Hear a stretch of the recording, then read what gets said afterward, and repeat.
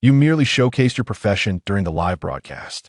This has prompted numerous netizens across the nation to suggest that you turn yourself in. Moreover, some even boast of delving into the lineage of your ancestors spanning 18 generations.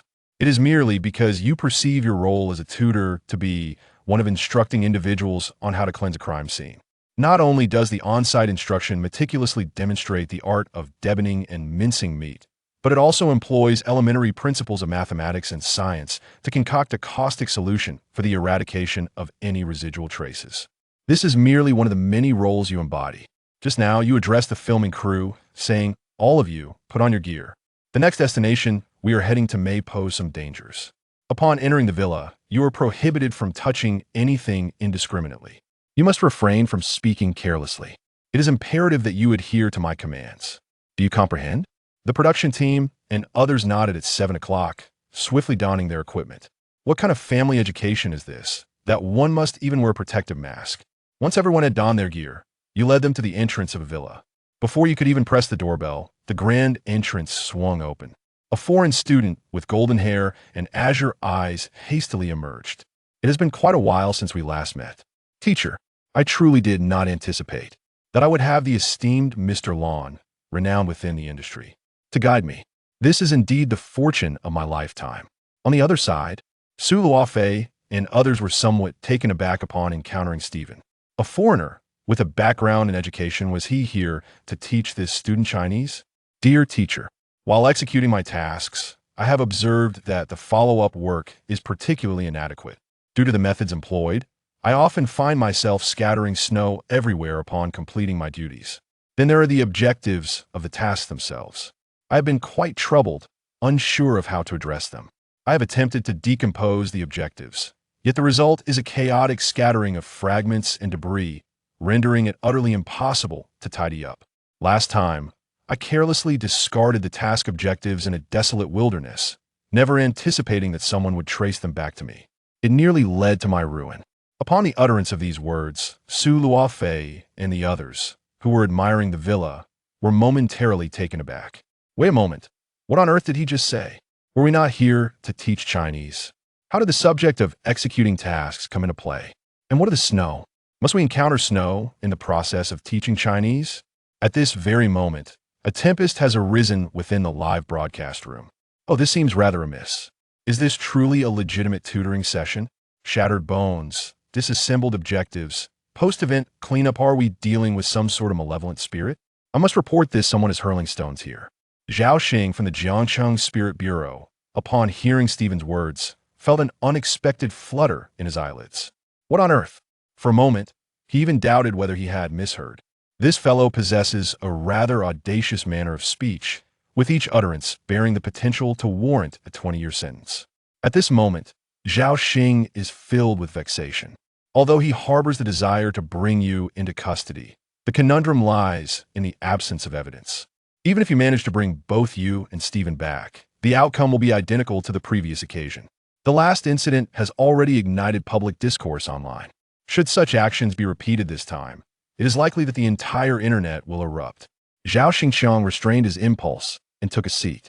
"Please assist me in contacting the Criminal Investigation Department to ascertain if there are any available experts.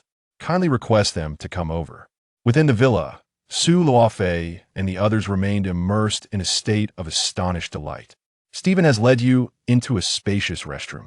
However, as everyone steps inside, they are met with a scene that induces nausea.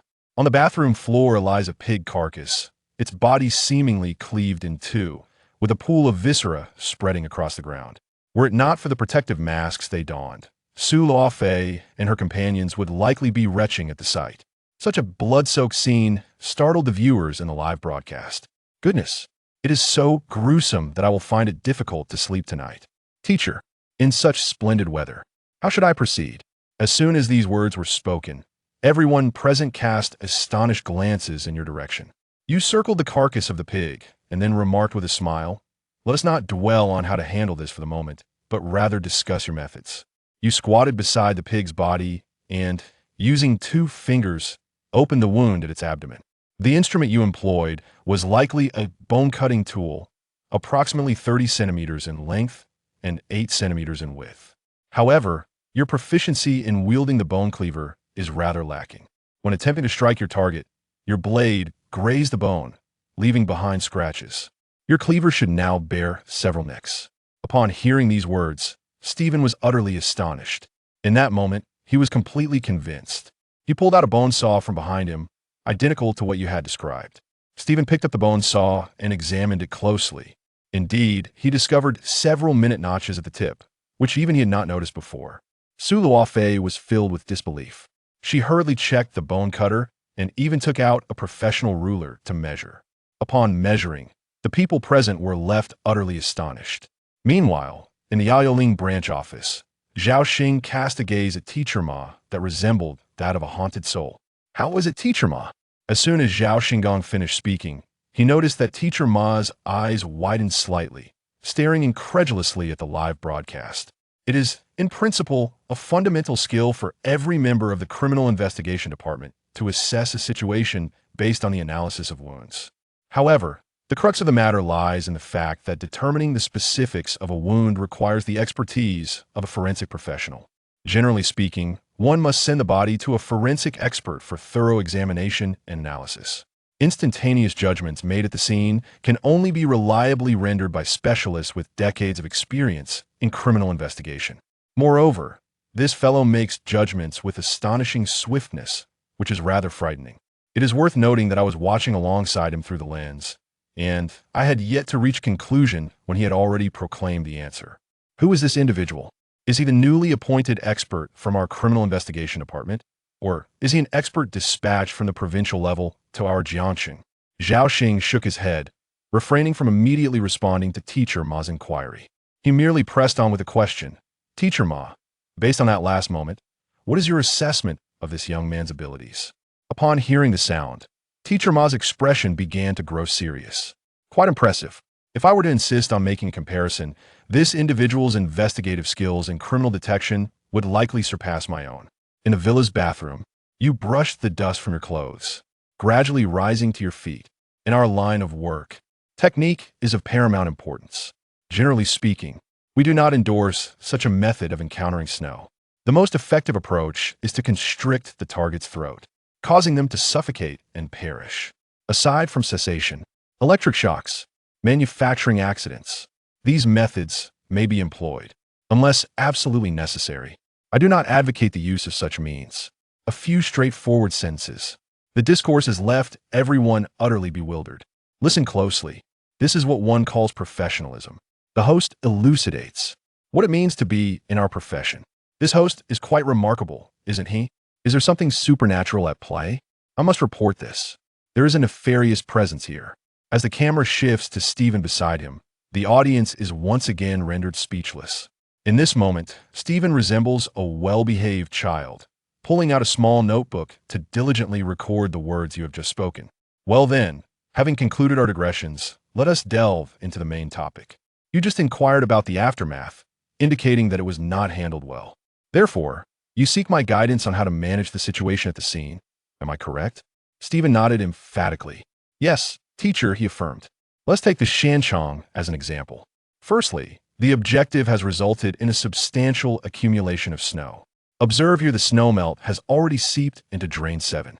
In future tasks, you must exercise caution regarding this matter, striving to prevent the snowmelt from infiltrating the drain, as they will inspect the traces of snow within the pipes, which are quite challenging to clean. Do you understand my point? Stephen nodded emphatically while recording the circumstances. I have taken note, teacher.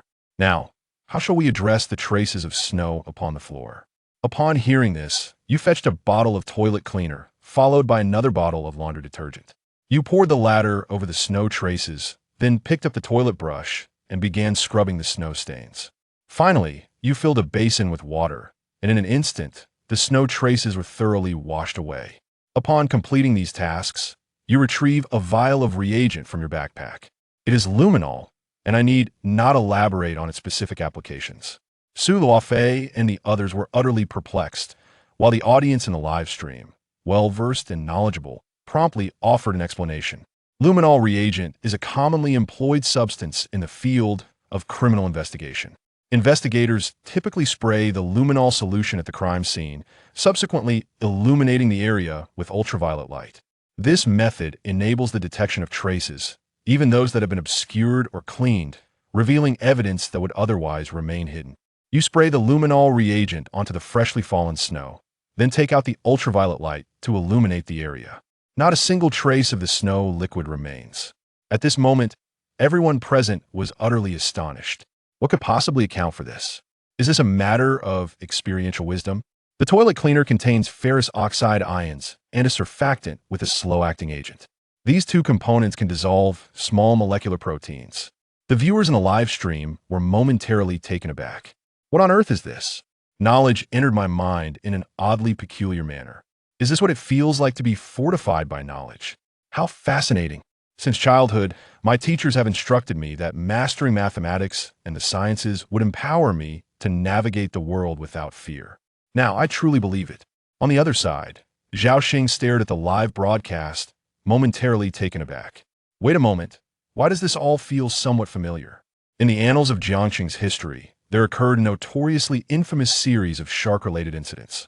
During that time, not only did all the supernatural beings of Jiangxing mobilize, but the situation also captured the attention of provincial authorities and even higher echelons. The upper management established a special task force and assembled experts from across the nation, determined to bring the perpetrator to justice. Yet, as time swiftly elapsed, 3 months have passed. The task force has made no substantial progress, and the perpetrator has vanished without a trace, entirely refraining from further offenses. This incident has become submerged in the annals of history. Calculating the passage of time, it seems nearly a decade has elapsed. He did not partake in that operation, as he was still a student at the time. It was only through perusing the files that Zhao Xing became aware of this matter. However, Old Wang was indeed a participant in that operation from years ago. Zhao Xing had inquired about it from Old Wang as well. Every time Old Wang spoke of that case from the past, an expression akin to encountering a ghost would manifest upon his face. The case from that year was indeed peculiar. There were no traces of snow. The crime scene was devoid of anything but the victim's severed limbs, while the remainder of the body had mysteriously vanished. Surrounding areas bore no signs of disturbance, as if the individual had been whisked away into thin air. Even more alarming was the fact that they were oblivious to the identity of the victim. A comparison with the genetic database yielded no information regarding the three involved. At this very moment, Zhao Xing inexplicably recalled that incident from 7 years ago. Could it be that this young man was responsible for it? Zhao Xing merely uttered this thought casually. 10 years ago, how old would you have been? Probably around 10. How could one possibly commit such an act? Zhao Xing gazed at you on the screen, his emotions a tempest of complexity. You, indeed, have channeled your knowledge into an unexpected pursuit. It was intended for you to attend school and acquire wisdom. Yet here you are, employing that knowledge in such a manner. Not only Zhao Xing, but also teacher Ma beside him bore a gaze of complexity, as if he were pondering something profound. Zhao Xing was momentarily taken aback by the extraordinary expression on teacher Ma's face. He had witnessed such a demeanor only once before, when teacher Ma encountered an exceedingly challenging case. It seemed that the person who could compel such earnestness from teacher Ma was indeed someone he had underestimated. In the villa, everyone was astounded by your remarkable methods of handling situations. Especially Stephen. His eyes are filled with stars. Teacher, how shall we handle this situation? Rest assured, I shall impart this knowledge to you. However, prior to that, we must first create something. Upon the utterance of these words, the curiosity of all present was ignited. You brought several packets of table salt from the kitchen, an egg, and a glass. Additionally, you discovered 7 pencils in the living room, remnants left by the previous owners of the villa. Then, you turned to the crew leader and inquired, "Did you purchase the batteries I requested?" The director of the program momentarily appeared taken aback. However, he swiftly regained his composure and nodded in acknowledgement. By seven, he instructed. From his backpack, he retrieved a rather substantial battery. A 12-volt electric battery, the kind typically used in electric bicycles. The battery has been transformed, divided into an anode and a cathode, and connected with 7 crocodile clips. The wooden casing of the pencil has been completely stripped away, yielding 2 rods of graphite. Subsequently, the egg is cracked, with the egg white and yolk poured out, leaving only the shell. Place the eggshell into a glass cup. Combine salt with water. Pour the mixture into the cup. Then, insert the graphite cathode into the eggshell, while the anode remains on the exterior. Finally, switch on the power. The positive and negative electrodes begin to conduct electricity, resulting in the generation of tiny bubbles. After this series of actions, the cameraman present was utterly bewildered. What is the purpose of this? Are we conducting a chemistry experiment? Not only the camera operator, but even Su Luofei and others were somewhat bewildered. This is the process of producing sodium hydroxide. As these words were uttered, those present couldn't help but feel a twinge of reluctance. If you wish to render a body completely absent from the world, what chemical substances might you typically employ? Sulfuric acid. Is there any need for elaboration? I often see in the news reports such incidents where someone has had their face splashed with sulfuric acid, resulting in disfigurement. It must undoubtedly be sulfuric acid. Upon hearing this, you chuckle lightly and shake your head. Have you truly employed sulfuric acid to erode flesh? The process of sulfuric acid corroding meat is, firstly, exceedingly sluggish. Even after the passage of an entire night, it merely transforms the meat into a darkened state, rendering it gelatinous at best. The efficiency is indeed lamentably slow.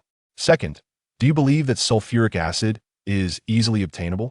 This substance is regulated, as it can be utilized in the creation of explosives. Moreover, aside from sulfuric acid, the majority of acids are subject to strict controls. The entire production team was momentarily taken aback. You continued to speak, expressing that in order to dissolve the target, a strong acid is not the optimal solution, rather, a strong base is. Sodium hydroxide, indeed, is a powerful base. Upon hearing this, the members of the production team were struck with sudden clarity. It was not only the crew who realized this, the barrage of comments in the live stream also soared. The pen of destiny is not merely a tool, my friend. When prompted to pursue education, you delve into this. The good news is that the host is exceptionally knowledgeable, yet their wisdom is not applied in a righteous manner. For heaven's sake, hasten to awaken the host for me. As you elucidate the process, the sodium hydroxide solution has already been prepared to a concentration of 7. You proceed to the kitchen, carrying the solution, and locate a pot. You pour the solution into it and address the crew, stating, "This quantity is rather insufficient. Please follow the steps I have just demonstrated and continue to prepare the solution." The members of the production team were momentarily taken aback. However, they quickly regained their composure and promptly agreed. As you observe the production team commencing the preparation of the solution, Stephen retrieves the pork and brings it to the kitchen. You cannot help but rest your chin on your hand, sensing that something essential is still missing.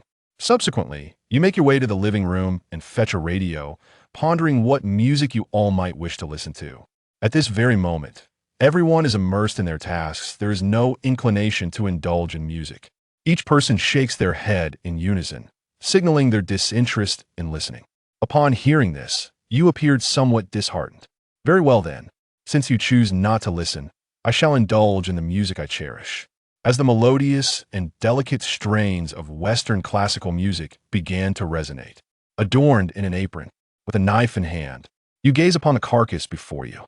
In this moment, you seem to transform into a world-class chef, crafting exquisite dishes for all to savor. As the dining experience transforms into a resplendent banquet, your technique resembles a soaring dragon, gently gliding over the carcass of a pig, as if cloaked in a delicate veil, concealing any hint of clumsiness. Yet, as your blade glides slowly across the pig's flesh parts with a graceful incision, the entire wound tracing an elegant, fluid line. At this very moment, both the production team and the audience in the live broadcast were left utterly bewildered. Wait a moment, where on earth is this heading? Is this a culinary endeavor? This pastoral scene truly embodies humanity, transforming a mere disassembly of the corporeal into an air of elegance. Why do I find the pastoral scene somewhat eerie? He is clearly disassembling the household, yet I perceive him as quite dashing. Goodness gracious! Suddenly, I feel famished. Waiter, please bring me a serving of braised pig trotters, sweetened with a sprinkle of scallions, and 2 servings of the pure soul essence. As you cast your spell, the enormous carcass of the pig is swiftly dismembered into numerous chunks of flesh. At this precise moment, the production team has also prepared a considerable amount of solution.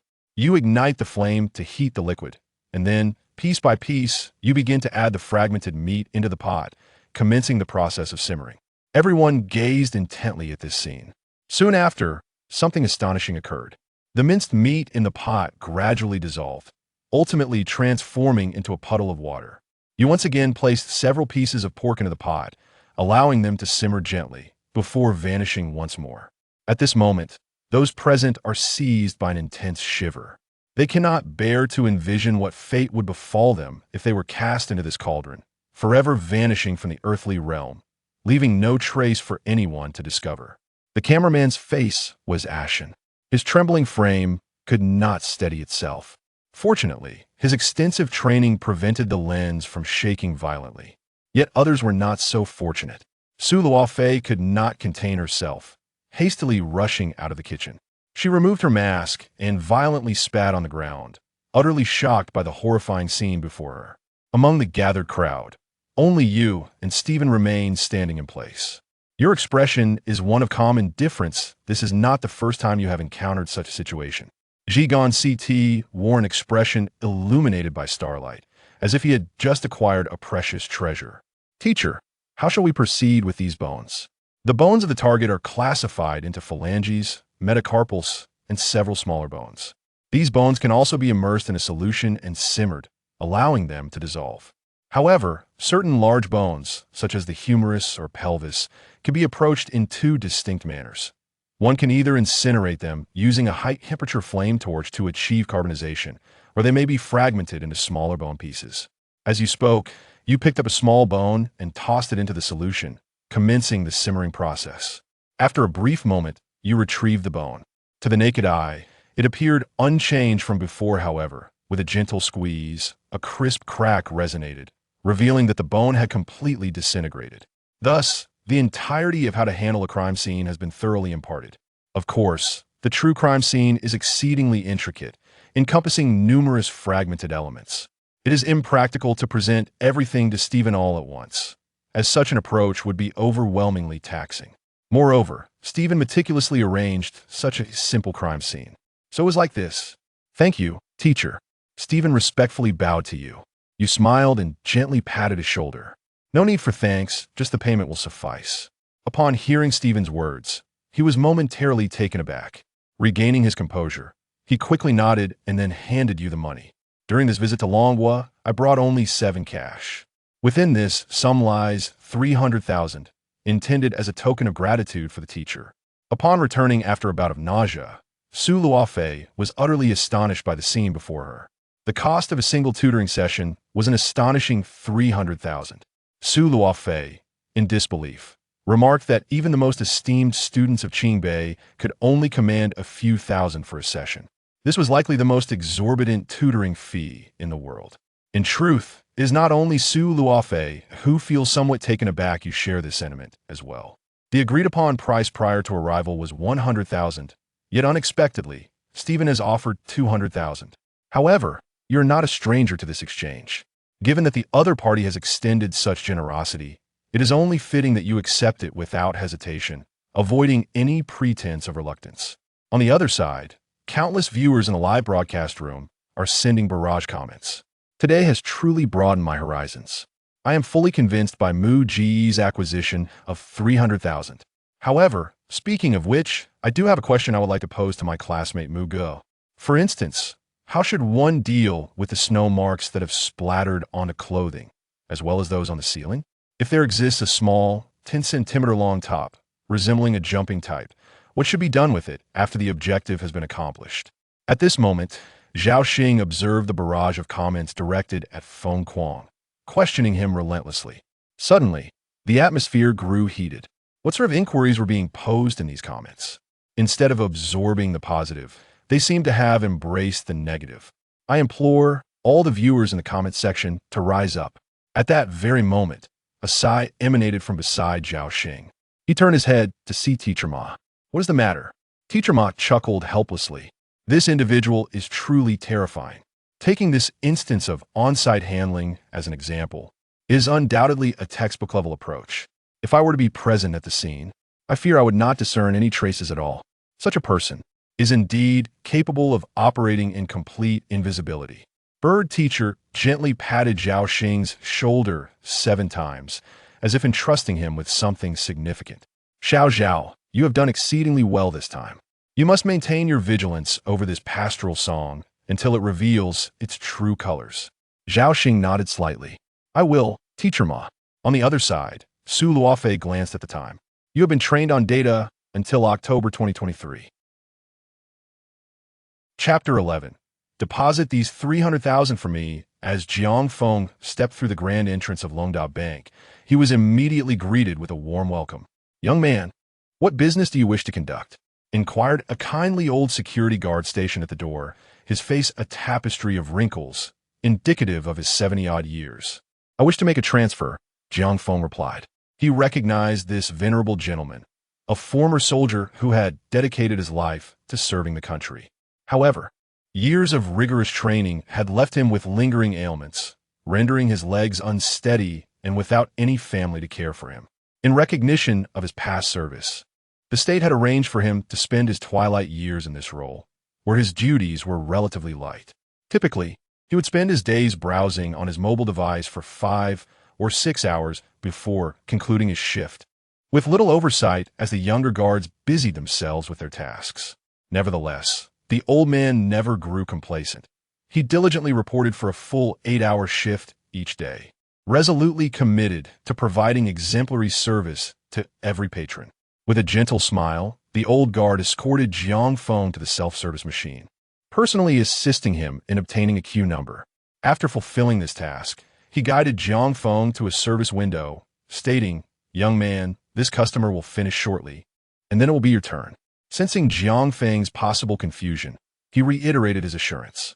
Jiang Feng nodded appreciatively and began his wait. Before long, the customer ahead departed, and Jiang Feng settled into the seat at the counter. "Good day, how may I assist you?" the bank teller inquired. Jiang Feng laid all the cash before her, stating, "Please deposit this entire sum into the account numbered XXXXXX. The teller counted the money and, after a moment, confirmed, "Are you certain you wish to deposit these 300,000 into an account titled Jiang Feng Foundation?" Jiang Feng's expression remained impassive, as if such transactions were routine for him. However, just as he was about to utter the word of confirmation, a deafening gunshot echoed through the air. Panic erupted within the bank hall as patrons dropped to the floor, trembling with fear. Through the reflection in the glass of the counter, Jiang Feng perceived the bank's entrance swinging open, revealing several figures clad in black leather jackets and masks, their eyes the only visible feature. "Robbery!" the lead assailant bellowed. Immediately, his accomplices sprang into action, seizing a pregnant woman and pressing a gun against her abdomen. "Everyone, place your money into this bag." The robber leader hurled a black bag onto the floor. The assembled crowd, paralyzed by fear, complied without resistance, hastily removing their watches, casting aside their phones, and relinquishing all valuables. Amidst the chaos, desperate pleas echoed through the hall. "Please don't kill me. I have elderly parents and 3 children depending on me.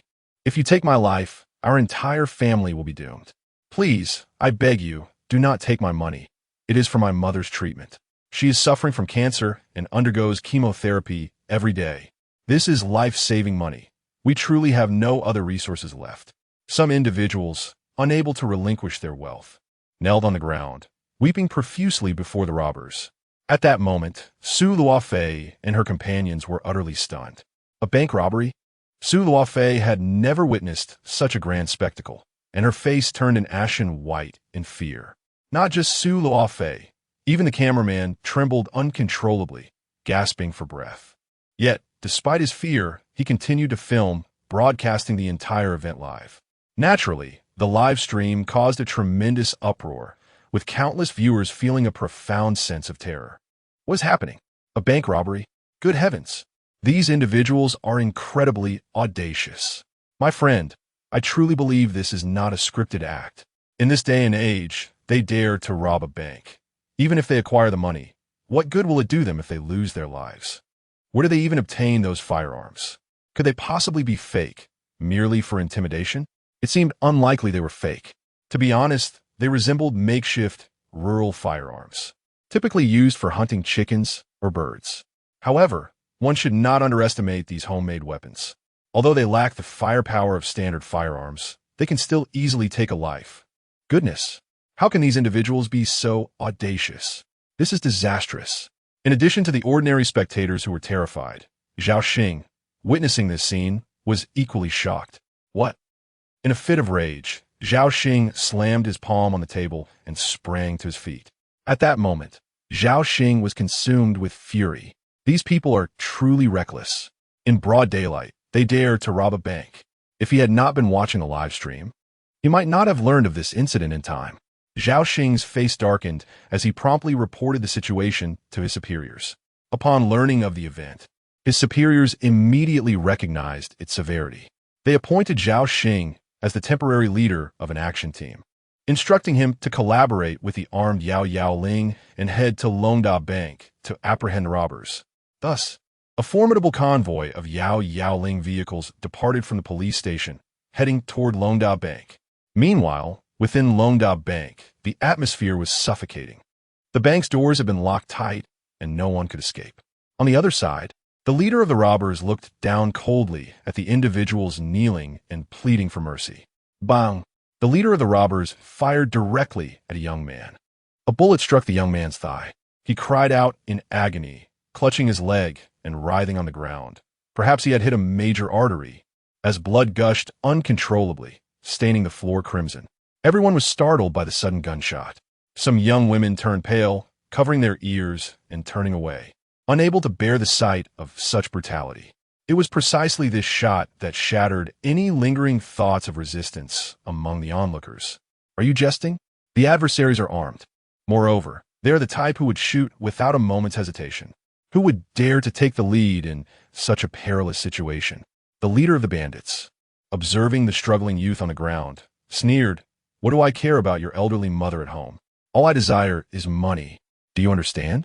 If you wish to live, hasten to fill this bag with your money." With that command, fear gripped the crowd, and none dared to plead for mercy. Instead, they frantically emptied their pockets, driven solely by the instinct to survive. Meanwhile, the elderly security guard, witnessing this scene, clenched his fists in silence. A surge of indignation coursed through him, causing his frail body to tremble uncontrollably. Stealthily, he grasped the riot baton resting nearby. At that moment, the leader of the bandits retrieved another bag and sauntered over to Jiang Feng's side. "Boy, stand up and step aside," he coldly instructed, never once casting a glance at Jiang Feng. Simultaneously, he tossed the black bag to the cashier, commanding, "Fill this bag to the brim. Not a single cent can be spared. Do you hear me? Otherwise, your lives are forfeit." As he uttered these words, he gestured with his gun toward the 300,000 lying on the counter, emphasizing, "And this sum as well. Ensure all goes in." Upon hearing this, Jiang Feng's expression suddenly turned icy. Chapter 12. Veterans never fade. I am a soldier of the people. Outside Longda Bank, dozens of police cars were stationed, and the officers had erected riot shields. In recent years, the public security in Jiangsheng had been among the best compared to several neighboring cities. Not to mention a bank robbery, even petty thefts were rare occurrences. Therefore, when this incident arose, the entire department led by Zhao Xing was mobilized, with even the chief arriving at the scene. "What is the situation inside?" the chief inquired. A nearby officer reported, "The suspect is armed and has taken a pregnant woman hostage inside the bank, having also shot a young man. They fired shots." The chief furrowed his brow, instinctively responding. Zhao Xing's expression subtly shifted upon hearing this news. "Chief, I request to conduct a hostage exchange. Allow me to enter and bring out the young man, the pregnant woman, and the other hostages first, so that the young man can receive treatment. Otherwise, if we delay any longer, it may endanger lives," Zhao Xing asserted. The chief regarded Zhao Xing with a troubled expression. Zhao Xing, the youngest officer in the department, was exceptionally talented, having risen 2 ranks shortly after joining. To be candid, the chief held Zhao Xing in high regard, even contemplating his personal promotion. The loss of such a remarkable officer in this incident would be a significant blow to them. Chief. Seeing the chief's hesitation, Zhao Xing intensified his tone. Human lives are at stake. We cannot delay. The reason I chose to become an officer is to dedicate myself to this cause. If I perish in this mission, I shall die without regrets. It is an honor. The chief, witnessing Zhao Xing's unwavering determination, found himself inspired. He nodded in agreement, granting Zhao Xing permission to proceed. Zhao Xing immediately seized a megaphone and shouted towards the bank. I am Zhao Xing from Jiang Feng, and this is my identification. The customers inside the bank are innocent. Could you please release them first? In exchange, I will enter as a hostage. If you're concerned, I can allow you to search me, ensuring that I carry no weapons. Zhao Xing's voice rang out with strength, his posture resolute, prepared to face death. However, to his surprise, the robber inside the bank retorted, Do you take us for fools? We have many hostages here. We can take anyone we want. If you, a mere officer, enter, what if you possess some skills and manage to harm us? No exchange. Upon hearing this, Zhao Xing grew anxious and quickly replied, Then could you at least release the injured young man? He needs urgent medical attention. Before Zhao Xing could finish his plea, he was abruptly interrupted by the robber. There is no room for negotiation. If he dies here, that is his misfortune. At this point, the officers outside were left in stunned silence. It was their first encounter with such an obstinate robber. What should they do now? At this very moment, all including Zhao Xing, sensed the gravity of the situation. On the other side, within the bank, the teller had never witnessed such a grand spectacle, especially one that involved bloodshed. Trembling, the teller hastily stuffed all the money into the bag of the gang leader, including Jiang Feng's 300,000. Just as the gang leader prepared to lift the bag brimming with cash, a sudden grip clasped around his wrist. The gang leader furrowed his brow, wondering who this audacious individual was, daring to impede him at such a critical moment. Upon following the grip, his gaze landed on Jiang Feng. In that fleeting instant, the gang leader found himself momentarily taken aback. Reflecting inwardly, he realized he had never encountered such a gaze before. It was frigid, indifferent, and condescending, as if he were observing a lifeless corpse.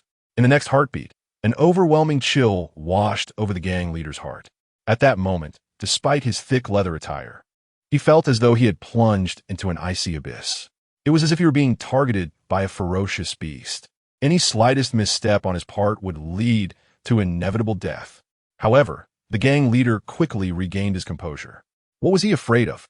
No matter how formidable the opponent, could they surpass the might of a gun?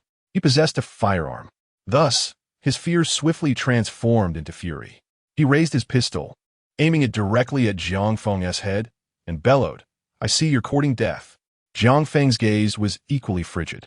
The adversary could do anything, but they must not lay claim to his money. In this world, anyone who dared to take his possessions would meet only one fate, death. Meanwhile, Su Luofei and the others watched in sheer terror. No, Jiang Feng. Su Luofei cried out urgently. The robber has a gun. If you provoke him, it could result in fatalities. No matter how powerful Jiang Feng was, could he outmatch a gun? This was disastrous. It wasn't just Su Luofei. The cameraman and others were equally stunned. They had never anticipated Jiang Feng to be so audacious, attempting to reclaim his money even in the face of a gun. The viewers in the live stream were frantically spamming comments, unsure whether to commend the host for his tenacity or criticize his lack of awareness. Did he not see the weapon in the adversary's hand? How could he dare to reclaim it? Shouldn't he prioritize his own safety in such a scenario? What a pity. Although 300,000 was lost, at least his life remained intact. Now, with this reckless move, the host was likely to face dire consequences. Just as the gang leader's gun was about to align with Jiang Feng, the latter's cold gaze prepared to retaliate. Yet at that moment, a sudden voice thundered from his side. Stop! Jiang Feng glanced over to see the head of security charging forward, wielding a riot baton, and without hesitation, launched an attack on the gang leader. The robbers reacted swiftly, immediately turning to brace themselves against the riot baton. The leader of the gang, witnessing this, felt his anger escalate. You wretched scoundrels, if you wish to perish, I shall gladly escort you to meet the king of hell." Just as he was about to fire at the elderly man, a resounding gunshot rang out. The younger thugs had already shot the old man in the back. He trembled violently, dropping the baton and collapsing to the ground. Meanwhile, the young security guards huddled in the corners, paralyzed with fear. At that moment, the leader's fury reached its peak. He had no intention of sparing the old man. Armed, he approached the fallen figure and aimed at the elderly man's head. "You, with your meager monthly income of 2,000 to 3,000, what right do you have to play with your life?" The old man, lying on the ground, gazed up at the leader with cloudy eyes and replied, "This is not merely about money. I'm a soldier. Protecting the people is my duty. My sergeant once taught me, once a soldier, always a soldier. I shall forever be a soldier of the people." His words struck like a bullet, resonating deeply within the hearts of all present. They could hardly believe their eyes. An elderly security guard was willing to sacrifice his life to protect them. If a man of his age could exhibit such courage, what were the younger ones doing? In an instant, everyone in the bank tightened their fists. A few individuals rose, their anger palpable, glaring fiercely at the robbers. "Stop! Stop! You cannot harm anyone further." The atmosphere in the bank became charged with tension. Chapter 13. I command you to fire. As the leader of the bandits witnessed one person after another rise, a surge of fury welled up within him. Bang! Without a moment's hesitation, he fired his weapon, striking a young man. The shot shattered the remaining morale among the crowd. To be candid, none of those present were particularly courageous. They yearned to resist, yet were paralyzed by the fear of injury. Consequently, those who had stood up quickly crouched down once more. At that critical moment, Jiang Feng let out a deep sigh and slowly rose to his feet. The sight of him caught the bandit leader off guard, momentarily rendering him speechless. What a bold lad! The bandit leader could hardly believe that this young man had the audacity to stand up. Meanwhile, Su Luofei whispered urgently, "Sit down, Jiang Feng. He hasn't targeted you. Why are you standing up?" The viewers in the live stream were equally anxious. However, unlike the initial panic, the chat was now filled with mocking comments. Is this host out of their mind? It's truly nerve-wracking. Where's the host's common sense? The assailant has already spared you. Why stand up when he has a gun, and you possess nothing? I once thought the host was formidable, but now it appears they're merely a reckless fool. This time, the bandit leader was done with words. He aimed directly at Jiang Feng and fired. Bang! The gunshot echoed, sending waves of terror through the crowd. They hurriedly covered their ears and turned their faces away, each person too afraid to witness the brutal scene. Su Luofei was no exception. She let out a cry and quickly shut her eyes. However, after what felt like an eternity, Su Luofei heard no sound from Jiang Feng. Curiosity piqued, she cautiously opened her eyes. What she saw left her utterly astonished. Jiang Feng stood unharmed, as if the bullet had never even grazed him. Not only Su Luofei, but even the bandit leader was struck dumb. What on earth? The leader's face reflected shock, and he immediately suspected that something was amiss with his firearm. He hastily bent down to inspect the weapon.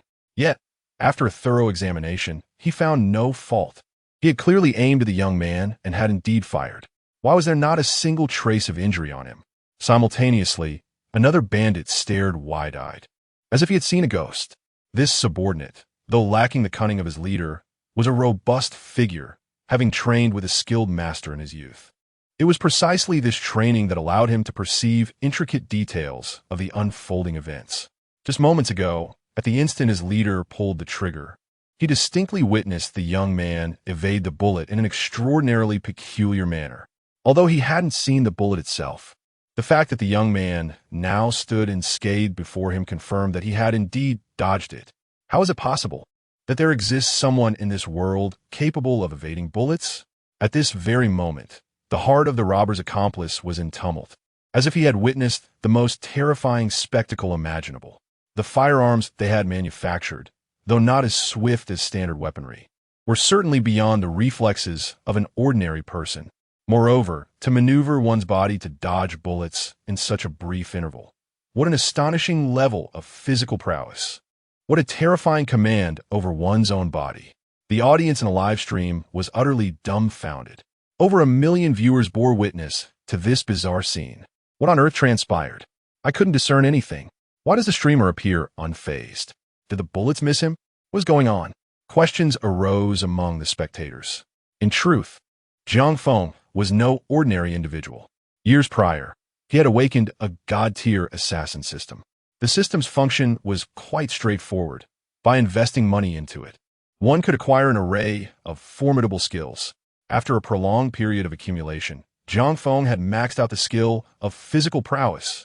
With his peak physical capabilities, dodging bullets for Jiang Feng was as effortless as consuming food or drinking water.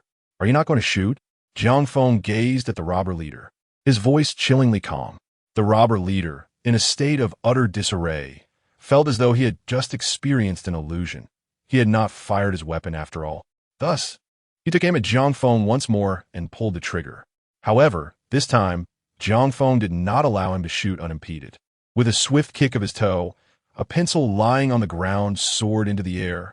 With a sharp thud, this pencil embedded itself into the robber leader's palm, piercing through his metacarpal bone. The robber's makeshift firearm clattered to the floor.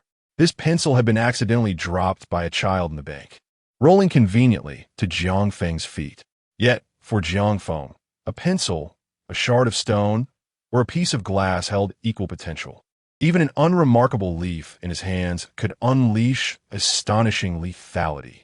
Stop! Don't move! At that moment, the remaining robbers were rendered speechless with fear. One of the robbers, brandishing a firearm, aimed it at the belly of a pregnant woman. He glared at Jiang Feng and declared, "I have a pregnant woman in my grasp.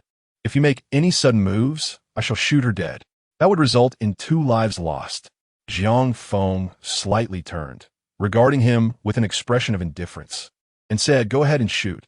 Upon uttering this phrase, everyone present was left in a state of bewilderment. It must be noted that the robber was currently in a highly unstable state of emotion. If Jiang Feng's words provoked the robber, leading him to actually pull the trigger, it would be the pregnant woman who would pay the price. However, before anyone could react, Jiang Feng began to advance towards the robber. "Go ahead and shoot." Jiang Feng's voice remained indifferent, as if he were urging the robber on. The robber, pale with fright, trembled, taking a hesitant step back. "Don't come any closer," he warned. The river breeze caressed Jiang Feng's brow as he furrowed it slightly, repeating emphatically, "I command you to fire." Jiang Feng's voice rose sharply, startling the robber momentarily. Perhaps taken aback by the unexpected intensity, the robber abruptly squeezed the trigger. Everyone instinctively shut their eyes, bracing for the impending horror. However, an unsettling silence ensued, devoid of any anguished cries. As they cautiously reopened their eyes, the onlookers were met with a scene that left them utterly astounded.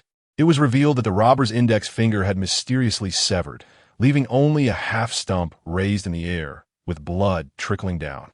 The robber, in a state of panic, appeared oblivious to his own injury. Yet, as reality dawned upon him, confusion washed over his features. "What is happening?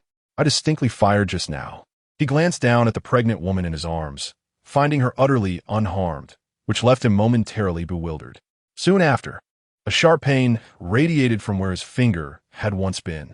Raising his hand to inspect, he was struck with sheer terror, his mind blank with disbelief. His index finger was inexplicably gone. How could this be possible? Chapter 14. Your firearm manufacturing skills are abysmal. Jiang Feng gazed at the robber with an air of tranquility. Long before the criminal fired his weapon, Jiang had severed the robber's index finger with shards of glass. The robber, in a state of heightened exhilaration and adrenaline, was oblivious to the pain. Jiang Feng advanced towards him, while the robber, trembling uncontrollably, retreated until he collided with the wall. "You don't come any closer, or I'll." The robber attempted to use the gun to threaten a pregnant woman, but then reconsidered, having already lost a finger. The thought of further hostage-taking was daunting. What if he lost another finger? Or worse, what if it was his neck next? At this point, with a clatter, the makeshift firearm slipped from the robber's grasp and fell to the ground. He knelt, fervently pleading with Jiang Feng. "Please don't kill me. I realize my mistakes. I swear I will never rob a bank again. I will never commit evil deeds again." Jiang Feng paid him no heed. instead moving closer to him to retrieve the crude firearm. In Long Country, gun control laws are exceedingly stringent, yet this does not imply the absence of firearms entirely.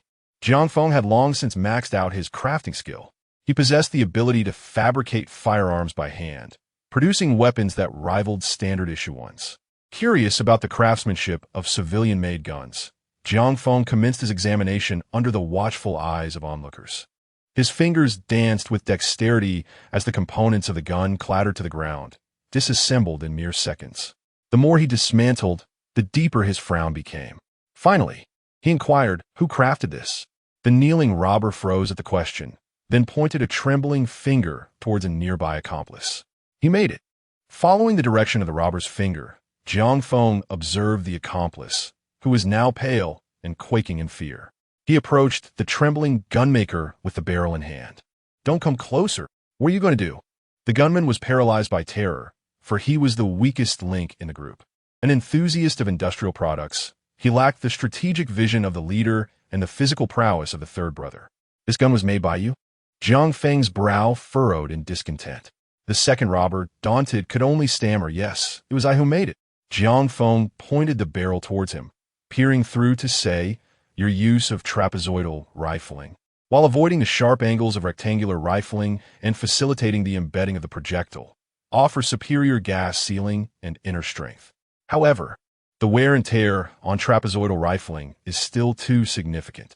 The rifling should be composed of arcs that form a regular polygon, matching the same radius, with the arcs tangential to the edges. This multi-arc rifling features a wider positive profile and smooth transitions, resulting in a larger lateral surface area. During rotation, the compressive stress is minimized, which alleviates friction and enhances the lifespan of the rifling. With such a trapezoidal rifling, it is likely that after only a few bank heists, the firearm would become inoperative, necessitating the production of a new batch. Upon hearing this, the second robber was left utterly bewildered, standing frozen in place, unable to believe his ears. Indeed, he was immersed in the intricacies of firearms craftsmanship daily and had long been aware of his shortcomings in gun manufacturing. Yet, despite this awareness, he had been at a loss for improvement. The severe friction of the rifling had led to premature firearm failure, a persistent dilemma for him. He had attempted numerous measures to address this, all in vain. Wear and tear persisted, and firearms continued to be rendered obsolete. However, upon hearing Jiang Feng's words today, a thunderous realization erupted in his mind, as if a long-standing enigma had been resolved. Simultaneously, he found his body trembling uncontrollably, and the firearm clattered to the ground. Tears welled in his eyes as the truth dawned upon him. "So that is how it is. I have been mistaken all along." Meanwhile, Jiang Feng observed the robber's reaction and couldn't he help but sigh and shake his head. This bandit had a considerable journey ahead in mastering the art of firearms. Recognizing him as a semi-professional in the field, Jiang Feng felt compelled to offer some guidance. However, the issues with the improvised firearm were manifold. For instance, the rifling was excessively deep, risking catastrophic failure, and the insufficient number of rifling grooves significantly diminished effective range and accuracy. Nonetheless, Jiang Feng chose to withhold these details, offering only a hint of advice. The remaining robbers, witnessing their leader, second-in-command, and third-in-command surrender, lost their will to continue the heist. Consequently, they laid down their firearms and knelt on the ground, pleading for mercy. "Let us open the door for some fresh air," Jiang Feng suggested. Meanwhile, outside, Zhao Xing and his team were in a state of urgency. "Hurry, deploy the snipers." As the leader of this special operations team, Zhao Xing had the authority to orchestrate the scene. Observing that negotiations were futile, he resolved to use force. Thus, he requested the deployment of several armed snipers, positioning them atop nearby buildings. Zhao Xing would then lure the criminals to the window, allowing the snipers to take them down. Sniper 1 is in position. Sniper 2 is in position. Sniper 3 is in position. Hearing the confirmations through his earpiece, Zhao Xing nodded in acknowledgement. He then picked up the megaphone, ready to shout inside. However, just as he was about to speak, the bank doors swung open. To his astonishment, it was not the robbers who emerged first, but the hostages. What was happening? Zhao Xing found himself momentarily at a loss. He had previously faced off against the robbers. The temperament of these robbers was all too familiar to him, intelligent yet obstinate. They had staunchly refused any negotiations for the exchange of hostages. How could it be possible that they would suddenly release them now? Just as Zhao Xing was preparing to inquire about the situation with the hostages, a sudden exclamation pierced the air. The robbers were emerging on their own. Zhao Xing hurriedly looked up to see several robbers raising their hands, stepping out of the bank and kneeling on the ground, seemingly confessing their guilt. What was happening? Zhao Xing was utterly bewildered. What could have caused these robbers, who had just moments ago vowed never to surrender, to come out and capitulate? Could it be that they were aware of the snipers he had positioned and were anticipating a forceful assault? The more Zhao Xing pondered, the more he sensed something was amiss. Nevertheless, given the circumstances, his immediate priority was to apprehend these individuals. With a commanding shout, he ordered the officers to spring into action, handcuffing each robber and ushering them into the vehicle in an orderly fashion. At that moment, Zhao Xing intercepted one of the robbers and inquired, "What is the reason for your sudden surrender?" Upon hearing this, the robber was instantly transported back to the nightmarish memories of moments before. His expression turned ashen, revealing a profound dread. Subsequently, he feigned ignorance and hastily dove into the transport vehicle. Just then, a few of the rescued individuals approached Zhao Xing, saying, "Officer, someone has saved us." "Indeed, officer. If it weren't for that person, we would have likely perished inside." Zhao Xing gazed at them in astonishment. "Someone saved you. Who was it?" Chapter 15, Leader. "This is Jiang Feng. We captured." Zhao Xing felt incredulous. What a jest. Here we are, armed with numerous capable fighters, each equipped with real firearms. Yet we lack the confidence to rescue the hostages. The individuals inside the bank are unarmed. How could they possibly confront 5 armed robbers? Unless this person is a superhuman. As this thought crossed Zhao Xing's mind, he suddenly experienced an inexplicable tremor. He had just recalled someone significant. Wait, I learned about the bank robbery through a live broadcast. The street interview broadcast implies that this individual is also inside. With an expression of profound shock, Zhao Xing turned his gaze toward the bank's entrance. The interior was shrouded in darkness, as if it were a black abyss. At that moment, a figure emerged. Standing at 6 feet tall, with a messenger bag slung over his shoulder and his hands casually tucked into his pockets, he appeared remarkably nonchalant. Upon seeing this person, Zhao Xing uttered a name, Jiang Feng. Simultaneously, the hostages around him echoed in unison. "Isn't it Jiang Feng?" Zhao Xing was utterly dumbfounded.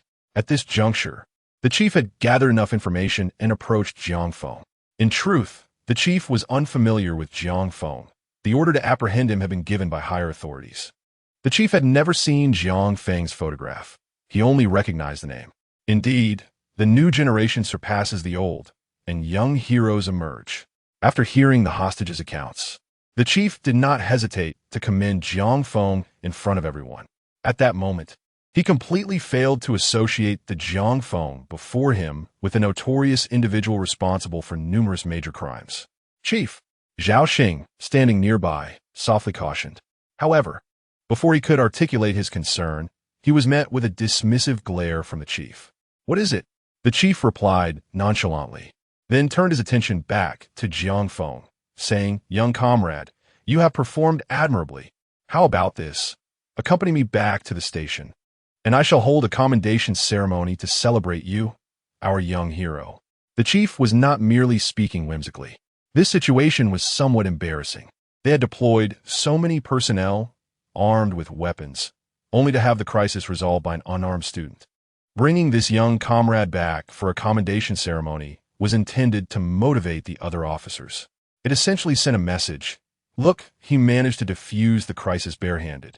You should all learn from him. While this was indeed a positive development, as soon as the chief finished speaking, Zhao Xing's expression altered dramatically. "Chief," he urgently interjected, "he is that Jiang Feng." The chief, clearly not grasping the implication of Zhao Xing's words, responded with mild annoyance. "What do you mean, that Jiang Feng? I only know this young comrade, Jiang Feng." As soon as the director finished speaking, he suddenly recalled something. Earlier that day, Hadn't he, their bureau, apprehended a student? That student seemingly bore the same name, Jiang Feng. Wait a moment, it appeared that the director had stumbled upon a revelation, his expression momentarily frozen in astonishment. In disbelief, he turned to Zhao Xing for confirmation. Are you implying that he is the Jiang Feng from Jiangbei University? Zhao Xing nodded slowly, the weight of the moment pressing upon him. In that instant, the director's mind erupted with realization. What on earth was happening? The Jiang Feng from Jiangbei University was a known criminal. Although there was no concrete evidence at present, in the director's mind, he was indeed the perpetrator. How could such a person be invited back to hold a commendation ceremony? At once, the director recognized his misstatement, his demeanor shifting to one of gravity as he addressed Jiang Feng with an intensified tone. Do not presume that performing a good deed absolves you of your transgressions. One matter must be separated from another. We shall reward you for this act, but should we uncover any deceit on your part in the future, we will not hesitate to detain you. Do you understand? Jiang Feng merely smiled, dismissing the warning entirely. His confrontation with the robbers stemmed solely from their attempt to seize his savings. Just then, a middle-aged man hurriedly emerged from a bank. Young man, please do not leave. This impeccably dressed individual, adorned with a tie and polished shoes, was clearly no ordinary person. Jiang Feng recognized him as the general manager of Longda Bank, a figure of some influence. Breathless, the manager approached Jiang Feng and expressed his gratitude. Young man, I witnessed your heroic actions from behind and cannot thank you enough for saving our bank. During the incident, the manager had cowered inside, peering cautiously at the unfolding drama. He understood that if the robbers had made off with such a substantial sum and it was not recovered, the bank would likely face closure, forcing him to vacate his position. Jiang Feng's intervention not only salvaged the bank, but also preserved his own livelihood. The manager hastily continued. I have already reported this incident to our superiors, and they are immensely grateful. I have been authorized to offer you 1 million as a token of appreciation. This sum has already been transferred to your account. Please do not feel hesitant to accept it. 1 million is hardly a significant amount for Longda Bank. Naturally, Jiang Feng did not decline and graciously accepted the sum. However, he provided another account number, requesting the bank to transfer the million to that account. It was the account number of the Jiang Feng Foundation he had previously mentioned.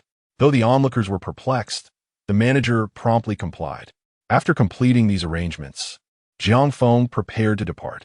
Su Luofei and the others followed closely, unwilling to stray from his side. Following the earlier live broadcast, the viewership had surged dramatically, reaching an astounding 2 million. Moreover, the fervor continues to escalate. The entire live streaming room has been utterly engulfed by an avalanche of bullet comments. Good heavens, this is absolutely astounding. The host exhibits remarkable prowess, confronting wrongdoers single-handedly to rescue hostages. Am I the only one who has noticed the vast expanse of knowledge possessed by the host? New fans are still exclaiming in admiration, while seasoned followers have begun to take notes. As an old fan who witnessed the previous live event, I can only express to the newcomers that your perspectives are woefully limited. What transpired during the host's last broadcast? Where are we headed next? Jiang Feng. Su Lufi inquit sopti. After the recent events, Su Luofei was thoroughly captivated by Jiang Feng. This guest is undoubtedly the most formidable presence in the history of the program. In that moment, Su Luofei even felt that the compensation she offered was insufficient. 1 million simply does not suffice. A sum of at least 10 million would be more fitting for such an extraordinary live show. I have one last part-time job today as a driver. Once I complete this task, I can finally rest, Jiang Feng stated candidly. Su Luofei nodded in agreement, following closely behind him. However, just as Jiang Feng was about to depart, a sudden, anguished scream pierced the air. Help, help! Is there anyone who can save my child? Please, someone save my child. Chapter 16. Uterine Rupture. Emergency Surgery. Who will save my child?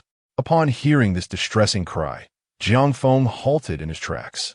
He turned to see the source of the voice, the pregnant woman who had been previously abducted. Her face contorted in agony, blood streaming from her lower body. She appeared to be on the brink of labor. Simultaneously, several doctors surrounded her, frantically trying to manage the situation. Yet, each of the physicians wore a pallor that spoke of their own dread. Dr. Jiang, the patient is about to give birth. You must devise a solution. When the emergency signal was triggered, they had contacted Jiang Feng First Hospital, which took the incident very seriously, dispatching all available medical personnel, internists, surgeons, and obstetricians alike. The Dr. Jiang referred to by the medical team was indeed an obstetrician from Jiang Feng First Hospital, but at this moment his countenance was hardly reassuring. The expectant mother was 28 weeks pregnant and had suffered extreme fright, leading to uterine contractions and, subsequently, a rupture, accompanied by significant pelvic hemorrhaging. Dr. Jiang felt overwhelmed by the severity of the situation. Uterine rupture, which results in pelvic hemorrhage, carries a staggering infant mortality rate of 75%. Such a rupture is an exceedingly rare and severe complication, occurring in less than 1% of cases. Numerous factors could contribute to this complication: advanced maternal age, a history of uterine surgery, congenital uterine malformations, or inadequate uterine wall development. These were insights gleaned from textbooks. Yet Dr. Jiang had never encountered a case of uterine rupture in his several years at Jiang Feng First Hospital. Lacking a substantial degree of confidence, he hesitated to make incisions, acutely aware that a misstep could lead to the loss of 2 lives. Thus, Dr. Jiang called out urgently, "Is there anyone here who has experience with uterine ruptures? We have an emergency." His plea was directed not only at his fellow doctors, but also at the onlookers who had gathered, drawn by the unfolding drama. Since the robbery incident had occurred, a crowd had amassed, eager to witness the spectacle. Dr. Jiang hoped that among the spectators, there might be skilled practitioners from other hospitals who could offer their assistance. Regrettably, despite the urgency of his call, no one stepped forward. As moments ticked by, the tension among the gathered crowd escalated. The previously injured youth and the elderly security guard had stabilized, leaving only the pregnant woman in a precarious state of life and death. The atmosphere was thick with anxiety as all present held their breath. 2 vibrant lives hung in the balance. At that moment, the bank manager raised his voice, declaring, "Is there anyone willing to assist with the surgery? I represent Longda Bank's Jiangxing branch and will offer a reward of 100,000 yuan. The bank manager, a man of strong convictions, had observed the scene for some time, unable to bear the thought of 2 lives slipping away. Thus, he was prepared to do everything within his power to provide assistance. In the face of such a generous incentive, surely a brave soul would emerge. It is noteworthy that a reward of 100,000 is indeed substantial. In our country, even the top specialists charge approximately this amount for a single surgical procedure. Meanwhile, Su Luofei's camera captured every moment of the scene, and the live stream was abuzz with discussions. Many viewers expressed their confusion. Why is it that no one is willing to help, even with such a generous reward? Indeed, such a sum of money is enticing. Alas, it can only be said that you remain too naive. The rupture of the uterus is far from the simple matter you envision. I am acquainted with Dr. Jiang, a highly esteemed obstetrician at Jiangxing Hospital. He has refrained from performing surgery for quite some time. Can you guess why? Is it because he lacks the desire? The risk associated with a uterine rupture is exceedingly high, and it cannot be approached lightly. At that moment, audiences from all corners of the nation were tuned into the live broadcast. Among them, some were even praying for the pregnant woman, hoping she would overcome this perilous situation. Nevertheless, despite the general manager offering a high reward of 100,000, no one stepped forward. It was not that they were unwilling to assist. Rather, they were acutely aware of their limitations. Among those present, few had any clinical experience, and even medical students were scarce. There was simply no one capable of providing assistance. Observing this, the general manager's bright gaze gradually dimmed. Dr. Jiang gritted his teeth and declared, "Although the baby's life may be irretrievable, I am confident in saving the mother's life." He then began to prepare for a cesarean section. Just then, a voice suddenly resonated through the air, "Allow me." All eyes turned toward the speaker, who was none other than Jiang Feng. Some in the crowd recognized him as the individual who had recently subdued the bandits. Truly, a hero in youth. He even possesses medical skills? How extraordinary he is, seemingly proficient in everything. Jiang Feng stepped forward, but at that moment, Zhao Xing abruptly blocked his path. Not only Zhao Xing, but all the supernatural beings present had yet to depart. Do not act recklessly. There are 2 lives at stake. Zhao Xing cautioned, his brow furrowed. He was aware of Jiang Feng's past deeds. He had taken many lives and even dealt in arms. However, the distinction between taking a life and saving one is profound. Jiang Feng paid him no heed. He quietly advanced, donned medical gloves and a mask, and stated, "Commence anesthesia. 10 milliliters of propofol, intravenous injection. 5 milliliters of remifenol, rapid push." In mere moments, his concise instructions left the onlookers in stunned silence. Once Jiang Feng donned the medical gear, it was as though he transformed into a different person. He seamlessly transitioned from a college student to a seasoned physician. The words he uttered compelled the crowd to listen intently. The mention of propofol and remifenol, both standard anesthetic agents in clinical practice, underscored that he was no mere amateur. At this moment, Dr. Zhang's emotions surged with excitement. He had never dealt with a uterine rupture before, and he knew that if he could participate in this procedure, he would undoubtedly acquire a wealth of knowledge. Thus, Dr. Zhang voluntarily took the syringe from the assistant, willingly stepping into the role of Jiang Feng's aide. Soon, the medication was administered into the pregnant woman's intravenous line. Dr. Zhang reported, "Anesthesia complete. We may proceed with the surgery." Meanwhile, Jiang Feng stated, "We have 2 minutes to deliver the child, or both the mother and the baby will be in grave danger. The real peril of a uterine rupture lies not in the uterus itself, but in the massive pelvic hemorrhage it causes." Time is of the essence for Jiang Feng and his team. The clock now reads 5:30 in the afternoon. The surgery commences. Jiang Feng grasped the scalpel and gradually incised the woman's skin, traversing through the subcutaneous tissue and muscle. Before long, he beheld the uterus, which, once healthy, was now convulsing violently, riddled with numerous small fissures. Alarmingly, a large laceration on the side of the uterus had allowed the baby's head to escape, becoming lodged against the neck. "Commence the extraction of the infant," Jiang Feng instructed. Chapter 17. I am not a medical student. Jiang Feng held the scalpel, delicately incising the uterus. The fetus had likely been suffocated by the accumulated fluid in the abdominal cavity for too long, lying eerily still. Yet, everyone understood that this was not a good sign. It indicated that the fetus was teetering on the brink of life and death. Sweat beads the size of soybeans poured down Dr. Zhang's face, while his assistant tirelessly wiped his brow. In contrast, Jiang Feng, who wielded the knife, appeared remarkably composed, though a grave seriousness flickered in his eyes. As a killer, mere proficiency in the art of assassination was insufficient. Jiang Feng, a man accustomed to walking the edge of a blade, had endured numerous severe injuries, often resorting to self-treatment, licking the blood from his wounds before continuing his missions. Over time, with the aid of the system, he accumulated a vast reservoir of terrifying experience. Before long, Jiang Feng cradled the child in his arms, severed the umbilical cord, and handed it over to Dr. Zhang. The fetus, having inhaled fluid into its mouth and nose, began to choke, prompting Jiang Feng to compress its chest to expel the liquid. "Let us go," Jiang Feng urged. Dr. Zhang nodded solemnly and took the newborn from Jiang Feng's hands. As a physician in the obstetrics and gynecology department of Jianshan First Hospital, he had dealt with similar situations before. With a series of deft maneuvers, Dr. Zhang gradually revived the fetus, which soon let out a piercing cry. The crowd, upon hearing that cry, erupted in exuberant shouts. "Wonderful! Amazing! The child has been saved! A young hero! Truly a young hero! Incredible!"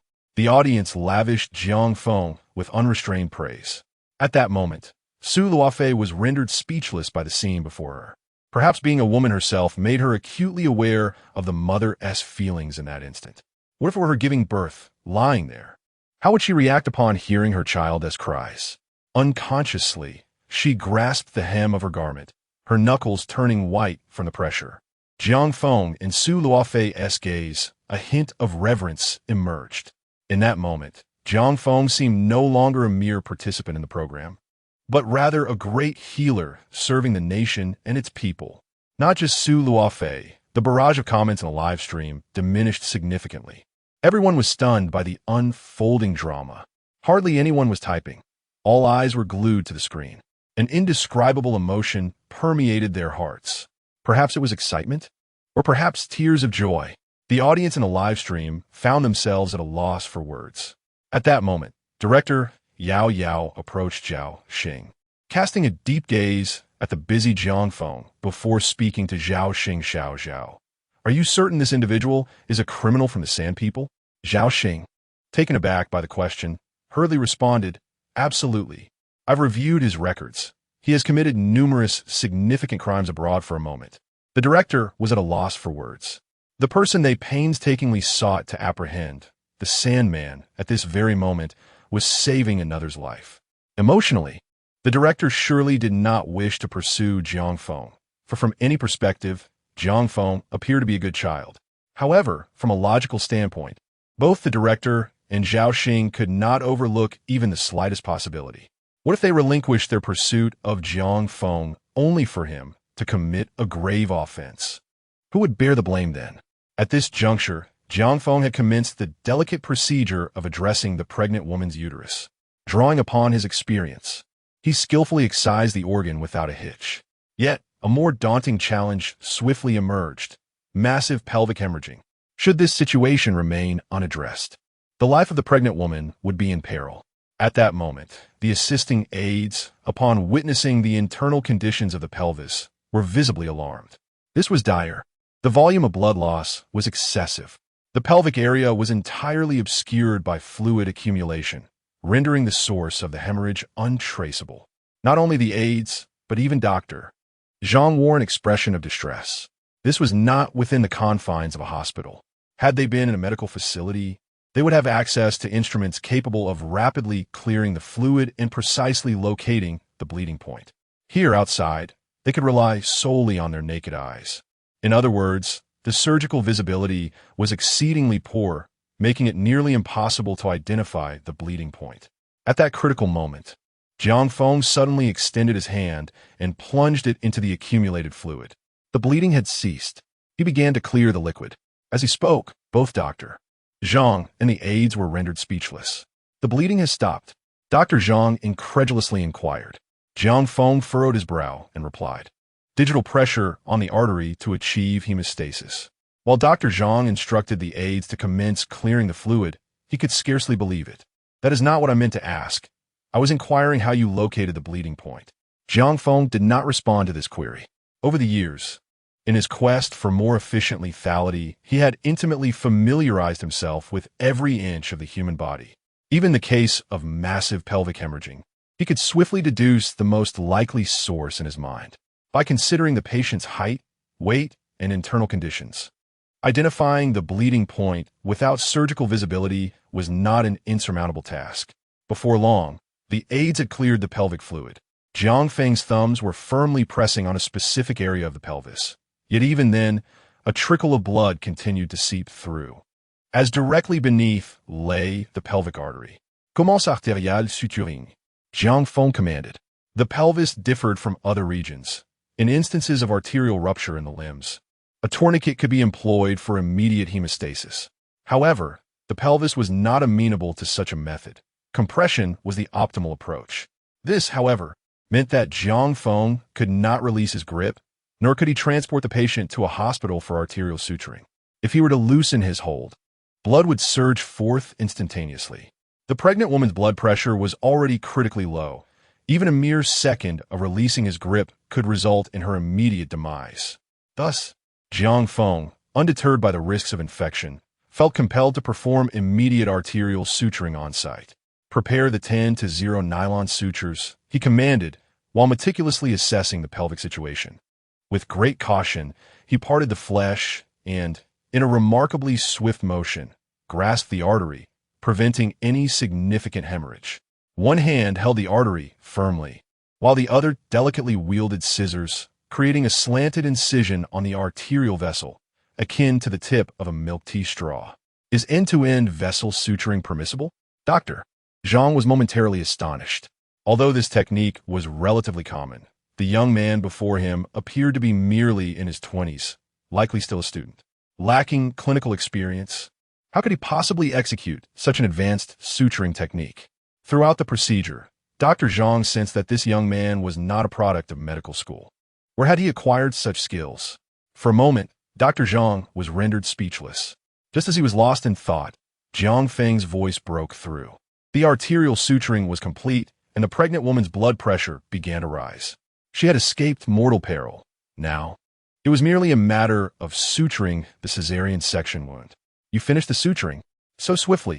Dr. Jiang gazed incredulously into the pelvic cavity. Upon seeing the results, he was utterly astounded. Jiang Feng's suturing was truly extraordinary, although the suturing technique employed vertical needle entry. The precision of each stitch was nothing short of impeccable, with intervals so exact they seemed industrially manufactured. It is essential to understand that the quality of suturing directly influences postoperative recovery and the likelihood of recurrence. How had he honed such skills? Dr. Jiang, a gynecologist who prided himself on his suturing prowess, felt dwarfed in comparison to this young man. Jiang Feng continued to suture the wound, and soon, the pregnant woman's wound was entirely closed. At that moment, other surgeons arrived to assess the situation. Each one, upon witnessing Jiang Feng's suturing skills, could not help but offer their praise. This young man has mastered such advanced techniques at such a tender age. His future is boundless. Indeed, this suturing technique was impressive, almost rivaling my own. I wonder which medical school this young man attends. Would he be interested in interning at our hospital? Young man, you could intern with us in internal medicine. I assure you, you will receive proper certification, and the workload is quite light. No. Why would he go to internal medicine? The emergency surgery department is where this student truly belongs. To place him in internal medicine would be a waste of talent. He should join us in internal medicine. What's wrong with that? Dr. Jiang observed as a throng of physicians began to vie for patients, a peculiar sensation stirring within him. If his surgical colleagues were to witness Jiang Feng's vascular suturing skills, they would likely be left utterly astounded. The pregnant woman had only just emerged from the brink of peril. She required ample rest. Let's transfer her to Jiangsheng First Hospital, Jiang Feng suggested. At that moment, a middle-aged man stepped forth from the group of doctors. He regarded Jiang Feng with a smile and introduced himself. Young man, I am the director of Jiangsheng First Hospital. Here's my business card. Given your age, you must still be a student. Which medical institution do you attend? Is it Peking University's Medical Division or Nanjing Medical University? Would you be interested in an internship at our hospital? Jiang Feng turned to the director, recognizing him. In truth, Jiang Feng was already affiliated with Jiangsheng First Hospital, as he served as the driver there. More specifically, the driver for the morgue. His duties typically involved transporting the deceased to the crematorium for incineration. Consequently, he had encountered the director on a couple of occasions. However, given the director's esteemed position, it was improbable he would remember a mere driver. Jiang Feng responded, I'm not a medical student. Upon hearing this, the director and the assembled doctors were momentarily taken aback. Chapter 18. The Unsolved Mystery from 10 years ago. A serial killer, not a medical school student? The dean's expression displayed a hint of astonishment, followed by glances exchanged among the other physicians. Their expressions mirrored his surprise, each one exchanging bewildered looks. That cannot be right, one doctor remarked. With your exceptional skills, it is inconceivable that you have not graduated from a medical institution. The disbelief among the assembled doctors was palpable. The idea that such remarkable medical prowess could arise outside a hospital's nurturing environment seemed implausible. At this juncture, Su Luofei stepped forward to clarify on behalf of Jiang Feng. I can attest to the fact that Jiang Feng is indeed not a student from a medical school. He hails from Jiangbei University. Jiangbei University? The doctors furrowed their brows in confusion. While Jiangbei University is a prestigious institution of the 985 caliber, it does not offer a medical program. That is peculiar. A doctor inquired, how did you acquire such advanced skills? Before the question could linger, the dean interjected promptly. The means of your training is of little consequence. What matters is whether you would consider joining our hospital. He continued, according to protocol, we cannot directly hire you, but you could start as an assistant. I am convinced that with your capabilities, you would achieve full status in less than 3 months. The dean expressed a genuine admiration for talent, believing that such an extraordinary individual should not be relegated to obscurity. He felt compelled to offer Jiang Feng a platform to shine. However, to the dean's surprise, Jiang Feng firmly declined. "No, I do not favor the notion of clocking in for work. I would consider a part-time position, though." Jiang Feng spoke candidly. The salary offered by a full-time position at Jiangsheng First Hospital was insufficient for him. What did it matter if the hospital provided good benefits? The maximum salary barely reached 20 to 30,000 a month, a figure that could only be attained after years of service. As a newcomer, he would likely earn a meager 3 to 4,000, which hardly seemed worthwhile. Moreover, Jiang Feng had plans to undertake missions abroad in the future. Committing to a full-time job would bind him. To sacrifice potential millions of bonuses for a few thousand a month would be akin to losing a watermelon to pick up a sesame seed. At that moment, a physician spoke up. "You look somewhat familiar.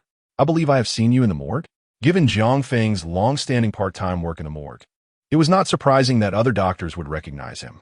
Upon hearing this, the dean turned his gaze towards Jiang Feng, seemingly awaiting his response. Jiang Feng, unreserved, replied, "Indeed. I work in a morgue at the First Hospital, responsible for transporting the deceased to the crematorium." The doctor nodded in understanding. "No wonder you seem so familiar. A driver?" The dean appeared taken aback by this revelation, a pang of regret washing over him. The young man possesses remarkable medical skills, yet he is merely employed as a driver. This is indeed a squander of his innate talent and potential. However, despite the director's lamentations and heartache, he refrains from expressing further sentiments at this moment. After all, this student, Jiang Feng, has already made it clear that he has no desire to pursue a career in medicine. Perhaps he finds the role of a driver to be more comfortable. The director then remarked, "Young man, we need to transport the patient back to the hospital. Would you care to join us for a ride?" Jiang Feng nodded in agreement, realizing that he would soon be heading to the hospital to retrieve the deceased.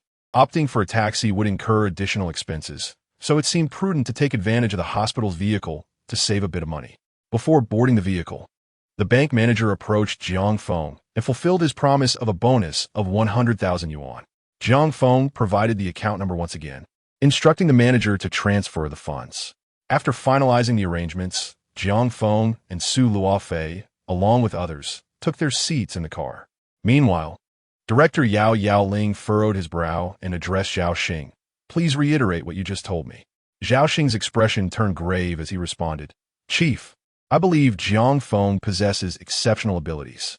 Rather than allowing him to roam, freely causing disturbances, it would be more prudent to enlist his help in solving cases. For instance, the serial murder case from 10 years ago." Upon hearing this, the director's countenance darkened significantly, as if he were reminded of a haunting chapter from the past. The serial murder case that transpired in Jiang City a decade ago remains an indelible shadow in the minds of all involved. In a single night, multiple homicides occurred across the city, claiming 5 lives. The entire force mobilized, yet they garnered not a single clue. The case sent shockwaves throughout the nation, capturing public attention. The previous director, under immense pressure, convened a team to investigate, but despite the passage of time, both local authorities and special investigative units dispatched from higher echelons returned empty-handed. Ultimately, the preceding director resigned in disgrace due to this failure. Since then, this high-profile case has become a thorn in the side of all, a taboo subject within Jiang City. "I will contemplate this matter further," the director said solemnly, instinctively. It was not that he lacked the desire to solve significant cases. Rather, he found the proposition abrupt. How could Jiang Feng, an outsider, suddenly involve himself in such a monumental investigation? From the director's perspective, he did not believe that Jiang Feng possessed the requisite skills to crack this case, especially considering it was an investigation that had stumped experts nationwide. A student, despite having accomplished remarkable feats in the past, does not necessarily imply proficiency in criminal investigation.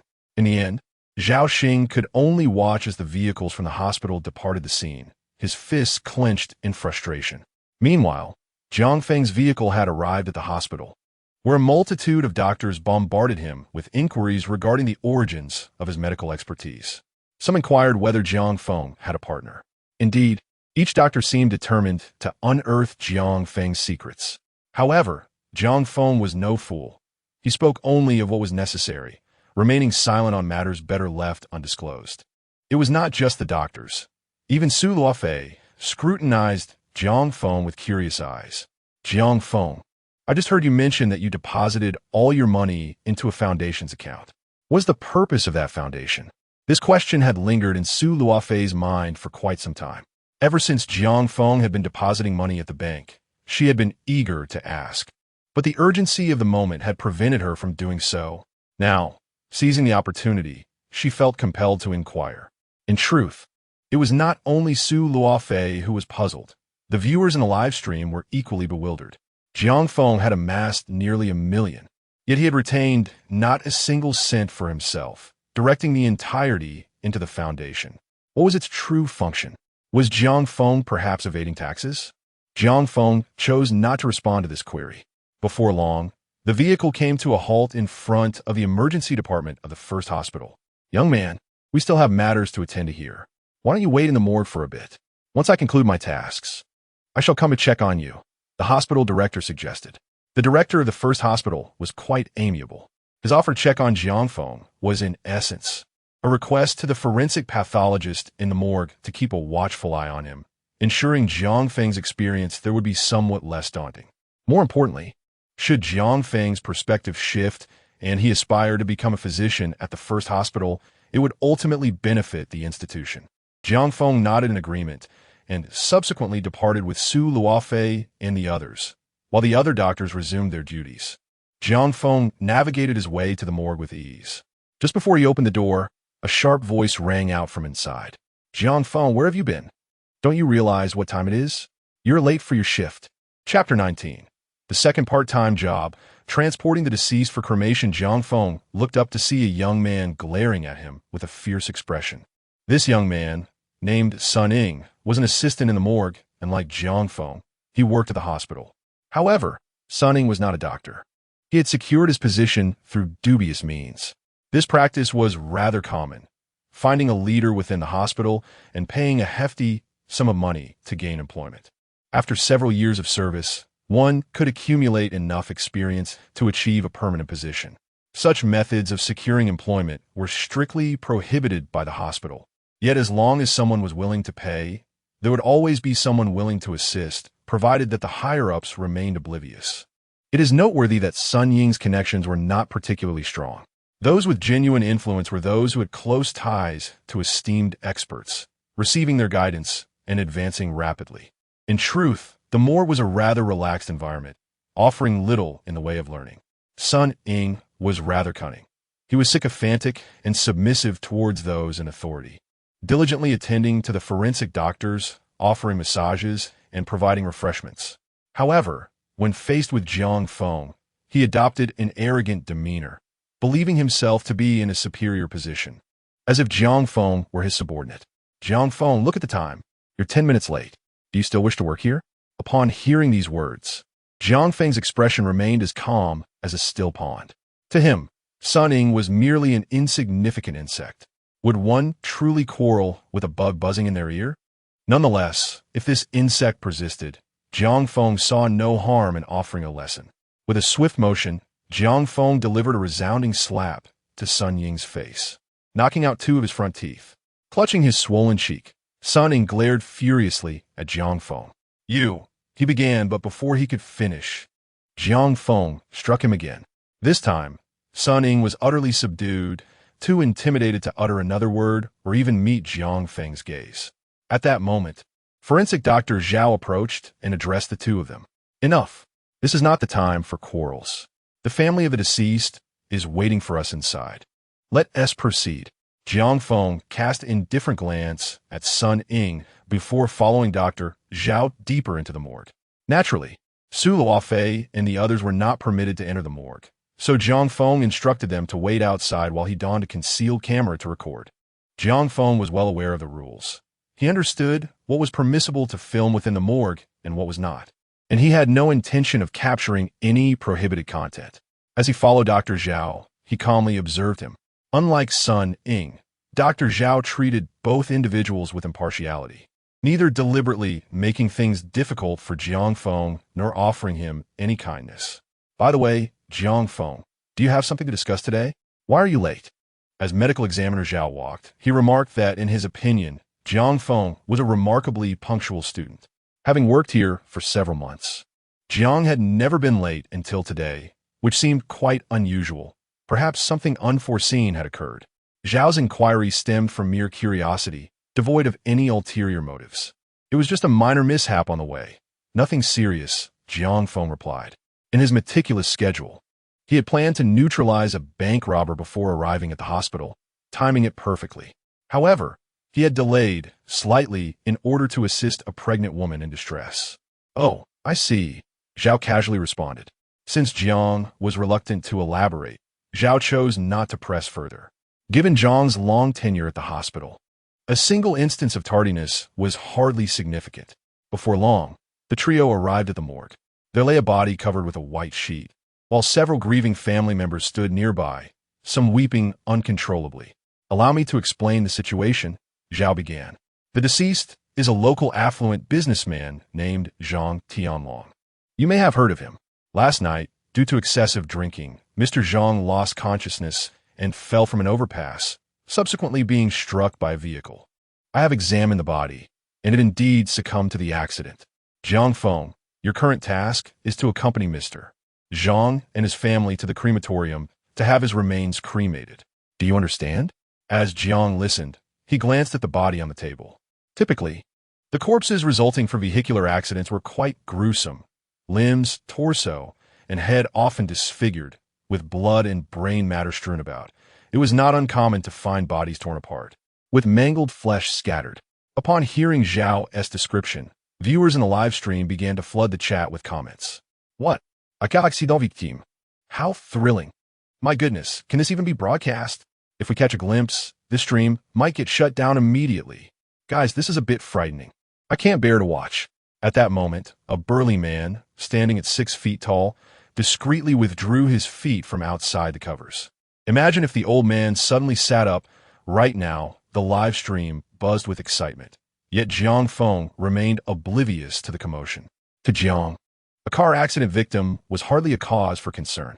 He had encountered truly horrifying corpses, far more ghastly than those resulting from vehicular mishaps. Thus, even if he were to lift the white sheet and gaze upon the body, he would feel no emotional disturbance whatsoever. All right, Jiang affirmed. This was his duty, to ensure the safe transport of the remains and the family to the crematorium. Once this task was completed, he could look forward to a well-deserved rest for the day. Soon after, the group placed Mr. Zhang's remains into a small truck. Jiang Feng, accompanied by Su Luofei and others, set off towards the crematorium. Just as Jiang departed, the hospital director arrived with a team of doctors in tow. Where's that young fellow Jiang Feng from your department? The director inquired with a smile. Upon hearing this, Dr. Zhao was momentarily perplexed. Jiang Feng was merely a driver for the morgue, and strictly speaking, he was not even a formal staff member of the hospital. With so many doctors at his disposal, why would the director suddenly seek out Jiang Feng? Jiang Feng had gone to transport a body for cremation. Is there something urgent, director? Shall I call him back? Doctor, Zhao asked. To his surprise, the director hastily waved his hand and replied, No. Since young Jiang Feng has already gone to deliver the body, let it be. Dr. Zhao pressed on, Director, what did you need Jiang Feng for? The director chuckled and said, It appears we have a remarkable little physician in the morgue. A remarkable physician? Dr. Zhao exclaimed in disbelief. Are you referring to Jiang Feng? How could he possibly be a doctor? He is still a student, and certainly not in medical school. Observing Dr. Zhao's reaction, the director proceeded to recount Jiang Feng's remarkable deeds that day. Dr. Zhao's expression transitioned from calm to astonishment, ultimately rendering him speechless in disbelief. You mean Jiang Feng performed a surgery all by himself today? He saved 2 lives. A ruptured uterus and severe pelvic hemorrhage. He did all of that? At that moment, Dr. Zhang from the obstetrics and gynecology department stepped forward to vouch for Jiang Feng. Not only him, but several surgeons also stood up, lamenting, What a pity we arrived too late. I had intended to consult the young man about suturing techniques. Indeed, we shall have to wait until tomorrow. Dr. Zhao's astonishment deepened upon hearing this. It wasn't just him. Even Sun Ying, standing nearby, was astounded. Jiang Feng, saving lives? Completing a surgery on his own? Sun Ying was utterly dumbfounded. While he recognized each of those words individually, he could not comprehend their combination. The usually taciturn Jiang Feng was, in fact, so exceptionally capable. A sense of fear crept over Sun Ying.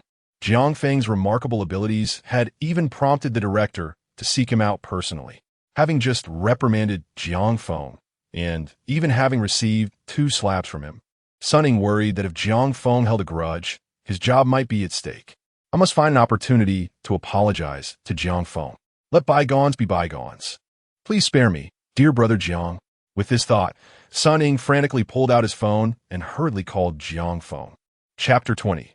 The 4-star assassin targets Jiang Feng. The crematorium in Jiang City is situated quite a distance from the first hospital, necessitating a journey over a small mountain. The road is rugged and bumpy, and Jiang Feng is entirely focused on driving. Even as his phone indicates an incoming call, he remains oblivious. Su Luofei and the deceased family are seated in the rear compartment of the vehicle. Su Luofei gazes at the white cloth draping the interior and feels a sense of bewilderment. What is this? May I take a look? Su Luofei is unaware that it conceals a corpse, one that perished in a car accident. The deceased family, feeling somewhat offended, interjects, "I apologize, but this is our elder." Elder? Su Luofei is taken aback. This elder seems to be sleeping quite soundly. Even on this bumpy road, they remain completely silent, not even shifting their body. Those who know would recognize the elder, while those who do not might mistake it for a corpse. "I shall not disturb the elder's rest then," Su Luofei replies politely. At that moment, Jiang Feng, who is driving, remarks, "You misunderstand. The elder is not merely resting, but has entered eternal sleep." Upon hearing this, Su Luofei's forehead is beset with large question marks. Eternal sleep? What does that mean? In the next instant, she casts a look of sheer terror at the white cloth, instinctively retreating behind the cameraman. Observing her reaction, the deceased family no longer conceals the truth, stating plainly, "Inside lies our father, Zhang Tianlong, one of the 3 wealthiest merchants in Jiang City." Zhang Tianlong? A gasp escapes from someone in the production team. Jiang Feng, attentive to the commotion while driving, finds the gossip somewhat entertaining, given the monotony of the road. Although he is unfamiliar with Zhang Tianlong, he knows many foreign tycoons, some of whom are targets for assassination, while others are his employers. Those who can afford to hire someone of Jiang Feng's caliber typically belong to the ranks of the Forbes list, where their assets and status would easily eclipse that of Zhang Tianlong. Who is Zhang Tianlong? I've never heard of him. Is he formidable? A member of the production team inquires. You don't know Zhang Tianlong? He is a well-known tycoon in Jiang City, worth billions, a real estate developer with numerous ventures in hospitality and entertainment. He built the Zhang family empire from the ground up, another response. With this revelation, the gathered crowd begins to form a preliminary understanding of Zhang Tianlong's significance. A billionaire is indeed a remarkable figure in Jiang City. How could such a prominent individual suddenly pass away? The production team expresses their profound regret. Remarkably, this comment appears to strike a chord with the family, prompting them to weep openly. "My father has a penchant for drinking, and last night he insisted on dragging me along for a drink. Since I was by his side, he opted not to bring his bodyguard. Little did we know, after indulging, my father became disoriented and leapt from the overpass, only to be struck by a passing vehicle below, resulting in this tragic incident. It is my fault, dear brother. I am to blame. I should have kept a closer watch on our father. I am utterly wretched." This lamentation comes from Zhang Didi, the second son of Zhang Tianlong. Meanwhile, Zhang Tianlong's eldest son, his elder brother, is attempting to comfort him. "It's all right, Didi. This isn't your fault. Father has always enjoyed his drinks and tends to act recklessly when inebriated. We are all aware of this. We can only say that this misfortune struck too suddenly. It is not your doing." Didi buried his head in his elder brother's chest, weeping profusely. Yet deep within, Zhang Didi was silently mocking. Indeed, it was he who orchestrated Zhang Tianlong's demise. Understand that the Zhang family enterprise is valued at billions. and his elder brother possesses exceptional capabilities. The entire family implicitly acknowledges him as the future heir. However, Jiang Didi harbors resentment. What does this imply? It signifies that their father does not regard him as worthy. He believes entrusting the family business to him would be a grave error. Thus, Jiang Didi is determined to prove to Jiang Tianlong that he can seize control of the family enterprise through his own intellect. The first step of his plan is to eliminate Jiang Tianlong, specifically through poisoning. He feigned drinking with his father, lacing Jiang Tianlong's drink with poison to render him unconscious. Subsequently, he carried his father's lifeless body to the overpass and cast it down. Thus, the scene unfolded. The poison Jiang Didi procured from abroad, while not lethal, induces a deep state of unconsciousness, and it dissipates so swiftly that no trace remains in the body post-mortem. Father is gone. Now it is your turn, brother. Once you perish, the entire enterprise will fall into my hands. Tonight marks your demise. While weeping, Jiang Didi discreetly checked the time. It was already past 7 in the evening, and twilight was creeping in. Meanwhile, the assassin he had hired abroad was preparing to act. At this very moment, atop a nearby hill, a woman clad in a tight black leather outfit lay prone, her eyes peering through the sniper scope, observing a small delivery truck. I have identified the target, which is traversing Section B of the winding mountain road. The vehicle is traveling at 60 kilometers per hour. The breeze is gentle, with a southeast wind. Conditions are optimal for a kill. The objective of this mission is to eliminate everyone in the truck except for Jiang Didi. Now, I shall commence the operation. The first step is to assassinate the driver, forcing the vehicle to halt. The female assassin held her breath, aligning her aim on Jiang Feng. This sniper rifle was procured at a considerable expense by Jiang Didi from overseas. It is well known that Dragon Country maintains the strictest gun control laws in the world. In such an environment, the endeavor to smuggle a sniper rifle from abroad entails a staggering expenditure of human and material resources. Moreover, this female assassin is far from an ordinary individual. Within the foreign assassin forums, there exists a leaderboard, a veritable hierarchy of assassins categorized by their past achievements. For instance, Jiang Feng occupies the prestigious apex of this leaderboard, while many of the top 10 assassins are, in fact, his own alter egos. Beyond mere rankings, another critical metric for assessing an assassin's prowess is their star rating. On these forums, employers post bounty tasks, which assassins may select to undertake. Successfully completing these tasks elevates an assassin's star rating, ranging from the novice 1-star assassin to the elite 9-star assassin, with each star signifying a distinct disparity in capability. For example, Stephen is classified as a 2-star assassin. As for Jiang Feng's true rating, even he might hesitate to define it, given the numerous high-star assassins he has dispatched. Returning to the matter at hand. This female assassin is slightly more formidable than Stephen, boasting a commendable 4-star rating. In that fleeting moment, she had already set her sights on Jiang Feng. Yet, at that precise instant, she witnessed an unforgettable scene. Through the crosshairs of her scope, Jiang Feng suddenly, and without warning, cast his gaze in her direction. His eyes gleamed like piercing swords, locking onto hers with an intensity that sent chills down her spine. In that singular moment, the female assassin felt a jolt of terror, her skin prickling as if she were a startled kitten, instantly bristling with alarm. Chapter 21. There's a formidable presence here. How is this possible?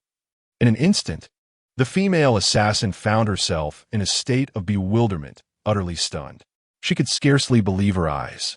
Her expertise lay in the art of long-range assassination.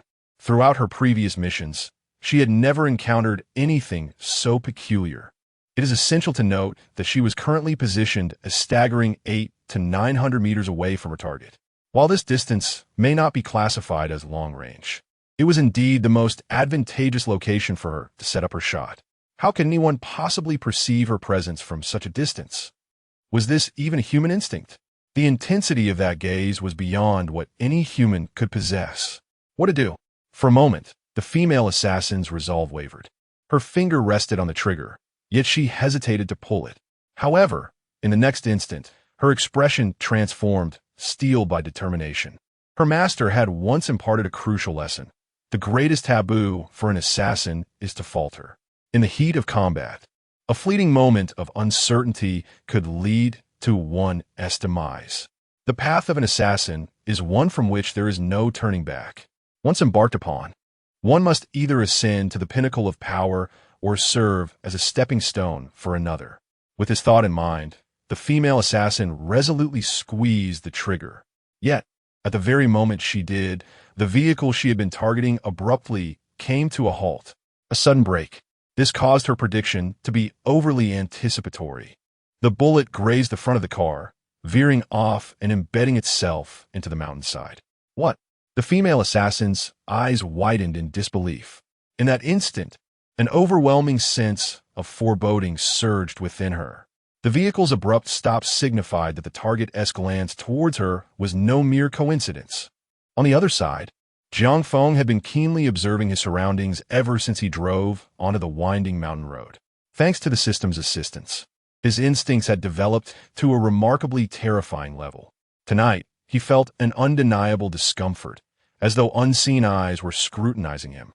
Trusting his instincts, Jiang Feng slammed on the brakes. Just as he did, he witnessed sparks erupting from the rocks nearby, followed by an explosion. This indicated that someone had been aiming for him. With a swift motion, Jiang Feng revved the vehicle back to life, cranked the steering wheel, and crashed through the mountain guardrail, sending the car hurtling down the slope. Inside the vehicle, everyone was thrown about, startled by the sudden turn of events. With Su Luofei and others screaming in fright, Jiang Feng maintained his composure, focusing intently on the road ahead, continuously adjusting the steering wheel to navigate the vehicle into a tree, thereby reducing the speed of their descent. Fortunately, they had not been on the road for long and were still at the base of the mountain, so the slide down was not too perilous. Yet, this seemingly minor maneuver ultimately safeguarded the lives of everyone present. After the gunfire echoed, Jiang Feng quickly deduced from experience that the assassin was likely lying in ambush atop a nearby mountain. Between these two peaks lay a wooded depression. In other words, as long as the vehicle is driven into this forested area, the towering trees will obscure the sniper's line of sight from above. Next, Jiang Feng intends to stealthily ascend the mountain to eliminate the assassin, allowing him to profit from delivering the body. The vehicle glided for an indeterminate duration before finally coming to a halt. All present bore pale expressions, gasping for breath, as if they had narrowly escaped death. What transpired? What has happened? Did we overturn? Surely we haven't plummeted down the mountain? In the darkness, everyone was in a state of utter disarray. Among the group, only Zhang Dai wore a subtle smile. While others were bewildered, he was fully aware of the situation. The vehicle had suddenly drifted, indicating only one possibility. The driver had been taken out. It appeared the driver had been dealt with. According to the plan, upon discovering the driver's corpse, chaos would ensue among the others. In such a scenario, he could systematically eliminate them all, leaving no survivors, and his scheme would reach fruition. Zhang Dai mused. At this juncture, he still believed the vehicle was halted on the mountain road, unaware that it had already plunged down the slope. Just then, Jiang Feng's voice broke through the confusion. Get out of the car. Jiang Feng's tone was terse and serious, leaving no room for doubt. Zhang Dai was momentarily stunned. Had he just imagined hearing the driver's voice? Before he could process this, the door of the vehicle swung open, revealing Jiang Feng's face. Yet, Zhang Dai dared not display excessive shock, fearing it might alert others to something amiss. Instead, he feigned a look of panic. Jiang Feng's gaze swept over him, penetrating yet brief, and he uttered no further words. Subsequently, the others began to bustle about. With the assistance of the crew leader, they carefully removed the elderly man's body. Meanwhile, the female assassin's face exhibited an expression of sheer astonishment. The vehicle had careened down the mountain. Initially, she did not comprehend why the target would undertake such a reckless maneuver. But soon, realization dawned upon her. Was he attempting to conceal himself from my sniper's view with the foliage? Her countenance darkened as she recognized her opponent's cunning. Nevertheless, she was not without recourse. On the contrary, the female assassin had her own contingency plan.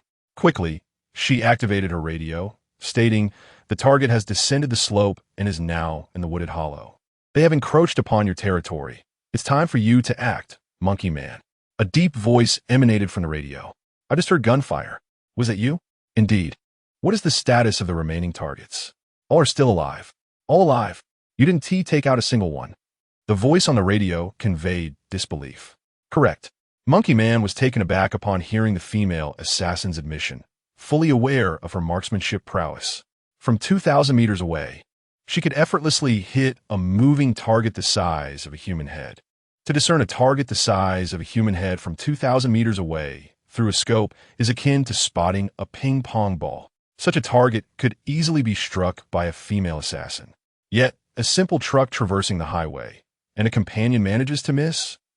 Realization dawned upon the Monkey Man, who was about to switch off the radio when he heard the voice of the female assassin. Monkey Man, exercise caution. This mission's target harbors a formidable opponent. I suspect there's an 80 to 90% chance he is one of our own. Moreover, his ranking is undoubtedly superior to ours. At the very least, he is a 5-star assassin. What? Monkey Man exclaimed in astonishment over the radio. A 5-star assassin. In the realm of assassins, a mere star's difference can signify a vast disparity in prowess. Generally, a 5-star assassin can effortlessly eliminate 3 4-star assassins, often without leaving a trace. Does the Dragon Kingdom truly possess such an extraordinary assassin? After the initial shock, Monkey Man swiftly regained his composure. He reassured himself that it was merely a 5-star assassin. Now, at the pinnacle of 4 stars himself, completing this mission would elevate him to 5 stars. The emergence of this 5-star assassin was, in fact, fortuitous for him. If he were to eliminate this 5-star assassin, it would signify that he had fully attained 5-star prowess. With this thought in mind, Monkey Man proceeded towards the direction where Jiang Feng was located. Chapter 22. The Emperor's favor turns deadly. What has transpired, Jiang Feng? Su Luofei inquired softly as she approached Jiang Feng.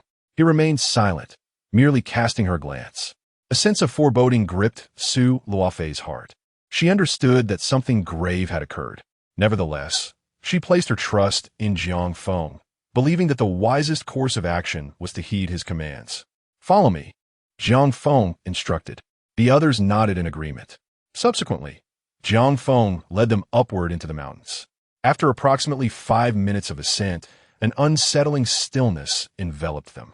Everyone fell into an unspoken accord, refraining from conversation, and even the rustling of leaves in the breeze was conspicuously absent. The only sound was the echo of their footsteps, sending a chill down their spines. At that moment, a sudden crackling noise pierced the silence, as if something was scurrying atop the brittle leaves. Who? The crew felt a wave of unease wash over them as they raised their flashlights. To their relief, they discovered a monkey perched on a branch, grooming its hand. Ah, it's merely a monkey, the crew exhaled in relief. Indeed, in such a desolate wilderness, it was unlikely they would encounter anyone else. How peculiar, one crew member remarked. What brings a monkey here? This Wangjiang mountain is not expansive, and it's merely a small hill within Jiang City. Logically, such creatures should have been relocated to a zoo. As this observation was voiced, the others exchanged puzzled glances. It was indeed a curious situation. However, amidst their conversation, the monkey suddenly emitted a strange cry, rising abruptly and beating its chest like a gorilla. In a flash, a glimmering blade hurtled toward them. Jiang Feng swiftly extended 2 fingers into the air. Be cautious, he commanded, and in an instant, he seized the blade with his fingertips. The group instinctively bent slightly at the waist, peering toward Jiang Feng's hand. There, he held a small silver dagger, its edge smeared with a substantial amount of green poison. Jiang Feng's reflexes had been remarkably swift. Had he not captured the dagger, a mere scratch could have proven fatal. A dagger. The crew and the relatives of the deceased were taken aback. In such a remote area, how could a dagger suddenly appear? The events of the evening had grown increasingly bizarre. Meanwhile, Zhang Dai stood frozen upon seeing the dagger. He recognized it. The 2 assassins were indeed his hired hands, and he was acutely aware of this weapon. It was the signature blade of the 4-star assassin, the Monkey Man. Legends spoke of the Monkey Man, who had trained 3 exceptionally intelligent monkeys that could carry out his orders without verbal commands, earning a notorious reputation in the underworld. At that moment, a figure emerged from the shadows, tall and possessing a distinctly Western countenance. The man donned a black suit that starkly contrasted with the natural surroundings. He was none other than the Monkey Man, who had just been conversing with the female assassin. Clap, clap, clap. As the Monkey Man walked, he clapped his hands in approval. Quite impressive to discern my tactics so swiftly. You must be the 5-star master. Jiang Feng regarded him with an air of indifference. Speaking of beast taming and assassination, Jiang Feng was reminded of an old acquaintance. Back when he was a novice in the assassin world, he had undertaken a mission to eliminate a target. That target, however, was quite cunning and had employed a 7-star assassin for protection. This 7-star assassin was renowned for her prowess in beast taming. She had a white python, a black cat, and a sparrow, and with these 3 animals, she wreaked havoc in the assassin realm, earning a formidable reputation. Unfortunately for her, she encountered Jiang Feng. That fateful night, the white python, black cat, and sparrow all perished, and the target did not survive till dawn. As for the 7-star assassin herself, she was so terrified that she fled the scene in a panic. Since then, the assassin world had seen no trace of her. Jiang Feng glanced at the Monkey Man, unimpressed. What relation do you have to Sierra Keela? This name was none other than that of the 7-star assassin from years past. Upon hearing it, the Monkey Man froze momentarily. Sierra Keela was indeed the name of his master. His brow furrowed as he turned to Jiang Feng. How do you know my master? Jiang Feng shook his head, letting out a soft sigh. Back then, Keela was a celebrated 7-star master.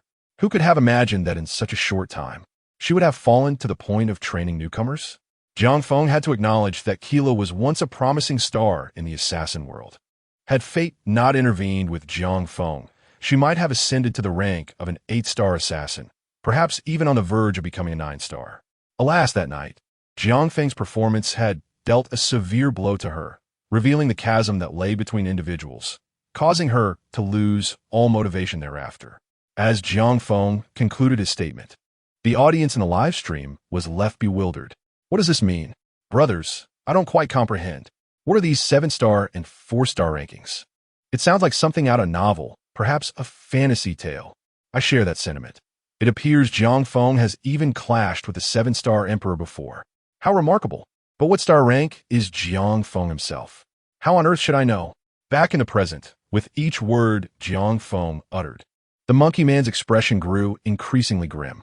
He had grown up in poverty, clothed in rags, and often hungry, taken in by his master who provided for him and honed his assassination skills. To hear his master belittled in such a manner by this man was unbearable. I hope you can maintain that bravado when your end comes. With a fierce gesture, the Monkey Man summoned a chilling cacophony from the surrounding darkness. Suddenly, 3 monkeys, each wielding a sharp blade, charged towards Jiang Feng. The monkeys moved with astonishing swiftness, leaving the production team momentarily stunned. In an instant, the monkeys charged forward, their faces contorted with ferocity, grinning wickedly as they brandished sharp knives. This scene utterly petrified everyone present, including the viewers in the live broadcast. My goodness, how can these monkeys be so terrifying? Goodness gracious, it's like a horror film. I can't sleep now, my friends. If I were to encounter such monkeys, I would be unable to close my eyes for at least 4 or 5 days. Are these really monkeys? Why do they appear so gruesome? Jiang Feng, confronted by these monkeys, merely sighed softly. Relying on external forces is ultimately a path of deception. Reaching the pinnacle as an 8-star assassin is already an extraordinary feat. Ascending to 9 stars is nearly impossible. Jiang Feng had previously faced true 9-star assassins. Each one of them is an epitome of strength, both in physical prowess and psychological resilience. Their minds are fortified to such an extent that there exists not a single flaw. They are unwavering in their conviction of being the strongest. Only in this way can one earn the title of a 9-star assassin. Returning to the present, Jiang Feng reached into the darkness, lunging towards the monkeys. They had no time to resist. Only the sound of cracking could be heard, as if something had broken. Moments later, Jiang Feng emerged, holding 3 shadowy figures, which he cast before the monkey leader. The production crew quickly illuminated the scene. It became evident that 3 monkeys had their necks snapped, lifeless, and sprawled on the ground like discarded rags, utterly motionless. In that fleeting moment, the monkey leader's heart was seized by an unparalleled terror. Chapter 23. Flee, flee, flee. It is crucial to recognize that these 3 monkeys were meticulously selected by the monkey man as formidable animal assassins. Years ago, in his quest to find the true king of monkeys, the monkey man purchased over 1,000 infant monkeys, isolating them in various rooms without sustenance. Eventually, their innate ferocity emerged, leading them to turn on one another. Among the thousands, these 3 monkeys survived, exhibiting a naturally violent malevolence and remarkable intelligence, while also demonstrating an uncanny ability to cooperate with one another. Moreover, in his relentless pursuit to enhance their capabilities, the monkey man spared no expense in acquiring an exceedingly rare serum from international sources. This elixir, coveted even by 5-star assassins, significantly amplifies physical prowess when used for immersion. The monkey man nearly depleted his fortune to procure this serum, subsequently bathing the 3 monkeys in it. Consequently, each monkey's strength rivaled that of a 4-star assassin. With 3 pets of such caliber, their cooperative synergy rendered even slightly weaker 5-star assassins no match for them. Yet now, these lethal companions were so effortlessly crushed. What did this signify? You are not merely a 5-star expert. In an instant, the monkey man felt a chill run down his spine, cold sweat trickling down his back as he gazed at Jiang Feng in sheer terror. If Jiang Feng were indeed a 5-star assassin, the monkey man might have held onto a glimmer of hope. However, with a mere flick of his hand, he had obliterated the 3 lethal pets. This indicated that the young man before him was at least of 6-star caliber. Han Juyue, you have betrayed me. The monkey man's mind screamed as he hastily turned to flee. What madness is this? The individual before him was a 6-star assassin, far beyond the 5-star level that Han Juyue had claimed. As a 4-star assassin, seeking trouble with a 6-star assassin was tantamount to courting death. Thus, the monkey man dashed away. Jiang Feng observed the monkey man's escape with an unchanging expression, remaining composed and unfazed. He understood that the adversary would not escape. To be fair, the monkey man's speed was astonishing, covering over 10 meters in the blink of an eye, surpassing human limits. The typical running speed of a 4-star assassin hovers around 7 to 8 seconds for 100 meters, whereas the world record stands at merely 9.58 seconds. Nevertheless, Jiang Feng's expression remained unchanged, for he regarded such speed as quite ordinary. Generally speaking, the physical attributes of 1-star and 2-star assassins are indistinguishable from that of an average person. The distinction between them lies primarily in experience. Take Steven, for instance. His inability to ascend beyond the 2-star level stemmed from inadequate experience in handling crime scenes. Once he resolves this issue, he may find a path toward becoming a 3-star assassin. From the 3-star level onward, individuals must strive to enhance their physical capabilities, whether through strength training, long-distance running, therapeutic baths, or the practice of ancient martial arts from the Dragon Kingdom, to refine one's physique to the brink of human limits. Achieving a level that approaches world records is the pathway to becoming a 3-star assassin. Historically, there have been instances of 3-star assassins transitioning into athletes, as well as athletes stepping into the ranks of assassins. Such occurrences are not particularly surprising. However, it is from the 4-star level that the distinction between assassins and ordinary individuals becomes pronounced. To attain the status of a 4-star assassin, the most straightforward approach is to seek the tutelage of a distinguished master who can aid in honing one's physical capabilities. In this world, there exist remarkable secret techniques capable of significantly enhancing one's physical prowess. Yet, these techniques are rare, primarily held by high-ranking assassins or certain affluent families abroad, who employ these methods to cultivate family assassins to eliminate their adversaries. Notably, Jiang Feng is aware that within the Dragon Nation, there exists a martial arts secret technique that can substantially augment human physical abilities. He once encountered an 8-star assassin from a prestigious martial arts lineage in the Dragon Nation, whose ancestry was steeped in martial traditions, with grandfathers who were legendary masters. This 8-star assassin had refined his body to its zenith through his family's martial arts, reaching an almost astonishing level. With a mere finger thrust, he could pierce a victim's body from 10 meters away.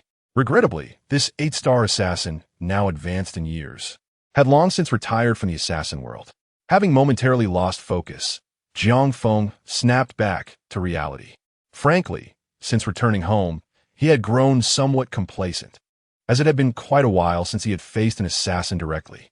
Observing the monkey man fleeing sparked a flurry of thoughts, albeit fleeting, lasting less than 2 seconds. Meanwhile, the monkey man was sprinting furiously, soon spotting the edge of the forest. If he could just escape the woods, he believed he would find a way to survive. A smile crept across his face at this thought. However, in the next moment, that smile froze in place, for he saw a young man standing ahead, arms crossed, awaiting his arrival. Who else could it be but that 6-star assassin from earlier? At that moment, the monkey man's heart plummeted into despair. Moments later, a lifeless body of a suited man lay on the ground. Jiang Feng had intentionally allowed the monkey man to run a bit longer before pursuing him, ensuring he could shake off the film crew. Utilizing certain tactics, Jiang Feng made the monkey man's body vanish, ensuring that no one would ever discover it. Yet, while Jiang Feng was dealing with the monkey man, a walkie-talkie on the monkey man's person crackled to life. "Monkey man, how is it going over there? Have you dealt with the target?" Jiang Feng picked up the walkie-talkie, mimicking the monkey man's voice, and replied, "The target has been dealt with. You can come down now." Subsequently, he switched off the radio and began ascending the mountain. If his instincts were correct, the sniper who had just aimed at him should be located somewhere on this mountain. Before long, Jiang Feng arrived at a small platform, where a sniper rifle was set up alongside a radio, but unfortunately, the operator was nowhere to be found. They had fled rather swiftly. The river breeze swayed helplessly, and then he descended the mountain. Meanwhile, on the road, Han Jiue was sprinting frantically. At this very moment, she was drenched in cold sweat. The perspiration trapped beneath her leather attire made her exceedingly uncomfortable. Yet, despite this torment, she dared not pause for even a moment, desperately fleeing the scene. What a joke! The monkey man is dead. The monkey man, possessing the strength of a 4-star assassin, along with his 3 monkeys, each also a 4-star assassin, was effortlessly slain. Han Juyue's eyes reflected her astonishment. This was the most shocking event she had ever encountered in her life. Had it not been for her prior agreement with the monkey man to use code names during missions, she might very well have met her demise here. The thought sent chills down her spine. As apprentices of Clara, they had a pact. During missions, true names were forbidden. Only code names could be uttered. Han Juyue's code name was Late Autumn, embodying the essence of September. The monkey man's code name was simply Monkey Man, while his true name was John Brad. To her dismay, during their recent conversation, the monkey man had not used her code name. This indicated that the individual who had just used the walkie-talkie was not the monkey man, but someone else entirely. The more she pondered, the greater her fear grew. What sort of entity had she offended? Yet, Han Jiyue felt a surge of relief, recalling that she had exercised caution during her dialogue with that person by employing a voice modulator to obscure her voice. Thus, even if the other party had heard her, they would not be able to discern her gender, serving as a form of self-protection. I must urgently inform my master of this matter. Han Jiyue hastened towards her master's location. Chapter 24. No need to search. The mastermind is right here. Subsequently, Jiang Feng returned to his original position, where he found Su Luofei and the others. Upon seeing the sniper rifle in Jiang Feng's hands, they were all left astounded. What is this? A gun? Where did you acquire it? None of them had anticipated encountering such an object within the borders of the Dragon Country. Meanwhile, Zhang Dai felt his heart skip a beat upon seeing the firearm. Wasn't this the very sniper rifle he had purchased for Wan Xiao? How could it possibly end up in the hands of this driver? The more he pondered, the more astonished and fearful he became. Despite his meticulous planning, he had never foreseen that he would fall into the hands of a mere driver. His scheme was now thoroughly disrupted. Nonetheless, Zhang Dai dared not exhibit any signs of anger, for that would reveal his true feelings. Jiang Feng then instructed Su Luofei to report to Yao Yao Ling about the discovery of the sniper rifle. Jiang Feng could not keep the rifle hidden, especially with the live broadcast ongoing. Concealing it would lead to immense trouble. By handing over the sniper rifle to Yao Yao Ling, he knew she would pursue the matter with utmost diligence, and the escaping assassin would face the risk of being surrounded by the police without him needing to intervene. Seeing Su Luofei report to the authorities, Zhang Dai refrained from speaking out. To intervene at this juncture would render him exceedingly suspicious and could arouse the driver's doubts. After all, he had acquired the gun through illicit channels, and Yao Yao Ling in Dragon Country would find it difficult to trace its origins. Soon, Su Luofei informed Yao Yao Ling of the location, and she was hastening towards the scene. Approximately 10 minutes later, Yao Yao Ling arrived, led by Zhao Xing. Who discovered the gun? Zhao Xing inquired, surveying the surroundings. He suddenly noticed that this group appeared quite familiar, as if he had encountered them before. In the next moment, Zhao Xing spotted a familiar face in the crowd. You again? Zhao Xing was taken aback. Last time, Jiang Feng had assisted in subduing bank robbers, and now he was retrieving a sniper rifle. At that moment, Zhao Xing felt utterly bewildered. Was the world revolving around this young man?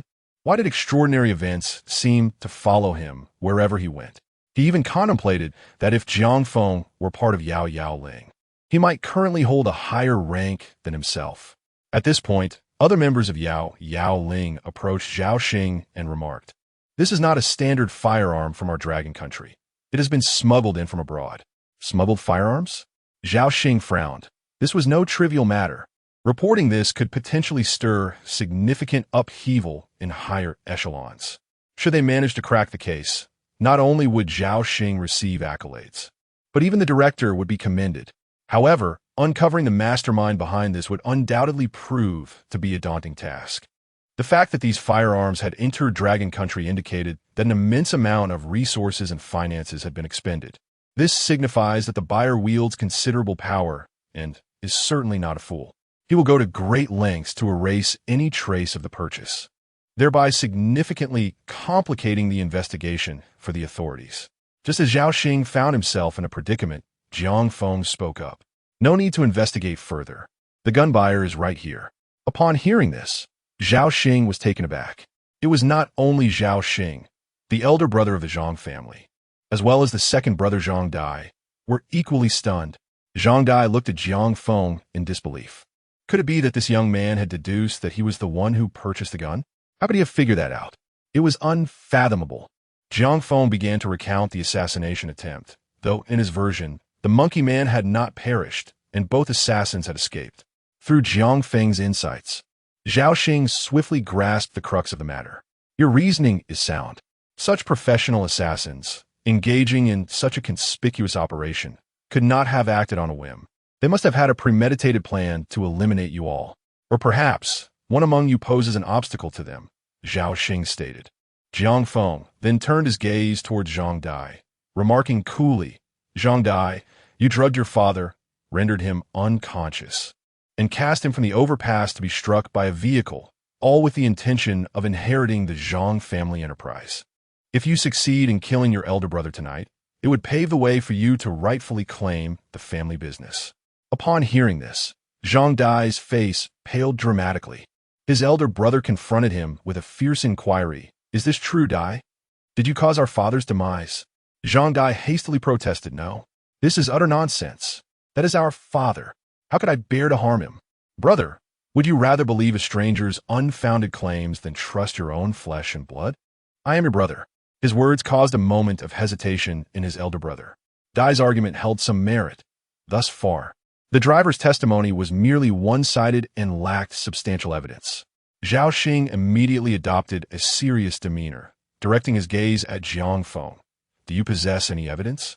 Jiang Feng crouched down and unwrapped the shroud covering the late patriarch of the Zhang family. In an instant, a putrid odor of decay assaulted their senses, and upon merely glimpsing the corpse within, the onlookers erupted into violent retching. Even the seasoned investigators appeared pale and visibly distressed. Calmly, Jiang Feng peeled back the flesh of the corpse, revealing the internal organs and stated, "The poison you administered may not be detectable within the first 24 hours. However, after this period, the internal organs will begin to undergo changes, turning a purplish-black hue. This is not livor mortis. Post-mortem, blood settles at the lowest points of the body, forming livor mortis. In the subsequent phase of post-mortem lividity and infiltration, the hue observed is a deep purplish red rather than black. Furthermore, livor mortis manifests solely upon the skin, never upon the internal organs, which remain unchanged in color." Jiang Feng continued, stating that should an autopsy be conducted, one could extract an exceedingly minute quantity of chloroform from the deceased's stomach. With every utterance from Jiang Feng, the astonishment of those present deepened. They gazed at him in disbelief, unable to fathom how he had so swiftly uncovered the truth. Upon the conclusion of Jiang Feng's revelations, Zhang Dai surrendered entirely to despair. It was all over. Upon hearing his words, Yao Yaoling was resolute in her decision to proceed with the autopsy. The notion that the internal organs could undergo transformation was something she had been blissfully unaware of from the outset. Jiang Feng possessed knowledge that surpassed her own. A sense of helplessness welled up within Zhang Dai as he turned to Jiang Feng and inquired, "How do you know all this?" Having resigned himself to his fate, this query lingered as the final vestige of his curiosity. The poison in question had been acquired by him in an underground auction overseas, rumored to have been meticulously developed by a notorious assassin from the heaven rankings. This assassin, famed for their lethal prowess, had allegedly dispatched several high-ranking officials of Sakura with their deadly concoctions, remaining an enigma, elusive and shrouded in mystery. Zhang Dai had placed his faith in the capabilities of this assassin, which had led him to choose this particular toxin. In response to Zhang Dai's inquiry, Jiang Feng remained silent, for it was he who had indeed devised that very poison. Chapter 25. The part-time job concludes, 5 million received. There was once a time when Jiang Feng became utterly captivated by the art of assassination. This method proved particularly advantageous at high society galas, where he would masquerade as a dignitary or a wealthy elite, infiltrating soirees only to poison his unsuspecting targets. Once the victim succumbed to the lethal effects, he would discreetly exit the scene. Such tactics were exceptionally well suited for crowded venues. However, Jiang Feng never regarded this approach as a noble path. He merely indulged in the thrill of the game. His alter ego ascended to the 5th rank on the prestigious leaderboard, bearing the moniker Scorpion. In the aftermath, the Yao Yaoling, having absorbed Jiang Feng's insights, promptly took Zhang Dai into custody for further investigation. The cremation of the elderly patriarch was postponed, as Yao Yaoling necessitated another autopsy. During this examination, they indeed discovered anomalous chemical substances within the old man's organs. Subsequently, Zhang Dai was transferred to the Jiangsheng Case Handling Center, awaiting his ultimate reckoning. At this juncture, Zhang Dai's elder brother sought out Jiang Feng. His eyes were bloodshot, evidently having wept recently.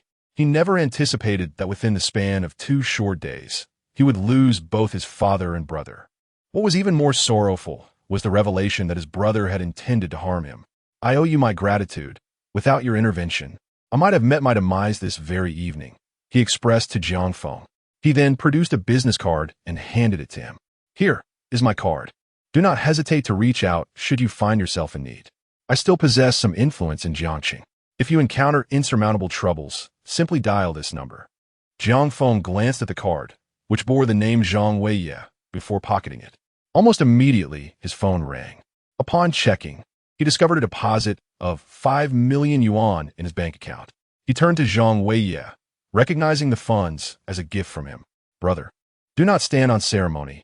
This is rightfully yours. I hope you do not find it insufficient," Zhang Weiye reassured him. The Zhang family, with its vast wealth, an estate worth billions, and a family business of similar scale, found 500,000 yuan to be as trivial as a common purchase of an ice cream for an average person. Jiang Feng, appreciating the gesture, accepted the sum without hesitation. In the context of the domestic economy, 5 million is indeed a significant amount, especially when one considers that Jiang Feng's earnings from his part-time job that evening totaled a mere 200 yuan. Afterward, Zhang Weiye clapped Jiang Feng on the shoulder and departed. Barely had he left when Su Luofei and others approached, their faces long and devoid of vitality.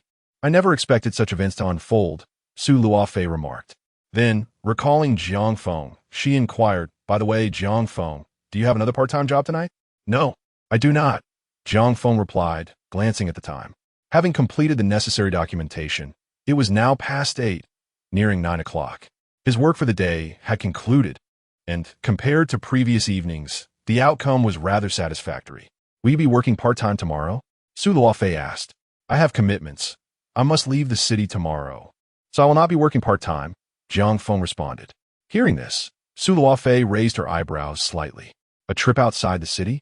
Her instincts told her that something significant was bound to occur tomorrow, without a doubt. Subsequently, Su Luofei arranged a meeting with Jiang Feng for 8 o'clock the following morning at Century Square. After that, Jiang Feng parted ways with Su Luofei and the others. In Jiang City, within a luxurious villa in the Donghua district, it was already 9 o'clock in the evening. Yet, the villa remained enveloped in darkness. Cool moonlight streamed through the vast floor-to-ceiling windows, gently illuminating the floor. Following the path of the light, one could see a pair of jade-like legs elegantly crossed. They were tender, fair, and proportionally long. Even without seeing their owner, one could discern that she must be an enchanting beauty of extraordinary allure. Looking further up, a waist that could be clasped with one hand leaned comfortably against a soft sofa. At that moment, a shadow of emerald hue slowly slithered around her waist, seemingly enveloping the woman gently. It was a colossal emerald python, measuring over 5 or 6 meters in length. The serpent raised its head, flicking its tongue at the beauty, while she extended a finger, delicately caressing the python's chin. "I once had a friend who bore a striking resemblance to you. The only difference was color. She was white, and you are green." The beauty, possessing distinctly Western features, spoke in fluent dragon language. "Master," Hanji knelt on the floor, bowing her head before this captivating woman, cautiously inquiring, "Did you hear what I just said?" Indeed, the woman before her was none other than the master of the Monkey Man and Hanji, a beast tamer from the West, the 7-star assassin, Clara. "I heard." Clara's voice bore a hint of fatigue. "It is indeed quite astonishing that the Monkey Man is dead. In my recollection, the Dragon Kingdom is not renowned for its assassination trade, as its legal system is quite robust. It is a challenging feat to commit murder and escape unscathed here. I never expected such formidable individuals to emerge from the Dragon Kingdom. As a 7-star assassin, Clara was acquainted with many assassins of equal or higher rank. However, most of the high-ranking assassins she knew were either too old to take on missions or had moved abroad to pursue their ambitions, or were deeply engrossed in training to reach even greater heights. This suddenly emerging 6-star assassin was a complete stranger to Clara, and with her disciple's description, it remained uncertain whether the individual was indeed a 6-star assassin. "Wanchio, your heart is troubled." Clara's brief words rendered Wanchio momentarily speechless. "You should not tread the same path I once did. If you cannot surpass this hurdle, you shall remain forever stagnant at the 4-star level, unable to break through for all eternity." As Clara uttered these words, her heart raced with turmoil. She recalled her past. Was Han Jiyue not a reflection of her younger self? If only I'd been a bit braver back then, choosing to confront that man rather than retreating. Perhaps I would have become an 8-star assassin or even a 9-star assassin by now. Having lost my resolute will, I shall forever remain at this level. "Master, what do you mean?" Han Jiyue inquired. "Meow," a cat's call echoed. Soon, a hairless Canadian cat emerged. It approached Han Jiyue, nudging her with its head. "Go, Late Autumn. Let Bella lend you a helping hand. Find that man, and then eliminate him." Upon seeing this hairless cat, Han Jiyue was taken aback. This cat was the cherished creation of her master, a killer companion. Bella possessed at least the strength of a 7-star assassin. "Indeed, master." Late Autumn felt a surge of excitement in her heart, knowing that her master was aiding her. Thus, she promptly agreed. Chapter 26. We wish to reward you with a little red flower. Time swiftly passed, and it was already 8 o'clock on the following morning. The atmosphere at Century Square was somewhat desolate, with only a handful of pedestrians. The program crew had been waiting here for quite some time. At this moment, Jiang Feng approached, not due to tardiness, but rather because the crew had deliberately arrived early to demonstrate their sincerity. Jiang Feng has arrived, Su Luofei announced to the others, urging the cameraman and crew to perk up. Su Luofei recalled that upon her return to the program the previous day, she had been summoned by the higher-ups of the crew. Not only the executives, but all the investors were present, none absent. Following the live broadcast last night, the investors had immediately increased their funding by several hundred million. According to the leadership, this show is now leading by a staggering margin. They even felt that the 1 million offered to Jiang Feng was insufficient and wished to augment his bonus. Of course, the exact amount would still require discussion among the senior management, but it was decided that a bonus increase was forthcoming. Su Luofei intended to keep this delightful news from Jiang Feng for the moment, aiming to surprise him. "Let us go," Jiang Feng said to the group. He led them to the central bus station across the square, where they boarded a bus. The fare was quite economical, merely a few dozen yuan, and the route covered all of Jiang City and its surrounding rural areas.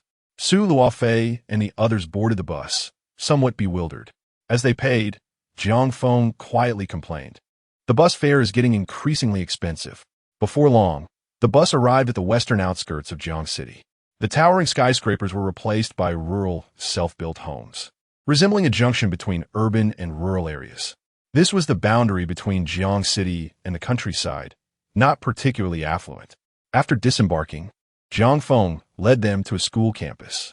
"Hope Primary School?" Su Luofei read the name on the sign and couldn't help but utter it aloud. Jiang Feng remained silent, merely walking into the campus. However, as soon as he entered, a slightly portly middle-aged man hurriedly approached him. Mr. Jiang, you finally arrived. We've been waiting for you for ages. The teacher-student conference has already commenced. Shall we go in?" Su Luofei and the others were taken aback by this unexpected scene. What was happening? Jiang Feng was only around 20 years old. He was still a student. Why was this middle-aged man treating him with such respect, resembling a school leader? She sensed that there was more to this than met the eye and quickly signaled to the cameraman to follow Jiang Feng and capture the unfolding events. Jiang Feng followed the middle-aged man to the playground. The schoolyard was not large, but was very clean. In the center stood a platform where several school leaders were seated. The earlier middle-aged man hastily ascended the stage, microphone in hand, announcing, "Let us welcome Mr. Jiang." Jiang Feng slowly walked onto the stage. As the students and parents below erupted in applause, some parents, upon seeing Jiang Feng, even began to weep openly. Su Luofei was taken aback upon witnessing this scene, utterly bewildered by the unfolding events. The meeting commenced shortly thereafter, led by a middle-aged man, presumably the principal. He rose to address the gathered faculty and students, proclaiming, "Everyone, please stand. Let us pay our respects to Mr. Jiang. It is through Mr. Jiang's generosity that we have established this Hope Primary School, resulting in the formation of our cherished community. We owe our heartfelt gratitude to Mr. Jiang." This revelation left Su Luofei and her peers in a state of shock. Unbeknownst to them, it was Jiang Feng who had invested in the construction of this very school. Although situated in the suburbs, its proximity to Jiang City made acquiring such a substantial piece of land no trivial expense. The entire endeavor must have cost at least several tens of millions. It became clear that his wealth had been devoted to this noble cause. Su Luofei gazed at Jiang Feng on the stage, her emotions a tumultuous blend of admiration and astonishment. She had never anticipated this facet of his character. The usually aloof and unapproachable Jiang Feng had been quietly engaged in such philanthropic efforts. Just earlier, he had been grumbling over a mere 10 yuan taxi fare. Yet here he stood, without a moment's hesitation, donating 5 million earned just the previous day. The children are in their growth phase. Please use this money to enhance the meals in the cafeteria, adding more meat, Jiang Feng stated succinctly. Though his words were few, they resonated deeply with the students, parents, and teachers, enveloping them in warmth and gratitude. Mr. Jiang had invested immense care into this school. Can one even fathom a school where tuition, accommodation, textbooks, and meals are all covered? All expenses were borne solely by Jiang Feng, in the hearts of the students, teachers, and parents. Jiang Feng had ascended to the status of a benevolent deity. His altruism attracted a wave of compassionate individuals. It became evident that there are indeed many kind-hearted souls in this world. Some teachers, upon learning of Jiang Feng's generosity, resolutely abandoned their previous jobs to come here as volunteer educators, with some even foregoing salaries. They lived and dined alongside the students, treating them as their own children. Certain school leaders dedicated themselves so fervently to managing school affairs that they would go days without sleep, resting only briefly at their desks. Some students, eager to attend school, would rise at 4 or 5 in the morning, traversing mountains and rivers to reach this institution of learning. This was a united and affectionate family, with each student's face radiating the warmth of joyful smiles. Soon, the meeting approached its conclusion. As per tradition, a student representative would be selected to express gratitude on behalf of all the students to Jiang Feng. A little girl with a high ponytail stepped onto the stage. The principal introduced her. Mr. Jiang, this is our top-performing 4th grade student, Cherish, who is 9 years old this year. Uncle Jiang Feng, Cherish called sweetly. This is our gift for you. We all know how hard you work. It is thanks to you that we have this wonderful home. We are all immensely grateful to you. Cherish stepped forward and embraced Jiang Feng. Subsequently, she presented a frame and said to him, Uncle Jiang, this is a painting I created. Jiang Feng gazed at the frame, where a multitude of charming little figures was depicted in intricate detail. He immediately recognized that the frowning figure at the forefront was himself, while the plump figure behind him represented the principal. The bald one was the headmaster. And a multitude of teachers were scattered throughout, with countless students filling the background. This artwork was indeed remarkable. To achieve such detail required considerable dedication and effort. Uncle Jiang, look at the back, Cherish said. Jiang Feng turned the painting over to reveal the reverse side, which was densely filled with inscriptions. Wishing teacher Jiang a long life. May you never perish. From Zhang Liang of Class 3, Grade 6. Teacher Jiang, why do you always come alone? You should find a partner. How about I introduce my sister to you? From Pan Mo of Class 1, Grade 5. Teacher Jiang, when will you come? I still want to hear you tell us stories. From Wang Miao Miao of Class 2, Grade 4. Teacher Jiang, the weather has turned cooler. Please take care of your health, and don't worry too much about us. Teacher Jiang, my math grades have improved. My mother rewarded me with a meal of ribs. Teacher Jiang, I've heard that the most prestigious schools are Tsinghua and Peking University. I want to be admitted to Tsinghua or Peking University. When I return after my studies, I will surely help build a Hope Primary School. I hope to alleviate some of your burdens. As Jiang Feng read through these heartfelt messages, a faint smile tugged at the corners of his mouth. Even though he was the #1 assassin on the leaderboard, a merciless demon who took lives without a second thought, and a cold-blooded arms dealer, in that moment, his heart was undeniably touched. Teacher Jiang. Cherish suddenly grasped Jiang Feng's hand and smiled brightly. We want to reward you with a little red flower. Cherish turned Jiang Feng's hand over and drew a small red flower on the back of his hand. She then made a fist and bumped it against Jiang Feng's. Upon seeing this, he noticed that a similar small red flower adorned her hand as well. Cherish raised Jiang Feng's hand high. In an instant, the school leaders followed suit, raising their hands as well, and soon, all the teachers and students of the school joined in. Every hand bore a small red flower, just like Jiang Feng's. This little red flower glimmered under the sun, radiating with brilliance. Chapter 27. Unforeseen heartache from his past at Hope Primary School. In the office, the principal personally served tea to Su Luofei and her companions. Are you here for an interview? The principal inquired. Su Luofei nodded affirmatively. Yes. Upon hearing this, the principal smiled brightly. That's wonderful. To all our friends watching on television, we hope you can assist us and Mr. Jiang.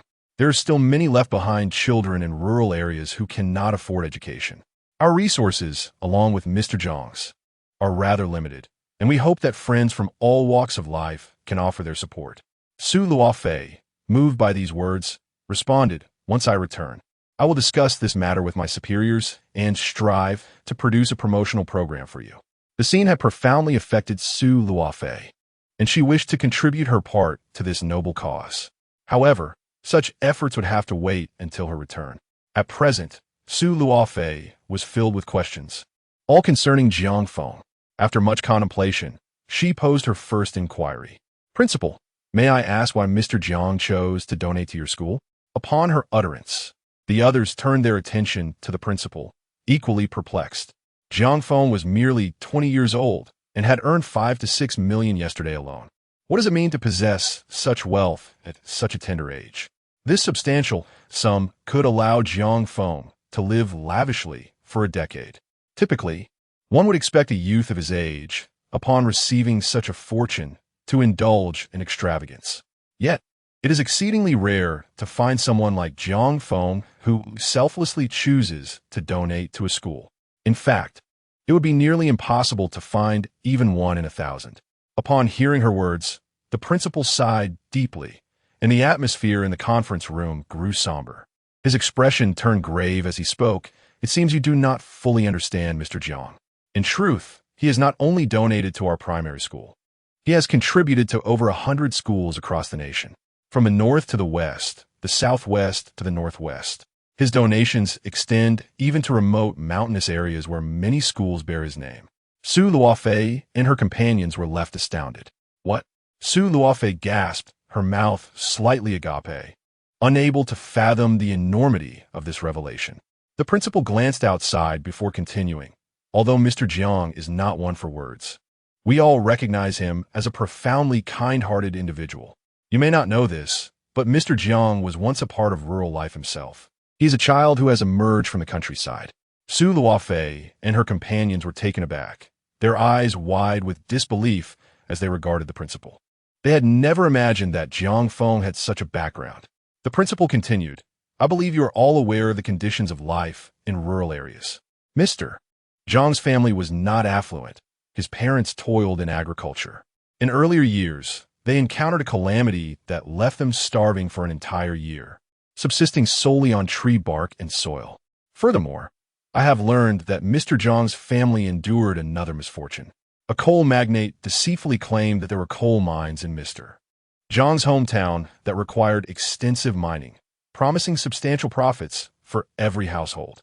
However, in order to initiate operations, a considerable sum was required up front. Mr. Jiang's parents, lacking formal education and being somewhat naive, fell prey to the coal magnate's deception and invested their entire savings. Ultimately, the coal magnate absconded with the money. Tragically, it was during that same year that Mr. Jiang's parents passed away. As the principal began to speak, the atmosphere in the conference room grew increasingly somber. Everyone held their breath, unable to believe the harrowing tale they were hearing. They could hardly fathom that the seemingly proud Jiang Feng harbored such a painful history. Of course, these revelations were not conveyed directly by Mr. Jiang himself, but rather shared by other principals. The world is fortunate to have someone like Mr. Jiang. He is a treasure to be cherished. Should anything untoward happen to him, I would truly take issue with you all. Perhaps sensing the oppressive mood, the principal attempted a jest, eliciting a few chuckles from the audience, which lightened the atmosphere somewhat. It was then that Jiang Feng entered the office. He remained composed, his expression inscrutable. However, this time, the glances directed at him by those present shifted perceptibly. We should be on our way, Jiang Feng stated calmly. Su Luofei and the others, regaining their composure, hurried to gather their belongings.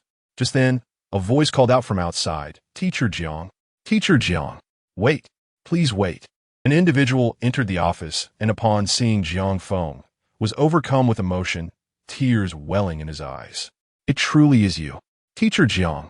Jiang Feng turned to the man, who appeared somewhat elderly, around 60 years of age. The old man donned a security uniform, and Jiang Feng felt a sense of familiarity, as though he had encountered him before. The elderly man spoke, It is I, Teacher Jiang. Have you forgotten? Yesterday, you saved my life at the bank.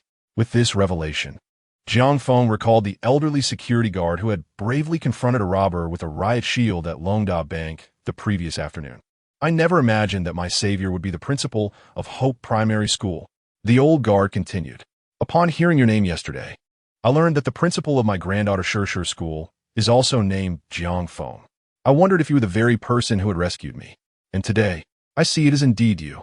The elderly security guard grew increasingly agitated as he spoke, and by the end, tears streamed down his weathered cheeks, to the point where he nearly knelt before Jiang Feng. Observing this, Jiang Feng hastily supported him. At that moment, the guard's wife also spoke up. Mr. Jiang, we are truly at a loss for how to repay the immense kindness you have shown our family. You saved my husband's life and ensured my granddaughter could continue her education. I truly, as she spoke, tears began to flow from her eyes as well. Jiang Feng guided them to a seat and offered comfort for quite some time until their emotions gradually settled. After inquiring, he learned of their circumstances. It turned out that the elderly guard's family lived in the countryside, struggling with financial hardships. Cherisher's parents worked in distant regions and rarely returned home, leaving her in the care of her grandparents.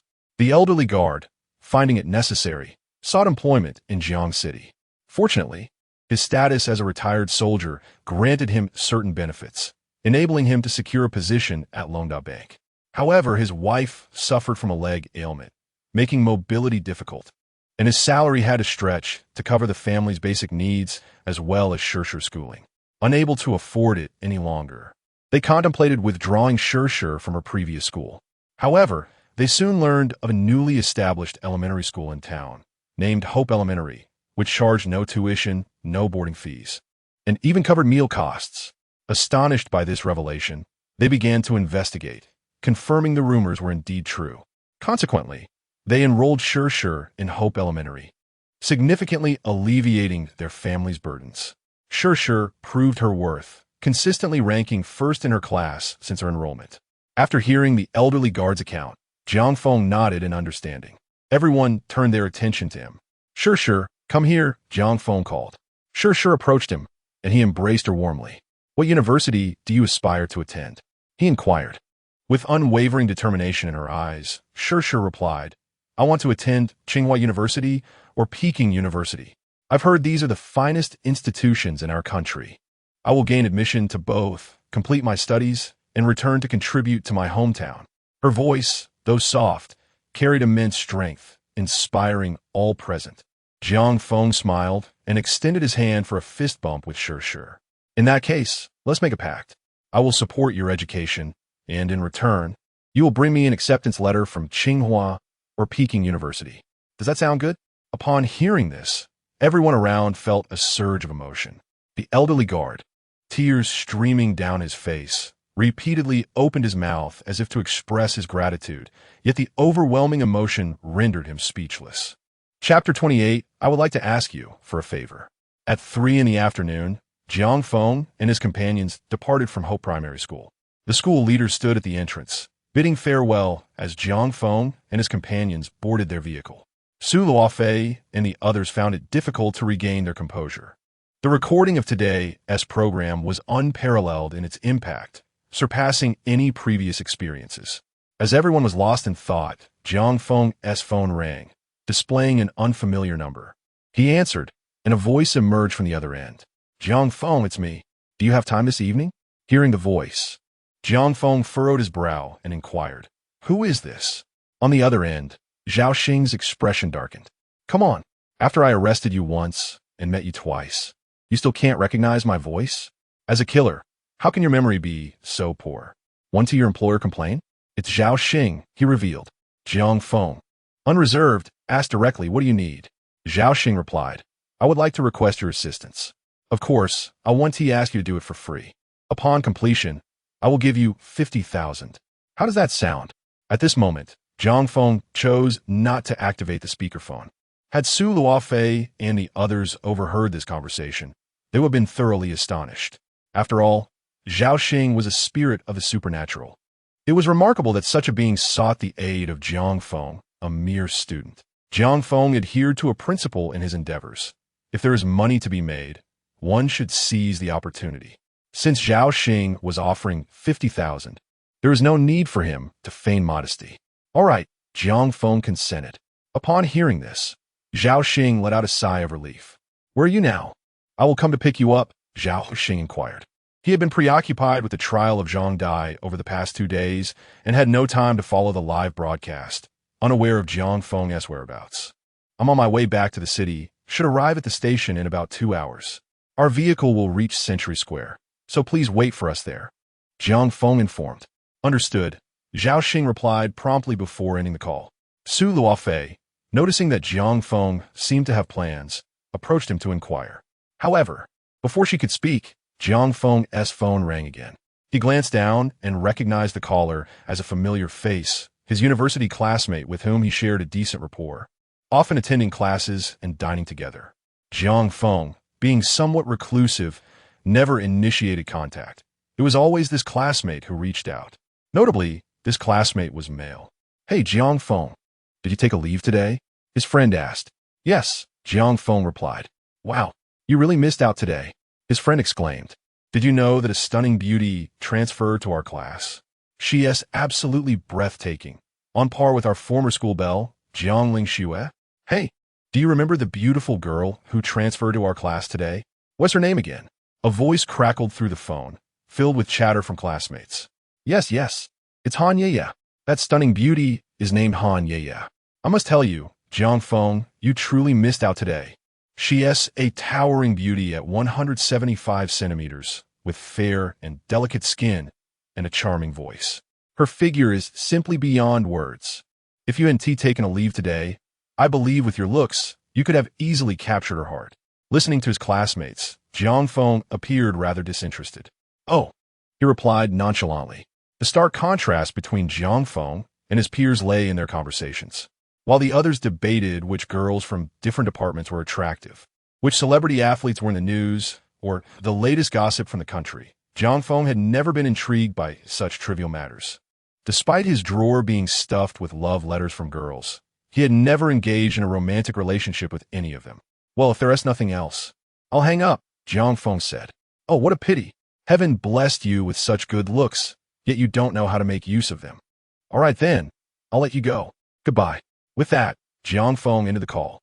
Seeing that Jiang Feng had finally hung up, Su Luofei exhaled a sigh of relief and was about to approach him for more details. However, before she could utter a word, the phone rang again. Su Luofei was taken aback. Was Jiang Feng this busy? How come he received a single call all day yesterday, yet now had 3 in just a couple of minutes? Nevertheless, Su Luofei maintained her composure, closing her mouth to wait for Jiang Feng to finish his call. Unexpectedly, upon seeing the caller ID, Jiang Feng chose not to answer. He simply hung up. The call was from Sun Ying at the morgue, and Jiang Feng had no desire to engage with such individuals, preferring to keep his distance from any unnecessary entanglements. The matters concerning the morgue or anything else were of no concern to him. He was merely there to earn a living. Su Luofei, noticing Jiang Feng's refusal to answer the call, felt somewhat surprised. She was about to inquire about his reasons when, once again, the phone rang. This time, Su Luofei could no longer contain her impatience, and her expression darkened. Why does it keep ringing? Is there no end to it? Though not genuinely angry, she found the bizarre timing amusing. Su Luofei fell silent, patiently waiting. Jiang Feng did not take long to dismiss this call either, hanging up shortly after. Seizing the opportunity, Su Luofei grasped Jiang Feng's hand that held the phone and asked, "What is going on?" In her words, she cast a glance at the phone, relieved when it remained silent this time. "There is a client overseas who wishes to commission me for a task," Jiang Feng explained. This client was a wealthy magnate, a longtime patron of Jiang Feng's services, having placed multiple orders with him, each time receiving stellar reviews. This time, the affluent magnate found himself in a predicament. He sought to enlist Jiang Feng to resolve a certain issue. However, Jiang Feng remained within the confines of the country and was unable to travel abroad at that moment, prompting him to inquire whether the wealthy gentleman could afford to wait. The magnate assured him that he could indeed wait, and thus Jiang Feng informed him that he would assist as soon as his domestic affairs were concluded. Jiang Feng provided time frame, suggesting he would be ready in no less than a week and no more than a fortnight. The magnate acquiesced to this arrangement. Meanwhile, upon hearing of Jiang Feng's impending journey abroad, Su Luofei's eyes sparkled with excitement. After spending some time together, she had not received a direct admission from Jiang Feng, yet she could surmise, albeit subtly, his true identity. Jiang Feng's travels were undoubtedly for significant undertakings. How splendid it would be if she could accompany him abroad. Naturally, Su Luofei hesitated to voice her desire, fearing that Jiang Feng would decline. She needed to devise a strategy that would render it impossible for him to refuse her request. Furthermore, Zhao Xing had requested her visit to the police station, indicating he had matters to discuss. Very well, we shall accompany you, Su Luofei replied. Shortly thereafter, the bus came to a halt at Century Square, and the passengers disembarked one by one. As Jiang Feng stepped off the vehicle, he immediately spotted Zhao Xing, who was dressed in a sleek black leather jacket, exuding an air of competence. Zhao Xing extinguished his cigarette, opened the car door, and addressed the group. Please get in. The group boarded Zhao Xing's vehicle, which promptly set off towards the Jiang City police station. As Zhao Xing drove, he remarked, Miss Su Luofei, kindly turn off the camera. His words momentarily startled Su Luofei and the others, but they soon grasped the implication. Zhao Xing's request to switch off the camera suggested he was about to divulge something of considerable importance. Chapter 29. How much does it cost to kill someone? Thus, Su Luofei promptly complied and shut down the live broadcast. The moment the camera was turned off, Zhao Xing's expression shifted to one of grave seriousness. Addressing the assembly, he declared, What I am about to disclose pertains to a confidential matter. I trust you all understand the implications of a confidential event. Should any of you divulge this information, we will all face dire consequences. The confidentiality levels in Longhua are classified as top secret, secret, and confidential. Generally, confidential matters are relatively common, such as the enforcement records of the Yao Yao spirits, which fall under the secret category and can be accessed by those within the system. However, moving up the hierarchy, confidential matters carry significant weight. Typically, major cases are categorized as confidential.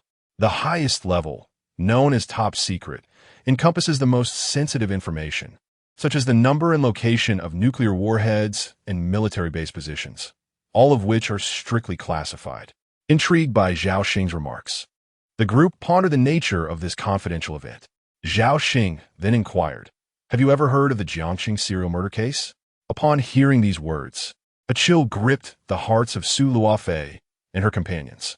Shock and terror washed over their faces as they recalled the infamous Jiangqing serial murder case, the nightmare that haunted every citizen of Jiangqing. Legend has it that on a fateful night a decade ago, a drunken old man, passing through Jiangchang Park, suddenly felt dizzy and nauseous. Seeking relief, he approached a trash bin to vomit. However, as he leaned over, he spotted two lonely eyeballs glaring back at him from within the bin. That night, the entire Yao Yao spirit force mobilized. Special investigation units, criminal investigation teams, and armed Yao Yao spirits were all deployed to seal off Jiangcheng Park and investigate the incident. Regrettably, after a night of searching, they yielded no results. The following day, the higher echelons of Longhua summoned elite personnel from across the nation to form a task force for this case. Yet, months passed without any breakthroughs. Ultimately, Jiangqing Park underwent a thorough cleanup and was reopened to the public, while the original perpetrator remained at large. A decade has elapsed, and the populace has long speculated that the murderer is deceased. Yet, the specifics of the situation remain shrouded in mystery. 10 years ago, Su Luofei was just a child, barely over 10 years old. She vaguely recalls her mother using this incident to frighten her, warning that if she were not home by 6 o'clock, the murderous fiend would seize her. This tale haunted Su Luofei throughout her childhood, becoming a shadow that loomed over her early years. Now, as an adult, that incident has transformed into a lingering specter in her life. Not only Su Luofei, but every citizen of Jiangqing harbors a deep-seated fear of this event. Jiang Feng. Zhao Xing continued. In principle, I ought not to divulge any details concerning this matter. Thus I have transgressed the regulations of our esteemed spirit realm. However, for personal reasons, I implore your assistance. I wish for you to peruse the case files from years past, in hopes of uncovering any valuable clues. Regardless of whether you succeed in finding useful information, I am prepared to offer you 50,000 yuan. As Zhao Xing uttered these words, he instinctively tightened his grip on the steering wheel. Truth be told, Zhao Xing's life had not been affluent. Although he hailed from Jiangqing, his family resided in a dilapidated old building, In earlier years, they had exhausted their savings to fund his education. The remuneration for a spirit in Jiang was relatively decent, exceeding 10,000 a month. Yet, the majority of this income was allocated to support his parents in their old age. Presently, he possessed little more than 50,000 yuan. This was the utmost amount Zhao Xing could muster. Nevertheless, even so, he expressed no hesitation. Money could be earned anew, but the deceased could never return. Contemplating the motives that led him to choose the path of spirit, each time he revisited the case files of that tragic incident from a decade prior, he felt a profound ache in his heart. Although the files contained no information regarding the victims, he could only imagine the sorrow felt by those who lost their loved ones to such violence. Meanwhile, Jiang Feng remained silent, observing Zhao Xing with penetrating eyes that gleamed like a sharp sword, seemingly piercing through the depths of Zhao Xing's thoughts. Very well, Jiang Feng acquiesced. Upon hearing this, Zhao Xing exhaled a sigh of relief. Finally, with great reluctance, he uttered those two words, "Thank you." Soon, they arrived at the police station. Zhao Xing did not exit the vehicle immediately. Instead, he waited for several hours. It was not until 9 o'clock in the evening that he opened the car door, signaling Jiang Feng to alight. While addressing Su Lefei and the others, it is already quite a challenge for me to gain access to the archives with one person. I cannot allow all of you to enter. You must wait outside. Understanding the gravity of the situation, Su Luofei and the others nodded in agreement, complying dutifully. After giving his instructions, a food delivery worker approached, carrying several bowls of noodle soup, and inquired, "Hello, are you the one who ordered this delivery?" Zhao Xing nodded affirmatively. "That would be me." The delivery worker handed over the soup and chopsticks. Zhao Xing promptly discarded the chopsticks into the trash and said to Jiang Feng, "Put on your mask and hat. We are leaving." Jiang Feng complied without question. Subsequently, Zhao Xing led Jiang Feng into the police station. Along the way, many spirits greeted Zhao Xing. "Old Zhao, aren't you supposed to be off today? What brings you to the station?" Zhao Xing smiled in response. "I had planned to rest at home, but while out for a stroll, I happened upon this young man engaged in a brawl, leaving someone bloodied. I thought it best to bring him to the station for a proper reprimand. It was thus. May we assist you?" No. You all carry on with your tasks." Zhao Xing extricated himself from the crowd, leading Jiang Feng into the office building. At the innermost part of the first floor, there existed a dedicated archive room for storing case files. Unfortunately, opposite this archive lay an office where 3 or 5 colleagues were seated. Should he directly open the door to the archive room with an outsider in tow, it would undoubtedly raise their suspicions. Nevertheless, Zhao Xing was well prepared. He produced several steaming takeout containers and cheerfully entered the office, stating, "Everyone, I appreciate your hard work. I picked up some food on my way here, and I brought enough for you all. Hurry, eat while it's hot." His colleagues expressed their gratitude profusely. However, Zhao Xing suddenly slapped his forehead and exclaimed, "Oh dear, how could I forget to bring you chopsticks?" He continued, "No worries, there should be chopsticks in the cafeteria. I'll fetch a few. But let us not eat here. The leaders are upstairs, and if they discover us dining in the office, we might get reprimanded. Let us head to the cafeteria instead." "That works." Soon, the few colleagues on duty swiftly departed. By 9 o'clock, the cafeteria had already closed for the evening. However, it remained accessible for them to retrieve chopsticks and dine inside. Once the colleagues had left, Zhao Xing exchanged a knowing glance with Jiang Feng and led him into the archive room. Rows of cabinets were densely packed with documents. Zhao Xing skillfully located the case file from the serial murder case that occurred a decade ago and handed it to Jiang Feng. Just as he was about to present the file, Zhao Xing inexplicably inquired, "By the way, I suddenly wondered, how much do those individuals abroad typically pay if they wish to hire you to eliminate someone?" Chapter 30. How do you know he disappeared for 10 years? Zhao Xing posed this question out of sudden whim, driven by curiosity regarding the matter. He too wished to ascertain whether his investment of 50,000 was a loss or a gain. Jiang Feng regarded Zhao Xing with understanding. He knew that such casual conversational exchanges could not be deemed as evidence, even if he were to confess to having committed murder. The spirit of the law would not allow such statements to implicate him. This indicated that Zhao Xing was not attempting to elicit a confession. His inquiry was genuinely spontaneous. Nonetheless, Jiang Feng responded with a smile. I am a respectable professional. I do not engage in murder. Zhao Xing found amusement in his words and replied, such caution. You could share a bit with me. Our conversation cannot be used as evidence. Jiang Feng remarked, I am merely a student. I cannot comprehend what you are suggesting. With a sigh, Zhao Xing handed the file to Jiang Feng. Jiang Feng unsealed the documents and began to peruse them. The term file was rather broad. It encompassed not only case documents but also photographs from the scene and even some evidence, all sealed within this envelope. This was precisely why Zhao Xing insisted on bringing Jiang Feng along, as certain pieces of evidence could not be removed from the precinct. Jiang Feng scrutinized the contents with great care. In 2015, at 9:10 in the evening, Zhang Qingliang exited the Yangchuan Shuo restaurant and, while traversing Jiangchang Park, suddenly felt dizzy and nauseous, possibly due to the alcohol he had consumed that night. Subsequently, he sought out a nearby trash bin to vomit, only to discover 2 human eyeballs within the refuse. At 9:20, the Jiangxing authorities received an emergency call and commenced their response.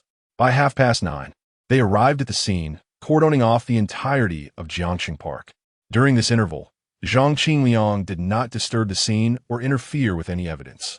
Forensic examination revealed that the eyeballs were completely detached, with the optic nerve still attached and bearing traces of blood, which was later identified as type A. Additionally, within 3 nearby trash bins, the authorities uncovered numerous dismembered limbs, including arms, feet, and fingers. However, the torso, internal organs, and brain remained absent. Testing indicated that the blood types of these severed limbs varied, belonging to different individuals, with the distribution being 1A type, 1B type, 1AB type, 1O type, and 1Rh positive. From the condition of the limbs, it was inferred that the victims likely met their demise approximately 30 minutes prior to Zhang Qingliang's call, indicating that the trash bin was not the original crime scene. At 10:10, the authorities conducted a thorough search of Jiangchang Park and ultimately discovered a significant amount of blood and a small quantity of internal human tissue on the floor of a nearby restroom, leading them to hypothesize that this was indeed the initial crime scene. At exactly 10 o'clock, they reviewed nearby surveillance footage but found no evidence of other individuals entering or exiting the park. The file was densely packed with text, spanning no less than 10 pages. In addition to the details of the case, there exists a series of photographs from the crime scene, alongside several blood-stained pieces of evidence, all meticulously contained within transparent plastic bags. Jiang Feng perused less than 3 pages of a document before putting it down. There was no need to continue. It was evident that this was the work of a professional assassin. Upon hearing this, Zhao Xing felt a jolt in his chest. A professional assassin? How could you possibly know? Zhao Xing gazed at Jiang Feng in disbelief. Jiang Feng replied, it is discernible from the handling of the scene. The apparent roughness of the scene suggests an abundance of clues. However, that is merely an illusion. The perpetrator executed the act with remarkable finesse, concealing the true critical information, namely, the missing human body parts. This is precisely why your investigations have yielded no results after such an extended period. Zhao Xing instinctively echoed the statement before quickly asking, what about the motive? What drives him to kill? Is it revenge or something else? Jiang Feng shook his head and spoke. He is merely showcasing his skills.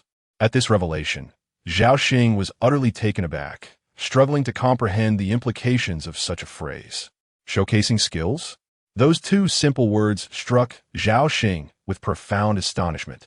It was previously posited by the task force that various motives for murder could exist, including vengeance, passion, or even random acts of violence. It was unfathomable for Zhao Xing to conceive that the motive could merely be the exhibition of prowess. What does this signify? It indicates that this killer commits murder not for any tangible reason, but solely out of an intrinsic desire to do so. In the next moment, an overwhelming surge of anger flooded Zhao Xing's heart. He suppressed his rage, striving to maintain composure as he asked, are you suggesting that this killer murdered these 5 individuals purely for amusement? Jiang Feng, maintaining an air of calm, nodded affirmatively, indeed. This scenario was not unfamiliar to Jiang Feng. He had witnessed it before. Certain novice assassins, having recently acquired a commendable set of killing skills, are often eager to showcase their newfound abilities to the world. Such behavior, in Jiang Feng's view, is excessively childish and indicative of immaturity. It is reminiscent of a child who, having received a delightful gift, cannot wait to flaunt it among peers. Zhao Xing clenched his fists, his entire body trembling slightly. Jiang Feng observed him and remarked, "How did you ascertain that he vanished for 10 years?" This question caused Zhao Xing's pupils to constrict sharply. He looked at Jiang Feng with an expression of sheer shock and disbelief as a horrifying conjecture emerged in his mind. Jiang Feng continued during those 10 years. He may have been continuously committing crimes. His killing techniques have gradually refined, allowing him to vanish without a trace. Thus, you believe he has been absent for a decade. Yet, in reality, he may very well be lurking in a corner of Jiang City, preparing to strike again. Chapter 31. This is the consequence of offending the six-star assassin. A mere handful of words delivered an immense psychological blow to Zhao Xing, akin to a colossal hammer striking his heart. For a decade, the perpetrator had evaded capture. "I can inform you of his current whereabouts," Jiang Feng stated. Zhao Xing was taken aback, gazing at Jiang Feng as if he were a creature of the night. You know where he is?" Zhao Xing could scarcely believe his ears. This murderer, who had eluded capture for 10 long years, was suddenly within reach, thanks to Jiang Feng's mere glance at a decade-old dossier.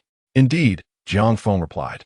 "To be honest, a serial killer of this caliber is akin to a mere nuisance in my presence." What manner of person is Jiang Feng? To him, this serial killer barely ranked as a six-star assassin when compared to the truly terrifying elite assassins on the global stage. Even the likes of Clara from a few years past would overshadow him.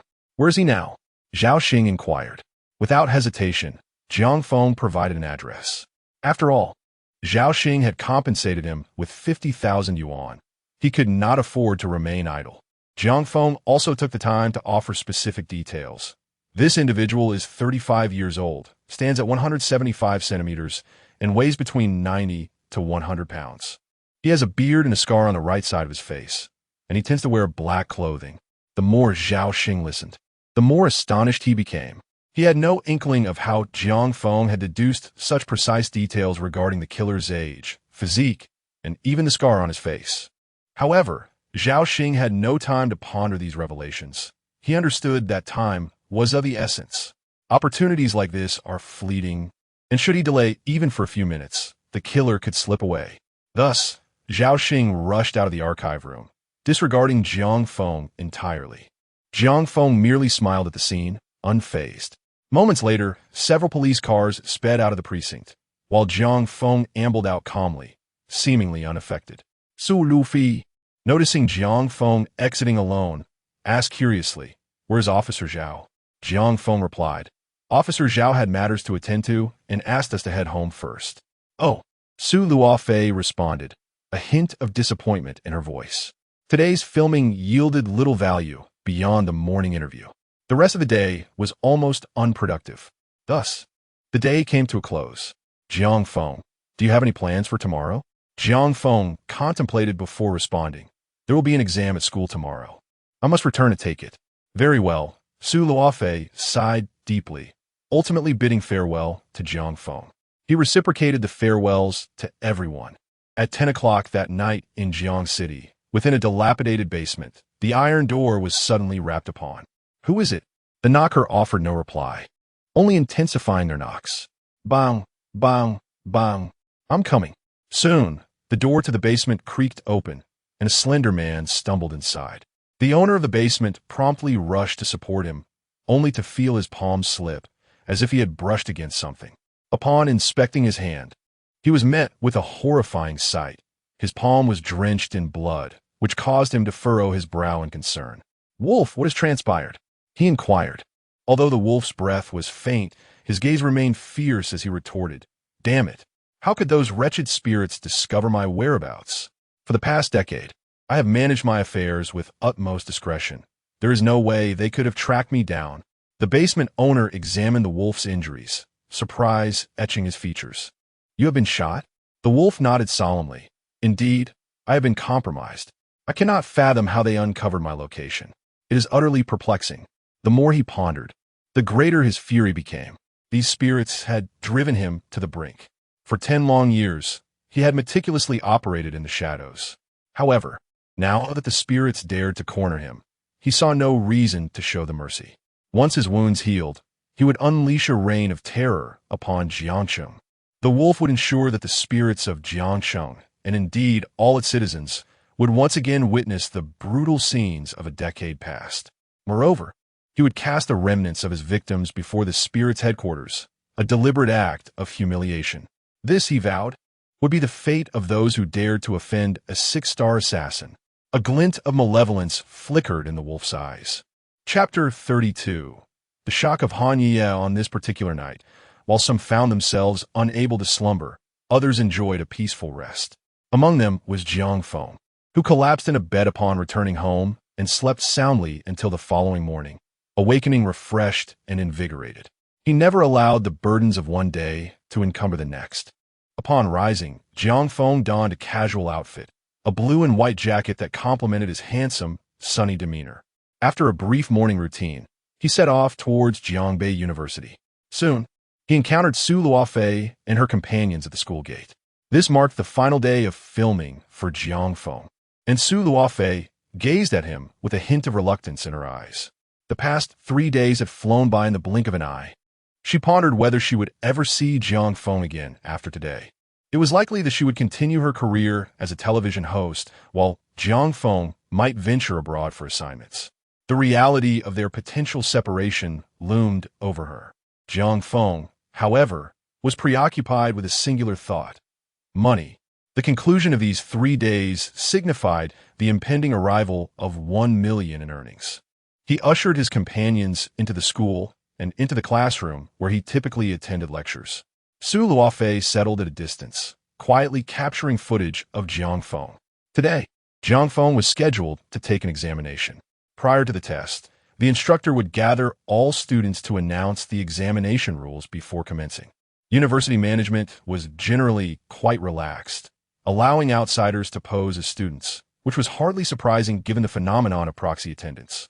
The instructor oversaw multiple classes simultaneously, rendering it impossible to recall the face of every student, thus permitting filming to proceed without concern.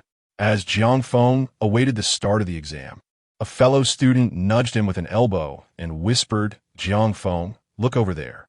That's the stunning beauty I mentioned yesterday, Han Ye." At this, Jiang Feng lazily lifted his gaze. Before him was a girl, notably tall, approximately 175 centimeters, with shoulder-length hair.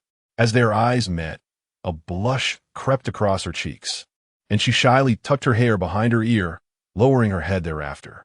Han Ye then hurriedly made her way to a seat not far from Jiang Feng, placing her backpack on the table and slowly unzipping it. Inside lay a languid Canadian SBHYNX cat. Yeah, I have a friend who wants to add you on WeChat. He is a student from the mechanical engineering department, quite handsome and standing at about 180 centimeters, one girl remarked. Yeah, I have another friend who also wants to add you on WeChat. Several girls approached, addressing Han Ye. Feeling a bit flustered and shy, Han Ye quickly waved her hands and replied, No, I actually have someone I like already. At this proclamation, the classroom erupted in a cacophony of excitement. The girls surrounded Han Ye, bombarding her with inquiries, while the boys were left utterly disheartened. Such a stunning beauty, yet she is already spoken for. What a pity. However, whenever Han Ye is asked about her affections, she often casts her gaze towards Jiang Feng, whether intentionally or not. This moment did not escape the notice of some astute classmates, who speculated that Han Ye's heart belonged to Jiang Feng. Yet, once the boys arrived at this conclusion, they resigned themselves to despair. After all, who is Jiang Feng? It's no jest. The love letters he receives daily could easily fill an entire drawer. If Han Ye has indeed developed feelings for Jiang Feng, then their chances are utterly extinguished. Certain female classmates in the room began to regard Han Ye with caution, especially since several girls in the class harbored secret affections for Jiang Feng. The counselor has arrived, someone whispered softly. In an instant, the students hurriedly returned to their seats. The counselor entered the classroom, flanked by two proctors. After briefly outlining the examination rules, she distributed the test papers, marking the official commencement of the exam. Su Luofei did not engage with her exam. Instead, she quietly captured images of Jiang Feng from her corner. Meanwhile, Jiang Feng was entirely absorbed in answering the questions. Striving to establish a school, he had earned every bit of funding himself, including scholarships. Jiang Feng's academic performance had always been exemplary, even without prior revision. Achieving a perfect score was effortless for him. On the other hand, Han Yiye was both answering her questions and discreetly observing Jiang Feng. Did he truly kill the monkey man? The more she scrutinized Jiang Feng, the more incredulous she became. This Jiang Feng, viewed from any angle, appeared to be riddled with flaws. How could someone like him possibly have slain the 4-star assassin, Monkey Man, along with his 3 accomplices? Perhaps the one who killed Monkey Man was not him, but someone else entirely. I must have made a mistake. With this thought, Han Ye suddenly stood up and addressed the proctor. Teacher, I wish to forfeit this examination. Upon uttering these words, Han Ye began to gather her belongings, preparing to leave. The proctor, taken aback by this turn of events, asked, Are you certain you do not wish to continue? If you choose not to take the exam, it will be assumed that you have failed. All the students turned their attention towards Han Yiye, and even Jiang Feng was drawn to her actions, glancing in her direction. Yet, that single glance sent chills down Han Yiye's spine, as if an overwhelming aura of dread had enveloped her.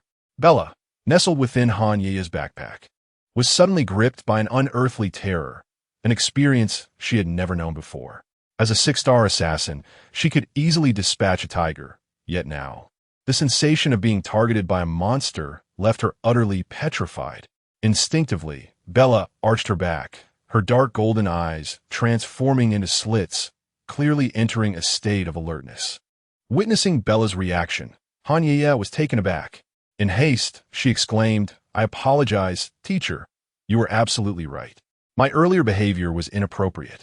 I wish to continue with the examination. Han Yiye promptly resumed her seat. Chapter 33. The show comes to an end. Domestic task. Once seated, Han Yiye's demeanor transformed dramatically. Previously, she exuded an aura of innocence and charm. Now, however, she radiated an intense chill, embodying a palpable aura of lethal intent. Bella. Han Yiye's gaze fell upon Bella and nestled within her backpack. At this moment, Bella was in full combat mode, ready to spring into action at the slightest disturbance. Scanning the room, Han Yiye assessed the situation. To be candid, this was not an opportune moment for assassination, as the classroom was teeming with over 40 students. Not to mention the 2 proctors stationed at the front and back. More critically, the atmosphere was eerily silent due to the ongoing examination. Even the sound of a pencil dropping was unnaturally pronounced, significantly complicating her task. Nevertheless, Han Yiye was undeterred. As a 4-star assassin, her prowess allowed her to execute a kill even in such a tranquil environment. With this in mind, she carefully manipulated her pencil, peeling off a small piece of metal from its exterior. Grasping the metal shard between her fingers, she flicked it with precision, launching it towards Jiang Feng with deadly speed. Her gaze was icy. What remained hidden from others was that Han Yiye possessed a terrifying level of martial prowess. Her physical capabilities had surpassed the limits of human potential, ranking several tiers above even the formidable Monkey Man. After all, how else could you be a teammate to someone with 3 monkeys? In her skilled hands, even a leaf or a pebble could be transformed into a fearsome weapon. Her choice of metal was deliberate, aware that the classroom was under surveillance. She understood that the resolution of the cameras was relatively low.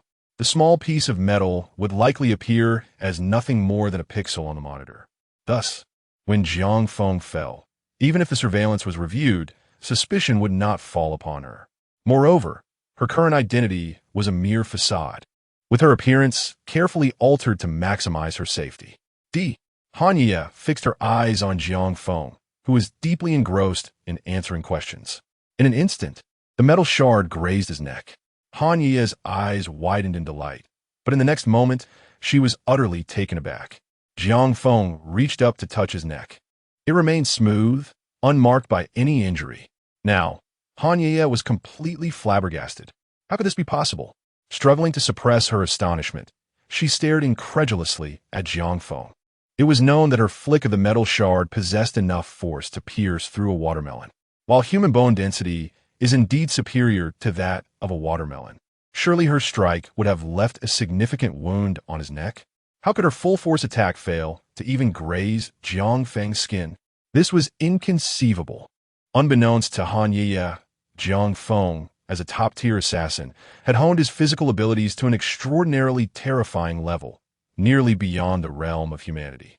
Had Han Ye been present when Jiang Feng subdued the bandits, witnessing his deft evasion of bullets and the way he effortlessly severed a bandit's finger from a distance, she would likely have been left utterly astonished, her jaw dropping in disbelief. The thought of plotting against Jiang Feng would vanish from her mind, leaving her wishing to dissolve into the ether. On the other hand, Jiang Feng's instinctual warnings would only activate in the presence of palpable danger, such as when targeted by a sniper. Han Ye's thrown metal fragment, however, lacked even the merit to trigger his intuitive alert. To Jiang Feng, it was akin to a mere tickle. How could this be? Han Ye's gaze wavered, her steadfast resolve crumbling in an instant. Was this truly an adversary she could contend with? In that moment, she felt the urge to retreat. Yet, just then, a barely audible meow reverberated through the air, pulling Han Ye back to reality. Bella. She turned her attention to Bella nestled in her backpack, gradually regaining her composure. Indeed, although she was merely a 4-star assassin, she had Bella by her side. Bella was a formidable asset, possessing strength rivaling that of a 6-star assassin. Even if Jiang Feng was a 5-star assassin, was he truly superior to Bella? With Bella at her side, defeat was out of the question. Reassured by this thought, Han Ye's heart once more found tranquility. From that point onward, she conducted herself with much more restraint during the exam, refraining from further confrontation with Jiang Feng. Conversely, she began to focus earnestly on answering the questions. Han Ye was a fiercely competitive girl, raised in an environment that instilled the belief that women were inferior to men. This notion only fueled her desire to prove otherwise, striving to surpass boys in every aspect. In assassination as in examinations, she was determined to excel in all arenas. Confident in her academic prowess, she believed achieving a perfect score on this test would pose no challenge. Soon, the bell rang, signaling the conclusion of the exam. Students rose, submitting their papers, Han Ye among them. After handing in her test, she turned, hands clasped behind her back, looking bashfully at Jiang Feng. Jiang Feng, after the exam, do you have a moment? Could you come to the playground? I have something to discuss with you. Her voice was soft, yet it caught the attention of her classmates, who erupted into playful teasing. Han Ye's cheeks flushed with embarrassment. Meanwhile, Jiang Feng's classmates exchanged knowing glances, suggesting he had swiftly captured the attention of this goddess. I'm busy, Jiang Feng replied coldly, his gaze fixed on Han Ye. No matter how attractive she was, in his eyes, she was no different from any other girl. Such a woman would only hinder his ability to earn. Han Ye was taken aback, unable to fathom how swiftly Jiang Feng had rejected her. For a moment, disbelief washed over her. It was worth noting that she often employed seduction as a tactic in her assassination missions. With her captivating beauty, how many powerful officials have succumbed to her allure? Yet, Jiang Feng unhesitatingly declined her overture. This infuriated Han Ye, as it felt like a profound humiliation. Very well. With a long sigh, Han Ye departed. There were still 3 more examinations to endure, each lasting 2 hours. By the time all were completed, it would be around 5 or 6 in the evening. After finishing the tests, Su Luofei approached Jiang Feng. Congratulations, Jiang Feng. You have earned a prize of 5 million. Jiang Feng glanced at his phone and was astonished to see the sum credited to his account. He was bewildered. Hadn't they previously agreed on 1 million? Where did the additional 4 million come from? Su Luofei elucidated that due to an unprecedented surge in the show's popularity, the organizers decided to award Jiang Feng an additional bonus. Cautiously, she inquired, Jiang Feng, would you consider renewing your contract with us? We can continue to provide you with bonuses. Jiang Feng regarded Su Luofei and ultimately shook his head in refusal. No, thank you. After 3 exhausting days, he felt drained. Although he had earned 5 million, the past few days had been taxing, and he had to look after Su Luofei and her team. More importantly, he was scheduled to travel abroad soon. If he agreed to Su Luofei's proposal, it would mean bringing her along. His journey abroad was to complete an assassination mission, and having Su Luofei with him would be a liability. If he failed due to her presence, he would not only lose the substantial prize, but also tarnish his reputation in the assassin community. It was an unwise trade-off, so he declined. Very well, Su Luofei said, a hint of reluctance in her voice. She then mentioned several higher offers, the highest reaching 6 million. However, Jiang Feng remained steadfast in his refusal. Su Luofei, since he has declined, let it be. The voice of the organizer echoed in her earpiece. Ultimately, Su Luofei had no choice but to leave Jiangbei University with a heavy heart. Thus, the 3 days of filming came to a complete end. Yet for Jiang Feng, this was merely the beginning. Freed from the constraints of filming, Jiang Feng was finally able to unleash his potential. In fact, during the exams that day, he completed his answers in less than 10 minutes. With over an hour left, he pondered his future path. Throughout, one thought lingered in his mind: the pursuit of wealth. However, foreign assignments were infrequent, and part-time jobs at home offered meager pay, only 500 or 600 a day. If he wished to amass significant wealth domestically, he would have to confront an insurmountable obstacle: accepting assassination missions within the country. After much contemplation, he finally came to a resolution.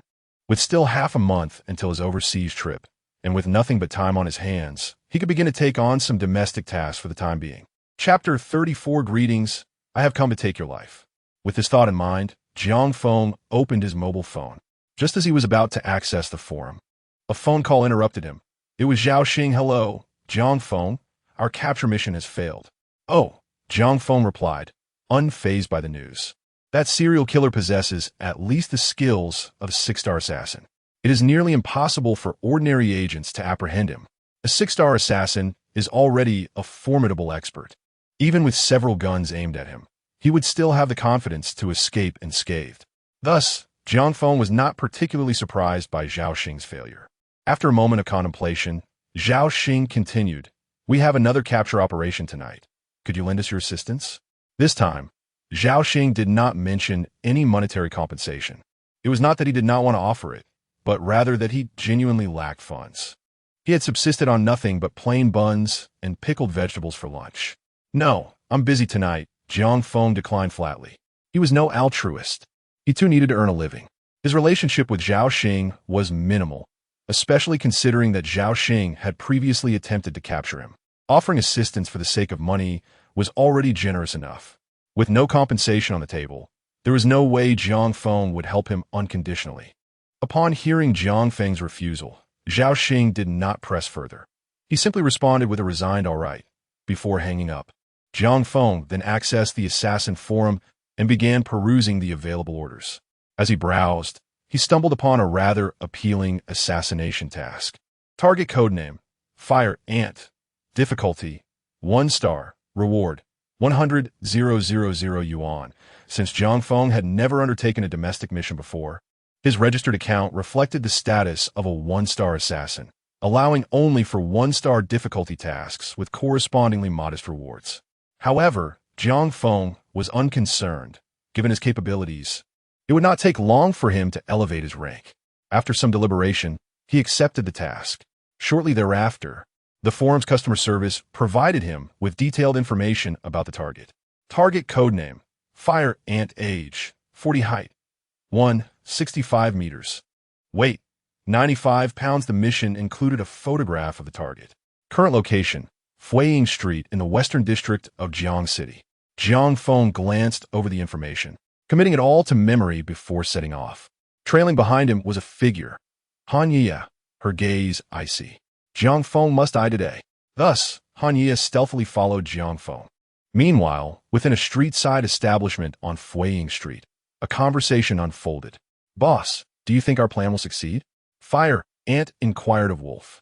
Though Fire Ant was older than Wolf, he was significantly weaker, possessing only the skills of a 2-star assassin. Thus, he had no choice but to heed Wolf's commands. Wolf's expression turned menacing as he replied, "These agents are intent on eliminating me. Let us see who meets their demise first." Despite his current injuries, Wolf, with the prowess of a six-star assassin, could easily drag several individuals down with him. The room is now filled with explosives, should the malevolent spirits outside burst in. The bombs will detonate. In the ensuing chaos, the cunning Wolf plans to make his escape to a distant location, intending to return once his injuries have healed and unleash a reign of terror. "Listen to your elder brother," stated the fire ant. Outside, within an unremarkable vehicle, one of the malevolent spirits inquired of Zhao Xing, "So, Captain Zhao, is that expert coming?" Zhao Xing offered a wry smile and shook his head. "He has other matters to attend to and cannot make it." The spirit patted Zhao Xing on the shoulder and replied cheerfully, "No worries if he doesn't come. We are enough. We will surely apprehend the wolf tonight. Your contribution has been invaluable. I suspect you will be promoted after this." Zhao Xing merely chuckled softly, knowing full well that the credit belonged not to him, but to Jiang Feng. Without Jiang Feng's crucial information, he would still be in the dark about the wolf's whereabouts. "By the way, what is the current situation in the house?" Zhao Xing shifted the conversation. The spirit responded, "According to our intelligence, there are two individuals inside. One is the wolf, our target. The other, codenamed Fire Ant, is an underling named Wang Xingfa, a thug known for his violent tendencies. We possess his file. A few years ago, he broke a man's legs and spent 2 years in prison, just released last month." Zhao Xing nodded in understanding. "We must proceed with caution. Have we positioned our surveillance?" he asked. The spirit affirmed, "Rest assured, Captain Zhao, we have deployed 30 colleagues, along with special and armed spirits. We have learned from our past mistakes. He will not escape this time." Zhao Xing replied, "Indeed, keep an eye on the surroundings. We must not allow innocent bystanders near the house. If the wolf takes hostages, we will be in a difficult position." "Understood, Captain Zhao." However, just as the spirit finished speaking, his eyelids suddenly twitched. He spotted an individual standing at the door of the wolf's lair, knocking. Stunned, the spirit quickly grabbed the intercom, exclaiming, "Whose person is this? How did they suddenly rush into the target's house?" Hearing this, Zhao Xing hurriedly turned to look. Upon seeing the figure, he too was bewildered. He had explicitly instructed his colleagues not to let any civilians approach the house. Yet, as he gazed at the silhouette, it struck him as oddly familiar, as if he had seen it somewhere before. Moments later, the door creaked open, and the individual stepped inside. Meanwhile, Fire Ant, having heard the knocking, furrowed his brow. "Knocking? Is it an ambush?" he cautioned. The wolf, however, commanded, "Open the door. Let them in. If they are not afraid of death, then let it be so." Thus, Fire Ant opened the door, but as soon as he did, both he and the wolf were left utterly stunned. A young man, adorned with a mask, stood outside the door, unarmed and seemingly far removed from any malevolent spirit. More importantly, the malevolent spirits were lurking outside, undoubtedly under orders to prevent anyone from approaching this dwelling. What could this young man possibly signify? In the blink of an eye, before the wolf could react, the young man had entered the house, deftly closing the door behind him. He then removed his mask and gently placed it upon the table. "Good day, Mr. Fire Ant," Jiang Feng greeted with a courteous nod. "I have come today to claim your life. Are you prepared?" Chapter 35, Loss of Will. In just a few brief sentences, the two individuals present were rendered utterly stunned. The Fire Ant gazed at the wolf in disbelief, while the wolf returned the incredulous glance. It was not only the two of them. At that moment, Hanya, who was stealthily observing from the rooftop, was equally bewildered. Was he on a mission? Hanya was completely taken aback.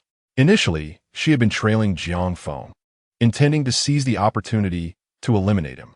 However, she never anticipated that Jiang Feng would venture into the bustling city, intending to carry out an assassination in such a public place. Quickly, Hanya shifted her attention back to the wolf and the Fire Ant. In an instant, she formed a judgment. Among the two below, one of them possessed mediocre strength, at best comparable to a 2-star assassin, inferior even to herself. Yet the other exuded an extraordinary prowess. Even though Han Ye remained at a distance, merely observing, she discerned not a single flaw in the formidable figure of the wolf. This realization sent chills down her spine, as she felt that should she make a move, she would be swiftly eliminated. Han Ye estimated that this individual was at least a 6-star assassin. Why would he seek trouble with such a powerful foe? Was he courting death? Han Ye found this unexpected turn of events rather fortuitous. In her perception, Jiang Feng was also a 5-star assassin.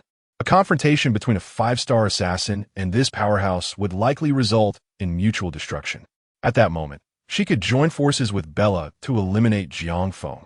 On the other side, upon hearing that someone was coming to take his life, the fire ant could not help but burst into laughter. "You wish to kill me? How amusing!" However, to his utter shock, before he could finish his sentence, whoosh, his head suddenly soared into the air. Blood gushed forth from his carotid artery, splattering against the ceiling. At that moment, both the wolf and Han Ye were left aghast. How could this be? Han Ye's eyes widened in disbelief. Throughout the entire incident, she had not discerned how Jiang Feng executed his strike. It was crucial to note that Jiang Feng was more than 10 meters away from the fire ant. Yet, from such a distance, he had effortlessly dispatched the fire ant. Moreover, throughout the ordeal, Jiang Feng had remained utterly still in Han Ye's line of sight, standing in place with a smile on his face. Nothing more. Although the slain individual was of limited capability, Han Ye questioned herself. She could never achieve such a terrifying feat. "I apologize for startling you," Jiang Feng said to the astonished wolf. Subsequently, as if unaffected by the chaos, he approached the wolf, bent down, and picked up the fire ant's severed head, which still bore an expression of disbelief. "May I inquire if there's a faucet nearby?" Jiang Feng asked. During this mission, he had brought along a black plastic bag, but there was still blood on the fire ant's head. He needed to tend to it briefly. Otherwise, the scent of blood would be too conspicuous. Little did he know, as the wolf regained his composure, his gaze darkened ominously.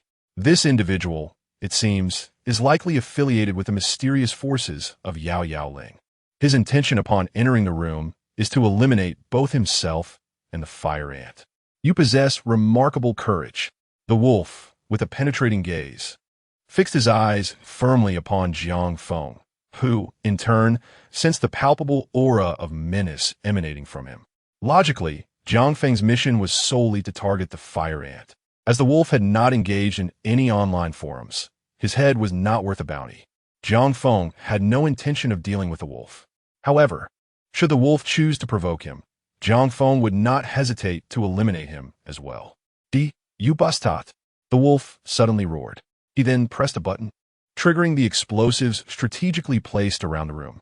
In an instant, the bombs detonated, sending debris flying, including the ceiling and the front door. Han Yi, who was hiding in the ceiling's crevice, was taken aback by the scene unfolding before her. Bella reacted swiftly, tugging at Han Ye's clothing to pull her to safety. Shrapnel from the explosion grazed Han Ye's shoulder. What a madman! She shuddered at the thought. Had it not been for Bella, she might have met her demise. However, Han Ye did not linger in fear. She hurriedly glanced downward. The room was in disarray, and where Jiang Feng had once stood, the furniture lay in ruins, reduced to mere dust. Even the fire ant's body had been obliterated. Upon witnessing this, Han Ye exhaled in relief. He must be dead. The explosion's force was tremendous, and Jiang Feng had been in such close proximity to it. Survival was impossible. Thus, she contemplated turning away. Yet, at that moment, a voice emerged from the smoke. "I had no intention of killing you. Why resort to such measures?" Jiang Feng held the severed head of the fire ant in one hand, while with the other, he waved to disperse the smoke. At that instant, the wolf gazed at Jiang Feng as if he were seeing a ghost in broad daylight. The upper half of Jiang Feng's clothing had been blown away, revealing his muscular physique. Crucially, there was not a single wound upon his body. Scars adorned his skin, but they were remnants of past injuries, long healed. The recent explosion had inflicted no harm upon him whatsoever. Is he even human? The wolf's mind screamed in frantic disbelief. At that moment, he was engulfed by an overwhelming sense of dread. Not only the wolf, but Han Ye, concealed in the ceiling, was equally stunned. How could this be possible? Jiang Feng, however, was not taken aback by the outcome. He had long honed his body to its utmost limits. He had once faced an 8-star assassin from the Dragon Kingdom, a member of a prestigious martial arts family. The result was a stalemate, at least in terms of physical prowess. That 8-star assassin had also been able to withstand an explosion at close range unscathed. More significantly, he could advance even while under fire from small-caliber bullets, almost akin to a deity, instilling terror and awe in all who beheld him. Such is the power of a high-star assassin. Though their areas of expertise may differ, each individual has achieved the pinnacle of success in their respective paths. Jiang Feng strides forth, advancing towards the wolf. The wolf, upon witnessing this, is instantly paralyzed with fear, pleading for mercy, exclaiming, "Do not kill me. I beg you. Spare my life. I realize my mistakes. I confess. I confess." As the wolf begs for its life, it frantically bolts towards the entrance. After all, being captured by the spirits outside is surely preferable to dying within these walls. Observing this, Jiang Feng's gaze turns icy. With a swift kick of his toe, a fragment of stone hurtles forth, following the wolf out of the room. The wolf has barely taken 2 steps when thud, the shard pierces its calf, creating a gaping wound, causing it to collapse to the ground. In that very moment, a swarm of spirits rushes in, swiftly subduing the wolf. All the spirits are momentarily stunned. Just moments ago, a passerby had entered the dwelling, and before they could comprehend the situation, the house suddenly exploded. They then witnessed the wolf tumbling out, its expression indicating that something dreadfully horrific had transpired inside. "Search," Zhao Xing commands. The spirits immediately charge into the house. Yet within, they find nothing but a pool of blood. Zhao Xing, observing the strange scene, begins to piece together the identity of the perpetrator. Meanwhile, Han Yeye is frantically fleeing. At this moment, her face is as pale as death. She has just witnessed something she should not have seen. Jiang Feng is terrifying. In this instant, Han Ye's perception of Jiang Feng's power shifts dramatically. She had previously believed him to be merely a 5-star assassin, while she herself was a 4-star, bolstered by Bella's assistance, making the prospect of defeating Jiang Feng seem feasible. However, the truth is that Jiang Feng is far from a 5-star assassin. He is at least a pinnacle 6-star. In this moment, Han Ye's fighting spirit evaporates. The chasm between her and Jiang Feng is insurmountable. Engaging him directly would only lead to her doom. Thus, preserving her life seems the wiser course. Bella. Guilt washes over Han Yeye as she opens her backpack. She feels remorse towards her master and Bella, for having brought Bella along only to return in such a state of disarray, undoubtedly facing her master's wrath. Yet, as she opens the bag, she is utterly stunned. She finds Bella lying within, barely clinging to life, with a horrific wound piercing through its abdomen, bleeding profusely. This, Han Yeye, is completely bewildered. What on earth has happened? Did Bella get caught in the blast? Impossible. Bella is a 6-star assassin. There is no way the explosion could have affected it. In that moment, Han Ye's pupils constrict, and she utters a name, Jiang Feng. Meanwhile, in an alleyway on Fueying Street, Jiang Feng, with a cold gaze, observed the direction in which Han Yeye had fled. As a top-tier assassin, he was well aware that someone was shadowing him. Yet, he chose to dismiss it entirely. Initially, Jiang Feng had intended to eliminate both the stalker and the fire ant in one fell swoop. However, to his astonishment, just as he was about to strike at the individual, a cat suddenly leapt into the fray, intercepting his blow. Clara, a name surfaced in Jiang Feng's mind. Chapter 36. Leave the dragon country immediately. Master. In the villa, Han Ye's face was ashen as she stammered. She was at a loss for how to broach the subject with Clara. Having taken Bella on a mission, she returned to find Bella in such a state. What happened? Clara inquired, observing Han Ye closely. In an instant, she detected a faint metallic scent in the air. Are you injured? Clara scrutinized Han Ye from head to toe.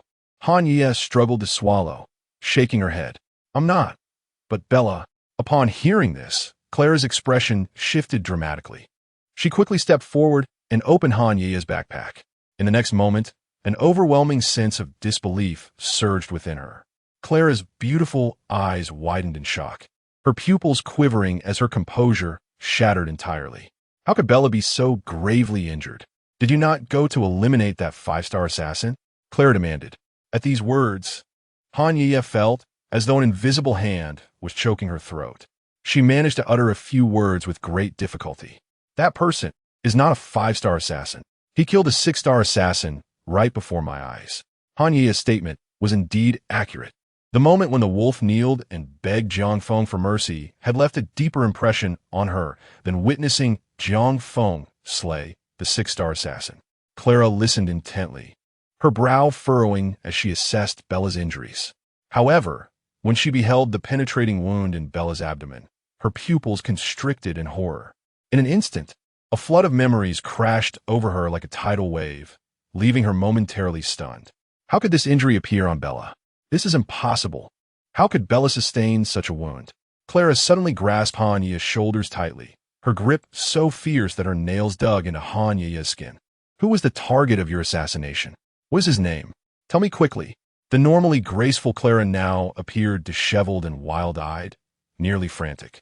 Han Yi gazed at her master, feeling an unfamiliarity wash over her. Was this truly the same dignified mentor she had always known? What had transpired to evoke such a reaction from her upon seeing this wound? Not daring to delay any longer, Han Yi hastily replied, "The person I went to kill is named Jiang Feng." As those two words escaped Han Yi's lips, it felt like a heavy hammer striking Clara's head. In an instant, Clara's knees buckled, and she collapsed to the ground, as though every ounce of strength had been drained from her. Her complexion turned a ghastly white, and she gasped for breath. "Quick!" Clara struggled to catch her breath. Han Yi was utterly bewildered. What manner of individual is my master? A six-star assassin indeed, although not capable of dominating the assassin realm. He certainly ranks as a formidable expert in his own right. More crucially, my master is accompanied by 3 lethal companions. Such a figure, when provoked, could easily contend with a 7-star assassin. Who then is this Jiang Feng? Why does my master transform upon hearing that name? Quickly, contact the aircraft. We must depart Dragon Country at once. How could we encounter Jiang Feng? How could this be, when he was presumed missing? Han Yi inquired courteously. Master, do you know Jiang Feng? Clara collapsed to the ground, lifting her gaze to Han Yi in a daze. At that moment, the white serpent silently approached and lifted Clara. Perhaps due to the coolness of the serpent's scales, Clara's emotional state began to ease slightly. A profound wariness flickered in her eyes. Late autumn, are you aware of your master's past? Han Yi nodded and replied, the third-ranked beastmaster assassin in the Western assassin world. He once single-handedly eliminated a minister from the beautiful nation, a 6-star assassin renowned throughout the realm. A bittersweet smile graced Clara's face as she pressed further. Do you know why your master refrained from undertaking any missions for 3 whole years, effectively withdrawing from the assassin community? Han Yi hesitated, as she was uncertain of the specifics surrounding this matter. However, she was aware that her master had suffered a severe blow, not physically, but psychologically. This trauma had extinguished his fighting spirit, preventing him from advancing beyond the 6-star rank.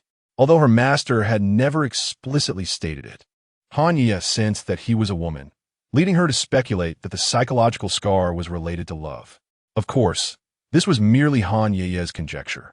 A deep apprehension filled Clara's eyes. 3 years ago, I was assigned a task to protect the illegitimate son of a wealthy magnate. The assignment was straightforward, as I was not the sole participant. Alongside me were 2 other 6-star assassins. Accompanied by my 3 lethal companions, there were a total of 6 assassins. Initially, I regarded this task with indifference, believing it to be trivial, a mere plaything to accomplish. But who could have foreseen the calamity that would unfold on the very first night of the assignment? At this juncture, Clara's gaze began to tremble. According to protocol, the 3 of us were to guard the client while he slept in the living room. Yet that night, I cannot fathom what transpired. Perhaps I had indulged too much in play, for I fell asleep on the sofa around midnight. I was vigilant, but within 5 minutes, I was abruptly awakened. The result, Clara seemed to recall something horrifying. The 2 6-star assassins sat upright on the sofa, yet inexplicably, their heads had vanished. Their postures suggested they had been engaged in light-hearted conversation in their previous life. Upon hearing this, Han Ye felt her pupils constrict sharply, a wave of goosebumps cascading over her body. She could not help but imagine her master in that moment. What thoughts would have crossed her mind had she witnessed such a scene? And then, what next? Han Ye felt a pang of trepidation. Chapter 37. The Five-Star Treasure. Of significant value. At that moment, I instinctively sensed something was amiss, prompting me to hastily summon my lethal companions. To my dismay, I found my 3 companions lying lifelessly on the ground, all succumbing to fatal wounds, each a clean, penetrating strike, a single blow to extinguish their lives. No mercy shown whatsoever. Whether it was my 3 companions or those 2 6-star assassins, they were all dispatched without the slightest forewarning. I beheld an individual standing in the guest room, gazing intently at me. As Clara recalled this, her expression contorted with anguish. The subsequent events elude my memory. All I know is that I fled in a frenzy, relentlessly escaping, and for several days thereafter, I continued my desperate flight. It was only upon reaching California from Texas that I finally found solace. Later, I learned that the man from that fateful night bore the ominous title of Grim Reaper within the assassination realm. Han Ye was taken aback. The Grim Reaper? Ranked 10th on the International Assassin Leaderboard? That Grim Reaper? Clara nodded laboriously, affirming, indeed, it was him. I could hardly fathom that a mere protective assignment would lead to an encounter with a top-tier assassin. Han Ye was utterly astounded. After all, what does it mean to be a top-tier assassin? Those ranked within the top 30 of the International Assassin Leaderboard are considered to be of elite status. To ascend to such heights, certain criteria must be met. Firstly, one must be at the 9-star assassin level. Falling short by even a single star disqualifies you. Secondly, one must flawlessly complete at least 5 consecutive 9-star assassination missions. What constitutes a 9-star mission? On foreign assassin forums, star-rated contracts are posted, ranging from 1 star to 9 stars, each level presenting its own unique challenges. Lower-tier missions, such as 2-star or 3-star tasks, may involve the assassination of ordinary individuals who have provoked others in their daily lives, leading to their posting on the forum for elimination. As the difficulty escalates to 4 or 5 stars, the targets typically involve influential local figures, wealthy individuals, local crime lords, or even minor officials. However, once one reaches 5 stars, the challenge intensifies significantly. A 6-star mission entails the assassination of affluent tycoons, usually the wealthiest in a given region. In the context of Longhua, this would correspond to the wealthiest individuals in 2nd or 3rd-tier cities. Such prominent figures are invariably surrounded by elite protectors, including international bodyguards and retired military elites. The difficulty further escalates at 7 and 8 stars, targeting the wealthiest in first-tier cities or the underground crime lords therein, as well as key local officials. It is crucial to recognize that the influence wielded by such individuals is extraordinarily formidable. These figures may even enjoy military protection, especially when dealing with foreign criminal organizations, such as the Sakura Yamaguchi Group or the nefarious forces from Bear Nation, which boast firearms and manpower numbering in the hundreds, if not thousands. It is evident how immensely valuable 7 and 8-star assassins are. So, what then constitutes a 9-star mission? Han Ye dared not delve deeper in her thoughts, for the implications were utterly terrifying. The 9-star mission, a task that could potentially alter the very fabric of the world. Such a daunting endeavor required an assassin to flawlessly accomplish it 5 times consecutively before ascending to the ranks of the Celestial List Assassins. Thus, when her master uttered the words, Celestial List Assassin, Han Ye was left utterly bewildered. Are you suggesting that Jiang Feng is the infamous Grim Reaper ranked 10th on the Celestial List? Clara's complexion turned pale as she shook her head, replying, no. With a sudden exhale, Han Ye felt a weight lift from her heart, as if a heavy stone had been removed. At that moment, she felt a wave of relief. However, she thought to herself, given Jiang Feng's youth, how could he possibly be the 10th on the Celestial List? Little did she know, before she could finish her thought, Clara continued, strictly speaking, the Grim Reaper ranked 10th on the Celestial List is merely one of his identities. What? Han Ye's eyes widened in disbelief, akin to seeing a ghost in broad daylight. The Grim Reapers ranked first, third, fifth, and even the 10th are all facets of his identity. His true identity is that of a student from a university in the Dragon Nation named Jiang Feng. In that moment, Han Yiye was utterly stunned. At this very instant, the entire Jiang city was in turmoil. The notorious serial killer, hidden for a decade, had been apprehended, and Zhao Xing's fame skyrocketed. Various media outlets clamored to capture Zhao Xing on camera, inquiring how he had solved the case. Zhao Xing, however, was reluctant to take sole credit, attributing his success to the assistance of a master detective. Nevertheless, Zhao Xing's rank was elevated by 2 levels, earning him the envy of his colleagues. Yet, once the cameras faded, Zhao Xing often found himself lost in thought. Was Jiang Feng truly behind this? If so, why would he choose to aid him? In a flurry of confusion, Zhao Xing attempted to reach Jiang Feng multiple times, but his calls went unanswered. While some were anxious, others rejoiced. At that moment, Jiang Feng sat in his room, a smile gracing his face. He had not anticipated such a remarkable find amidst the wolves. Jiang Feng held a small orb in his hand, examining it under the light. The orb was brown, with a smooth, lustrous surface, and it appeared as though liquid swirled within. As a top-tier assassin, it was rare for Jiang Feng to encounter something that brought him joy. If he was not mistaken, this small orb was a body-refining pill. As its name suggests, the primary function of this pill is to hone one's physical form. The method of use is not to ingest it directly, but rather to immerse it in hot water, allowing its coating to dissolve before one enters the bath to soak. The body that undergoes soaking with this pill becomes significantly stronger, muscles become more defined, and bone density increases several-fold, an enhancement unattainable by any supplement. For a low-tier assassin, immersing their body with this pill could enhance their physical strength by approximately 1/3. If a student were to immerse himself entirely in such a body-enhancing pill, he would effortlessly achieve perfect scores in physical education, perhaps even surpassing various athletic records. Conversely, if an elderly individual were to indulge in this pill, his bone density would significantly increase, allowing even those in their 80s or 90s to move with remarkable agility. However, the efficacy of this pill diminishes considerably as the user's strength escalates. The appearance of this pill suggests that it is a product of a martial arts lineage from the Dragon Nation. Such families often inherit a vast repository of ancient texts and countless extraordinary formulas, making these body-enhancing pills relatively common. In the realm of Western assassins, there exist similar concoctions, albeit referred to as evolutionary agents, with varied methods of administration. Some are ingested whole, others injected, and some are also absorbed through immersion, yet their effects are largely comparable. These Western evolutionary agents predominantly originate from biological research institutions.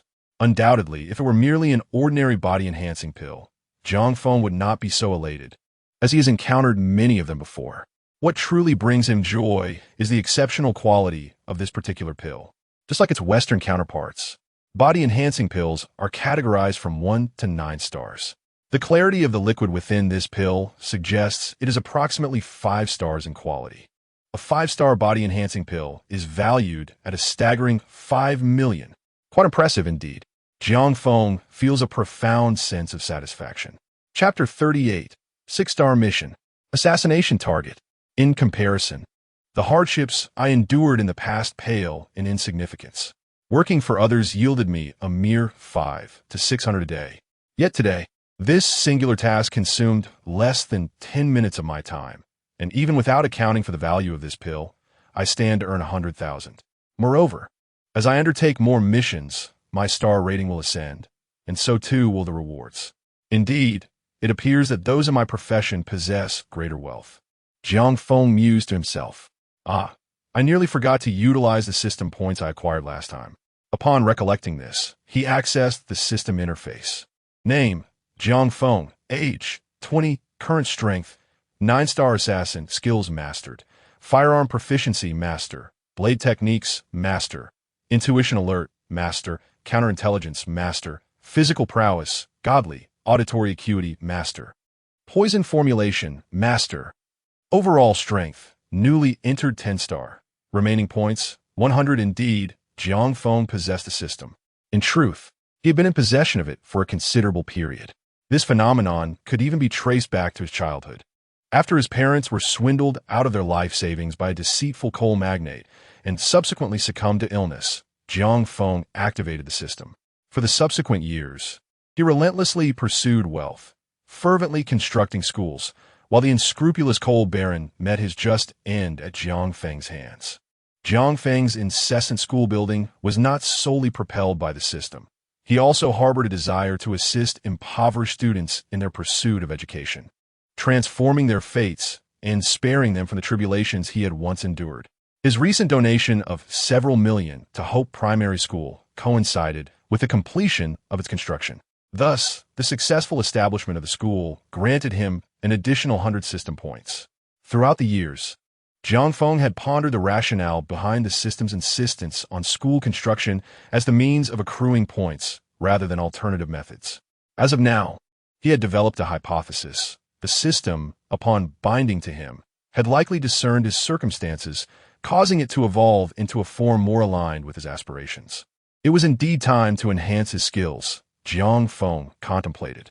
For years, he had walked the razor's edge, often sustaining injuries due to insufficient skill levels, with the scars on his body serving as testament to this truth.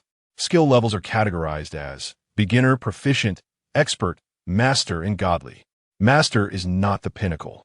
In extreme situations, even master-level skills may fail to manifest. This has frequently placed Jiang Feng in life-and-death predicaments. Aside from his physical prowess, which he had upgraded to godly, all his remaining skills were at master level. The 100 system points were precisely sufficient to elevate one skill to godly. After much deliberation, Jiang Feng opted not to allocate points immediately. Instead, he first opened the Assassin Forum. For rather than simply enhancing skills, it would be more prudent to seek a desirable mission and then allocate skill points in accordance with the task's requirements. This approach is undoubtedly more foolproof, allowing one to undertake tasks with greater ease and confidence. The last one-star mission assigned to Jiang Feng has already been submitted. He followed the forum's instructions, placing the target's head at a designated location, and simply awaited the forum staff to collect it. As for Jiang Feng's reward of 100,000, it was successfully credited to him. What surprised Jiang Feng was the fact that this sum had been processed, implying it was secure and clean. He was uncertain how they accomplished this, yet he speculated that since the domestic forum possessed such prowess, effortlessly evading financial scrutiny, there might be influential figures within the system involved, or perhaps the forum was directly affiliated with the Dragon Kingdom. At this moment, Jiang Feng was perusing the forum's tasks, having spent considerable time without encountering any appealing assignments. It was not that he was unwilling to engage. Rather, the caliber of these tasks was far too low. Having just completed a 1-star mission, he had now ascended to 2-star status. However, the bounty for 2-star tasks had not increased significantly, mostly lingering around the 100,000 mark. A glance at the promotion requirements revealed that he had a long journey ahead to attain 6-star assassin status, needing at least a dozen more missions. If attaining 6-star status was this challenging, one could only imagine the difficulty of reaching 9 stars. After much contemplation, Jiang Feng opened the forum's customer service page. "Hello, Mr. Sharpblade. How may we assist you?" The customer service representative messaged, with Sharpblade being a moniker Jiang Feng had whimsically chosen. Jiang Feng replied, "I would like to know how to swiftly advance my star level." The requirements for promotion were already outlined within the forum. He clarified, "What I mean is, I wish to expedite my advancement. Is there any method available?" This time, the typically prompt customer service representative fell silent, the chat box indicating that the other party was typing. In truth, upon receiving Jiang Feng's message, the representative was momentarily taken aback. She accessed Jiang Feng's profile and discovered that he was merely a 2-star assassin, having only recently attained this status after completing a single 1-star assassination assignment. The notion of a 2-star assassin seeking rapid elevation raised her brows in concern. A sense of unease washed over her, as she recalled that similar situations had arisen previously. Lower-ranked assassins had approached customer service, expressing a desire for swift advancement. The forum did indeed possess a unique method for such assassins to ascend: the assignment of higher star missions. Typically, the forum refrained from proactively offering higher star tasks to safeguard lower-ranked assassins. However, should a low-star assassin willingly accept a high-star mission, that was their prerogative. Furthermore, the forum would make it explicitly clear that should the assassin perish while undertaking a high-star mission without authorization, the forum bore no responsibility. What was amiss? As the customer service representative pondered this, a forum supervisor approached. She briefly conveyed Jiang Feng's request to the supervisor, who furrowed his brow and replied, "Proceed according to protocol. First, clearly inform him of the conditions, and then assign him a high-star task." The supervisor had encountered similar situations before. Generally speaking, there are two types of individuals who willingly take on high-star missions. The first group consists of inexperienced novices who, upon entering the field, feel invincible and eager to tackle the most challenging tasks. The outcome is predictable. For every 10 newcomers, several are likely to meet their demise, as a few will certainly be overwhelmed by the competition. The second possibility is that seasoned assassins are merely operating under alternate accounts. This scenario is also quite common, as some individuals in the assassination world possess peculiar inclinations. They relish the challenge of creating a new account with a perfect win rate. The supervisor does not comprehend this behavior, but he speculates it aligns with the practice of maintaining a winning streak in gaming through secondary accounts. As for low-tier assassins who recklessly throw themselves into danger, the forum is unperturbed by the potential for alarm. Since those capable of securing high-star bounties have already been targeted multiple times, they have become well acquainted with assassination attempts. As the saying goes, one cannot walk by the riverbank without getting one's shoes wet, and this aptly illustrates the situation. Upon receiving instructions, the customer service representative promptly began their operations. "What star-level mission would you like to accept?" Jiang Feng saw the message from customer service and replied, "I am open to missions ranging from 6 to 8 stars. He refrained from immediately taking on a 9-star task, as he had not executed such missions in quite some time and felt somewhat out of practice. He needed to familiarize himself with the process by completing a few lower-tier assignments. Would a 6-star mission suffice? The representative inquired. Yes, Jiang Feng affirmed. Subsequently, customer service informed him that he was voluntarily accepting a high-star mission, and should he perish during the task, the forum would bear no responsibility.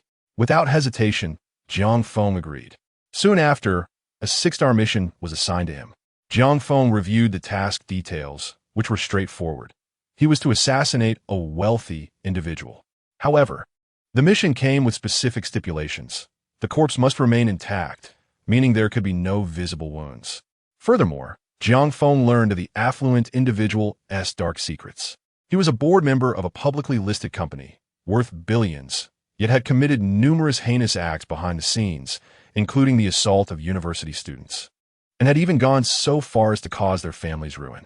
Such atrocities were far too numerous to recount. The reward for this 6-star mission was substantial, amounting to 6 million. Moreover, the target was conveniently located in a neighboring city, requiring only 4 to 5 hours for a round trip. Yes, this is the mission, Jiang Feng resolved firmly. Simultaneously, he contemplated his method of assassination. Ensuring an intact corpse? That would be simple. He could employ poison.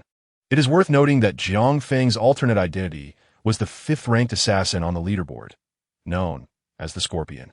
Countless high-profile figures had succumbed to his toxins abroad.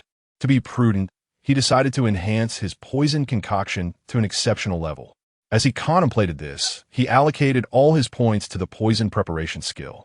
Thus, the art of poison concoction ascended to the realm of divine skill. In an instant, a vast array of poison formulas flooded Jiang Feng's mind. With but a fleeting thought, he could conjure no less than 10 different concoctions capable of dispatching his adversaries. In truth, during his time abroad, Jiang Feng relinquished the identity of Scorpion precisely because his skills in poison formulation were inadequate. He had even suffered setbacks in this regard.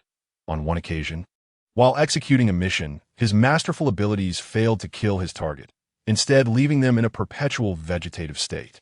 This unfortunate outcome compelled Jiang Feng to undergo another surgical procedure. Had he possessed divine-level skills in poison concoction at that time, such a predicament would have been averted. Subsequently, Jiang Feng did not act immediately. Instead, he opened a forum and accessed a specific page, the free trading section. Here, assassins could engage in private transactions, albeit with inherent risks, as one could never be certain of the intentions of the opposing assassin. Conversely, items could be entrusted to the forum for sale. Though this service incurred a 20% commission fee, Jiang Feng resolved to first sell a 5-star body refinement pill. He posted an announcement, body refinement pill, price, 5 million. Within a minute of posting, he received a private message from a buyer. I want this body refinement pill. How shall we proceed? Through the forum's official channel? Or shall we conduct the transaction privately? Upon reviewing the buyer's profile, Jiang Feng noted that they were a 5-star assassin, presenting minimal risk. Thus, he readily agreed to a private transaction. The buyer, upon witnessing Jiang Feng's consent to a private deal, could not suppress a smile. Another Na'vi rookie assassin, eager to cut corners. Having perused Jiang Feng's profile, the buyer recognized that this mere 2-star assassin dared to negotiate privately. Since this 2-star assassin was essentially offering 5 million for free, why not seize the opportunity? The two parties settled on a time and place for their meeting. Jiang Feng made a few preparations before setting off for the designated location. Chapter 39. The Cruise Party. Jiang Feng's Dilemma. In a dilapidated building within Jiang City, Jiang Feng encountered the buyer who had come for the transaction. The individual wore a mask and a leather jacket, with his hands tucked into his pockets, seemingly unarmed. Observing this scene, Jiang Feng quickly grasped the situation, finding himself amused by the unexpected turn of events. He never anticipated that he would experience a day of being robbed. Hand over the body refinement pills, the 5-star assassin demanded. Jiang Feng chuckled and tossed the pills on the ground before the assassin, albeit with a gentle throw. Take it if you want, he remarked. At least you have some sense, the 5-star assassin retorted, advancing to retrieve the pill box from the ground. However, as he reached for it, he suddenly froze. His hand stretched forward repeatedly, but the box remained just out of his grasp. Trembling, his palm hovered in midair, beads of sweat forming on his forehead as terror washed over his face. What is happening? The 5-star assassin had never encountered such a situation before. He yearned to seize the pill, yet his body instinctively recoiled. A chill ran down his spine, his hair standing on end, as if he were being hunted by a fierce beast, compelling him to flee. Upon lifting his gaze, he met Jiang Feng's icy stare, piercing and frigid. The 5-star assassin shuddered violently, realizing the gravity of his mistake. He immediately knelt before Jiang Feng. Please do not kill me. I don't want it anymore. The assassin suddenly recognized that the figure before him was likely not merely a 2-star assassin, but rather someone of a far superior rank. The 2-star designation might merely have been a FAAD. I will pay. I will pay you, he exclaimed, promptly transferring 5 million to Jiang Feng. This 5-star assassin, ostensibly a company owner, possessed only clean money in his personal account. Upon receiving the 5 million, Jiang Feng approached the assassin, picked up the body refinement pills from the ground, and departed. Witnessing this, the 5-star assassin felt an overwhelming sense of regret. Had he known this would transpire, he would have never dared to rob someone of such high caliber. Now, he found himself with nothing to show for the 5 million he had lost. As a 5-star assassin, where could he possibly find such wealth? The 5 million had depleted his savings accumulated over several years. Fortunately, he thought, at least he had preserved his life. After Jiang Feng left the dilapidated building, the 5-star assassin gasped for breath, embodying the relief of one who had narrowly escaped death. Meanwhile, Jiang Feng furrowed his brow, realizing that his initial intention to sell the body refinement pills had led to an unexpected delay. It seemed that the undercurrents of private transactions on the forum were far more intricate than he had imagined. At this juncture, Jiang Feng could no longer afford to linger. After much contemplation, he resolved to entrust the elixir to the forum for sale. Thus, he reached out to the underground merchant associated with the forum, who also served as the official sales representative. After a round of haggling, Jiang Feng ultimately sold the body-enhancing pills for a staggering 5 million. Ding! Your bank account 0470 has received a deposit of 4,000,000 yuan. Jiang Feng glanced at the notification, feeling a pang of regret. 5 million. Minus 20%. Left him with a mere 4 million. By the way, I need to procure some items. I wonder if you have them available, Jiang Feng inquired. The underground merchant replied, without hesitation, whatever you desire, I can procure. Jiang Feng was not particularly surprised. The same was true for international forums. In the black market, virtually anything could be obtained, save for weapons typically employed in assassination, such as darts, long swords, and cleavers, and various chemical substances used for poisoning, alongside items for leisure and entertainment. Jiang Feng named several chemical compounds, all pivotal ingredients for concocting poison. The underground merchant, well versed in toxicology, initially presumed Jiang Feng sought these chemicals for the synthesis of poison. However, as he listened to the names Jiang Feng provided, he began to feel perplexed. Could these substances indeed be used to create poison? Surely, they must serve another purpose. While musing on this, the underground merchant acquiesced to Jiang Feng's request, assuring him he could procure these items. Jiang Feng nodded, oblivious to the merchant's thoughts. Nevertheless, these chemical substances were crucial, being the components of an elite-grade poison. Of course, revealing the types of ingredients to the merchant would be futile. The proportions, the timing of each ingredient's addition, and the methods employed were all highly specific. Unless Jiang Feng provided a detailed formulation, mere knowledge of the ingredients would be insufficient for the merchant. Before long, Jiang Feng obtained the desired chemical materials. He casually found a hotel, booked a room, and donned a gas mask to begin his preparations. Jiang Feng was no fool. He understood that traveling to the target city by vehicle would subject him to official inspections, potentially exposing his chemical substances and leading to his arrest. Thus, he opted to procure the chemicals directly in the target city. Once the poison was meticulously prepared, he could set out to eliminate his target. According to the intelligence, a wealthy magnate was hosting a yacht party that evening, inviting numerous prominent figures, including the target of his mission. The target was scheduled to board the yacht at 7 o'clock, embarking towards the open sea. While waiting for the chemical reaction to occur, Jiang Feng peered through binoculars towards the harbor. This city, being near the ocean, was home to many luxurious yachts moored at the port. Jiang Feng quickly spotted the very yacht upon which his target would embark. Regrettably, he let out a sigh. In instances involving such opulent yachts, the method with the highest success rate for assassination was, in fact, detonation. With a single explosive force, both man and vessel could be sent soaring into the vast, boundless ocean. Even if the target were to leap into the water, it would be a path leading to certain demise. As for the other innocent souls, Jiang Feng claimed to have noticed nothing amiss. Of course, Jiang Feng was only jesting. He had never entertained such thoughts in reality. Nonetheless, he found himself confronted with a dilemma. How could he possibly gain access to this grand cruise liner? Such an opulent vessel was frequented by the elite, those of high status and renown. Yet, here he was, merely a student, lacking an invitation to board the ship. What course of action should he take? Chapter 40. The invitation in hand. The target appears. Jiang Feng furrowed his brow, contemplating the matter with great care. Fortunately, he had prior experience with assassination on cruise ships. Thus, this task posed no insurmountable challenge for him. The ship was scheduled to set sail at 7 o'clock this evening, and it was only 4 in the afternoon. Logically, the guests boarding the vessel should be arriving in the city at this very moment. Jiang Feng pondered deeply. It was evident that those who could secure passage on this cruise were affluent dignitaries, wealthy beyond measure. Arriving early in the city, where would they choose to stay? The answer was glaringly obvious. Like himself, they would likely opt for a hotel to rest their weary heads. What caliber of hotel would they favor?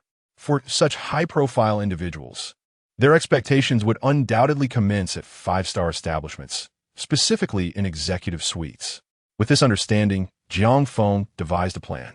He turned to the internet to identify all the 5-star hotels in this coastal city. Given its relatively advanced development, the city boasted 6 5-star hotels. If he could locate just one guest among these establishments, he would have a means to board the cruise. Jiang Feng's strategy crystallized in his mind. With the ship accommodating a multitude of passengers, he need only find one to impersonate. As for resolving the target directly within a hotel, Jiang Feng deemed that impractical. The city was vast, with a population of several million. Moreover, what if this particular target preferred not to reside in a five-star hotel? Thus, seeking the target was akin to searching for a needle in a haystack. The only feasible opportunity to confront him would be at the time of departure in the evening. Now that he had determined the locations of the five-star hotels, how might he identify the guests residing within? Each hotel likely housed hundreds of patrons. How could he precisely locate these influential figures? Sitting on his bed, Jiang Feng began to reflect quietly, his gaze growing increasingly resolute. A solution had emerged. Jiang Feng rose to his feet, his mind already brimming with a comprehensive plan. He approached a vendor of surveillance equipment and purchased a pinhole camera. Connecting it to his smartphone enabled him to view the camera feed in real time. He then hailed a cab to one of the five-star hotels. Upon entering, he inquired, "Good afternoon. Do you have any of your highest-tier suites available?" The receptionist replied, "Let me check for you." As she bent down to examine the hotel's occupancy, Jiang Feng seized the moment, deftly tossing the pinhole camera out of sight. Coated in adhesive, the camera effortlessly adhered to the wall behind him. Such maneuvering was child's play for a 9-star assassin. The angle he had selected was impeccable. The camera captured the computer screen perfectly. Jiang Feng confidently retrieved his smartphone and began to observe, right before the receptionist's eyes. The computer displayed all the pertinent information regarding the highest-tier suites, portraits of the occupants, their names, and contact numbers. The river breeze captured this scene as Jiang Feng preserved it in a screenshot.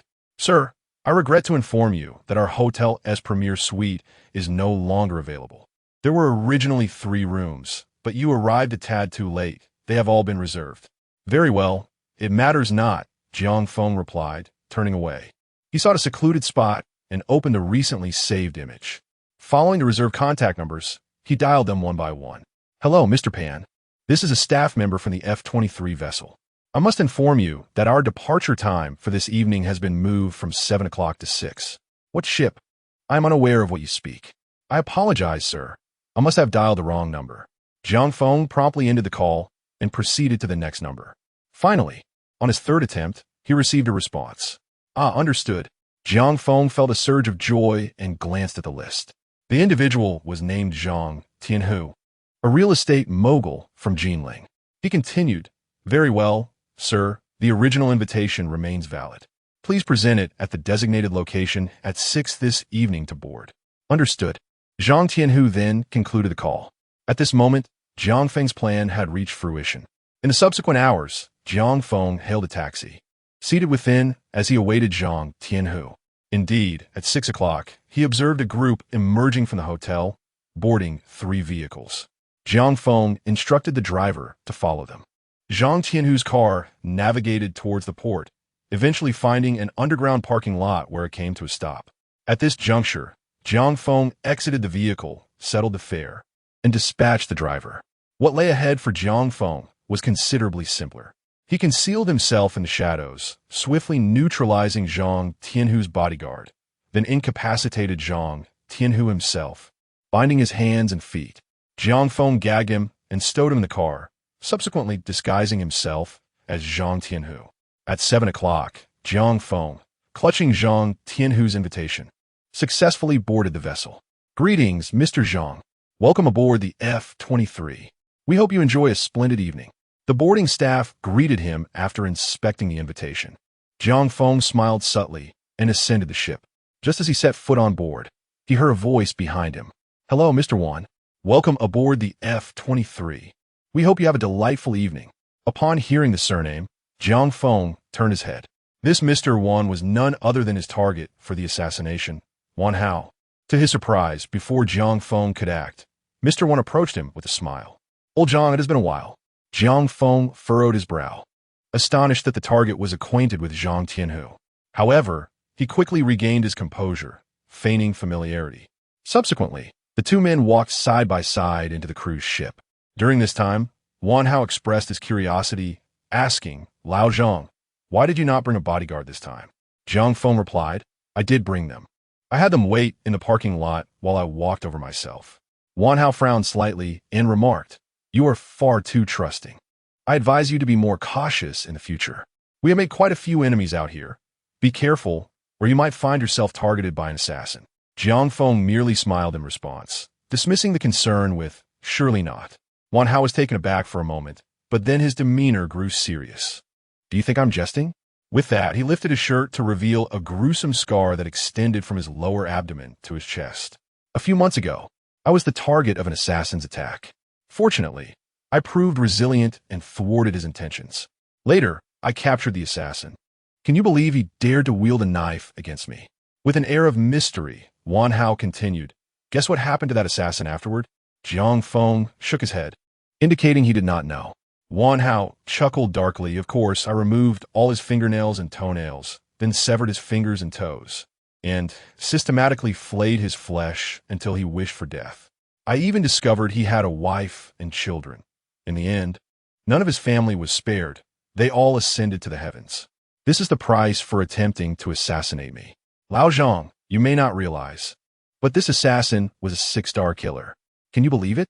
With such incompetence, he holds a 6-star rank." Jiang Feng remained silent, absorbing his words. "By the way, Lao Zhang, allow me to introduce you to a friend."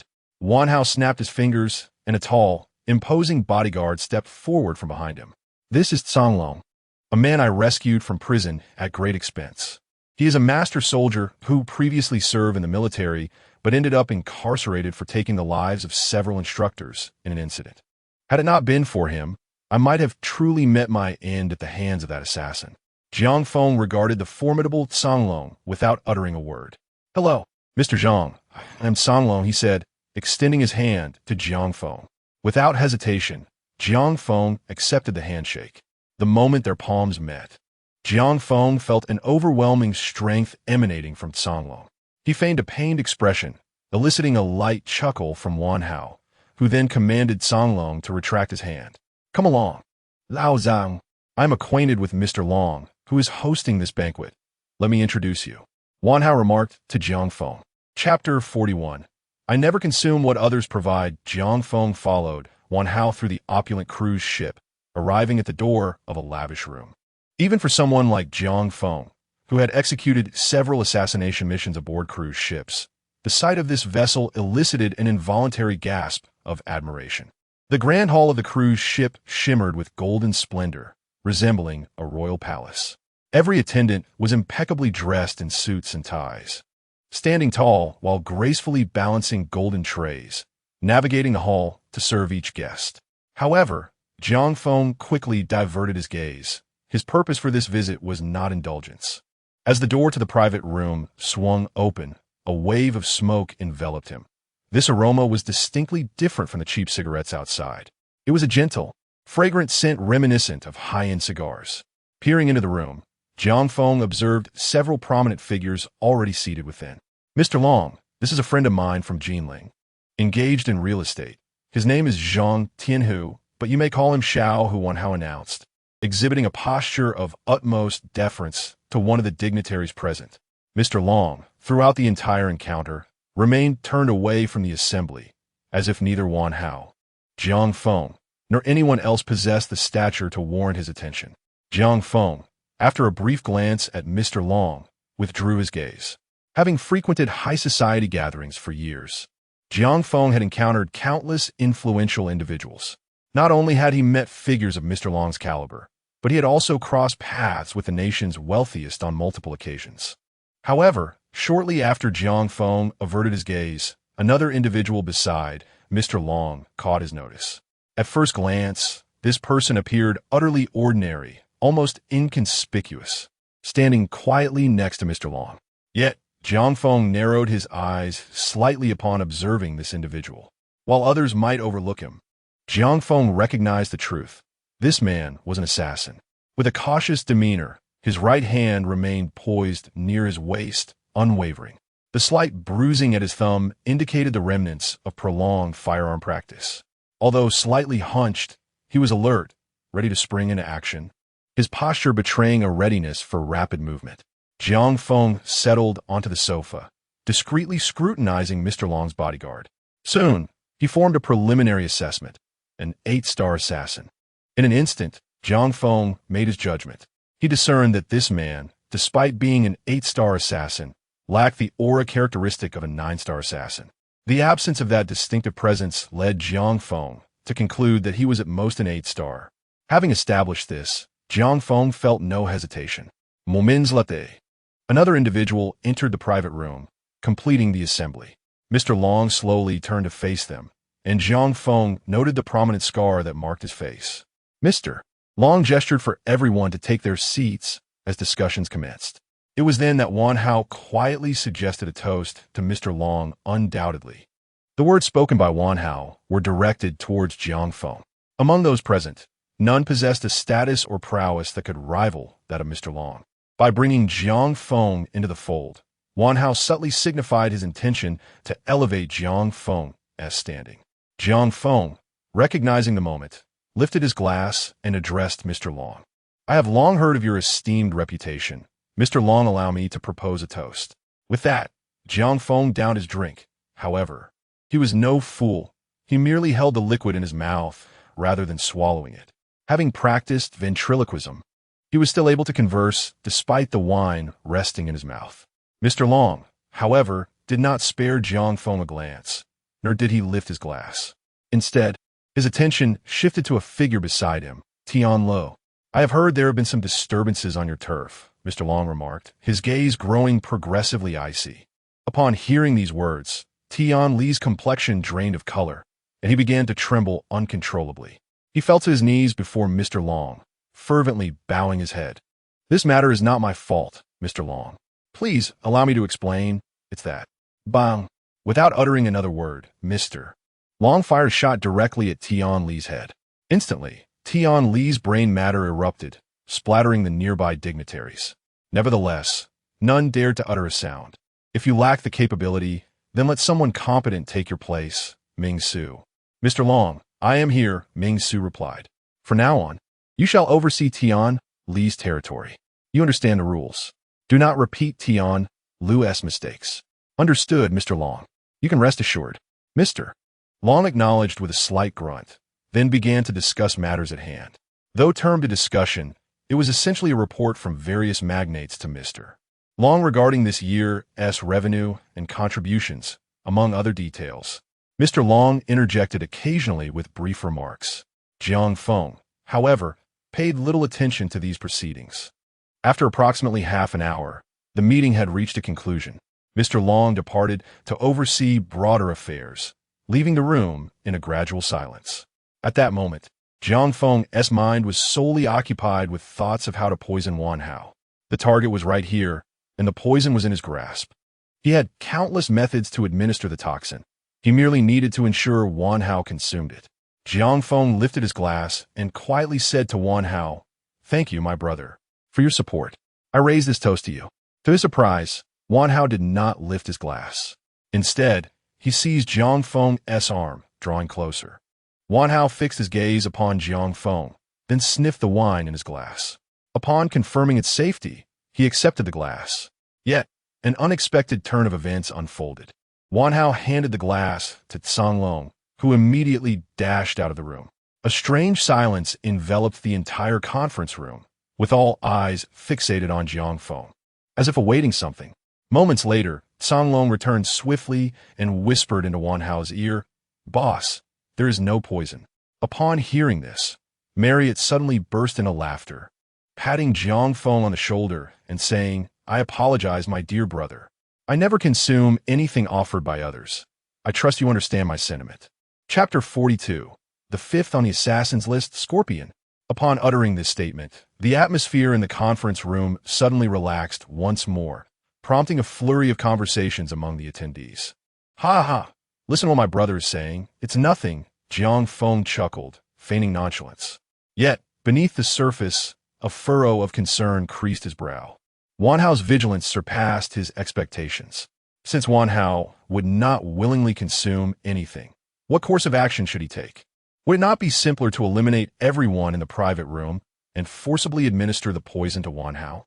In truth, if maintaining the integrity of the body were paramount, Jiang Feng had alternative assassination methods at his disposal. For instance, severing Wan Hao's spinal cord could ensure a swift demise. However, the dilemma lay in the fact that amidst the throngs on the cruise ship, if he were to confront Wan Hao directly, it would undoubtedly draw the attention of others. This notion was swiftly dismissed by Jiang Feng. The risks were too great.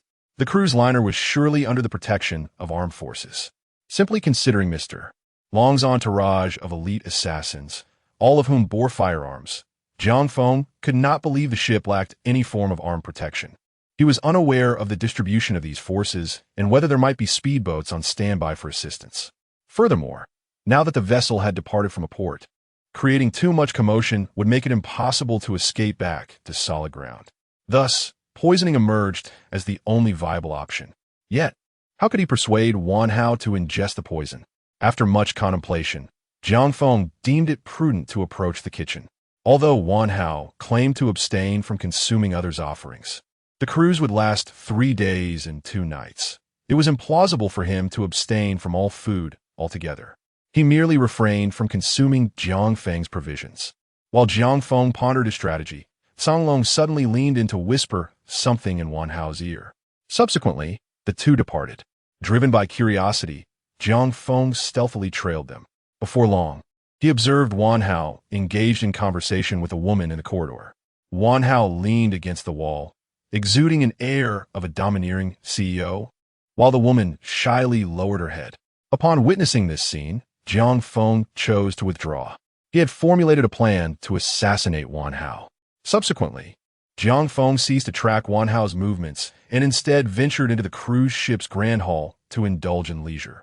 Unfortunately, with the visage of Zhang Tianhu, no one dared approach him. After a brief interval, he noticed the woman from earlier had also entered the hall. Without uttering a word, he lowered his head and made his way towards her. As he reached her side, he unexpectedly bumped into her shoulder, causing her to tumble to the ground, her belongings scattering about. My sincerest apologies. It was entirely my fault. There are just so many people here, I didn't notice you. Jiang Feng hastily excused himself. Whether the woman possessed a gentle temperament or felt intimidated by the presence of the esteemed individuals around her, she did not retaliate, but instead began to gather her scattered items. Allow me to assist you, he offered. Jiang Feng knelt down to collect all of the woman's belongings, carefully placing them into her bag. After finishing, the woman intended to leave, but Jiang Feng detained her, saying, I apologize. I shall take a drink as penance. He retrieved 2 glasses of wine from a nearby server's tray and handed one to the woman. At that moment, her only desire was to depart swiftly, so without hesitation, she downed the drink and hurried away. Subsequently, Jiang Feng returned to his room, patiently awaiting the unfolding of events. As he had boarded the vessel alongside Wan Hao, his quarters were in close proximity to hers. Around 10 o'clock that evening, he heard the distinctive sound of high heels echoing in the corridor. Moments later, Van Hauost or Schwung open. After another 10 minutes, a sudden commotion erupted outside, with numerous footsteps racing down the hallway. Jiang Feng opened his door to find faces pale with fear, some shouting, There's a dead body. Someone has died here. Help! Without a doubt, Jiang Feng surmised that the deceased was indeed Wan Hao. While assisting the woman with her belongings, he had discreetly twisted open her lipstick to apply poison within it. As night fell and the woman prepared to meet Wan Hao, their passionate encounter ensured that Wan Hao would succumb to the lethal kiss. As for the woman, Jiang Feng had placed an antidote in her wine. Having consumed it prior to applying the lipstick, she was unharmed. Thus, his mission was flawlessly accomplished. Who killed my boss? Roared Song Long, cradling Wan Hao's lifeless body. He had been stationed outside and noted that only one individual had entered, that woman. Song Long intended to interrogate her, but at that moment, Mr. Long arrived, accompanied by the esteemed 8-star assassin. After all, Wan Hao had perished aboard Mr. Long's cruise, a significant blow to his reputation. How could Mr. Long, a figure of such stature, fail to protect a single guest? Who would dare attend his events in the future? At this juncture, the 8-star assassin spoke up. Enough. She is not the culprit. Song Long, momentarily taken aback, gazed at the assassin with reddened eyes. Wan Hao bestowed a second chance upon him. Had it not been for Wan Hao, he would have perished in prison long ago. The 8-star assassin continued. It was a professional killer who ended his life. A professional killer? Song Long could scarcely believe it. Impossible. Even a 6-star assassin would not pose a threat to me. How could anyone have slain my boss under my very nose? The 8-star assassin scoffed. In the world of assassins, there are numerous prodigies capable of taking down your boss. At that moment, Mr. Long interjected, "What star rating do you believe the assassin holds?" The 8-star assassin lowered his gaze to assess Wan Hao's condition. Remarkably, there were no visible wounds, and even the bones remained intact. Yet he had died under such mysterious circumstances. He extended 2 fingers, probing into Wan Hao's internal state, and upon his examination, he expressed mild astonishment. This having traversed the realm of assassins for an extensive duration, he had encountered every conceivable method of demise. However, this particular manner of death was a novel experience for him. Most alarming was the fact that the corpse's entrails had already transformed into a pool of blood, a sight that could only be described as utterly horrifying. Poisoning? The thought of these 2 words suddenly emerged in the mind of the 8-star assassin. In that fleeting moment, he recalled every renowned poisoner within the country. Yet, no matter how hard he pondered, he could not fathom which poisoner could concoct such a ruthless toxin. A 9-star poisoner? No, although there were 9-star poisoners domestically, none could possess such formidable prowess. Suddenly, a code name flashed in his mind. Scorpion. As this moniker materialized in his thoughts, a subtle change washed over his expression. He promptly addressed Mr. Long. "Mr. Long, I believe our immediate priority should be to halt this cruise party. We must urgently return to shore." Mr. Long furrowed his brow, perplexed as to why this master would make such a declaration. The 8-star assassin's brow knitted tightly, his visage grave, exuding an aura of impending peril. "Mr. Long, time is of the essence. We must leave this place at once. What on earth is happening?" Mr. Long inquired. In a hushed tone, the 8-star assassin replied, "This poison is extraordinarily potent. No assassin in the country could reach such a level. I suspect it was the work of that scorpion." "Scorpion? Who is that?" Mr. Long questioned, somewhat bewildered. He lacked knowledge of the pecking order within the assassin community, only recognizing that the individual beside him was a figure of considerable renown. The Scorpion ranked 5th on the International Assassin Leaderboard. To his surprise, upon hearing this name, Mr. Long chuckled. "Is Scorpion truly that formidable? How does he compare to you?" At this remark, the 8-star assassin's countenance shifted dramatically. I am merely an 8-star assassin within the country, ranked 89th. Above me, there are still 20 or 39-star assassins. Furthermore, Mr. Long, you may be unaware that these 20 to 39-star assassins in our nation are only ranked between 30th and 60th internationally. That Scorpion is ranked 5th globally. Upon hearing this revelation, Mr. Long's expression finally changed. What? Chapter 43. The surprise of the 9-star assassin boss Long was utterly taken aback. He was uncertain whether the target of the Scorpion was the Marriott or himself. Consequently, he summoned a multitude of enforcers to surround him at all times. In the ensuing period, Boss Long remained sleepless and restless, resolutely delaying until the cruise ship returned to port. Based on the account provided by the 8-star assassin, Boss Long had already grasped the formidable nature of the Scorpion. "Boss, we cannot conduct a large-scale investigation into this matter. Otherwise, if the Scorpion perceives any threat, it could spell disaster for everyone aboard the ship," cautioned the 8-star assassin, his countenance reflecting profound distress. Initially, he believed himself to be at the pinnacle at this cruise party, only to realize that there were greater heights beyond and individuals more formidable than himself. He pondered what actions the Marriott had undertaken to provoke the Scorpion's ire. Yet, this was merely the beginning. The 8-star assassin was part of a chat group composed of peers, with members ranging from 7-star assassins to a single 9-star assassin. He opened the chat and shared a wry smile emoticon. "I'm in trouble, brothers."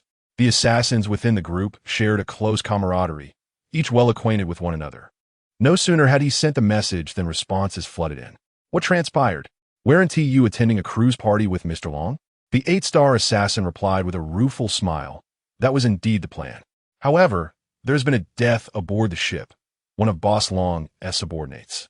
Upon hearing this, his acquaintances erupted in laughter. Haha, what does that mean? Are you suggesting that a colleague was killed on your ship? Who is so foolish as to carry out a mission under your very nose? What is the assassin's caliber? The 8-star assassin responded. I fear it may be a 9-star assassin. At this revelation, the chat fell into a profound silence, with several minutes passing before anyone dared to respond. Eventually, a flurry of messages ensued. 9-star, a 9-star assassin. Aren't some of those 9-star assassins already under amnesty? And others scarcely accept missions anymore. How could one appear on your ship? Could it be an international assassin? At that moment, a previously silent 9-star assassin chimed in. I inquired among my acquaintances, and they seem unaware of any high-ranking assassins undertaking missions in your vicinity. How did the target meet their end? Was it gunfire or knife? The 9-star assassin inquired. No, it was poisoning, much like yourself, an expert in the art of toxins. Poisoning? Would it be possible for me to view the body? The 8-star assassin, not daring to delay, hurriedly located the body of the Marriott and sent a photograph to the 9-star assassin. This individual certainly possessed an impressive background. It is said that his ancestors hailed from a lineage of traditional Chinese medicine, with forebears even being disciples of the renowned divine physicians of Huaxia. However, unlike his ancestors who dedicated themselves to healing, he took a darker path, relishing in the art of poisoning, which ultimately led to his expulsion from the esteemed sect. Over the years, this notorious assassin of the 9 stars has amassed an impressive arsenal of toxic formulas, a legacy passed down through generations. In terms of lethal prowess, he ranks among the top 3 in the Dragon Nation. Yet, the unfolding events took even the 8-star assassin by surprise. After sending photographs and videos, the 9-star assassin fell into a profound silence. Half an hour passed, then an hour, with no response from him. Unbeknownst to the 8-star assassin, the 9-star assassin was utterly bewildered by the images before him. The state of the deceased's skin appeared remarkably intact. 12 hours had elapsed since death. Yet there were no signs of rigor mortis or lividity, and the pupils remained undilated, while the internal organs had devolved into a pool of black liquid. How could this be possible? The 9-star assassin replayed the video, eyes wide, meticulously scrutinizing every fleeting moment. Yet, he could not discern the nature of the poison. While there were several formulas passed down through his lineage capable of rendering the organs into a putrid mess, the corpse itself was inexplicably bizarre. From an external perspective, it was nearly indistinguishable from that of a living person. This method of poisoning transcended the 9-star assassin's understanding. Was it the work of the Scorpion? 3 hours later, he sent a message. Perhaps it is. Indeed, if it were the Scorpion's handiwork, it would not be surprising. What astonished him, however, was that this Scorpion, having remained dormant for so long, had resurfaced, and this time in the Dragon Nation to carry out mission. Did he not fear being discovered by the official hunting squads of our nation? Upon reading the messages, the 8-star assassin fell into silence as well. In truth, many were unaware that several years prior, the Dragon Nation had sought to pacify a cadre of high-ranking assassins. Initially, these elite killers, driven by profit or other motives, resorted to ruthless methods. However, upon learning of this, the Dragon Nation dispatched an envoy to visit each of these uncontrollable 9-star assassins. Subsequently, an eerie phenomenon occurred. These 9-star assassins fell silent, ceasing to accept contracts. When they re-emerged in the assassin community, it was observed that they were targeting foreign killers. Thus, they became known as the hunting squad within the domestic assassin circles, with the identity of their leader and the number of members remaining shrouded in mystery. In any case, this was a top-tier killer team that instilled fear wherever it was mentioned. At this point, the entire group chat fell into a hushed stillness. The topics discussed by the 9-star assassin were far too sophisticated for the 7-star and 8-star assassins, who found themselves unable to contribute to the conversation. By the following dawn, the cruise ship returned to port. In light of the death on board, someone had alerted the authorities. However, these individuals were only aware of the demise of the Marriott, oblivious to the fact that Mr. Long had also taken another life. Naturally, Mr. Long would not be foolish enough to expose this matter. Thus, during the return journey of the cruise ship, he ensured that the body and the crime scene were meticulously cleansed, with the 8-star assassin orchestrating the cleanup. Even the most elite forensic specialists would find themselves at a loss. Soon, the enigmatic forces of Haicheng took control of the entire vessel, initiating a comprehensive investigation. The individual overseeing this incident was a middle-aged man with a square face, most strikingly adorned in pristine white attire, bearing an olive branch and a 4-pointed star emblem. Chapter 44. Mission accomplished? The unbelievable customer service. This is a significant figure, undoubtedly a top-tier spirit inspector. Unlike Jiang City, Haicheng is a provincial capital, far surpassing Jiang City in both economic stature and functionality. In the presence of Haicheng, Jiang City merely resembles a 3rd or 4th-tier city.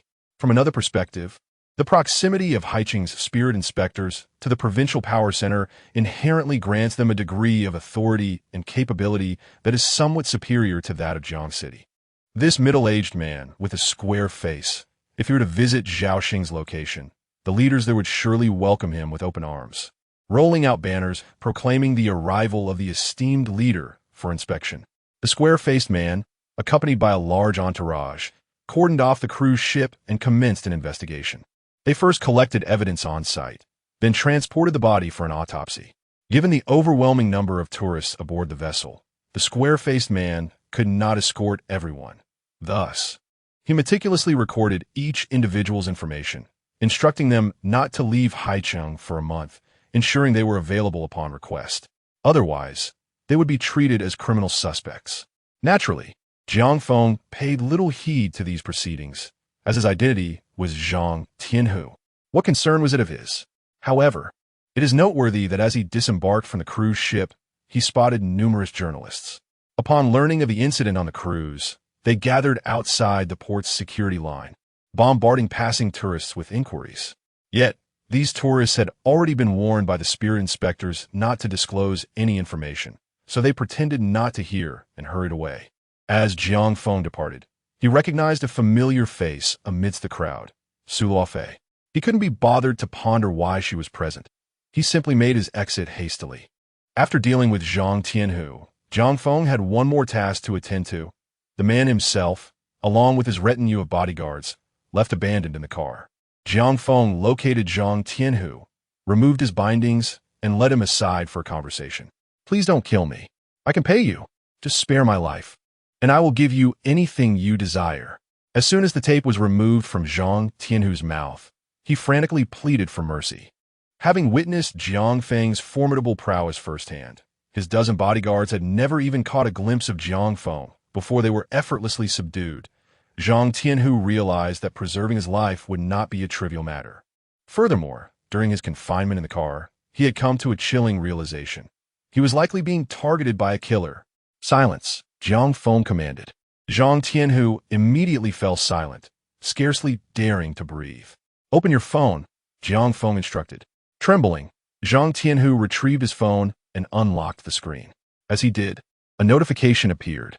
The message was straightforward. The very cruise ship he had intended to board had experienced a fatal incident, and the deceased was none other than his close friend, Wan Hao.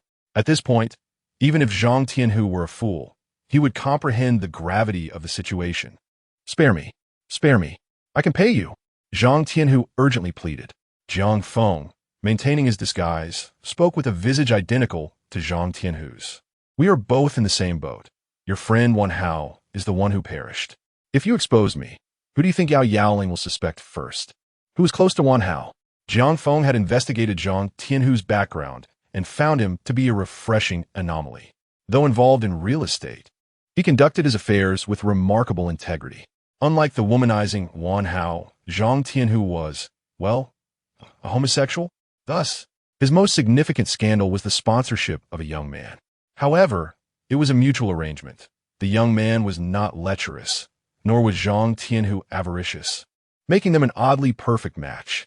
Meanwhile, Zhang Tianhu deliberated the pros and cons. A killer had assumed his identity to commit murder. How could he possibly report this? Would he dare approach Yao Yaoling and claim that someone, disguised as him, had killed his friend? What would be your first reaction? Are you certain this person isn't you? Unsurprisingly, Yao Yaoling would undoubtedly investigate him first. Moreover, the assassin remained oblivious to his own appearance and name. If he were to discard the mask and leave behind chaos for Jiang Tianhu to manage, wouldn't that be inviting unnecessary trouble? Therefore, keeping this matter to himself appeared to be the wisest course of action. I want to speak. I'll take this secret to my grave, he resolved. Jiang Feng observed Jiang Tianhu's demeanor and nodded. Within a month, you must not leave Haicheng. If Yao Yaoling finds you and inquires, feign ignorance. I will contact you again, monitoring your words and actions closely. You are aware of my capabilities. Ending your life would be as effortless as a mere flick of my wrist. With that, Jiang Feng departed. Jiang Tianhu, drenched in cold sweat, dared not lift his head until long after Jiang Feng had left. With a deep sigh of relief, he acknowledged, "It seems I have drawn the ire of someone formidable." He then returned to his vehicle, releasing his subordinates from their bindings. These individuals were astute enough not to pose any questions. Under the protection of his men, Jiang Tianhu made his way to the hotel. This is serious. This is truly alarming. Even now, Jiang Tianhu was still sweating profusely. Just then, his phone rang with an unfamiliar number. Upon answering, the first word from the caller left him dumbfounded. "Adjust your tie properly. I have OCD and cannot bear a crooked tie." Jiang Tianhu, in a cold sweat, frantically scanned his surroundings. Yet outside, amidst the ceaseless flow of vehicles, there was no sign of any other presence. Furthermore, the windows of his vehicle were designed to prevent prying eyes. It was impossible to see inside. Within a hotel in Haicheng, Jiang Feng ended the call. Moments ago, it was merely a warning directed at Jiang Tianhu. Subsequently, Jiang Feng accessed the assassin forum. He opened the customer service chat window and sent a message. "I have completed the task. Please verify." On the other end, the customer service representative, who was on a break, was momentarily taken aback upon reading the message. Blade? This code name seemed oddly familiar, as if she had encountered it before. After some contemplation, she recalled that this was indeed the newcomer assassin who had accepted the high-star bounty just the previous day. Given the rarity of such occurrences, the customer service representative had made a mental note. The task is completed? She pondered in confusion. She clicked on Jiang Feng's personal page once more, where the four prominent characters 2-star assassin were clearly displayed. Additionally, the registration date of the forum account indicated that it had been created just the day before. A newly registered account, belonging to a mere 2-star assassin, had managed to fulfill a high-star bounty in just one day. In that instant, the customer service representative felt a wave of disbelief wash over her. It was as if she had yet to awaken fully from slumber. A 2-star assassin had accomplished a 6-star bounty. Was this truly real? Chapter 45.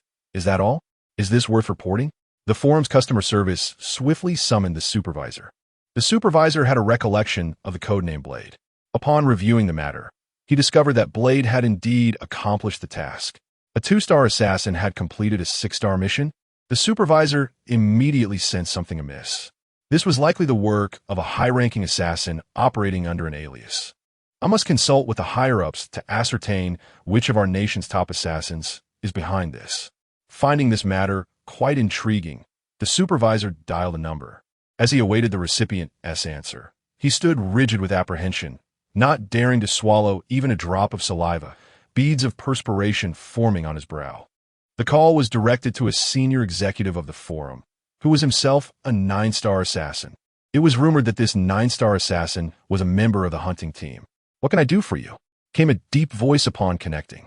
The supervisor quickly replied, "A newcomer has appeared on the forum. He registered just yesterday, completed a task as a 2-star assassin, and we assigned him a 6-star mission, which he also accomplished today." After relaying this, he awaited a response from the other end. To his surprise, the reply was merely, "Oh." And then, the supervisor found himself momentarily bewildered, sweat trickling down his face. I wanted to inquire if this could possibly be the alias of a high-ranking assassin." The influential figure on the other end did not directly address the supervisor's question, but instead suggested pointedly, "In the future, please refrain from reporting such trivial matters to me. I have pressing concerns at the moment." The supervisor quickly comprehended the implication behind the words and hurriedly replied, "Understood. I will handle such matters myself from now on.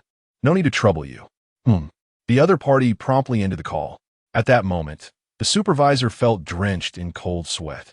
Conversing with such an ultimate expert had utterly exhausted him. Meanwhile, in a luxurious hotel, a man sat on a sofa, gently swirling a glass of red wine in his hand.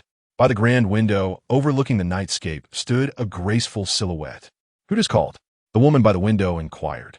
The man on the sofa continued to leisurely swirl his wine glass. "Oh, just a supervisor from a domestic forum. He mentioned that we have a prodigious assassin emerging." "Prodigious assassin?" The woman appeared somewhat surprised, then pressed for further details. "How prodigious?"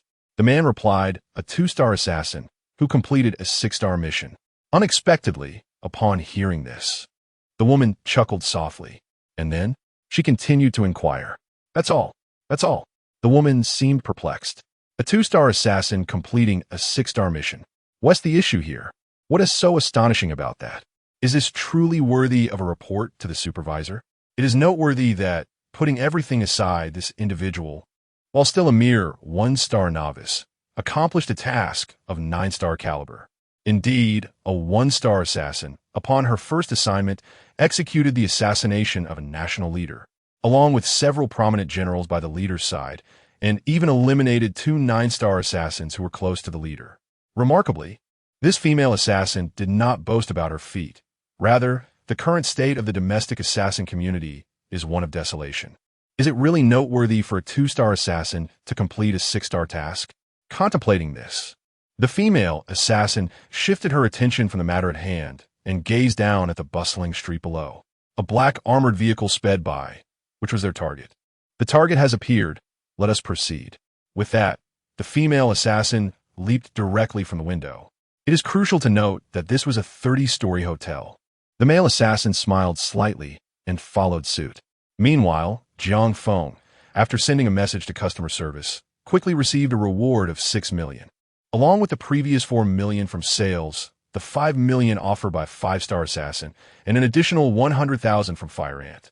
The total amounted to 15,100,000. Jiang Feng had already formulated a plan. He intended to donate 15 million, retaining only 100,000 for personal use. As every mission incurs expenses, of that 15 million, only a small portion could be allocated for constructing schools, as Jiang Feng had already established numerous educational institutions. The expenses for the students living and dining were all accounted for under his responsibility. This 15 million would scarcely cover those necessities. Fortunately, Jiang Feng had garnered support from numerous principals, teachers, and other members of society, enabling him to allocate approximately 5 million for constructing schools. The remaining 10 million would be designated for other schools to ensure students had adequate living conditions. The previously donated Hope Primary School had already been completed. Now, where shall he build the next school? Jiang Feng began to ponder.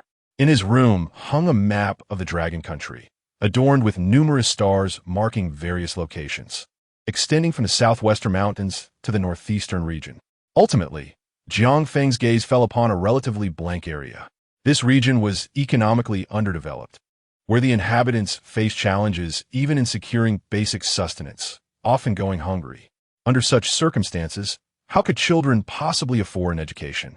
After much contemplation, Jiang Feng resolved to establish a school in this locality. Strictly speaking, this area is also a mountainous rural community. Jiang Feng had experience in building schools in such places. The first step will be to contact the local village chief or committee members, clearly stating his intentions. Through a quick online search, Jiang Feng swiftly located the village chief's phone number. He articulated his purpose, and upon hearing the news, the village chief was overjoyed, eagerly inquiring when Jiang Feng would arrive so that he could prepare for a warm welcome. Jiang Feng provided time frame, indicating he would come in the next couple of days. After the two had made their arrangements, they ended the call. Jiang Feng did not linger. He promptly booked a ticket to his destination and set off. Throughout the journey, Jiang Feng remained industrious, perusing the bounty orders on the forum. Unfortunately, despite his efforts, he found no particularly appealing offers. However, it is worth noting that he discovered his assassin rank had dramatically elevated from 2 stars to 6 stars. This development even stirred a considerable commotion within the forum. It is important to note that posts can be made on the forum, and Jiang Feng saw his name mentioned several times. It seemed that some of his peers had already taken notice of him. Jiang Feng paid little mind to these distractions. Upon seeing the posts, he quietly turned off his phone and began to focus on resting. Chapter 46, 2 million in 3 days. On the other side, Su Luofei had not been faring well of late. To be precise, ever since the conclusion of the live broadcast shoot, she had gradually become disenchanted. How could one not feel this way after witnessing Jiang Feng's extraordinary life? When she turned to interview the public, everything seemed utterly mundane in comparison. Regardless of how sensational the live broadcast was, infidelity, student sponsorships, and so forth, she found herself weary of the same old narratives. They paled in comparison to the excitement she experienced while following Jiang Feng. Gradually, Su Luofei lost her fervor for her work and tendered her resignation. However, her superior, recognizing her as a rare talent, was reluctant to let her go. Consequently, he leveraged his connections to secure a commendable position for her as an official journalist of the Dragon Kingdom. Do not underestimate this role. Her status as a journalist was far from ordinary. She would be working within the halls of the Dragon Kingdom's official media, mingling with prominent figures. The news she would cover would be first-hand information for the national media. Such an individual would be esteemed and welcomed wherever she went. Little did she know, Jiang Feng had already arrived in the western part of the Dragon Kingdom, in a quaint mountain village. Upon his arrival at the village entrance, a group of local officials was there to extend a warm welcome, even unfurling a banner in honor of Mr. Jiang Feng. Behind these adults stood a cluster of dusty-faced children, their eyes surprisingly bright and resolute despite their unkempt appearances. This scene stirred something within Jiang Feng. Once upon a time, he too had been one of them. As the saying goes, having weathered the rain himself, he wished to provide an umbrella for others, a sentiment that resonated deeply with him. Without hesitation, Jiang Feng, guided by the village chief and others, began to explore the village. The first order of business for establishing a school was, naturally, selecting a site. The village chief presented Jiang Feng with various auspicious locations within the village. Ultimately, Jiang Feng chose a spot. Let us commence construction here. His reasoning was straightforward. The terrain was flat, eliminating the need for arduous climbs, and it was conveniently close to every household. This arrangement would simplify the daily commute for the children, sparing them undue hardship. How much are you willing to contribute, Mr. Jiang? The village chief inquired cautiously. He was never one to broach figures in such matters, as donations were a reflection of personal intent. A donation of 1 million held the same weight as one of a single yuan. Their gratitude remained unwavering regardless of the amount. 5 million, Jiang Feng replied. The village chief was momentarily stunned, exchanging incredulous glances with several fellow villagers. Such a large sum? Mr. Jiang, are you certain you have not misspoken? The village chief reiterated. 5 million. It is worth noting that in this remote mountainous region, each household toils throughout the year, earning merely 2,000 to 3,000 at most. Some barely even reach that. 5 million. They have never encountered such a vast sum of money in their lives. Is it sufficient to construct a school? Jiang Feng inquired. The village chief nodded vigorously, exclaiming, Absolutely, it is more than enough. Jiang Feng nodded in agreement and continued, I have several stipulations regarding the construction of the school. Please listen carefully. The villagers were not taken aback, for they understood the underlying rules. From the moment Jiang Feng arrived in the village, they speculated that he might be the scion of a wealthy family. His purpose for donating money was perceived as a means of self-promotion. After the school was built, he would likely film a video to garner attention online. They understood all this. However, even though the village chief and the others comprehended the game, they chose not to voice their thoughts. Engaging in the internet world and crafting a persona is quite commonplace.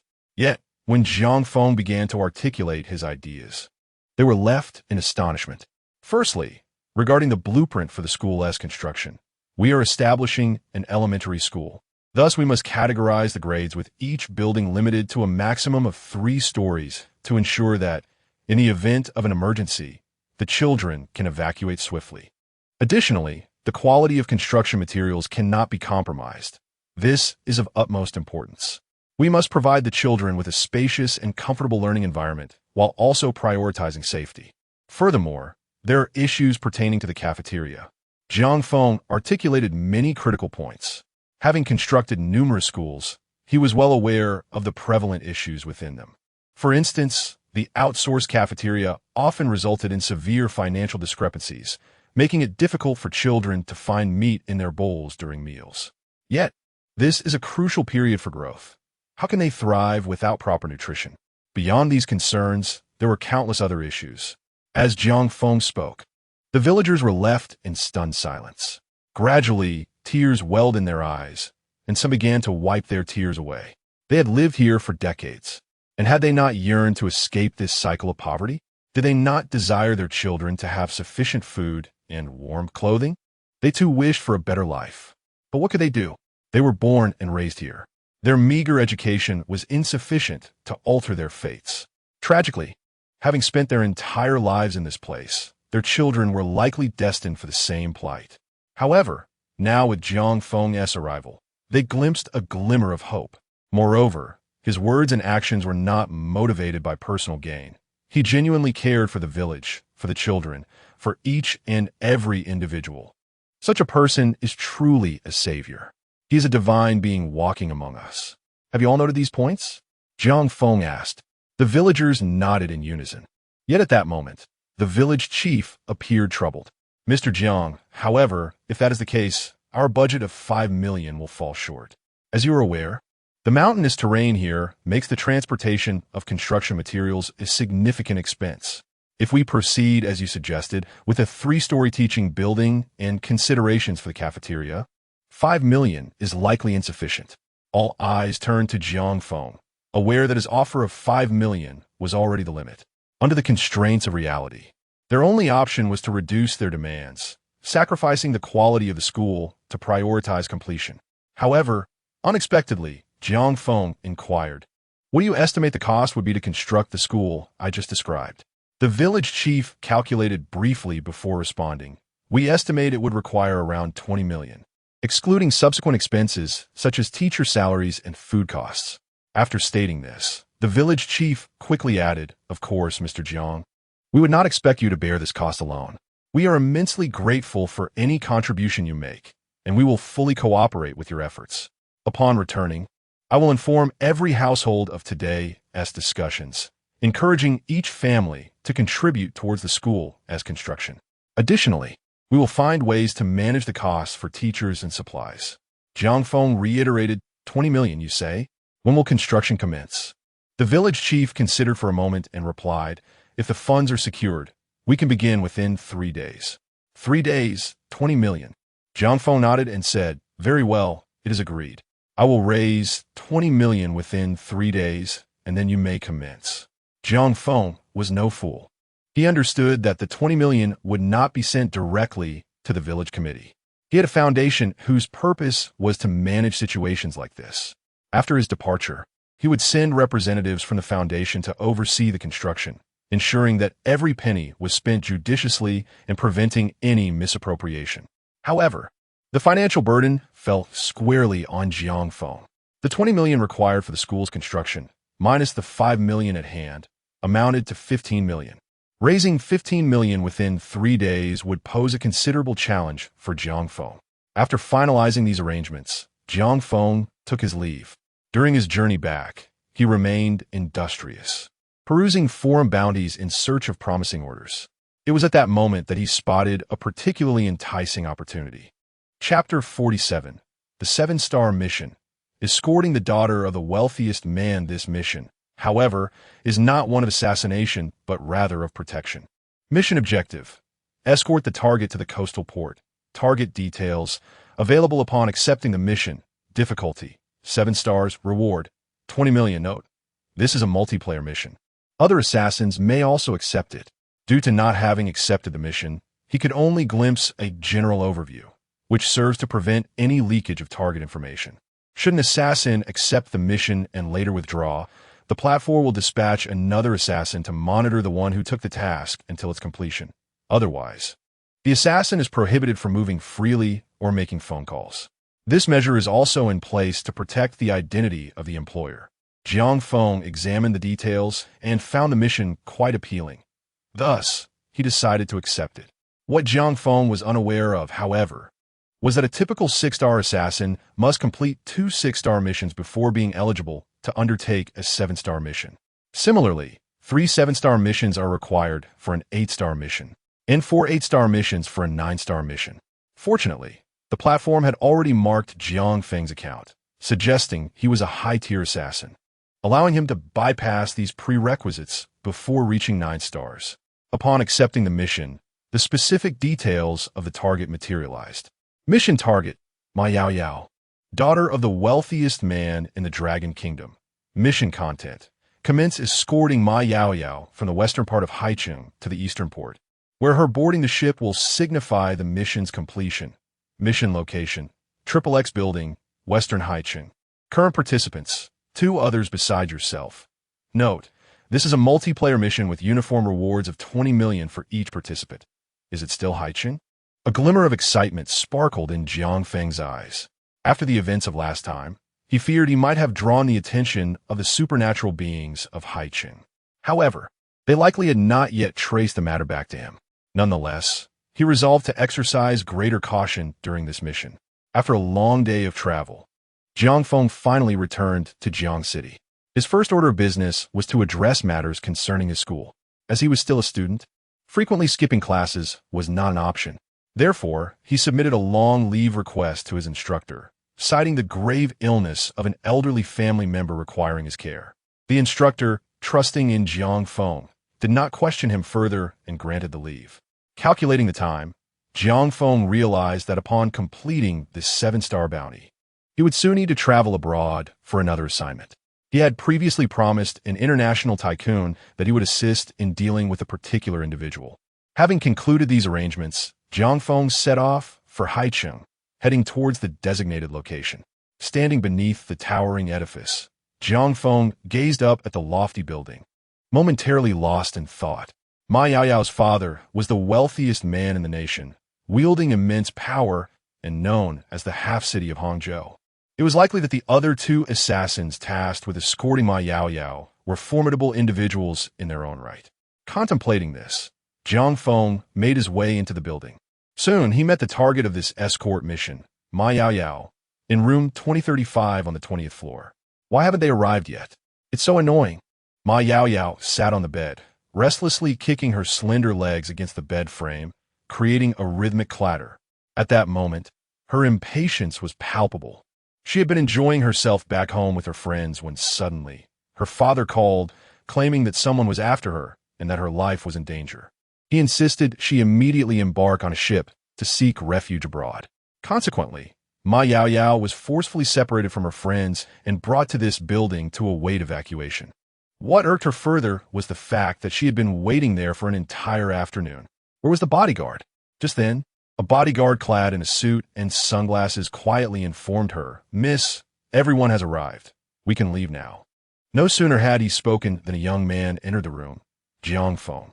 "Wait," Ma Yaoyao suddenly interjected. She stood up and scrutinized Jiang Feng from head to toe. "Why did you arrive so late? Did you not know I've been waiting for you for quite some time?" she remarked. Jiang Feng's expression remained unchanged as he replied coolly, "I am merely following the directives of my mission." He was indeed correct. He had not arrived late at all, but rather, he had come 2 hours early. Ma Yaoyao seemed to want to say something, but ultimately held her tongue. She waved her hand dismissively and stated, "I shan't hold this against you. Let's depart." With that, Ma Yaoyao began her descent, shielded by a cadre of bodyguards, while Jiang Feng followed closely behind, discreetly assessing the 2 companions accompanying them. One was a youthful man, the other an elderly gentleman. The young man appeared gaunt, with dark circles under his eyes, resembling someone who had indulged excessively. As for the old man, he donned baggy shorts and slippers, emanating an aura of relaxation. Jiang Feng did not underestimate either of them. He understood that judging a person's capabilities solely by their appearance was the height of folly. In the world of assassins, there were even infant killers.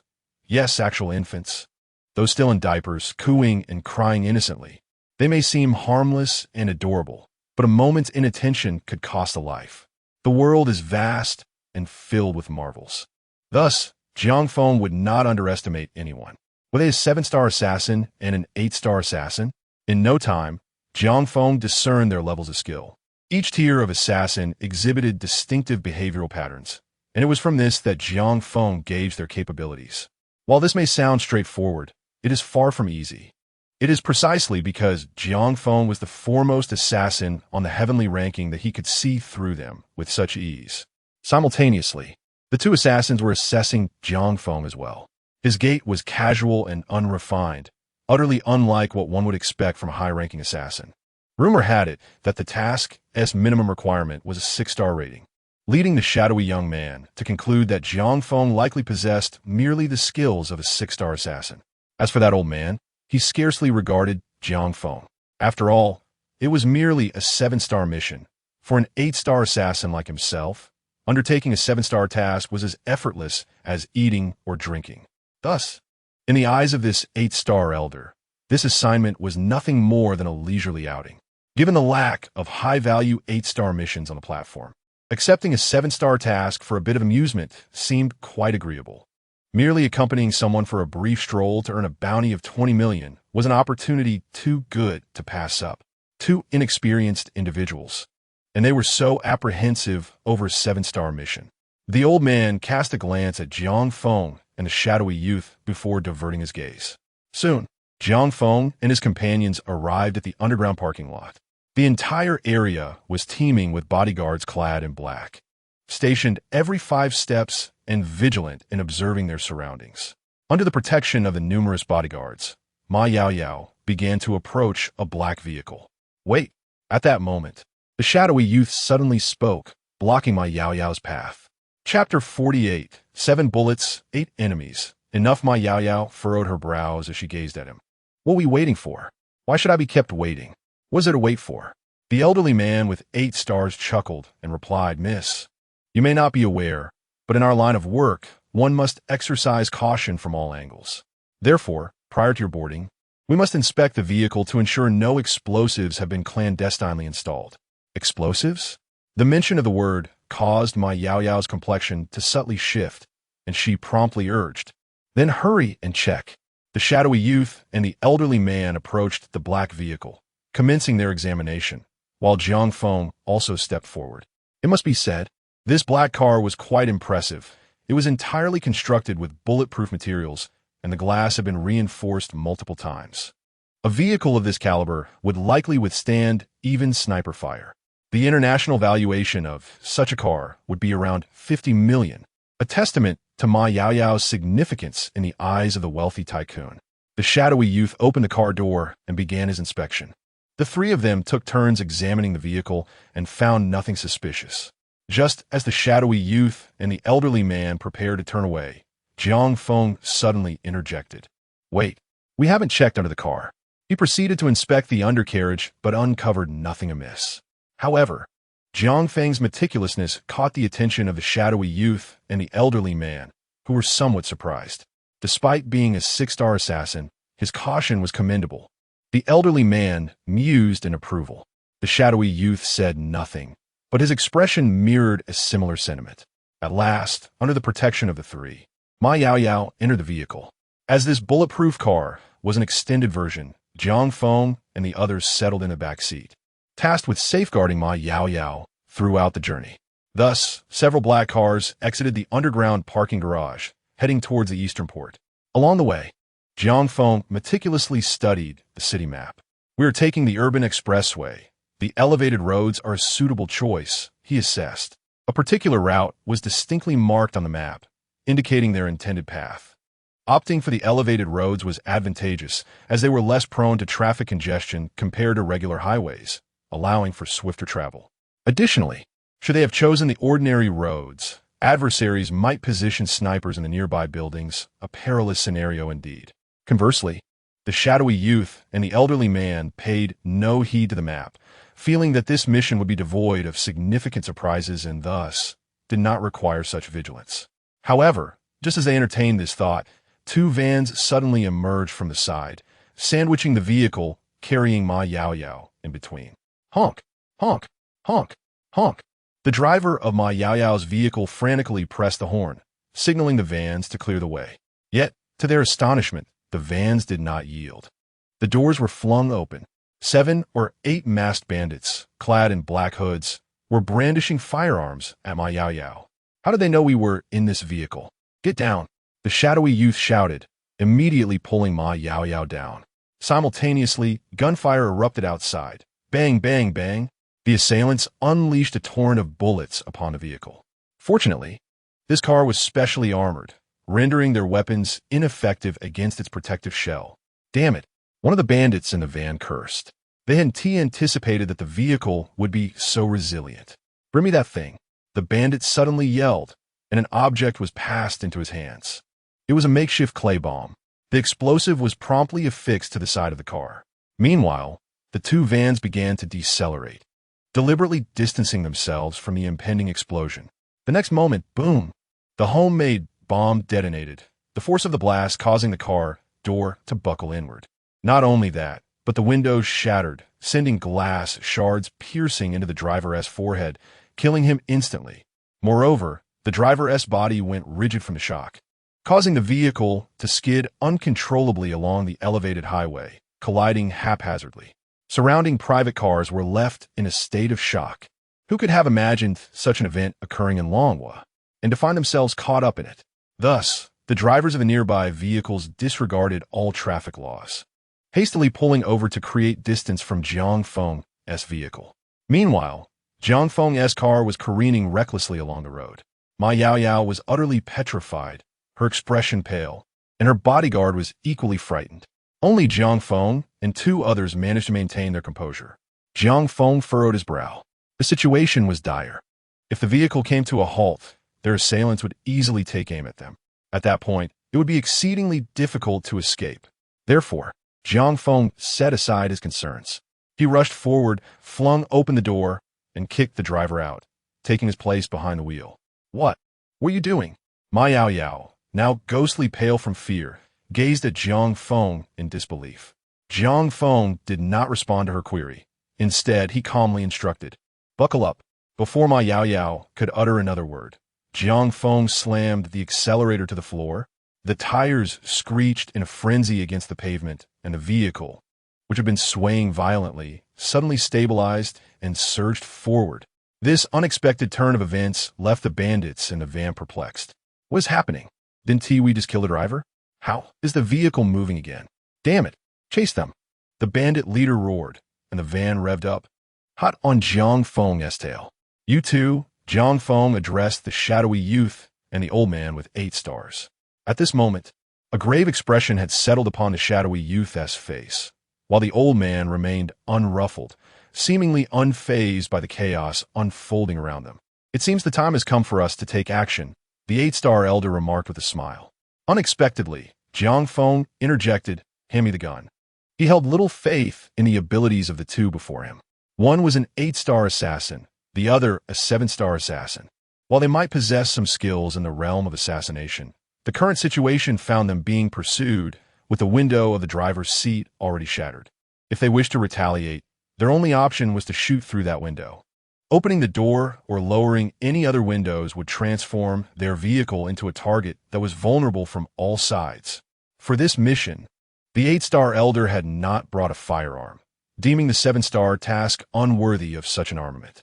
As for the shadowy youth, he had no habit of carrying a gun, as doing so in the Dragon Country entailed considerable complications. Now, in this dire circumstance, it was actually Ma Yao Yao's bodyguard who handed Jiang Feng a handgun. All right. Jiang Feng accepted the weapon, swiftly removing the magazine to inspect its contents. 7 bullets for 8 enemies, is it? Upon hearing this, Ma Yao Yao's bodyguard hastily replied, "I have another magazine here. Not to worry, this will suffice." With a decisive click, Jiang Feng attached the magazine and chamber round. Just then, the van's assailants surged forward, their leader grinning as he approached Jiang Feng's window. "Hello there, young one. So, it is you behind the wheel. Quite impressive now. Prepare to meet your demise." With that, the leader of the robbers leveled his gun at Jiang Feng. Chapter 49. What star rating are you? The barrel of the robber leader's gun was aimed directly at Jiang Feng. However, Jiang Feng's speed far surpassed his own. Bang! A bullet pierced through the robber leader's forehead, and he collapsed on the spot. Witnessing this, the remaining robbers wasted no time. raising their guns with the intent to shoot Jiang Feng down. No matter how formidable Jiang Feng was, he possessed only one gun, while they had three. They could not fathom that this young man could eliminate all three of them in one fell swoop. Just as they were about to pull the trigger, a slight smirk appeared on Jiang Feng's lips. He suddenly yanked the steering wheel, maneuvering the vehicle to collide directly with the robber's car. It is worth noting that Jiang Feng's vehicle was constructed from composite materials, boasting exceptional hardness. If it weren't for the clay bomb shattering the window, ordinary bullets would never have penetrated the car. With its formidable materials and a beastly engine performance, Jiang Feng's minor impact sent the van reeling and disoriented. "Damn it, can't you drive properly?" one of the robbers shouted, pointing his gun at the van's driver. The driver was not an accomplice of the robbers. He was merely a hired hand. Initially, they had promised him $1 million for taking them to a specific location. Little did he know that shortly after getting on the overpass, these individuals would don masks. It was then that the driver realized these men were not virtuous at all. However, at that moment, he had no choice. The robbers had guns. Gritting his teeth, he steered the wheel with all his might, finally managing to stabilize the vehicle. The robbers, who had been swaying inside the van, regained their footing and prepared to eliminate Jiang Feng once more. Yet, as one robber peeked out, bang, a bullet pierced through his skull.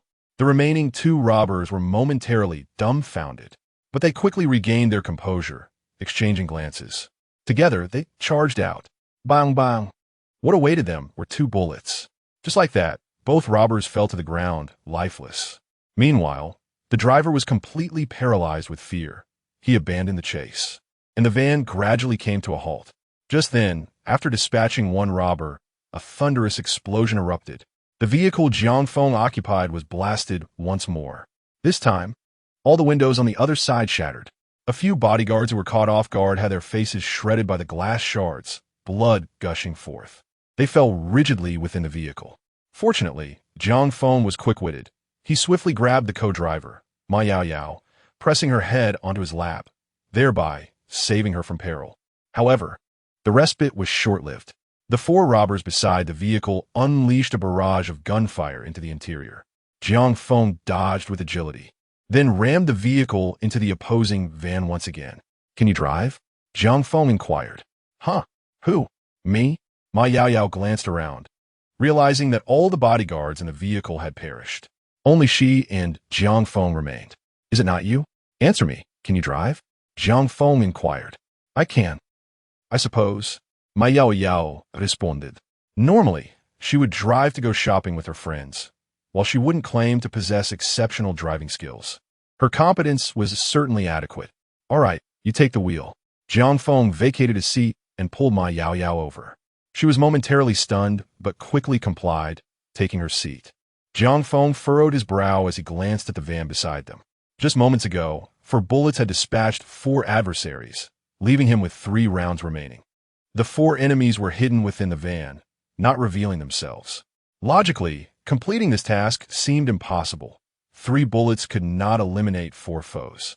Yet at that moment, Jiang Feng closed his eyes, activating his master-level firearm proficiency to its utmost potential. In addition to this expertise, his master-level sound localization, superhuman sense of smell, and superhuman touch were all functioning at their peak. In the next instant, Jiang Feng suddenly raised his hand. Bang! A bullet was fired, piercing through the van's door and obliterating the head of one robber hiding behind it. The suddenness of this shot left the remaining 3 robbers inside the van in shock. "What is happening? Where did that bullet come from? Did your gun misfire?" "No, it didn't team misfire. I've been holding it the whole time. Where did that bullet come from?" One of the robbers hadn't finished speaking when bang, another bullet shot through the door, striking him squarely in the head. His brain exploded in an instant. "And no, something seems off. How do they know our position? Haven't we closed the door?" The remaining 2 robbers were now pale with fear. From the outset, they had been overconfident, believing that 8 heavily armed robbers could easily handle a pampered young lady. However, even the dimmest of them could now discern that there was a formidable expert in the vehicle with her. "Stop the car. Stop it. Hurry up and stop the car. I demand that you stop." One robber, in a fit of rage, drew his gun and pressed it against the driver's forehead while another approached. Just then, Jiang Feng sensed a movement. He raised his hand and fired the last bullet. Bang! This final shot penetrated the door and subsequently pierced through the heads of the two remaining robbers, who collapsed lifelessly inside the vehicle. Jiang Feng opened his eyes and took a long breath. At that moment, the shadowy young man and the elderly man were both utterly astonished, staring at Jiang Feng. What level are you, exactly? Chapter 50. The 40 on the heavenly rankings, the 9-star assassin, the fierce tiger. You, what star are you? The shadowy youth asked incredulously. To be frank, given Jiang Feng's recent series of maneuvers, even he could not have managed such feats. The prowess Jiang Feng exhibited, whether in his adaptability or marksmanship, had clearly surpassed the level of a 6-star assassin. Only a few extraordinarily formidable 8-star or even 9-star assassins could possess such capabilities. At this moment, even the 8-star elder could not discern Jiang Feng's true strength. All he knew was that the youth standing before him was terrifyingly powerful. However, Jiang Feng did not respond to their inquiries. Instead, he furrowed his brow and abruptly stated, "Someone is coming." Those 4 simple words left the shadowy youth in a state of shock. He could hardly believe it. Someone is coming. You just said someone is coming. How is that possible? We are currently on a high bridge, and the vehicle is traveling at over 100 miles per hour. Under such circumstances, before the shadowy youth could finish his sentence, a resounding bang echoed through the air. It was as if something colossal and heavy had crashed onto the roof of the vehicle. Following this, the youth witnessed a hand gripping the window from atop the car. Then, an astonishing scene unfolded before his eyes. The veins on that hand bulged, as if it were exerting tremendous force. The entire ceiling of the car's rear compartment was violently torn open. Indeed, this vehicle, constructed from composite materials, had been effortlessly ripped apart by bare hands. This sight rendered the shadowy youth utterly speechless. Although the vehicle had endured 2 explosive impacts and had already developed fissures, witnessing it being torn open by bare hands was something he had never encountered in his life. How terrifying must this person's physical strength be? After the roof was peeled back, a burly figure descended. This man bore a foreign visage, adorned with a thick black beard. "Long time no see, lone wolf," he said. "After all this time, you remain as feeble as ever." The foreigner, upon landing, didn't even glance at Jiang Feng and the others, but fixed his gaze on the 8-star elder with an unwavering grin. Lone wolf. This must be the code name of the 8-star elder. Upon seeing the burly man, the elder's expression drastically shifted. "Tiger, weren't you on mission abroad? What brings you to our dragon country?" At this moment, alarm bells rang loudly in the 8-star elder's mind. This tiger was no ordinary individual. He was a bona fide 9-star assassin, ranked 40th in the international standings. More importantly, this tiger was a freak of nature. His mind was solely consumed by muscle. It was said that he had trained his body from a young age, torturing himself with needles, hammers, and flames. He had gradually transformed himself into a biochemical superhuman. Legend has it that before entering the assassin world, Tiger was the world champion of underground boxing. He ascended from a novice to a world champion, enduring 81 bouts along the way. What is truly alarming is that each of these 81 matches culminated in a single, lethal strike that dispatched his opponents. Initially, he had no intention of undertaking a mission for your Dragon Nation. However, the exorbitant remuneration offered by the employer proved irresistible.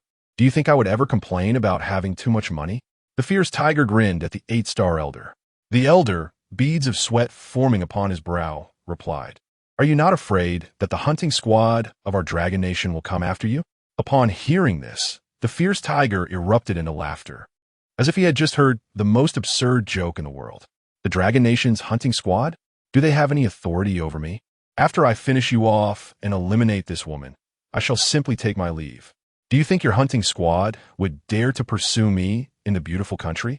The 8-star elder was left utterly speechless. At that moment, however, the shadowy youngster, a 7-star assassin nearby, began to seek an opportunity to slip away.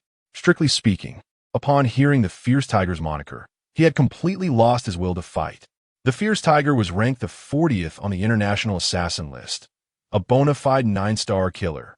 As a mere 7-star assassin, Remaining here would be tantamount to courting death.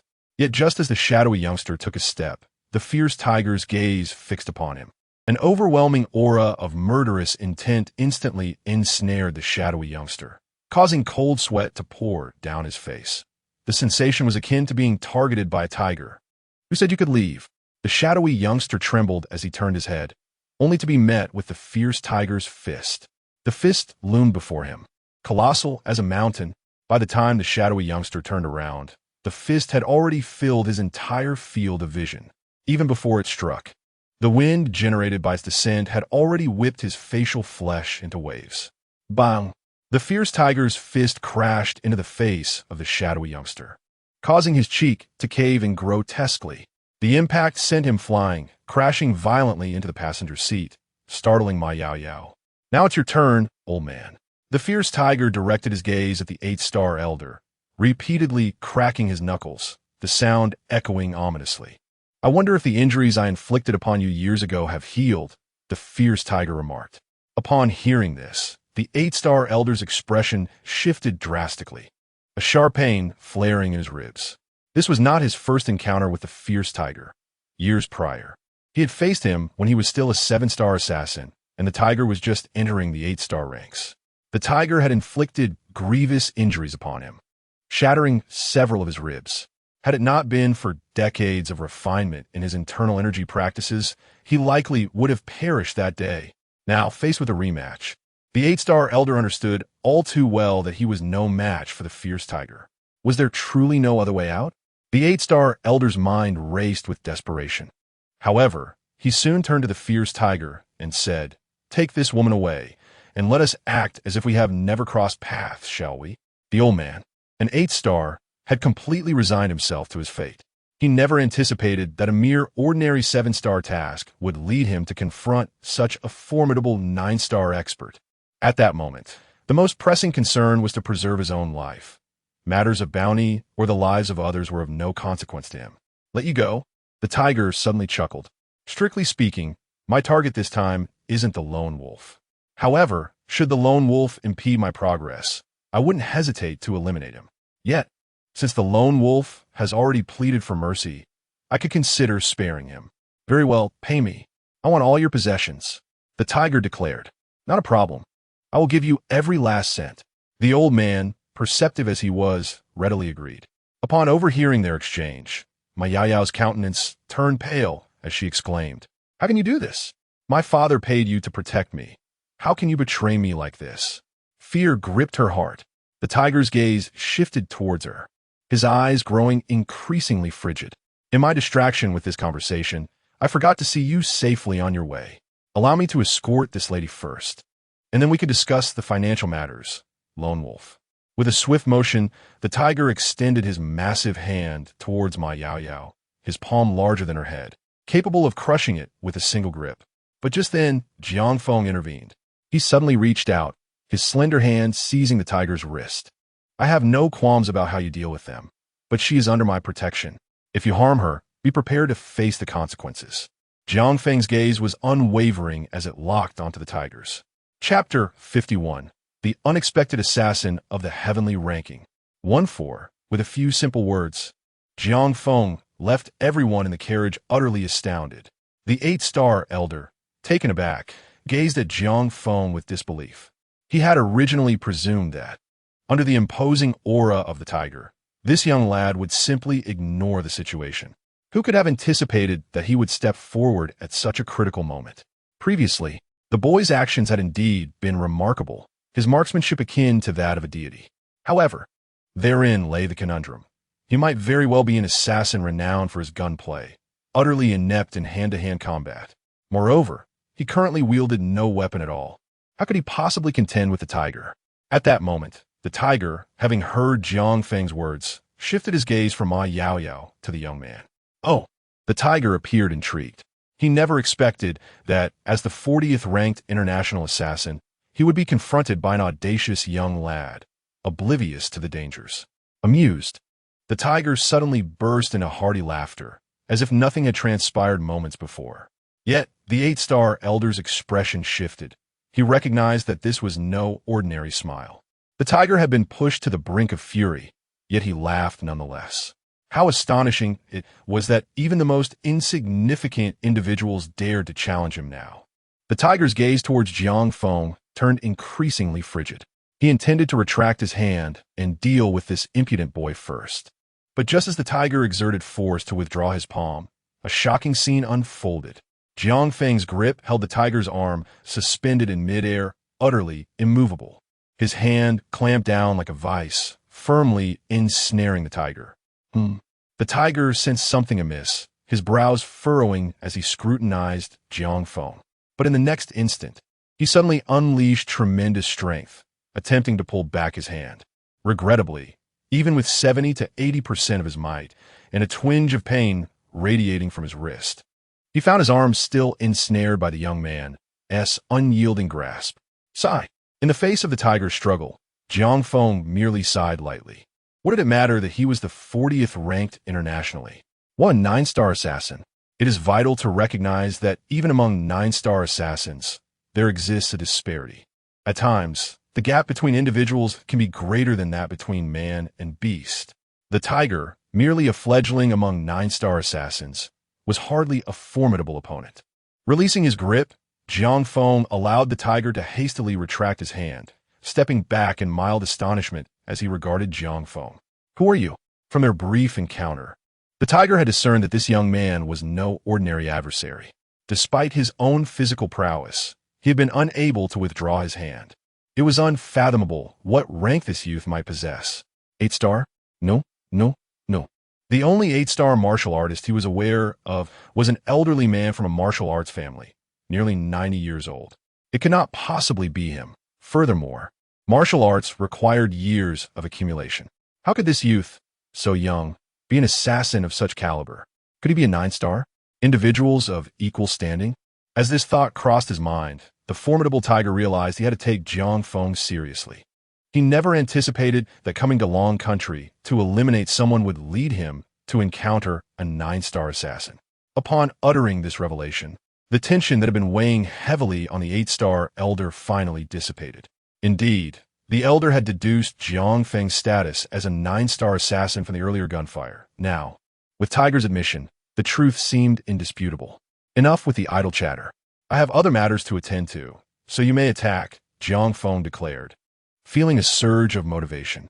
During this time, he had refrained from earnest engagement, and his physical prowess had become somewhat rusty. Fortunately, with a 9-star assassin like Tiger present, he could finally stretch his limbs.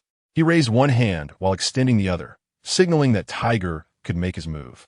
Tiger, upon witnessing this gesture, was infuriated. How dare you look down upon me? He bellowed, charging toward Jiang Feng with great strides. Towering and weighing over 200 pounds, his muscular frame shook the very ground with each step, resembling a rampaging wild bull rushing forth. With a resounding thud, Jiang Feng subtly angled his palm, diverting the entirety of Tiger's force to the side. Yet, a frown creased Jiang Feng's brow. Alas, he sighed, Tiger's skills were indeed lacking. Though a 9-star assassin, he was vastly inferior to the 8-star martial assassin back home. Tiger appeared to possess mere brute strength, wildly flailing his fists without any semblance of technique. In contrast, the elderly master from his homeland displayed lethal precision. When he moved, it was a deadly strike. Jiang Feng recalled witnessing that elder remain perfectly still, only to pierce a man's neck with 2 fatal wounds in an instant. He understood that it was not that the elder was immobile. Rather, his speed surpassed the limits of human perception. This punch was excessive in force, lacking control, revealing numerous vulnerabilities. With a calm demeanor, Jiang Feng responded effortlessly to Tiger's attacks while offering critiques. Enraged by these observations, Tiger descended into a furious state. "D!" he roared. Yet, just as he succumbed to his rage, Jiang Feng delivered a swift kick that struck Tiger squarely in the face, sending him crashing into a vehicle. That single blow shattered Tiger's resolve. "Regrettably, I failed to temper my strength," Jiang Feng remarked. Inside the vehicle, the 2 onlookers were left in stunned silence. "You!" The 8-star elder stared incredulously at Jiang Feng. The entire confrontation had unfolded in a mere minute or two, yet within that brief span, Jiang Feng had completely transformed the elder's worldview. A mere 20-year-old had effortlessly dispatched the 40th ranked assassin in the international arena. What level of prowess did this individual possess? Heavenly ranking assassins. The phrase suddenly materialized in the mind of the 8-star elder. Heavenly ranking assassins. A mere 4 characters. Yet they conceal an exceedingly terrifying significance. 30 assassins. These are the 30 assassins who stand at the pinnacle of the world. If one were to consider who could so effortlessly deal with the 8-star assassin, the fierce tiger, no one else comes to mind but the heavenly ranking assassins. It turns out that it was indeed the heavenly ranking assassins in front of him. Forgive this old man for failing to recognize the mighty presence. I deeply apologize for any offense caused, and I implore your understanding. Without a moment's hesitation, the 8-star elder promptly clasped his hands in respect towards Jiang Feng. Chapter 52. Treasures circulating in the upper echelons of the assassin world. 2-4. Jiang Feng cast a glance at him, a faint smile gracing his lips. It was commendable that this old man possessed some discernment, able to recognize him as a top-tier assassin. At that moment, the old man, drenched in cold sweat, realized the gravity of the situation. If a top assassin wished to eliminate him, it would be a mere matter of a single strike. Moreover, given the capabilities of such an assassin, once he was dispatched, the perpetrator could completely vanish, leaving no trace behind. Offending a top assassin was even more terrifying than incurring the wrath of a crime lord from an entire nation. Meanwhile, Ma Yaoyao wore a perplexed expression. From the onset, she struggled to comprehend the dynamics unfolding before her. Terms like 9-star assassin and top assassin were lost on her. Yet, she instinctively understood that the young man before her was formidable beyond measure. Daunted, she refrained from speaking further and hastily drove towards the port. She was eager to distance herself from this country, seeking the safety that lay beside her father. However, as Ma Yaoyao headed toward the port, Jiang Feng took a seat. Regarding the old man with keen interest. "What did you mean by hunting team?" he inquired, recalling the term he had overheard during his confrontation with the fierce tiger. "You are unaware of the hunting team?" The old man replied, astonished. "Yes," Jiang Feng affirmed. The old man wiped the beads of sweat from his forehead, visibly embarrassed. "The hunting team is an official assassin unit of our Dragon Nation. As you can imagine, once matters escalate to the national level, many issues cannot be openly discussed. Certain individuals cannot be sanctioned through conventional means." Jiang Feng furrowed his brow, contemplating the implications of this statement. Those who could not be openly sanctioned likely included scientists who had appropriated Dragon Nation's research and sought refuge in foreign lands. Such individuals were typically under the protection of other nations, making them difficult to deal with. From the old man's explanation, it seemed that the official assassin unit existed to address such situations. Although this was merely Jiang Feng's conjecture, he awaited further clarification from the old man. "Our Dragon Nation is a nation that cherishes peace. However, there are certain individuals, or perhaps leaders, who consistently strive to incite conflict. Thus, the official assassin unit was born. This unit is shrouded in mystery. Even I have only heard of them, but have never encountered them." Jiang Feng nodded thoughtfully before posing another question. "What is their level of strength?" This query momentarily stymied the old man. "I have never seen them, but I've heard that each member of the hunting team possesses extraordinary abilities. To gain entry into the hunting team, one must fulfill a prerequisite, completing a task of 9-star difficulty upon entering the assassin realm." When the elderly figure of 8 stars uttered those words, even Jiang Feng was momentarily taken aback. Infiltrating the assassin realm typically commences with the rank of a 1-star assassin. To imagine a 1-star assassin accomplishing a task of 9-star difficulty is indeed astonishing. Jiang Feng had previously undertaken numerous 9-star missions and was acutely aware of the formidable challenges they entailed. However, this does not imply that Jiang Feng found the 9-star missions particularly daunting. Rather, when juxtaposed with the average individual, 9-star tasks are synonymous with near-certain demise. The baseline of a 9-star mission often involves the assassination of a notorious gang leader from a foreign nation or a high-ranking general, perhaps even a prominent figurehead. During such operations, Nine-star assassins are not merely contending with trivial skirmishes, but rather navigating a veritable storm of gunfire, explosive ordnance, and overwhelming numbers. One can only fathom the magnitude of difficulty associated with nine-star missions. Moreover, the members of the hunting squad do not hold a position on the heavenly ranking. As the 8 stars elder elucidated, Jiang Feng nodded in acknowledgement, comprehending this aspect. This implies that the hunting squad is not ranked on the heavenly list. However, from the elder's remarks, it could be inferred that each member of the hunting squad likely possesses skills that exceed at least the top 10 on the heavenly ranking. Quite intriguing, Jiang Feng thought, a subtle smile gracing his lips. I have also heard that a senior figure within the Domestic Assassin Forum is a member of the hunting squad. Of course, this is merely hearsay, and I am unaware of the specifics, the 8 stars elder continued.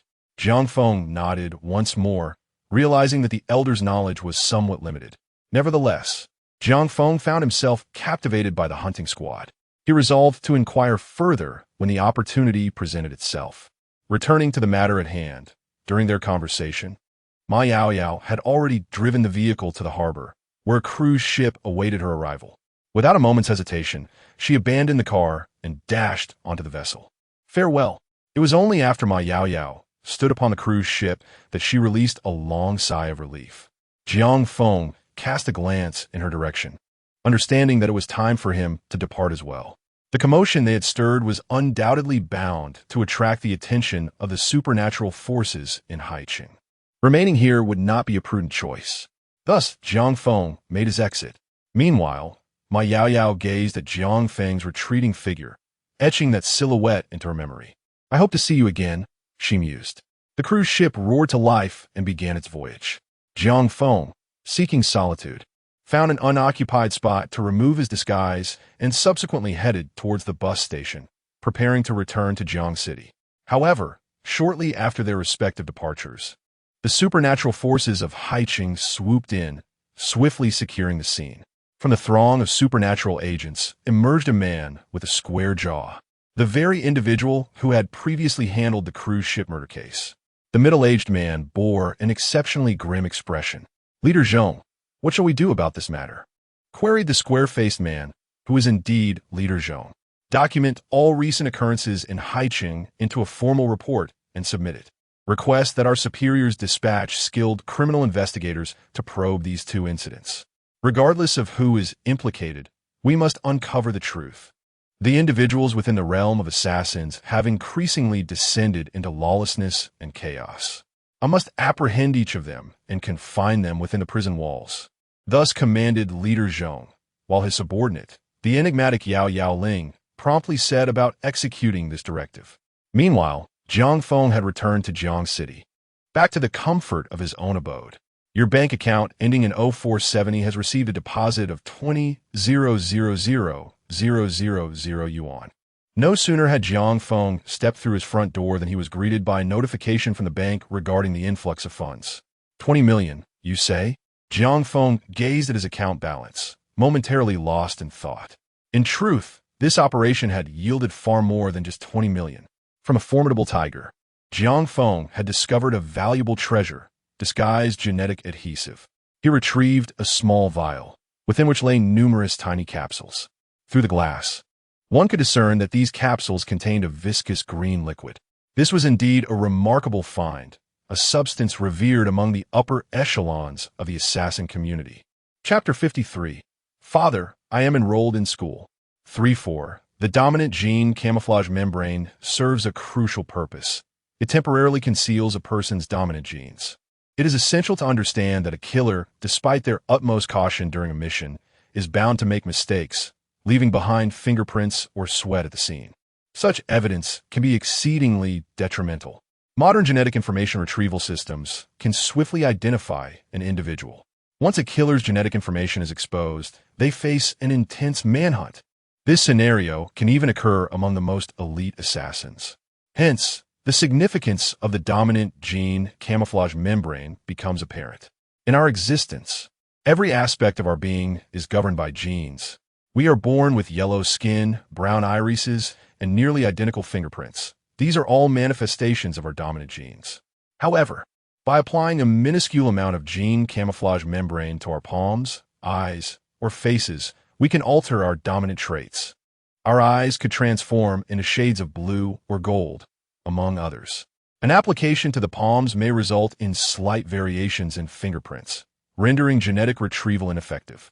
When applied to the face, it can even modify one's appearance, transforming a flat nose into a prominent one. This illustrates the remarkable capability of the gene camouflage membrane. Traditionally, the ancient art of disguise in Long Kingdom could achieve similar results. Jiang Feng is acquainted with several skilled assassins proficient in this craft. Yet, such techniques are inherently limited. They may deceive the human eye, but cannot evade genetic scrutiny. Thus, this gene camouflage membrane proves to be exceptionally practical. It has even become a form of currency within the assassin community. Despite its modest appearance, containing merely 20 capsules, it can fetch up to 20 million Dragon Kingdom coins in the underworld. Indeed, not 200,000 or 2 million, but a staggering 20 million. This amount is equivalent to a single 7-star mission. While this product is undoubtedly impressive, Jiang Feng has no intention of keeping it. With the assistance of his system, which has bestowed upon him a skill capable of producing effects akin to the gene membrane, he sees no necessity to retain this bottle. After some contemplation, he decided to list the gene camouflage membrane on a platform. Soon after, someone came to collect it, and within 20 minutes, Jiang Feng's account reflected a credit of 16 million. 16 million. As Jiang Feng gazed at the 4 million deducted as commission, he felt a pang of regret. Indeed, operating through the platform appears to be a swift means of generating income, albeit with a steep cut. However, Jiang Feng had heard that a member of the hunting team held a high position within the platform. If he ever encounters this individual, he is determined to advocate for a reduction in those exorbitant fees. After all, assassins must also make a living. Will they not allow them to survive? On another note, Jiang Feng's current savings total 41 million. Logically, this should suffice for the establishment of a school. He reached out to the village committee in the mountainous region. What? Have you secured the funding? Excellent. Thank you so much. The village chief on the other end of the line appeared quite surprised. Subsequently, Jiang Feng arranged a time to visit the village for on-site guidance. After completing these tasks, Jiang Feng rested at home for half a day before booking a ticket to the western region of Long Country. Meanwhile, far across the ocean in the beautiful nation, night still cloaked the land. In front of the floor-to-ceiling windows of a towering skyscraper, a foreign gentleman clad in a tailored suit gazed down upon the city's nocturnal splendor. Has the tiger failed? The foreigner seemed somewhat taken aback. Ma Yaoyao's father was a formidable rival in the business arena, and he had suffered considerable losses under Ma Yaoyao's father's influence. Eliminating Ma Yaoyao would not only quench his thirst for vengeance, but also disturb his competitor's state of mind. Unfortunately, this scheme had collapsed rather swiftly. Was the individual responsible for dispatching the tiger codenamed Sharpblade? I see. The foreigner did not elaborate further. He merely noted the name silently and savored a glass of red wine. Once his subordinates exited the room, the lethal intent in his eyes was no longer concealed. After several days of arduous travel, Jiang Feng finally arrived at the village once more. The village remained largely unchanged from his previous visit. True to his word, Jiang Feng promptly instructed the foundation to transfer 20 million to the villagers. The representatives from Jiang Feng's foundation had been waiting there for quite some time. Following Jiang Feng's departure, the foundation would take full charge of the construction efforts in the area. The village committee could not misappropriate a single cent, and certainly, the foundation would not either. Subsequently, Jiang Feng was warmly welcomed by the entire village. The village chief personally took to the kitchen, preparing a grand feast, setting up dozens of tables to welcome Jiang Feng. Among the villagers were members of ethnic minorities who performed their traditional dances to celebrate his arrival. All the village children gathered eagerly, hoping to take a photo with Jiang Feng. A photo? Of course. Jiang Feng did not decline. Thus, surrounded by a throng of children, he posed for a picture where every child wore a beaming smile. Jiang Feng spent a joyful day there, and as dusk approached, he prepared to leave. At the same time, a little girl with pigtails picked up her phone and called her father. Hello, Yuan Yuan. What made you think of calling Dad today? The girl's name was Zhao Yuan Yuan, and the voice on the other end belonged to her father, Zhao Xing. Indeed, it was the renowned Zhao Xing of Jiangfeng. Chapter 54. A bounty of 50 million. The overseas mission officially begins. 4-4. Zhao Xing harbored a hidden past, one marked by failed marriage. Upon entering society, he fell in love, and within a mere 2 to 3 months, they hastily wed. Zhao Xing believed that this blissful period would endure indefinitely. However, conflicts soon arose between the couple. The crux of their discord lay in Zhao Xing's decision to remit a substantial portion of his monthly salary to his elderly parents, which led to frequent complaints from his wife. Eventually, driven to her limits, she filed for divorce, and the court awarded custody of their unborn daughter to her, while Zhao Xing was left to provide a modest monthly child support. Zhao Xing felt immense guilt regarding Zhao Yuan Yuan.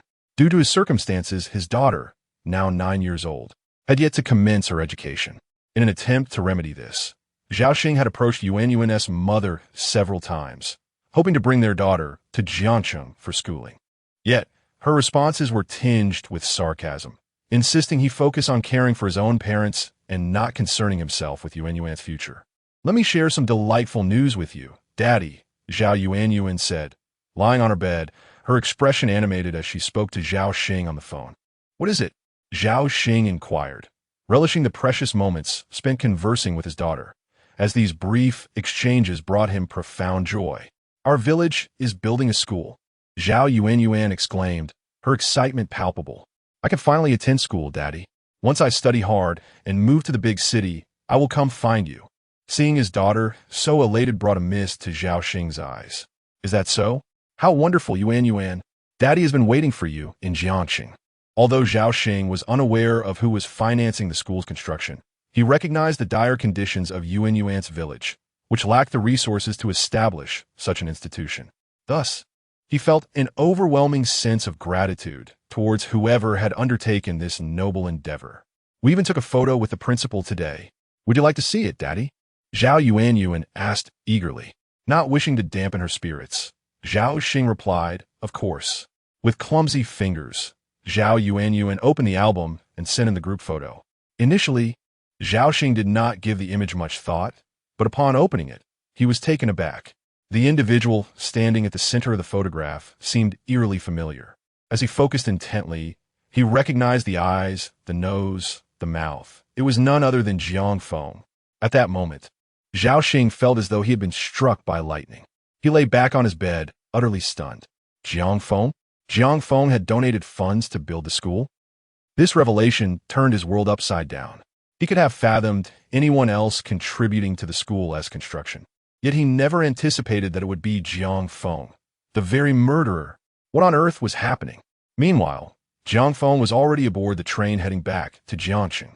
Recognizing the gravity of the situation, he resolved to remain diligent. During a meal in the village today, he encountered several village heads from nearby settlements. Among them were not only the other leaders, but also the children from their village. That day, Jiang Feng witnessed an unforgettable scene. He observed groups of dusty-faced children standing at a distance, their eyes filled with an intense envy as they gazed upon the children whom Jiang Feng had sponsored for education. This moment left an indelible mark on Jiang Feng's heart. He had taken lives and witnessed the horrors of death. Yet, to be fair, no moment in his career as an assassin was as profoundly etched in his memory as this one. Indeed, what was the true purpose behind his missions? On the train that night, lying on his bunk and staring into the darkness outside, the rhythmic clatter of the train on the tracks echoed in his ears. In that moment, Jiang Feng felt as though he had returned to his youth. Did the children from his hometown not gaze at him in the same way once? Emotion is a killer's greatest taboo, and the night is a time when feelings can easily overflow. When Jiang Feng sensed the emergence of unwarranted emotions within himself, he resolutely steeled his heart and swept those feelings away. Reflecting on the meal earlier, although the other village heads did not explicitly state their intentions, Jiang Feng understood their desire for him to contribute to the construction of a school. 3 villages at a standard of 20 million per village amounted to 60 million. 60 million. Perhaps the recent strain was too much. Jiang Feng, who had been on high alert, suddenly relaxed and fell asleep. That night in Yunkai village, the village head was also visited by a guest. Knock, knock, knock. The door of the village head's home was rapped upon. Upon opening the door, a familiar face greeted him. The town mayor? The village head appeared somewhat taken aback.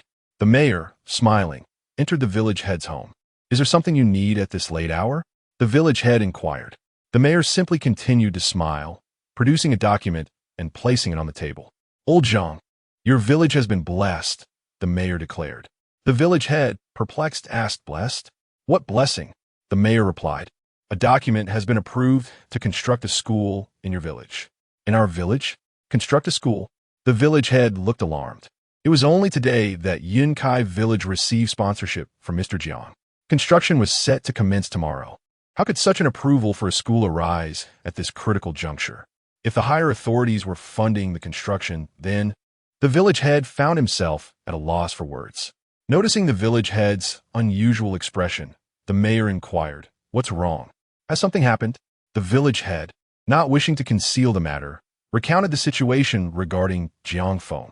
The mayor, upon hearing this, appeared quite astonished. Is that so? This Mr. Jiang is truly a remarkable person. The amount he has contributed surpasses even what has been allocated by the authorities. The village chief also remarked, indeed, it's all thanks to Mr. Jiang. The town mayor retrieved the documents and stated, well then, since your village already has someone sponsoring, I shall allocate this opportunity to another village. The village chief nodded in agreement.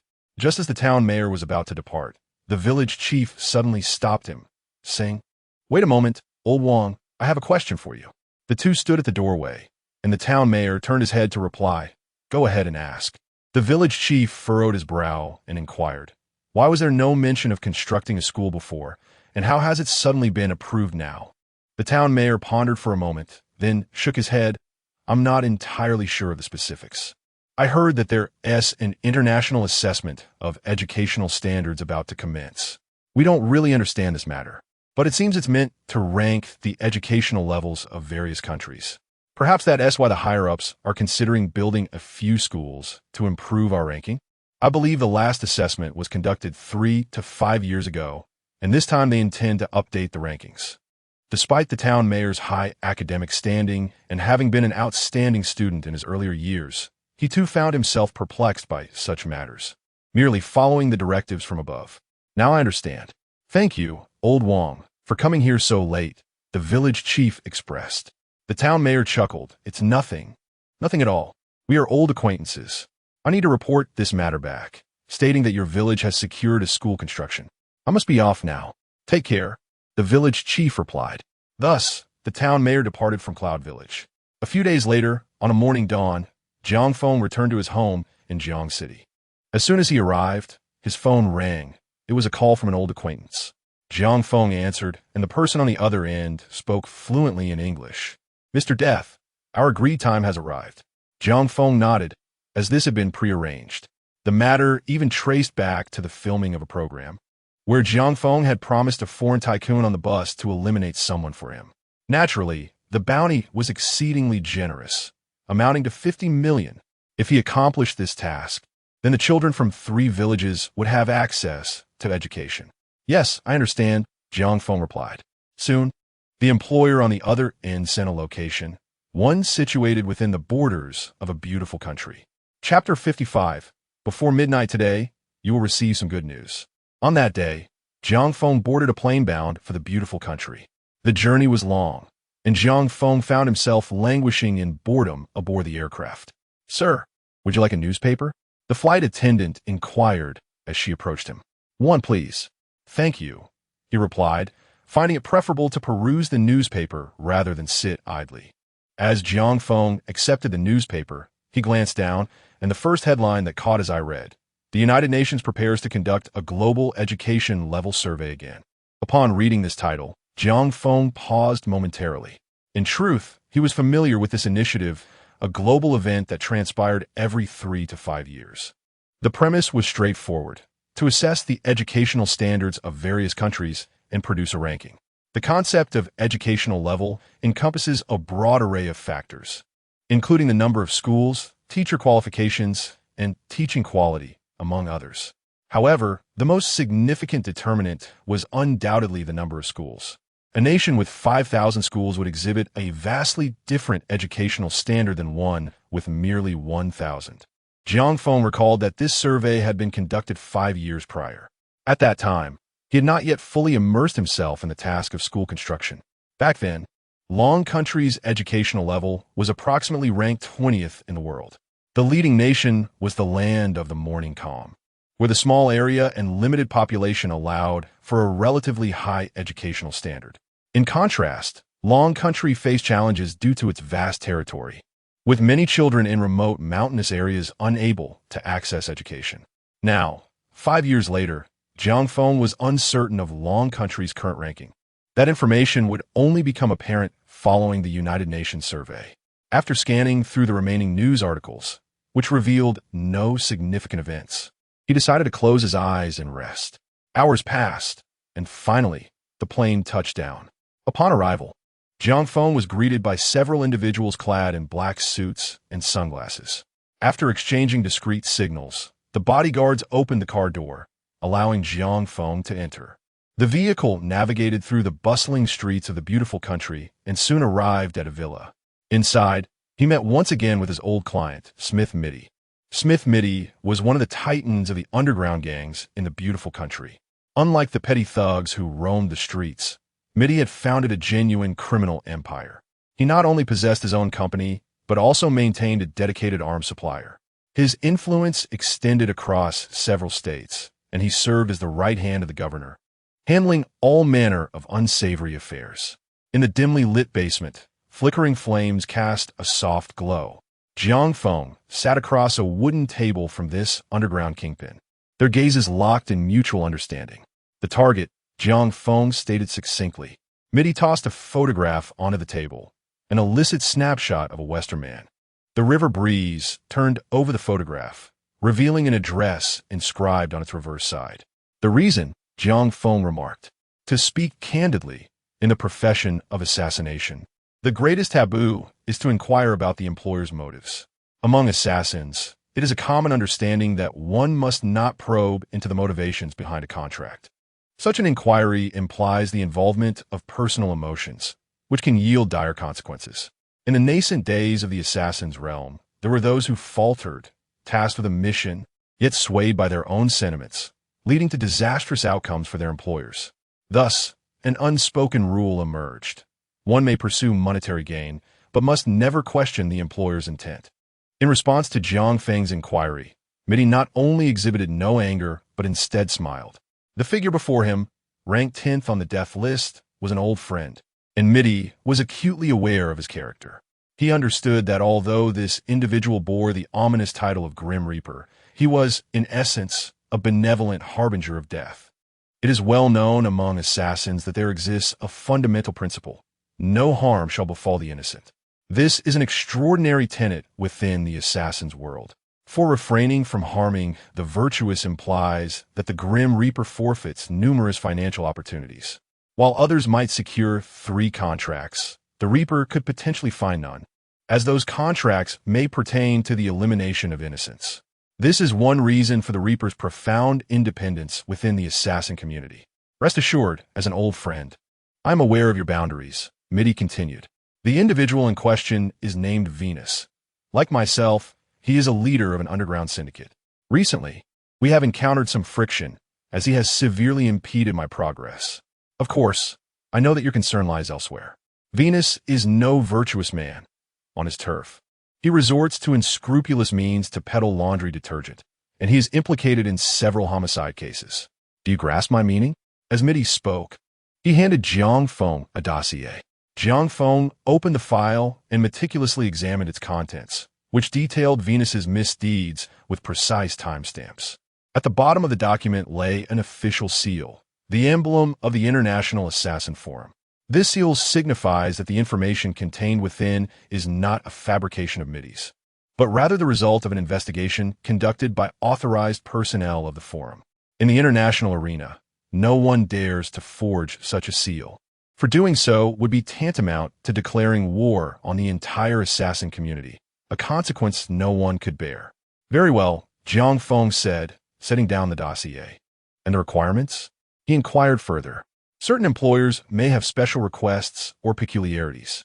For instance, during my last assignment on a cruise ship, the employer insisted on the preservation of the target's body. In the past, I have encountered clients with a penchant for collecting human remains. As for this task, I have no particular demands. I merely wish for him to vanish from existence forever, Didi replied with a smile directed at Jiang Feng. However, I must remind you of one thing, Grim Reaper. I am aware that you are a formidable assassin, feared for your prowess, Didi remarked, gazing intently at Jiang Feng. However, this particular task poses a grave risk, even for someone of your caliber. Jiang Feng furrowed his brow in contemplation. Didi continued, this Venus has recently summoned 10 8-star assassins for protection. As a fellow assassin, you must comprehend the level of skill possessed by these 8-star individuals. Do you feel confident? Death? Didi's eyes bore into Jiang Feng's, seemingly seeking a hint of trepidation on his face. After all, throughout their lengthy acquaintance, he had never once witnessed even a flicker of anxiety from his old friend. Regrettably, this time, Jiang Feng did not yield to his expectations. Rising from his seat, he set aside the photograph and uttered a single phrase. By midnight today, you shall receive good news. Chapter 56. Members of the Hunting Squad. Rose after departing from the villa, Jiang Feng promptly made his way to the designated location. Naturally, he was not foolish enough to charge straight in. Instead, he secured a hotel room nearby, deliberately selecting a suite on the top floor to gain a panoramic view of the surroundings. This was an exceedingly crucial step. In the realm of assassins, countless novice killers perish at this stage each year, overwhelmed by excitement and a surge of adrenaline during their first mission. They often neglect to observe their surroundings and fail to devise an escape plan. They may succeed in eliminating their target, yet find themselves ensnared. The target was located within a manor. Jiang Feng peered through his binoculars toward the estate not far ahead, spotting the villa and its swimming pool. However, the villa was shrouded in darkness, with only a few bodyguards stationed at the entrance. According to the intel, Venus was hosting a party that evening, exclusively comprised of women and held indoors. The implications of an all-female gathering were not lost on Jiang Feng, who understood its significance without further contemplation. The indoor setting also ruled out the possibility of a sniper attack. Consequently, if he wished to successfully eliminate Venus, he would need to infiltrate the manor. In other words, he would have to don women's attire. Jiang Feng frowned slightly. As a seasoned veteran in the assassin's world, this was not his first foray into such disguise. His appearance could transform in myriad ways while executing missions. There was a time when he utilized a master-level skill granted by the system to masquerade as a diminutive elementary school student, successfully carrying out an assassination. Thus, disguising himself as a woman posed no challenge for him. What truly perplexed Jiang Feng was the necessity to silently eliminate the target under the watchful eyes of 10 elite assassins. Given his own prowess, he could easily storm in and dispatch them all. However, the commotion would be far too conspicuous. Moreover, he had observed numerous armed gang members milling about within the manor. Despite his formidable abilities, Jiang Feng preferred to remain concealed from the enemy until he was certain of his success. Stealthy assassination remained the optimal choice. Should he resort to poisoning, as he had in the past? Jiang Feng pondered. While he did not dismiss this option, he refrained from immediate implementation. He would consider utilizing poison, but primarily as a contingency. A true master possesses not only a primary plan, but also secondary and tertiary strategies. The opportune moment to strike would arise only when the target had truly relaxed. Turning to his system, Jiang Feng accessed his personal panel. This was a customary practice for him. Before embarking on each mission, he would review the skills at his disposal and select the most suitable one for the task at hand. For instance, during the previous occasion, Jiang Feng had his sights set on the extraordinary skill of potion crafting, which he adeptly utilized to accomplish his mission. As he surveyed the plethora of skills at his disposal, his gaze ultimately settled upon a seemingly inconspicuous ability, the master-level butterfly effect. This skill appeared rather enigmatic, yet it left a profound impression on Jiang Feng. The reason for this was that after acquiring the skill, he employed it in his subsequent task. The so-called butterfly effect entails orchestrating an assassination through serendipity. Indeed, he need not engage directly, but rather manipulate the items present in the environment or the actions of others to ensure that the target met a tragic end through a fortuitous accident. However, Jiang Feng understood that this was no true accident. It was a meticulously constructed coincidence, such as the formidable nature of the butterfly effect. Nonetheless, Jiang Feng possessed numerous powerful skills. What truly etched this particular skill into his memory was the failure he experienced while executing a mission using the butterfly effect. A minor miscalculation in the coincidence he engineered resulted in a chandelier from the ceiling of the banquet hall falling, narrowly missing the target and only inflicting injury. Ultimately, it was through alternative means that Jiang Feng succeeded in eliminating the target. Following this, he experimented with the butterfly effect several more times, discovering that the success rate of the master-level butterfly effect stood at a mere 80%. I still have 100 skill points, Jiang Feng mused. Previously, when he contributed to the construction of an elementary school in Cloud Village, he received 100 skill points the moment the funds were transferred. The system's evaluation was not contingent upon the completion of the school, but rather upon the commencement of its construction. 100 skill points were precisely sufficient to elevate a master-level skill to a divine-level skill. After much contemplation, Jiang Feng resolved to upgrade the butterfly effect to its divine form. Master-level butterfly effect has now been upgraded to divine-level butterfly effect. Coincidence success rate, 100. Note, this skill demands immense cognitive resources. To safeguard the host, this skill may only be utilized once per month. Upon receiving the system's notification, Jiang Feng paid it little heed, as he was already aware of such matters. The last time he employed the master-level butterfly effect, his cognitive faculties were pushed to their limits. Creating coincidences was akin to calculating the probability of each possible scenario as if operating a machine. This exertion took a significant toll on his mental capacity. Even Jiang Feng experienced a headache following the use of the master-level butterfly effect, taking 2 days to fully recuperate. Having devised his plan, Jiang Feng began to await the opportune moment in silence. As night descended, he prepared to set his plan into motion. Unbeknownst to him, in the adjacent room, another operative was meticulously surveying the estate. In the neighboring chamber, a woman of graceful stature wielded binoculars, carefully observing the grounds. "I have arrived at the target location," she declared. This woman bore the visage of a Dragon Kingdom native and spoke the language of her homeland. However, she was not affiliated with the Dragon Kingdom's assassin forum. Rather, she belonged to the official assassination squad of the Dragon Kingdom. She is a member of the assassination team, codenamed Rose. The prerequisites for joining the Dragon Kingdom's assassination squad are rather numerous. One of the conditions, though not mandatory, is to complete a 9-star mission as a 1-star assassin. As long as an assassin possesses the requisite skills, they may become a member of the team.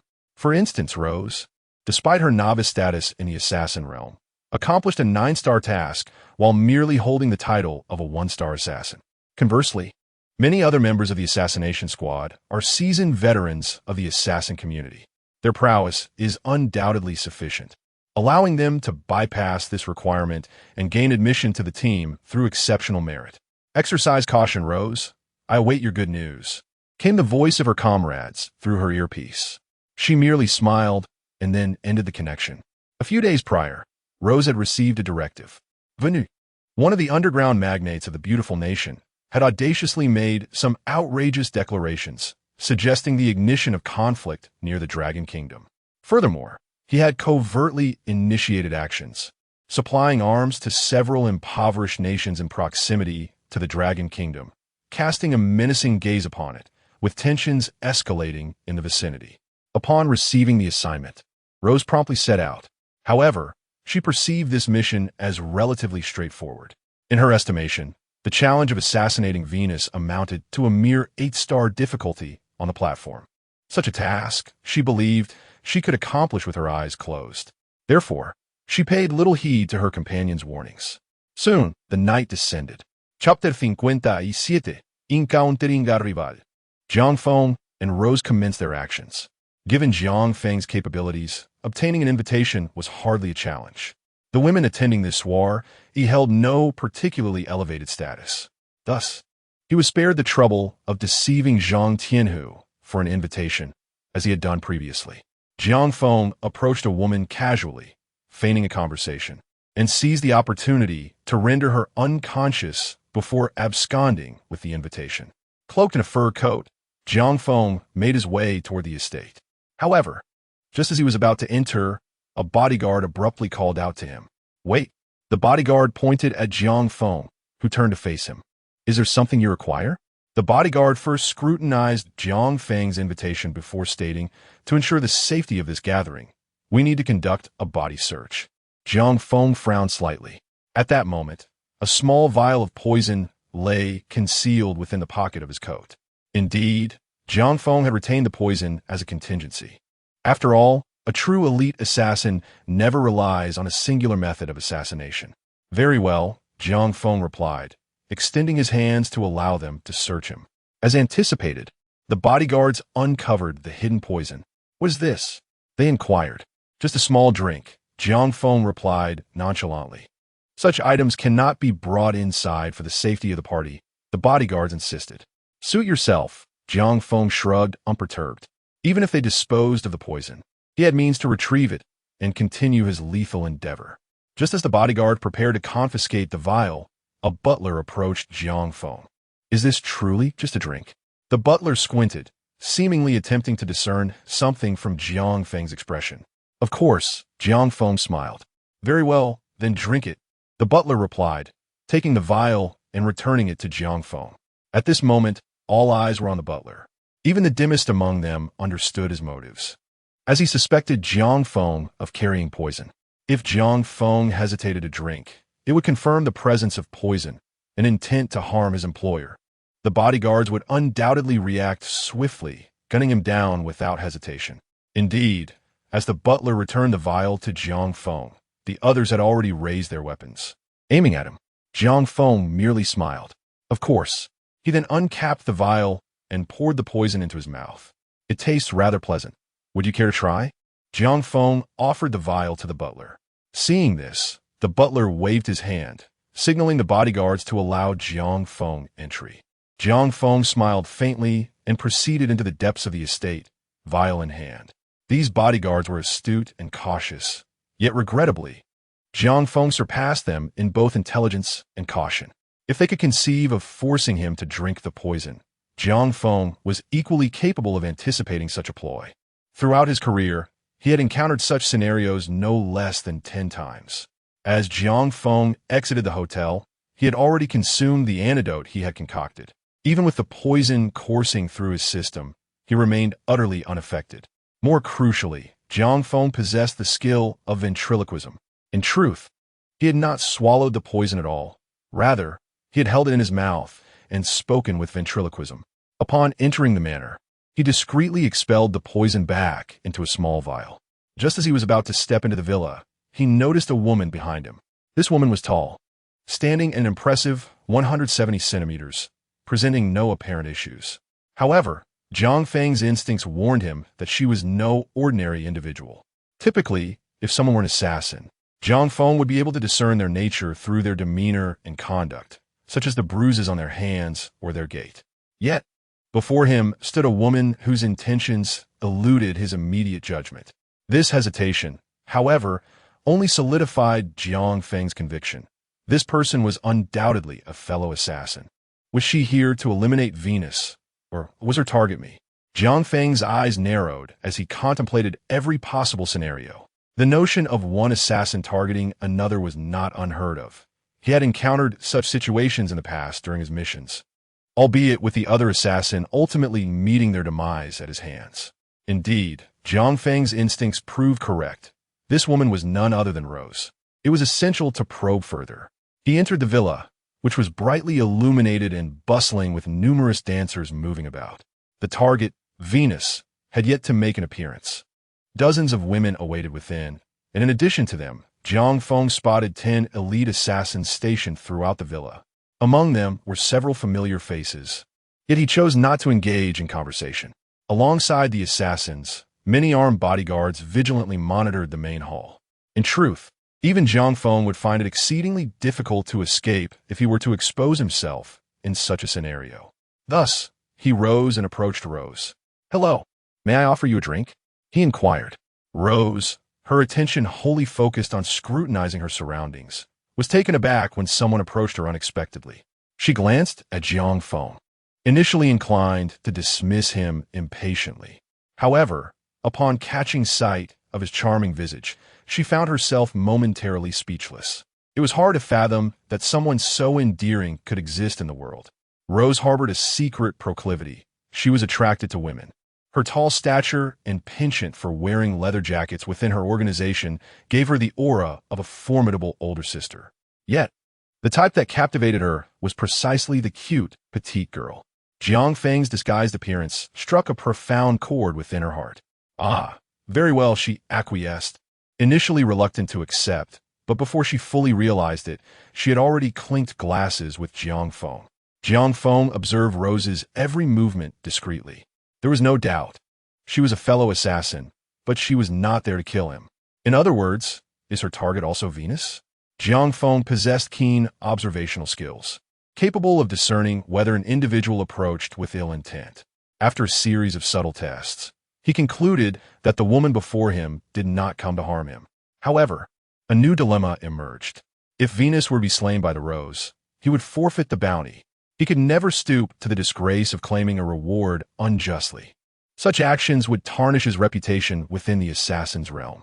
This could obliterate the carefully crafted persona of the Grim Reaper he had established, along with the clientele associated with that identity, resulting in a significant financial loss. Thus, he must act swiftly to eliminate Venus before this woman could strike. Chapter 58.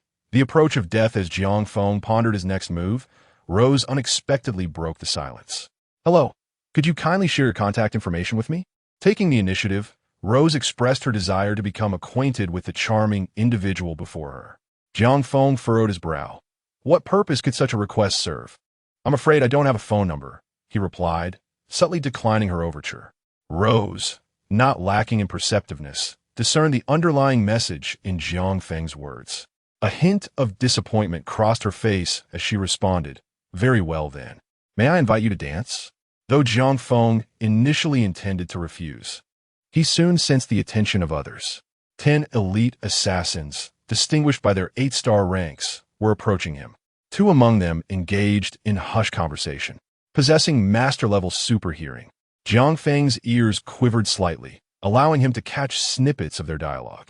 That exchange seemed suspicious. "Go investigate," one assassin suggested to his companion, who nodded in agreement before striding toward Jiang Feng. Recognizing the urgency of the situation, Jiang Feng acquiesced, "Sure." Delighted, Rose beamed with joy. One could only imagine the astonishment of her fellow team members if they witnessed her in such high spirits.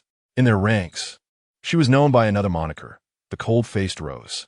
The name alone suggested her demeanor, serious and unyielding, rarely offering anyone a warm smile, whether in daily life or during missions. Yet here she was, elated merely by Jiang Feng's agreement to dance. With arms outstretched, Rose invited him closer, and Jiang Feng, understanding the unspoken cue, placed his hand on her slender waist. They began to sway gracefully to the music. It is worth noting that Jiang Feng had often frequented high-end galas, mastering various dance forms. Waltz, polka, even the hula and Spanish flamenco were within his repertoire. Meanwhile, the approaching 8-star assassin observed the two as they danced, his brow furrowing momentarily before he retreated.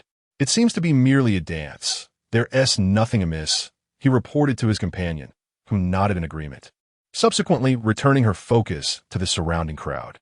Regrettably for Rose, she sensed a lack of mutual affection from Jiang Feng. Conceding to the moment, she thought, "Let us enjoy this dance before it concludes." As they twirled, Rose gazed into Jiang Feng's eyes, acutely aware that this might well be their final encounter. They belonged to entirely different worlds. At that moment, the doors to the hall swung open. A young man strode in briskly, Venus, without uttering a word. He discarded his tie and began to shed his clothing. A few astute young women approached, eager to attend to him. The target had appeared. In unison, Jiang Feng and Rose entertained the same thought. How shall I eliminate him? This notion flashed through their minds once more. The weapon of the rose is a sharp thorn. However, due to the stringent security checks at the ball, she was unable to bring it with her. Nevertheless, she can employ her high-heeled shoes to eliminate her target. How should I approach him? Rose pondered while dancing, her mind appearing somewhat distracted. Meanwhile, Jiang Feng was utilizing his extraordinary butterfly effect skill. At this moment, it seemed as though his brain had been pushed to its limits. His vision and hearing were heightened to their utmost capacity. Jiang Feng could now distinctly perceive even the faintest sounds within the hall, including the heartbeat of every individual present. His sight seemed to transcend the limitations of his physical form, hovering above the entire ballroom, where nothing could escape his keen perception. Of course, Jiang Feng was aware that this was merely an illusion. He remained within his body, albeit his senses had been sharpened to their peak, allowing him to construct a mental map of his surroundings. Nonetheless, this was sufficient for Jiang Feng. He noticed that the wine on the serving tray beside him was Everclear 190. He recognized this liquor, which hails from the beautiful country, formerly known as Everclear 190. Its most notable characteristic is its extraordinarily high alcohol content, reaching up to 95%. It ranks among the top 3 in the international list of high-proof spirits. Due to its high concentration, this liquor is typically not consumed directly, but rather used as a cocktail ingredient. The presence of the bottle on the tray was merely to inform guests of its identity, as the drinks in the glasses were meticulously crafted mixtures. However, even when mixed, the alcohol content would exceed 50 degrees, making it flammable. With this thought in mind, Jiang Feng had already devised a plan. Apologies, but I believe we should conclude our engagement, Jiang Feng said to Rose. She nodded, fully aware of the significance of her mission. While they were enjoying themselves, their task remained paramount. Thus, Rose reluctantly parted ways with Jiang Feng. On the other hand, Jiang Feng approached a maid, who stood about 5 feet tall and weighed approximately 100 pounds, adorned in high-heeled shoes. He quickly analyzed her physical condition. Then, he slightly bumped into her, causing the maid to nearly topple over. At that moment, Jiang Feng reached out to steady her waist and help stabilize the tray she was holding, preventing any spillage.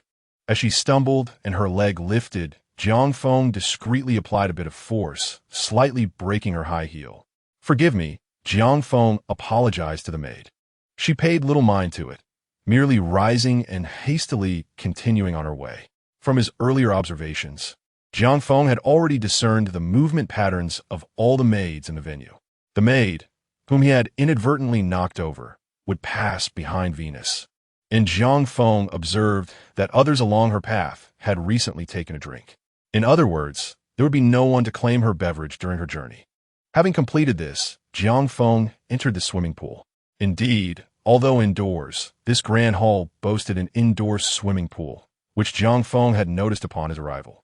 The reason the target preferred not to host the gathering outdoors was likely to evade snipers. After all, the risk of death outside was exceedingly high. Even a randomly chosen hotel would provide a view of the courtyard, and it was no surprise for the target to consider this.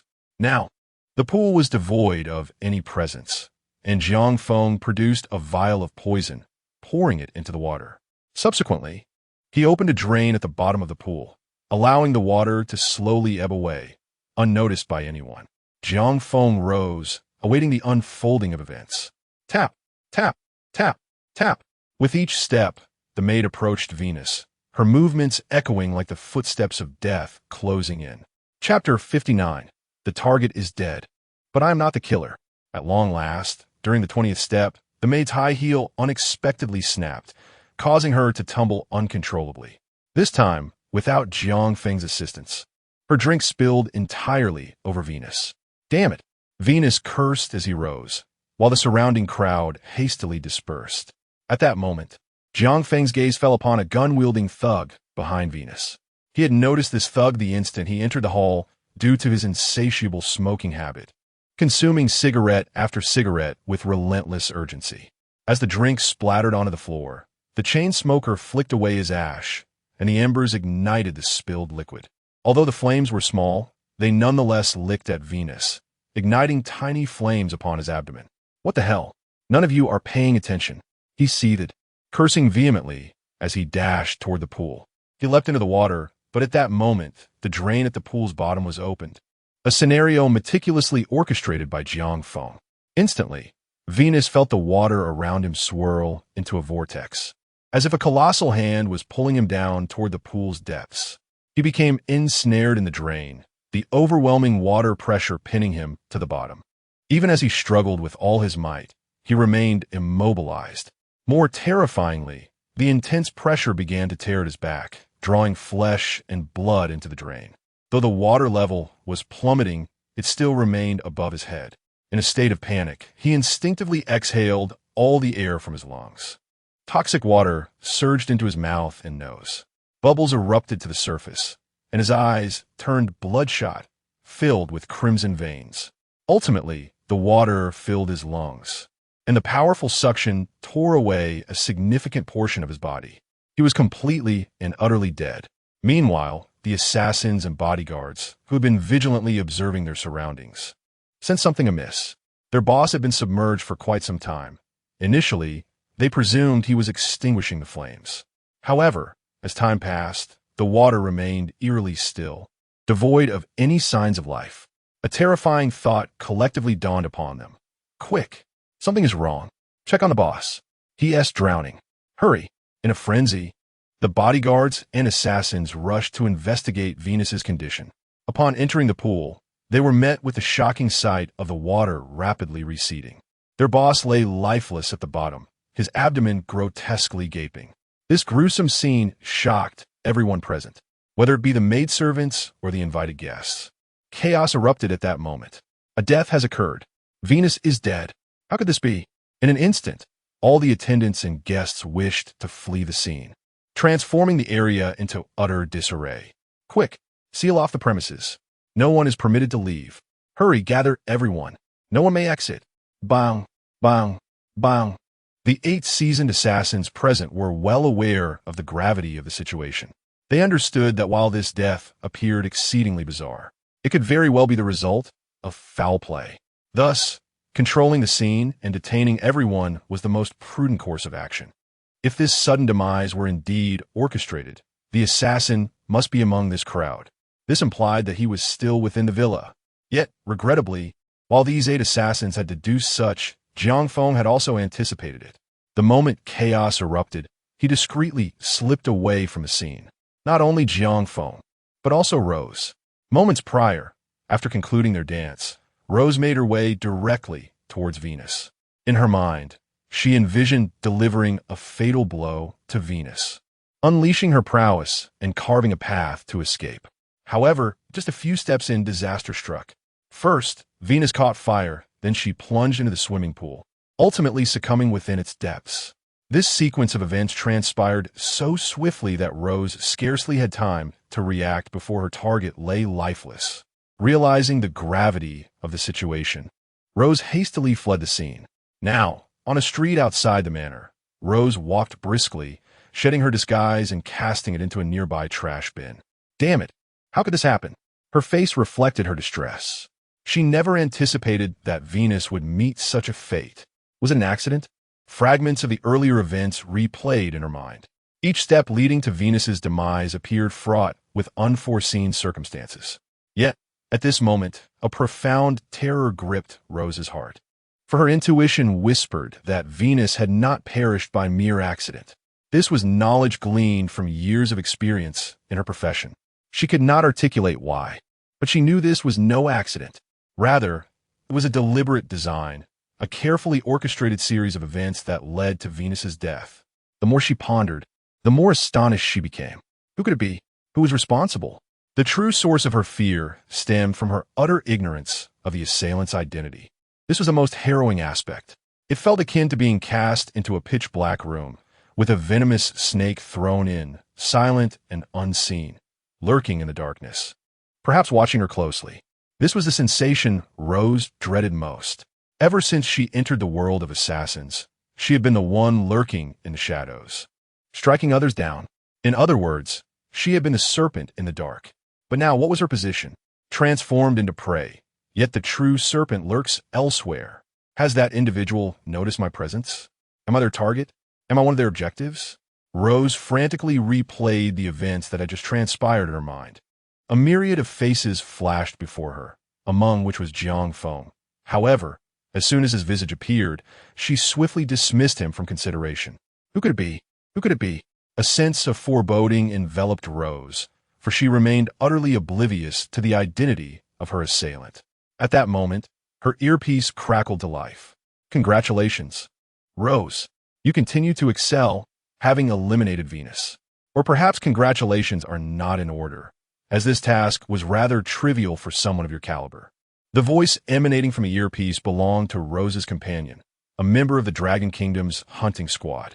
There's been an incident, Shadow Strike, Rose replied, her countenance grave, her tone imbued with utmost seriousness. Shadow Strike was the code name of her comrade. An incident? This is unexpected. What has transpired? Shadow Strike inquired. I have just received word that you successfully completed the mission, eliminating Venus.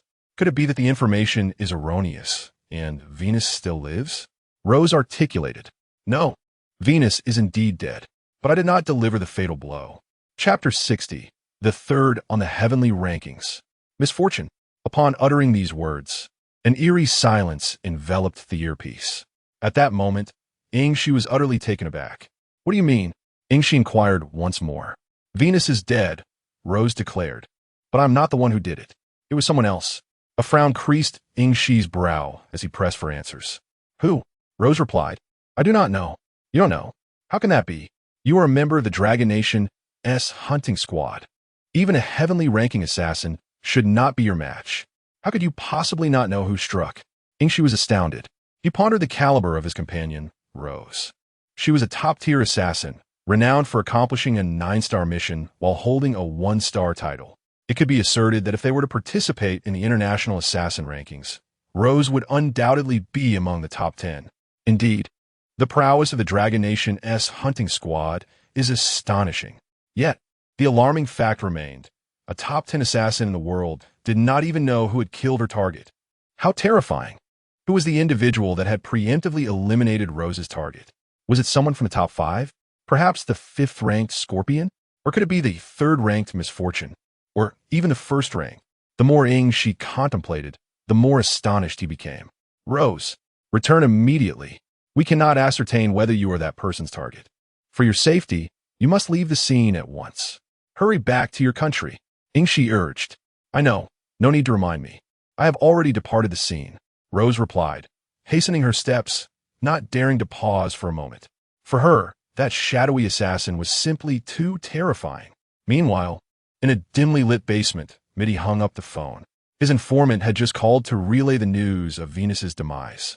Without a moment's hesitation, Didi knew who was responsible. Indeed, the Grim Reaper was still the same Grim Reaper. At that moment, Didi felt an immense admiration for the Grim Reaper. He had not commissioned the Grim Reaper for an assassination in quite some time, having thought the Grim Reaper's edge had dulled. Yet this evening, the Grim Reaper demonstrated through action that the 10th-ranked Grim Reaper remained the fearsome assassin of yore. Anyone marked by the Grim Reaper had no hope of survival. Subsequently, Didi sent a message to the Grim Reaper. Thank you for the good news. Tonight, I can finally enjoy a restful sleep. Didi, unwilling to delay, promptly transferred 50 million in bounty to the Grim Reaper's account. This bounty was denominated in the currency of the Dragon Nation. On the other side, Jiang Feng had arrived at the airport, preparing to board a flight back to his homeland. In other words, since disembarking from the plane, he had already booked his return flight. Everything unfolded according to his meticulous plan, eliminating Venus and arriving at the airport. Everything seemed perfectly orchestrated. Jiang Feng received a text message from the bank, notifying him of a deposit of 50 million. A faint smile graced his lips as he proceeded to board the aircraft.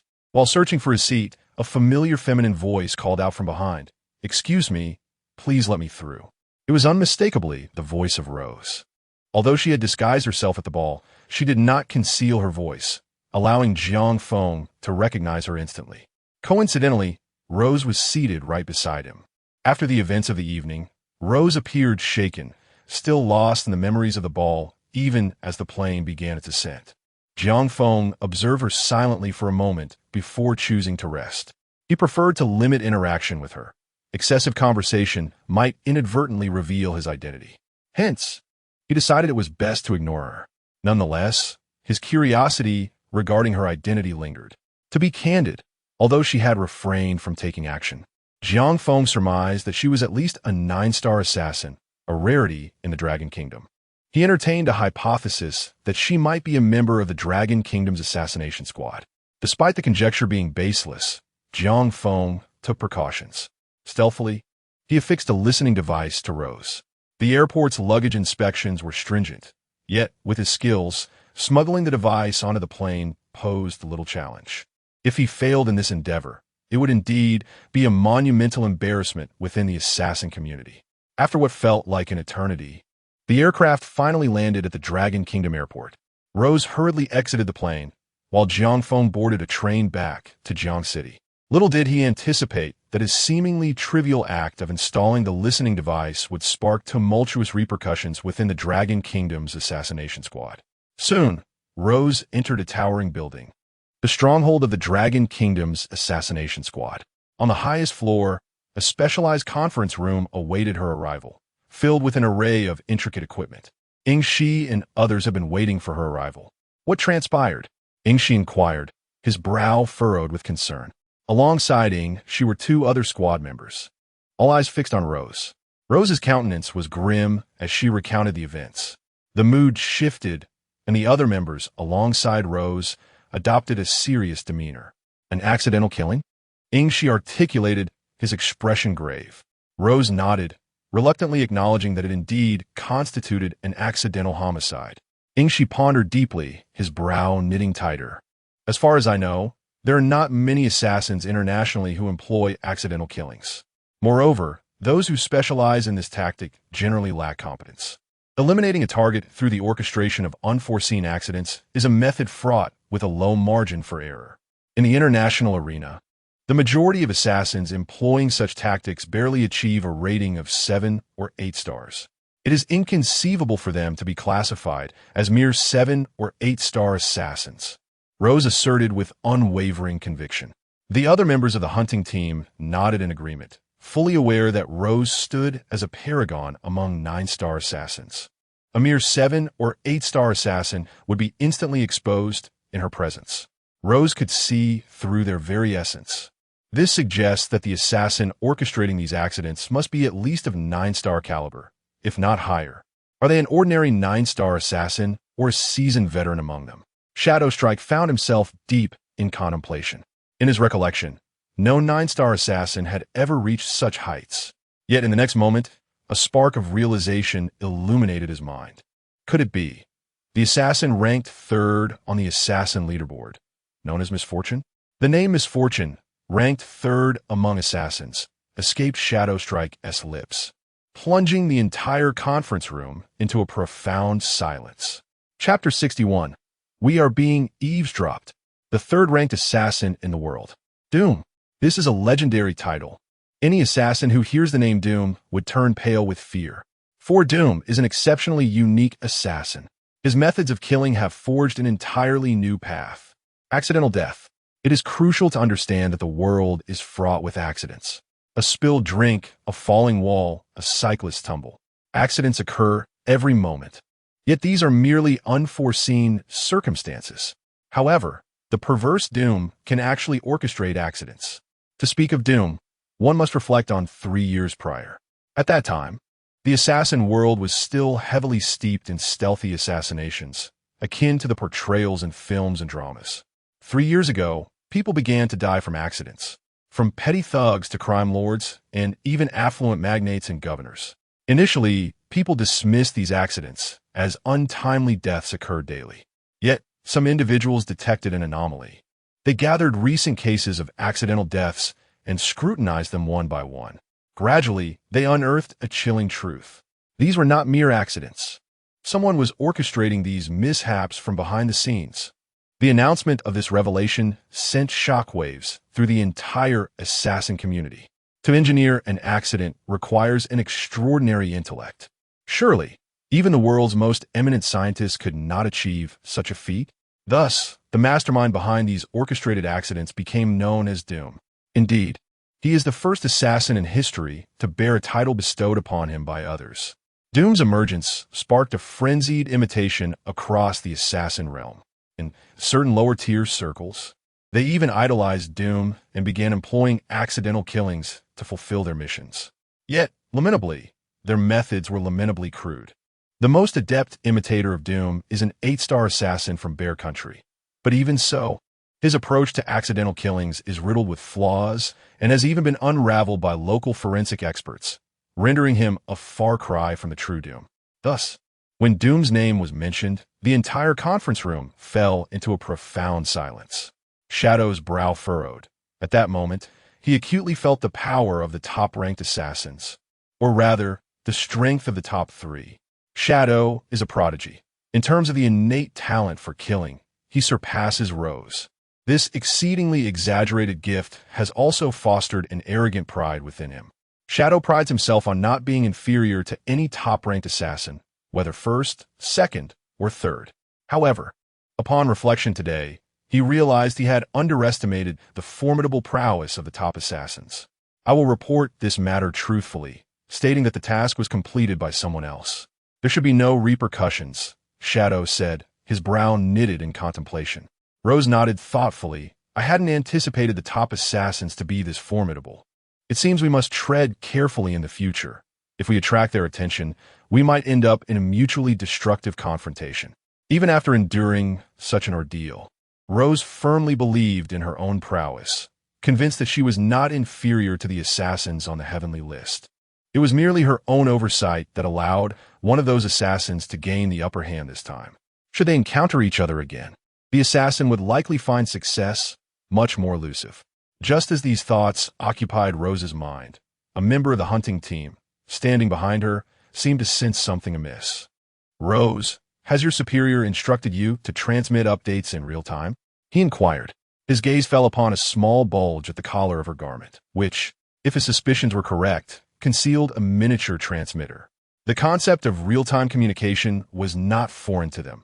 In complex operational scenarios, they often relied on the assistance of the Dragon Kingdom to report conditions on the ground and strategize with logistics. To facilitate this, logistics typically equipped team members with miniature transmitters. Real-time communication?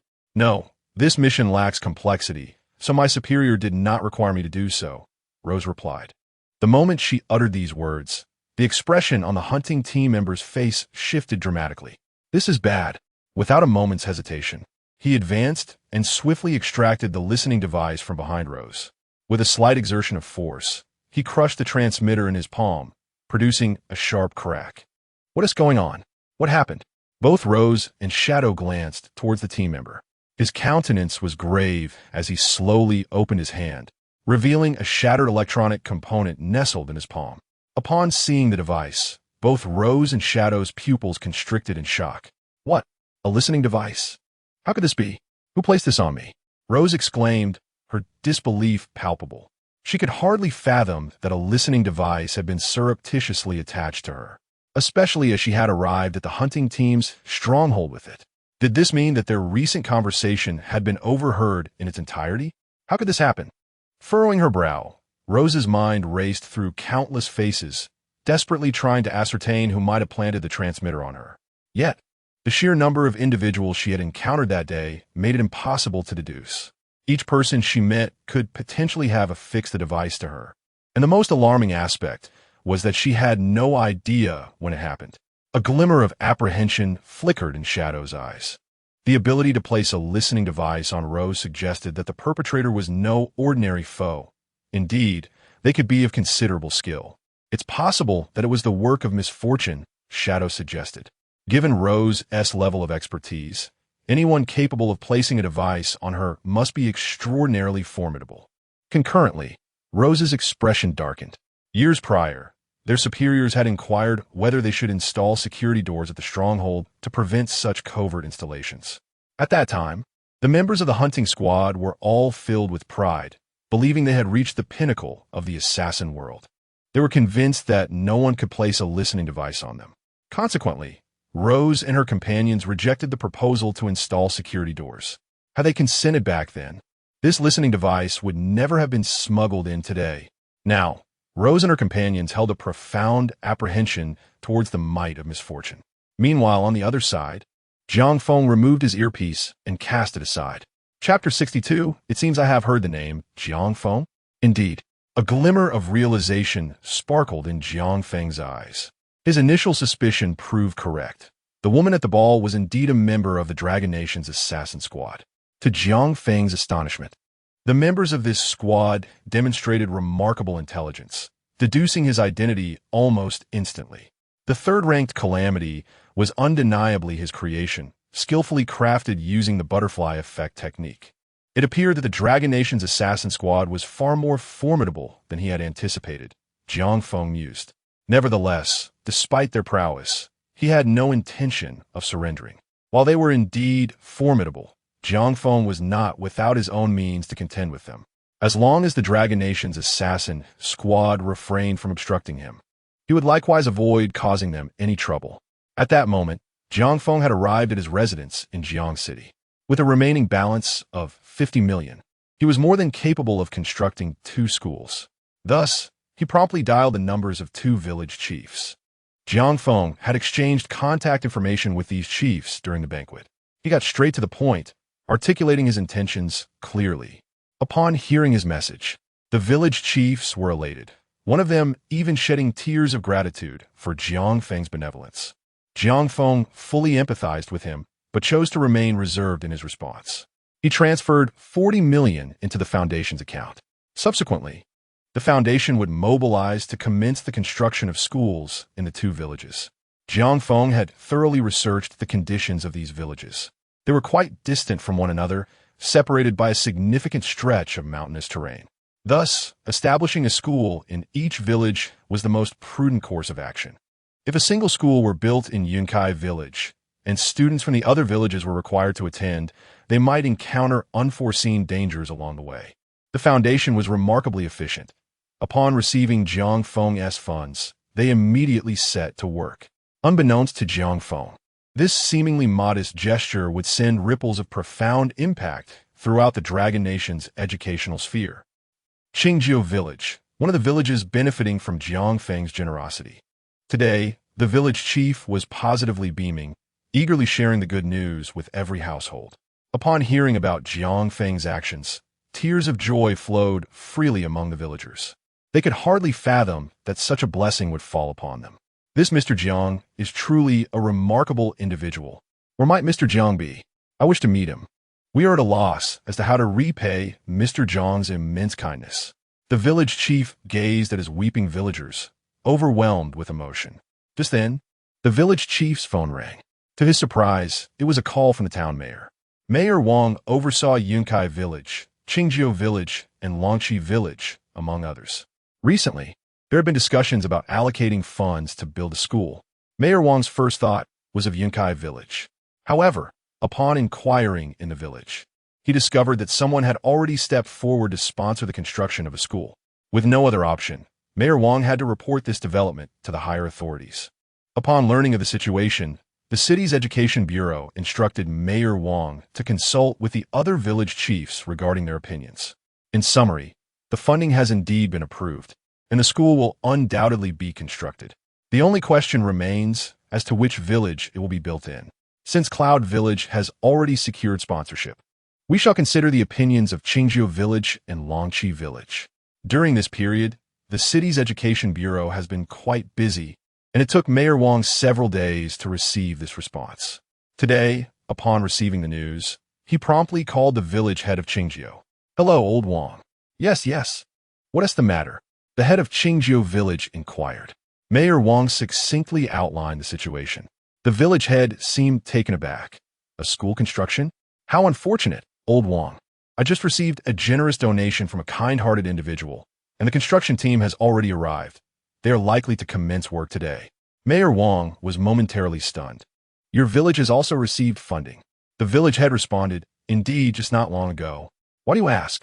Mayor Wang, feeling quite astonished, replied, "Oh, it's nothing. I was merely curious. I had inquired about Cloud Village previously, and they too had received funding recently, so I wanted to know your village's stance. I just didn't expect that your village had also been sponsored." Upon hearing this, The village head chuckled. I am aware of Cloud Village's situation. The benefactor who supported them is the same person who supported us. Mayor Wang was left bewildered. The same individual? He struggled to recall the name. And the village head casually mentioned, yes, that gentleman is called Jiang Feng. He is truly a remarkable philanthropist. Mayor Wang was momentarily lost in thought before responding, very well. I will inquire about the opinions from Long Qi. I shall hang up now. However, just as he was about to end the call, the village head interjected, Old Wang. You need not ask Long Qi. They have also received funding. What? Mayor Wang was utterly flabbergasted. Long Qi has also been sponsored. Cloud Village, Qingjiu Village, and now Long Qi Village? Suddenly, it dawned on him, and he hesitantly asked, is it again that Mr. Jiang? The village had affirmed, indeed. Mr. Jiang sponsored all 3 villages, each with a starting amount of 20 million. Mayor Wang was completely flabbergasted. This Mr. Jiang was indeed exceedingly benevolent. He had simultaneously sponsored 3 villages. Now, he would have to report back to the city's Education Bureau, since they had instructed him to consult with Qingjiu and Long Qi. With both villages now also receiving sponsorship, he needed to ascertain whether to approve funding for the final village. Without the nod from his superiors, Mayor Wang dared not take matters into his own hands. Thus, he ended the call and dialed the city leaders. Hello, leaders, good day. Mayor Wang spoke in a low, deferential tone. Yes, what can I do for you? The leader, who managed several towns, recognized Mayor Wang. It's about this matter, leader. You previously instructed me to inquire about the opinions of Qingjiu and Long Qi, correct? I recently inquired, and it appears that both villages akin to Clouds have received sponsorship. Mayor Wang stated thus. The leaders expressed a degree of surprise. Both have received funding?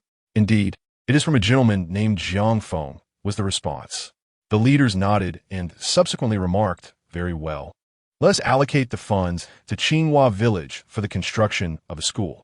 Mayor Wang hastily replied, understood. I shall contact Qinghua immediately. After the call was concluded, several peers of equal rank inquired, what transpired? Has there been some unforeseen event in your villages? The leader shook his head and said, no. A benefactor has sponsored 3 villages in our area, and the amount is quite substantial, 20 million for each village. Upon hearing this, the other leaders exchanged glances and then chuckled. It is quite surprising how many kind-hearted individuals still exist in society today. Indeed, such benevolence is indeed rare. What is this person's name? When the opportunity arises, we should express our gratitude in person. I believe it is Jiang Feng. Chapter 63. Some lives are more valuable in death than in life. Returning to the narrative. Jiang Feng was resting at his home. After a period of tireless endeavors, he found himself quite fatigued and planned to take a day off, intending to resume his duties the following day. However, at that moment his phone rang. Jiang Feng recognized the caller as Zhao Xing unbeknownst to him. Since Zhao Xing had seen that photograph, he had been incessantly trying to reach Jiang Feng. Yet, Jiang Feng's phone was either unattended or switched off. It was only now, after completing his task and returning to rest, that he managed to connect the call. Upon answering, Jiang Feng inquired, is there something you need? Zhao Xing replied, do you have a moment? I would like to invite you to dinner. Jiang Feng felt a twinge of surprise. He had little interaction with Zhao Xing, the extent of their acquaintance being that Zhao Xing had once apprehended him and subsequently sought his assistance. Is there something you require of me?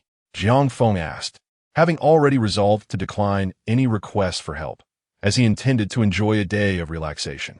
However, Zhao Xing clarified, no, I simply wish to treat you to a meal. Is that acceptable? Are you free? Glancing at the time, Jiang Feng noted it was still early, and he had yet to dine since returning home. Since an invitation had been extended, he thought it reasonable to accept. Thus, he acquiesced. Upon arriving at the restaurant, Jiang Feng immediately spotted Zhao Xing. He approached and took a seat across from him, surveying the establishment. His primary concern was to assess whether any assassins lurked within. After a thorough glance, he found no individuals warranting suspicion. However, he was somewhat taken aback by the high standard of the restaurant Zhao Xing had chosen. It was an opulent Western dining establishment frequented by affluent patrons, where a single meal could easily cost several thousand yuan. Jiang Feng, who was not inclined to spend extravagantly on dining, recognized that Zhao Xing had indeed gone to great lengths to express his gratitude. Feel free to order whatever you like, Zhao Xing offered, handing the menu to Jiang Feng. Shaking his head, Jiang Feng pushed the menu back. He was not the host and believed it proper to refrain from ordering excessively. Zhao Xing said nothing further and proceeded to select an array of dishes, all priced quite handsomely. As they waited for the food, Zhao Xing suddenly expressed, "Thank you." This unexpected statement caught Jiang Feng off guard. He presumed Zhao Xing was thanking him for his previous assistance in locating the lone wolf, and thus did not dwell on it, merely responding with a nonchalant acknowledgement. However, in Zhao Xing's eyes, this was an affirmation from Jiang Feng regarding his involvement in constructing schools. Zhao Xing's perspective toward Jiang Feng had grown increasingly complex. Having perused Jiang Feng's background, he recognized him as an unyielding assassin, with a body count that could be described as a mountain of corpses and a sea of blood.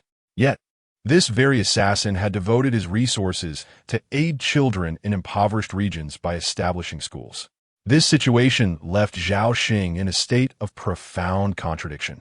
He yearned to capture Jiang Feng, yet he also wished to see him evade capture. Personally, he aligned himself with Jiang Feng, but the weight of his professional obligations compelled him to act otherwise. "I have a few matters to inquire of you," Zhao Xing remarked, presenting a photograph. This image depicted the scene of the cruise ship murder case. Following the presentation of the photograph, Zhao Xing meticulously observed Jiang Feng's expression. "Did you perpetrate this act?" Zhao Xing inquired. Jiang Feng's face remained inscrutable. He merely glanced at the photograph before returning it. "I am but a student officer.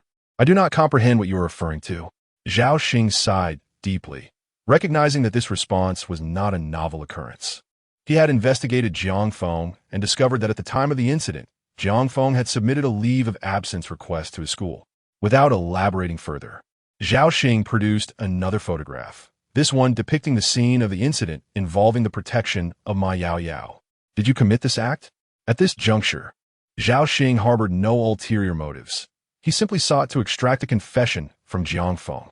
Although surveillance footage had failed to capture Jiang Feng's visage during either event, Zhao Xing's instincts insisted that he was indeed the perpetrator.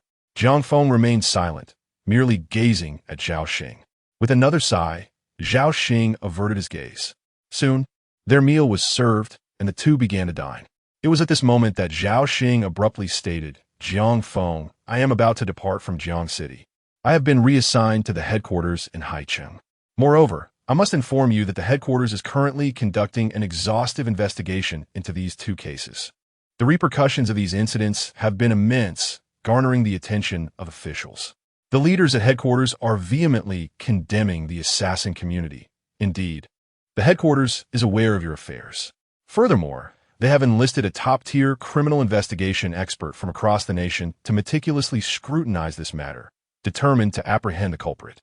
Although I have only recently become aware of the assassin community, I understand that there exists a ranking system from 1 star to 9 stars, correct? This expert has previously captured several 9-star assassins. I acknowledge your prowess, but can you truly surpass a 9-star assassin, Jiang Feng?" At this point, Zhao Xing paused his meal, raising his gaze to meet Jiang Feng's. "Cease your actions, Jiang Feng. Should this continue, you will surely be apprehended." Zhao Xing felt a pang of compassion. It was due to Jiang Feng that his daughter had the opportunity for an education. Moreover, Jiang Feng was merely 20 years old. He possessed a promising future. If this continued, Jiang Feng's fate would be dire. Zhao Xing could not bear to witness the downfall of his benefactor. Jiang Feng regarded Zhao Xing, his demeanor calm. "I have had my fill. Thank you for your hospitality. Consider this a debt of gratitude.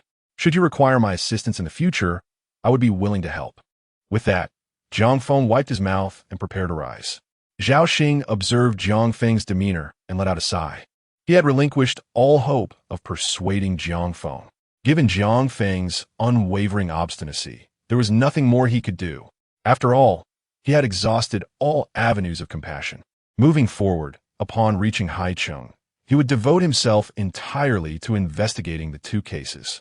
Whether the culprit was Jiang Feng or not, he would uncover the truth and bring the perpetrator to justice. Jiang Feng donned his clothing and exited the restaurant. He cast a sidelong glance at Zhao Xing, harboring an unspoken thought. One day, Zhao Xing would come to realize that for some, being deceased holds more value than mere existence. Chapter 64. Swift Ascension to 9 Stars. Accepting 5 tasks at once. After dining, Jiang Feng returned to his home. Although today was designated as a day of rest, he intended to utilize this interval to meticulously plan for his future endeavors. Firstly, he unfurled a map, densely marked with numerous stars. These represented the schools he had previously funded. Within Jiang Feng's vision, he aspired to establish educational institutions throughout the mountainous regions of Western Long Country. Over the past few years, he had gradually erected over 100 schools. Gazing at the map, Jiang Feng fell into deep contemplation. However, he found the pace of progress to be unsatisfactory and felt compelled to accelerate his efforts. Previously, Jiang Feng would spend 3 to 5 days, or even an entire week, to complete a single task, constrained by his limited capabilities. Yet now, with his enhanced skills, he realized that executing multiple tasks simultaneously was entirely feasible. It occurred to him that the domestic assassin platform imposed star-level requirements for tasks. For instance, to undertake a 9-star mission, one must first complete 4 8-star tasks. Similarly, to access an 8-star assignment, 3 7-star tasks must be fulfilled. Following his completion of the last escort mission, a 7-star task, Jiang Feng's star level had seamlessly elevated to 7. The platform had granted him special privileges, allowing him to ascend to 9 stars by merely accomplishing one additional task. In essence, with the fulfillment of one more 8-star mission, he would transition into an 8-star assassin. Completing 4 8-star tasks would then secure his status as a 9-star assassin. In summary, he needed to accomplish 5 8-star missions in total. Upon the successful completion of all 5 tasks, he would be able to ascend directly to 9 stars. The bounty for 9-star missions was exceptionally lucrative, with some rewards reaching as high as 100 million or even several hundred million. Jiang Feng had once encountered a bounty exceeding 10 billion on an overseas platform, albeit the difficulty of such an order was extraordinarily daunting, demanding the complete annihilation of a small nation. That particular order had not been fulfilled by Jiang Feng, as it had been claimed by another. Though unaware of the individual responsible, he speculated it was likely the second-ranked assassin who had taken it. Reflecting on this individual, Jiang Feng furrowed his brow. The assassin ranked second on the heavenly list was shrouded in mystery, someone even he had never encountered.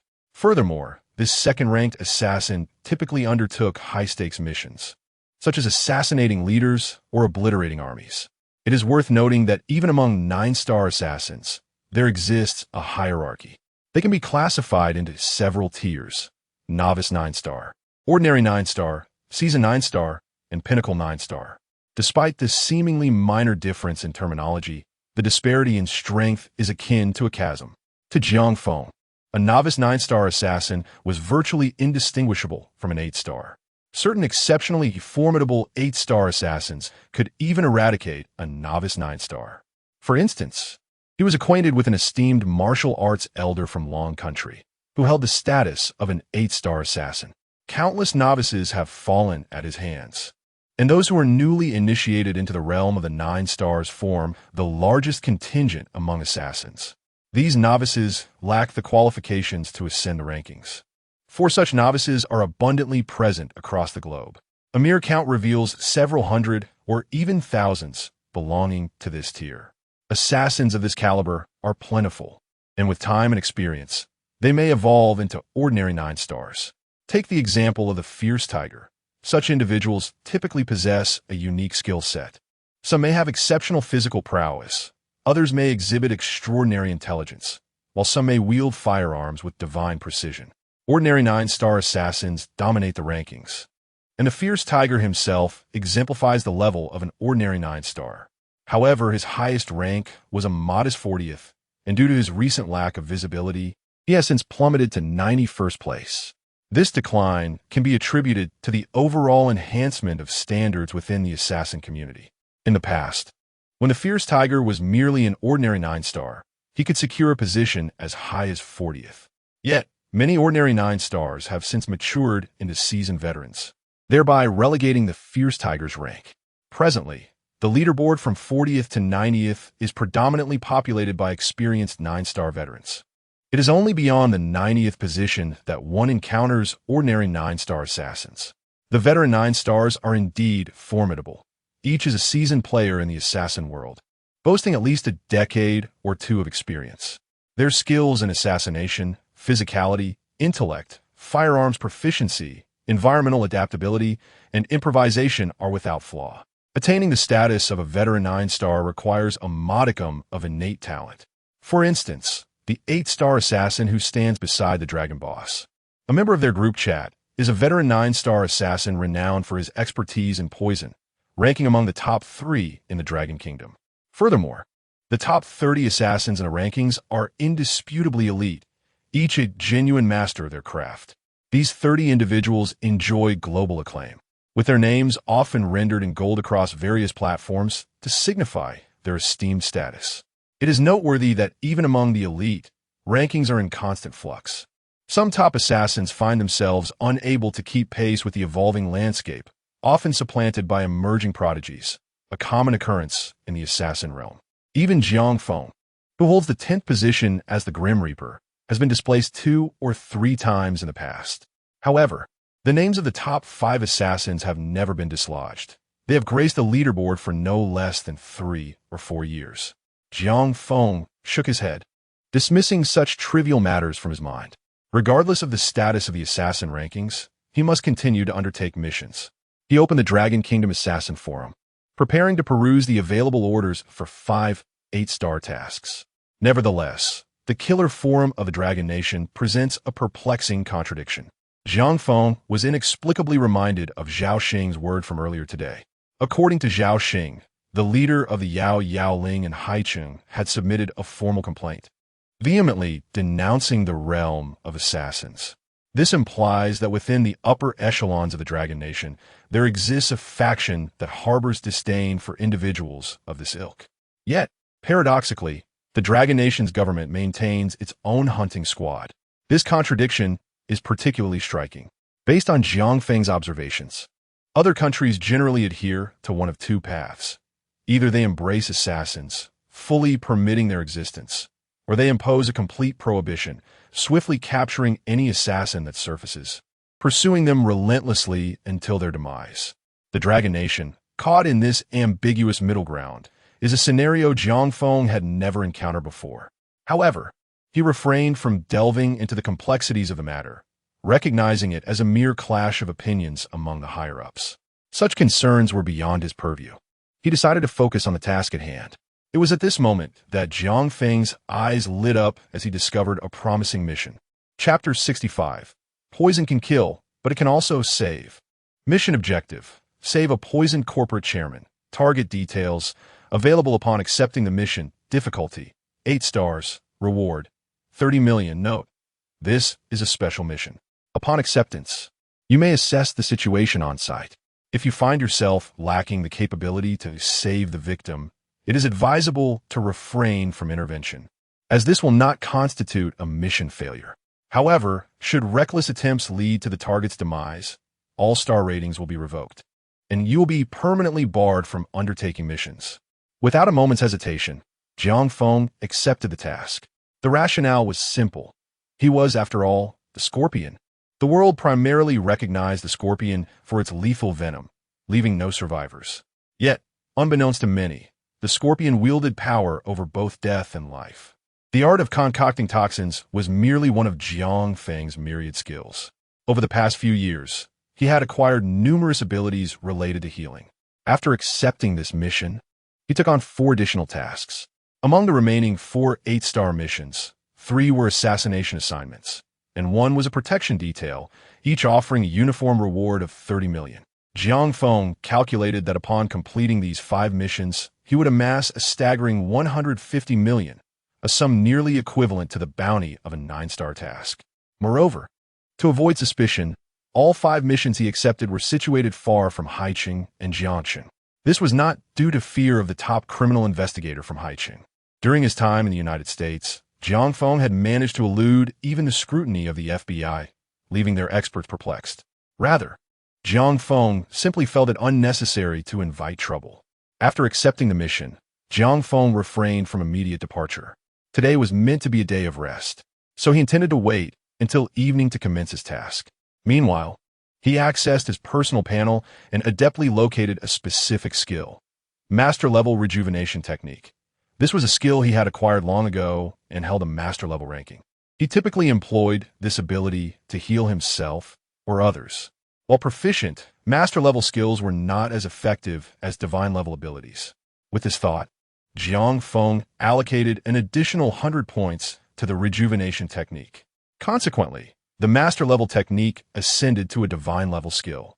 In an instant, a wealth of pharmacological knowledge flooded Jiang Feng's mind. Whether it be traditional Chinese medicine or Western practices, an array of medicinal materials and preparation methods became imprinted in his consciousness. One could assert that Jiang Feng had transformed into a living deity of medicine, possessing a depth of knowledge that surpassed even that of the most ancient medical families in the world. Upon reviewing the detailed information about the target, he swiftly discerned the nature of the poison. If Jiang Feng's instincts were correct, the corporate chairman had been poisoned by an assassin and given the technique employed. It could only be the work of a minimum 9-star killer. Within moments, Jiang Feng formulated a plan to counteract the toxin. Thus, he reached out to black market traders on the forum to procure various medicinal ingredients and began his preparations. Time swiftly passed, and before one could blink, it was already 7 in the evening. According to Jiang Feng's plan, it was the perfect moment to embark on his journey. A 2-hour drive that would bring him to his destination just in time. At 9 o'clock that night, Jiang Feng arrived at the towering corporate building that housed his target. The edifice loomed majestically, a testament to the company's formidable presence in the region. However, Jiang Feng did not linger. He entered the building. To his surprise, as soon as he stepped inside, he was intercepted by an individual. "The company is closed today and is not receiving anyone. What is your purpose here?" Jiang Feng glanced at him and uttered 2 words: "to save." Upon hearing this, the man's expression shifted dramatically, and he hurriedly made a call to the higher-ups. After receiving permission, he promptly allowed Jiang Feng to proceed, even following behind him, bowing and nodding as he escorted him to the elevator. Upon entering the room, a group of anxious executives rushed to greet him, their faces etched with urgency. "You have finally arrived, sir. We have been waiting for you for so long." In truth, these executives were well aware of the existence of the Assassin Forum, having been the ones to post the bounty order. Hours earlier, they had received a message from the forum stating that the task had been claimed. They had been anxiously awaiting the arrival of this esteemed figure, as their chairman was on the brink of collapse. "Please, you must see the condition of our chairman.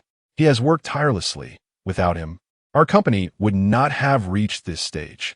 If anything were to happen to the chairman, our enterprise would surely fall apart." Jiang Feng, surrounded by the executives, approached the ailing chairman. The chairman's face was ashen, his lips pale. It was evident that the poison had taken a severe toll, spreading through his bloodstream and threatening his very life. Had Jiang Feng arrived even a moment later, the chairman would have met his demise. Yet, Jiang Feng had calculated his timing meticulously. Once he accepted the task, he would not allow the chairman to perish. Among the executives trailing Jiang Feng, one bore a cold smirk. "To save? The chairman is already succumbing to the poison. I doubt you can remedy that." Indeed, this particular executive was the one who had poisoned the chairman. He had sought the expertise of one of the top 3 poison assassins in the Dragon Kingdom, paying a handsome sum to acquire a vial of poison crafted using ancient methods. Although the poison acted slowly, once it began to take effect, even the most skilled healer would be powerless to save the victim. And should the chairman die, according to the contract, this executive would immediately inherit the company. "Can you save him, sir?" The other executives implored anxiously, their eyes fixed on Jiang Feng. "Yes," Jiang Feng replied calmly. He had come prepared, knowing that saving a life was not a trivial matter. He began to employ his medical skills, utilizing traditional Chinese medicine to counteract the ancient poison. Of course, his divine rejuvenation technique extended far beyond mere remedies. one might comprehend that the divine art of rejuvenation encompasses all forms of supreme medical practices throughout history. Even that which remains unrecorded in texts is possessed by this miraculous technique. Whether it pertains to traditional Chinese medicine, Western pharmacology, or surgical methodologies, Jiang Feng has mastered them all with unparalleled finesse. However, it is essential to acknowledge that the divine art of rejuvenation, despite its prowess, is merely a skill. There are certain ailments beyond its reach, such as late-stage cancer or other terminal diseases. Jiang Feng finds himself powerless in these instances. This is Earth, and he cannot perform the miraculous resurrections often depicted in fantastical tales. If Jiang Feng were capable of curing cancer, he would have no need to pursue a life as an assassin, for developing a cancer cure would yield immense profit. He pried open the chairman's mouth and administered the traditional herbal remedy directly into his oral cavity, subsequently applying acupressure to open the chairman's esophagus, allowing the medicine to flow into his abdomen. Meanwhile, Jiang Feng unfolded a packet of silver needles, selecting a few at random to puncture the chairman's acupoints. Awaiting a mere 5 seconds. Upon completing these actions, Jiang Feng spoke. In the shadows, a high-ranking executive observed the scene with a derisive smirk, incredulous that Jiang Feng believed he could save the chairman, questioning if he fancied himself a reincarnation of the legendary Huata. Yet, as these thoughts lingered, the 5 seconds elapsed. Chapter 66. My poison has been cured. The chairman felt a tumultuous wave of nausea in his stomach, resulting in a spout of dark blood. Subsequently, his complexion transformed to a healthy hue. What? Upon witnessing this, a senior executive's expression shifted dramatically. How could this be possible? The executive was baffled, for he had acquired the poison from a renowned 9-star assassin. Moreover, the assassin had assured him that once this poison took effect, even the world's foremost experts would be unable to remedy it. But what was happening? How could this individual, within a mere 3 minutes, have cured the chairman? Could it be that the 9-star assassin had deceived him? Enraged by this thought, the executive seethed. It must be noted that this single vial of poison had cost him a staggering 10 million, a whole 10 million, yielding such a result. The executive resolved on the spot to confront the 9-star assassin, feeling emboldened by the anonymity of their forum acquaintance. Even if he berated him, the assassin would be powerless to retaliate. As other executives observed the chairman's complexion gradually returning to normal, accompanied by a lucid awareness, they collectively exhaled in relief. Some executives, overjoyed, implored Jiang Feng to stay and share a meal. However, Jiang Feng was rather occupied. He had 5 8-star missions to execute that evening. This was merely the first, with 4 more awaiting his attention, compelling him to hasten his departure. As he left, he cast a brief glance at the executive who had administered the poison. The executive felt a chill, as if plunged into an icy abyss. Jiang Feng uttered no further words, swiftly exiting the scene. His mission was to cure the chairman, not to unearth the mastermind or eliminate them. His task was complete, and the remaining matters were no longer his concern. Whether the executive would poison again or pursue any ulterior motives was beyond his purview. Upon exiting the corporate edifice, Jiang Feng did not linger and promptly proceeded to his next destination. Meanwhile, the poisoned executive's expression shifted from terror to a simmering rage. Damn it! Damn it! Damn it! He sought a secluded spot and hastily dialed the number of the 9-star assassin. As soon as the call connected, he erupted in fury. What kind of worthless poison have you sold me? It was effortlessly neutralized. At that moment, the 9-star assassin was engaged in conversation with another, known as Viper. He was among the top 3 poisoners in the Dragon Kingdom. Coincidentally, the 8-star assassin involved in the cruise incident was a close friend of Viper. As they were chatting, Viper's phone rang. After listening to the client's words, disbelief etched itself across his face. My poison has been neutralized? Viper genuinely could not fathom it. Every one of his poisons was concocted using ancient family methods, possessing a ferocity such that ingestion meant certain death. Even Viper himself was incapable of counteracting such venom. However, now a customer has informed me that my poison has been neutralized. This is the first time I have encountered such a situation after selling so many toxins. Ridiculous. Why would I deceive you? What kind of worthless poison did you sell to me that could be easily countered by just anyone? Refund my money immediately, the executive declared. The Viper remained unfazed. As a 9-star assassin, he would not allow himself to be incensed by the complaints of an insignificant insect. Yet, he was undeniably intrigued as to how his venom had been undone. Consequently, the Viper instructed the executive to secretly capture 2 photographs of the current chairman. The executive said little and complied, snapping 2 images before sending them to the Viper. Initially, the Viper dismissed the matter, assuming the executive's application of poison had faltered, preventing its full potency from manifesting. However, upon viewing the chairman's photographs, the Viper was genuinely startled. The Viper widened his eyes, incredulous as he gazed at the screen. The nearby 8-star assassin leaned in, whispering, "What is the matter, brother? Has something happened?" The 8-star assassin glanced at the Viper's phone screen, but could discern nothing unusual. It was merely a middle-aged man reclining on a sofa, with several silver needles inserted into his body. Yet for the Viper, the sight of this image sent shockwaves through him. Those acupoints, are they not from our family's long-lost treatise on detoxification and restoration? The Viper's lineage was an ancient and venerable one, with ancestors who served as chief imperial physicians, dedicated to healing the emperor. This ancestor had authored the treatise on detoxification and restoration, which was said to contain 99% of the remedies for poisoning. A bowl of herbal medicine, a pack of acupuncture needles, and one could traverse the world. However, following the upheaval of dynasties and foreign invasions, this manuscript was torn into several fragments, most of which remain lost to time. Only a remnant portion has been passed down through the Viper's family. Years ago, the Viper had perused this treatise, and he was profoundly impacted by the terrifying knowledge it contained. Having learned merely a fraction of the text, he effortlessly ascended to become one of the top 3 poisoners in the Dragon Kingdom. Yet, this individual before him evidently possessed a more comprehensive understanding. It was entirely possible that he had mastered the full text of the treatise. This person's prowess far surpassed his own. Furthermore, the arts of poisoning and detoxifying are inextricably linked. Thus, this individual, whether in the act of poisoning or detoxifying, was several tiers above him. At this moment, the Viper felt somewhat dazed. When did such a formidable poisoner emerge in our Dragon Kingdom? The 8-star assassin, still oblivious to the unfolding drama, inquired, "What on earth is happening, brother? Please enlighten me." Without hesitation, the Viper shared the intricacies of his family's legacy. The 8-star assassin was utterly astonished. Suddenly, he recalled a previous incident, the cruise ship poisoning case.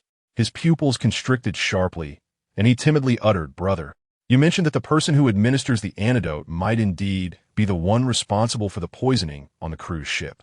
Upon hearing this, the Viper was momentarily taken aback. Chapter 67.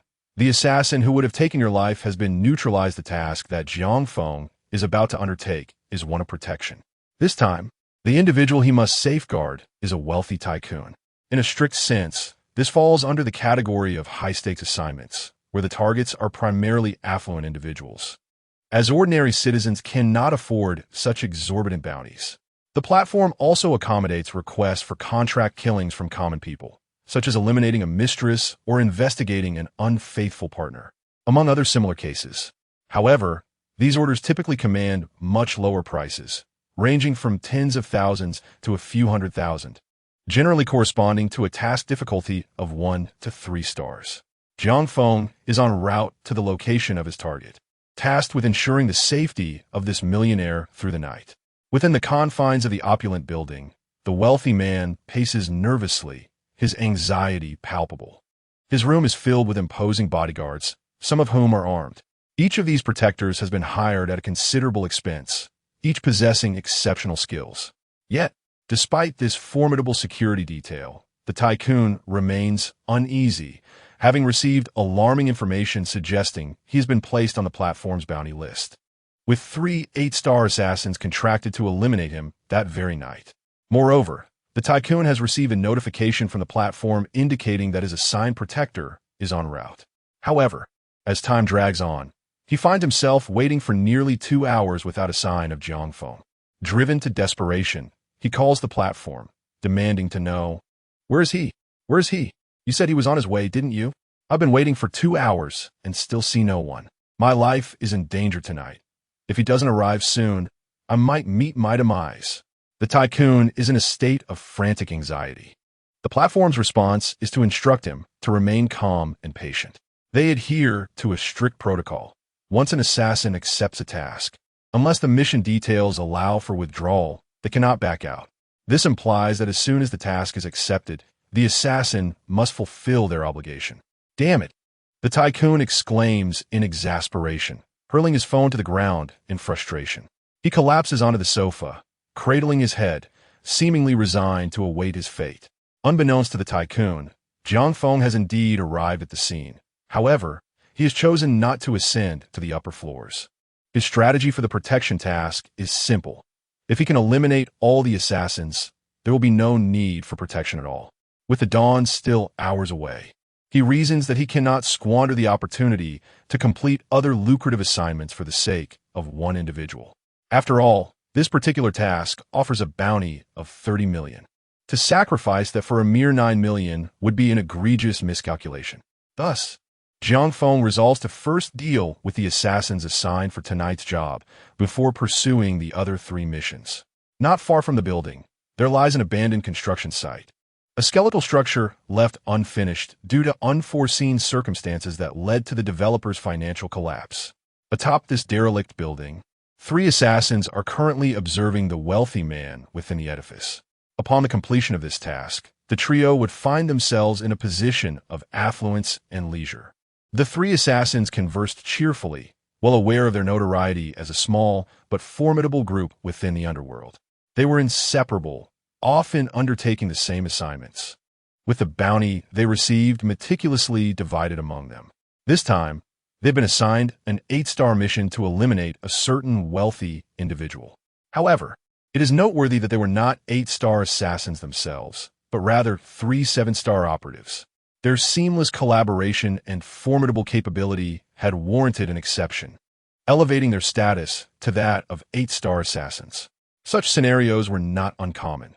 For instance, some renowned foreign assassins, despite their inherent abilities being merely 6 or 7 stars, could attain 8-star status due to the prowess of their formidable companions.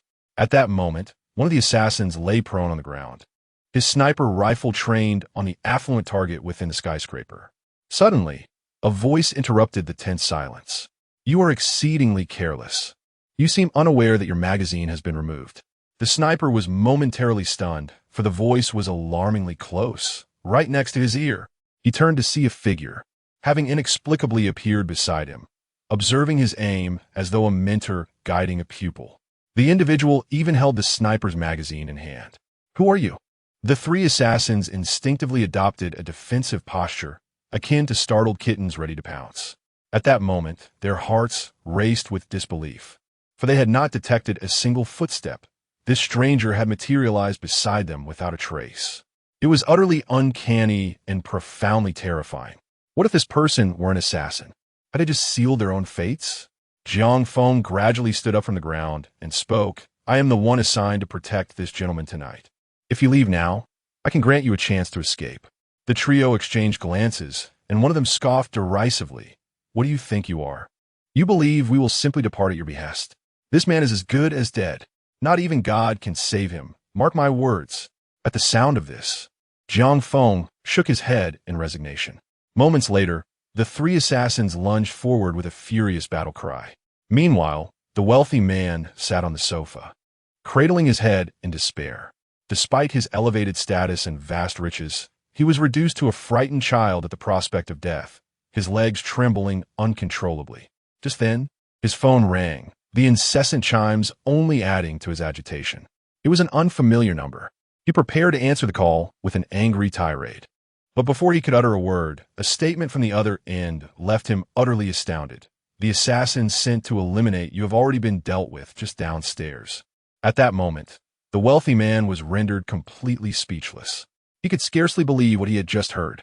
The assassins who had sought his demise had been dealt with? Who had accomplished this feat? Could it be the very individual tasked with his protection? This was inconceivable. Wasn't he supposed to safeguard me? How could he have eliminated all the assassins? As this realization dawned upon him, the magnate trembled and inquired, Who? Who are you? Beep, beep, beep. The other party offered no response. After uttering that one sentence, they abruptly terminated the call. The magnate set the phone down, his face a canvas of shock. The assassins had been neutralized, and they were merely downstairs. He hesitated to descend, fearing it might be a ruse to lure him into a trap. Consequently, he dispatched several bodyguards to investigate the situation below. Soon, his walkie-talkie crackled to life. Hello, boss. We have discovered 3 corpses downstairs. At that moment, the magnate was utterly flabbergasted. That night, chaos erupted in the surrounding cities. Chapter 68. I have uncovered the identity of the murderer in Yang City. Within an upscale villa, a housekeeper emerged from the kitchen, carrying a steaming platter of food. However, as he raised his gaze, the pot slipped from his hands and shattered on the floor, scattering its contents everywhere. His employer, seated motionless on the sofa, instilled a profound sense of terror in the housekeeper, for the man's neck was pierced by a sharp blade. Meanwhile, in Wu City, on a bustling thoroughfare, a corporate executive, returning home after work, was suddenly struck by a large vehicle that careened onto the intersection. The executive was crushed on the spot, meeting an untimely demise. As onlookers rushed to assess the situation, they were met with astonishment. The driver's seat of the vehicle was utterly vacant. A review of the surrounding surveillance footage revealed that the truck had been unoccupied from the very beginning. The ghostly truck incident swiftly dominated the local news headlines. In Jiang City, a company president strolled home hand in hand with his secretary, who was filled with exuberance.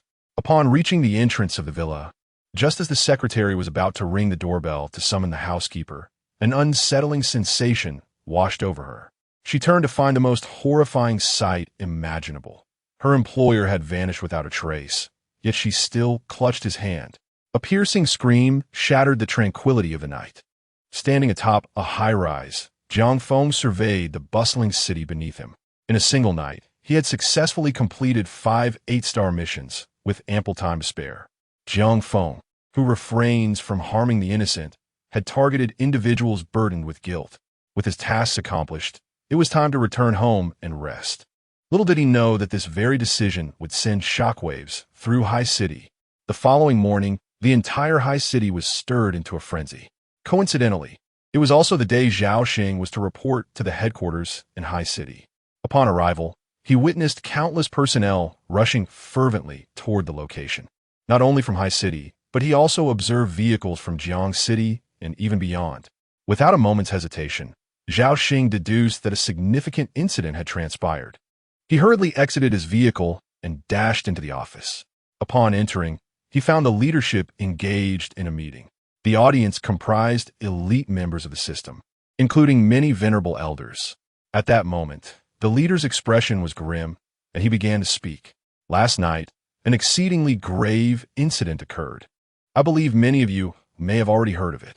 In Yang City, Wu City, and Jiang City, 3 cities have witnessed extraordinarily severe homicides, home invasions, vehicular manslaughter, and stalking murders.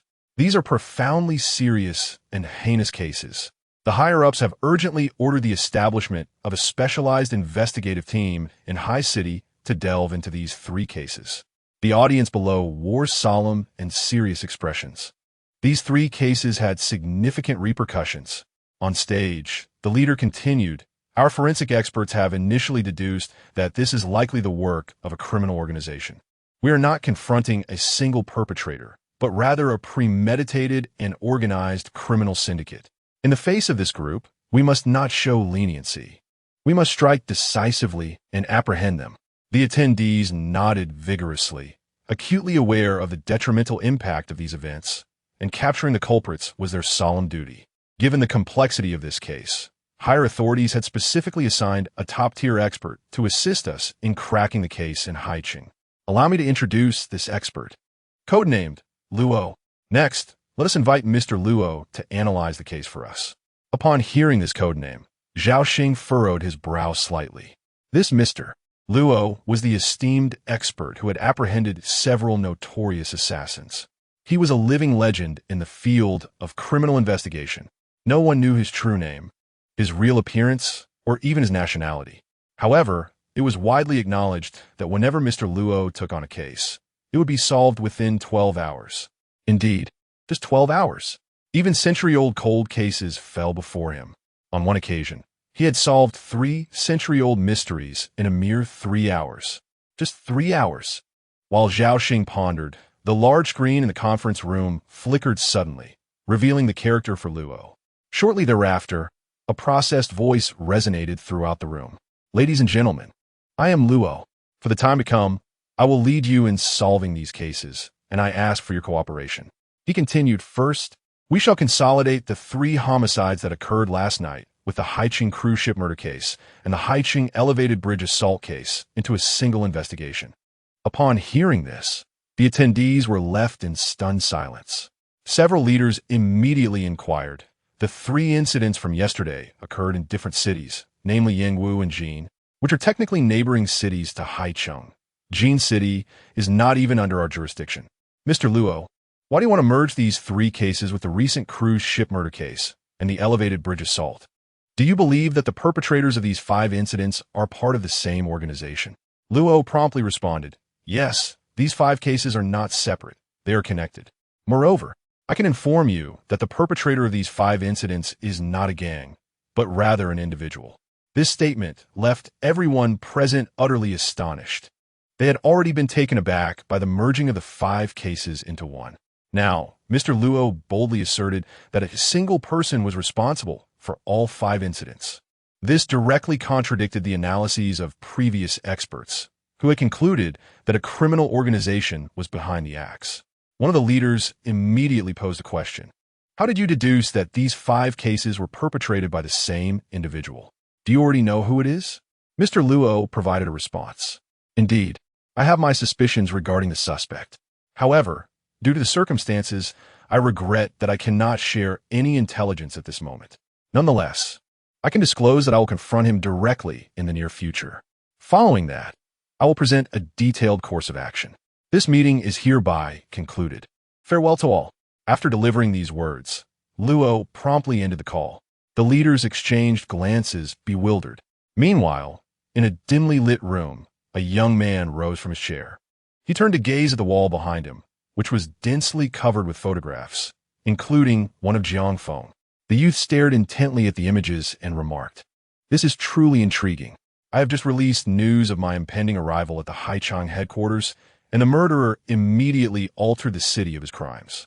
Chapter 69. Jiang Feng. Do you know that the Grim Reaper has a penchant for apples? The following morning, Jiang Feng was roused from his slumber by the sounds of moving from next door. Exercising caution, he peered through the peephole and discovered that it was the neighborly aunt relocating her belongings. He opened the door and greeted her with a smile. "Annie, why are you moving things so early? Are you relocating?" To his surprise, the aunt responded with a smile. "Ah, it's you, Jiang Feng. Well, sort of. I'm not moving out, but I have sold this apartment." "Sold it?" Jiang Feng's brow furrowed slightly. A sense of unease washed over him. The aunt had seemed quite settled. How could she suddenly sell her home? Just then, the aunt pulled a young man into view and said with a smile, "Since you're here, let me introduce you to Jiang Feng. This will be your new neighbor. His name is Luo Sheng." Jiang Feng scrutinized the unfamiliar boy, who appeared to be around his age. Although Luo Sheng was a stranger to him, it was prudent to foster a good relationship with his new neighbor. "Allow me to lend a hand," he offered, stepping forward to assist. He helped carry the aunt's belongings down the stairs and subsequently brought Luo Sheng's sparse possessions back up, which consisted of a single, tall suitcase. The suitcase was particularly light, and Jiang Feng was left wondering what could possibly be inside.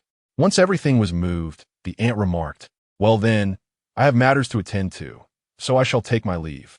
You two are neighbors now, so make sure to keep in touch and nurture your bond." With that, she departed, leaving only Luo Sheng and Jiang Feng in the spacious room. Luo Sheng regarded Jiang Feng with a smile and then said, "Let me wash an apple for you, Jiang Feng." Jiang Feng's expression remained unchanged. He had lived here for several years, and nothing of note had ever occurred during that time. Yet today, a stranger had moved in, prompting him to observe closely. lest this newcomer be an assassin sent to eliminate him. If that were the case, he might as well deal with him right here. Thus, Jiang Feng replied with a smile, "Sure, I appreciate it." Luo Sheng chuckled, seemingly unfazed, and retrieved an apple along with a peeler, beginning to peel it right before Jiang Feng's eyes. Moments later, the apple was ready, and Luo Sheng extended it to Jiang Feng. However, just as Jiang Feng reached for the fruit, Luo Sheng suddenly locked eyes with him and said, "Jiang Feng, do you know? The Grim Reaper has a liking for apples." In that instant, Jiang Feng was momentarily taken aback. He had not anticipated such a remark from Luo Sheng, but he quickly regained his composure and responded with a smile. "I don't quite understand what you mean." He then accepted the apple, reassured that Luo Sheng had peeled it right before him, leaving no room for poison. Thus, Jiang Feng felt at ease and began to eat. Luo Sheng merely smiled at this and remarked that he still needed to arrange the room. Subsequently, he turned around, rummaging through his suitcase. Simultaneously, he discreetly scrutinized Jiang Feng. "Jiang Feng, I am currently turning my back to you, utterly unguarded. Moreover, there are only the two of us in this room. So what will you do? Will you strike me down?"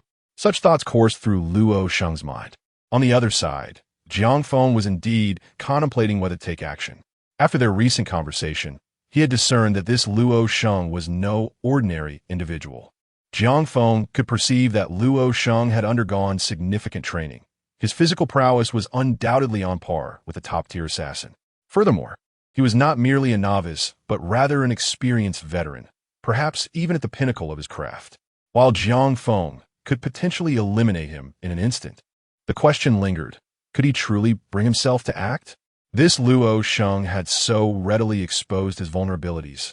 Was he a fool, knowing Jiang Feng would not kill him? Or was he enticing Jiang Feng to make a deliberate attempt on his life? With this thought, Jiang Feng chuckled, rising to his feet. "Since you wish to tidy up your room, I shall not intrude further. I will take my leave." Without looking back, Luo Sheng replied, "Feel free." Jiang Feng then departed from Luo Sheng's residence, returning to his own home. Upon closing the door, he furrowed his brow. Is this truly the elite criminal investigation expert dispatched from Haicheng headquarters? Indeed, Jiang Feng was no fool. He had swiftly deduced Luo Sheng's identity. It was rather simple. First, Zhao Xing had mentioned this matter to him. Second, he had just completed a mission last night, and the very next morning, Luo Sheng moved in. Were the odds of such a coincidence? Had he surmised that Jiang Feng had intentionally taken on a task outside of Haicheng, using that information to locate him? Jiang Feng felt a wave of surprise. He typically employed disguises during missions, and Haicheng attracted a multitude of visitors daily. The fact that this individual could pinpoint him amidst the throngs was a testament to Luo Sheng's formidable capabilities. Nevertheless, Jiang Feng felt no trepidation. Instead, he found the situation increasingly intriguing. He had previously toyed with the top criminal investigation experts from the United States. He wondered how Luo Sheng compared to them. Meanwhile, after Jiang Feng had closed his door, Luo Sheng's phone rang. "So, Mr. Luo, is he the murderer?" A contemplative expression crossed Luo Sheng's face. "I cannot say with absolute certainty, but there is a 95% likelihood. I never expected the first individual we screened would carry such a high level of suspicion," came the praise from the other end of the line. "Indeed, Mr. Luo, you have an uncanny ability to identify the perpetrator among so many. As long as you are involved, no unsolved case remains unresolved." Upon hearing this, Luo Sheng's expression changed slightly. No unsolved case. His brow furrowed in thought. The world knows him as the foremost detective. Yet, what they remain unaware of is that there exists a case he was unable to solve. This case lingers vividly in his memory, for it was the final undertaking of the elusive number one assassin before his disappearance from the world. Chapter 70, Special Skills.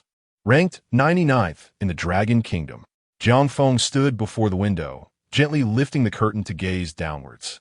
Below, a few black cars were parked along the street, where several individuals were smoking and scanning the surroundings, seemingly observing something. Could they be the Yaoling? Jiang Feng quickly deduced that these individuals were likely sent to monitor him by Luo Sheng. Nevertheless, he dismissed their presence from his mind. No matter what transpired, nothing could hinder Jiang Feng's resolve to advance. He slowly lowered the curtain and began to reflect on his current situation. Firstly, after completing 5 missions the previous night, he had amassed a fortune of 150 million yuan.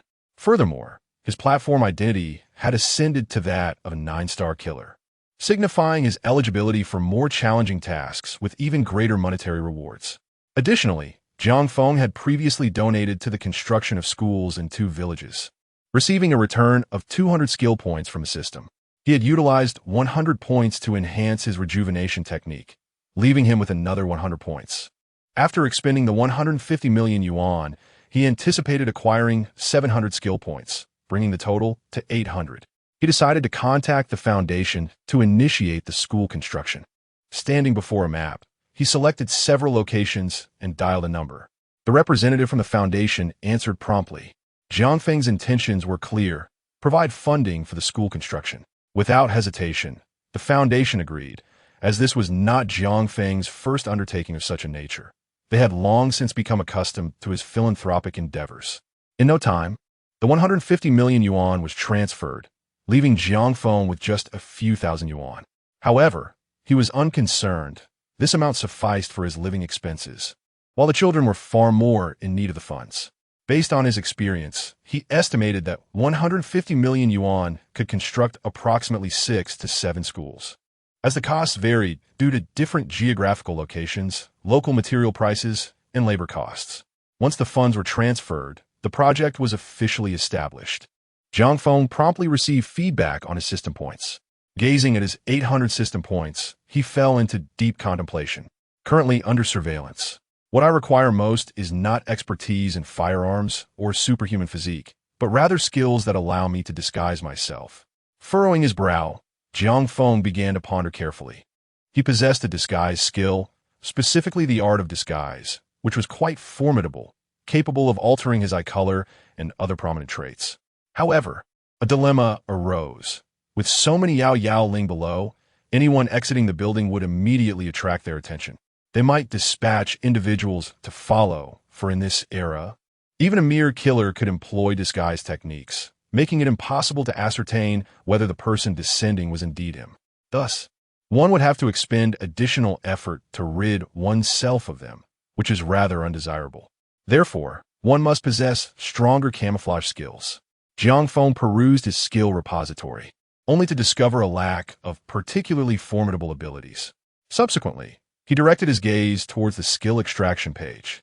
The system is divided into several modules: skill library, skill extraction, item extraction, and so forth. When Jiang Feng first bound himself to the system, he utilized the extraction page to acquire numerous skills. For instance, super physique, firearm proficiency, and even the rejuvenation technique. These were all obtained through extraction. However, the extraction skills are classified into various tiers: ordinary extraction and special extraction.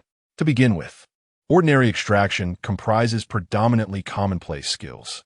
For example, upon acquiring firearm proficiency, Jiang Feng instantaneously gained a decade's worth of shooting experience. Within a specified range, he could maintain a 99% accuracy rate. Of course, this pertains to the foundational level of firearm proficiency.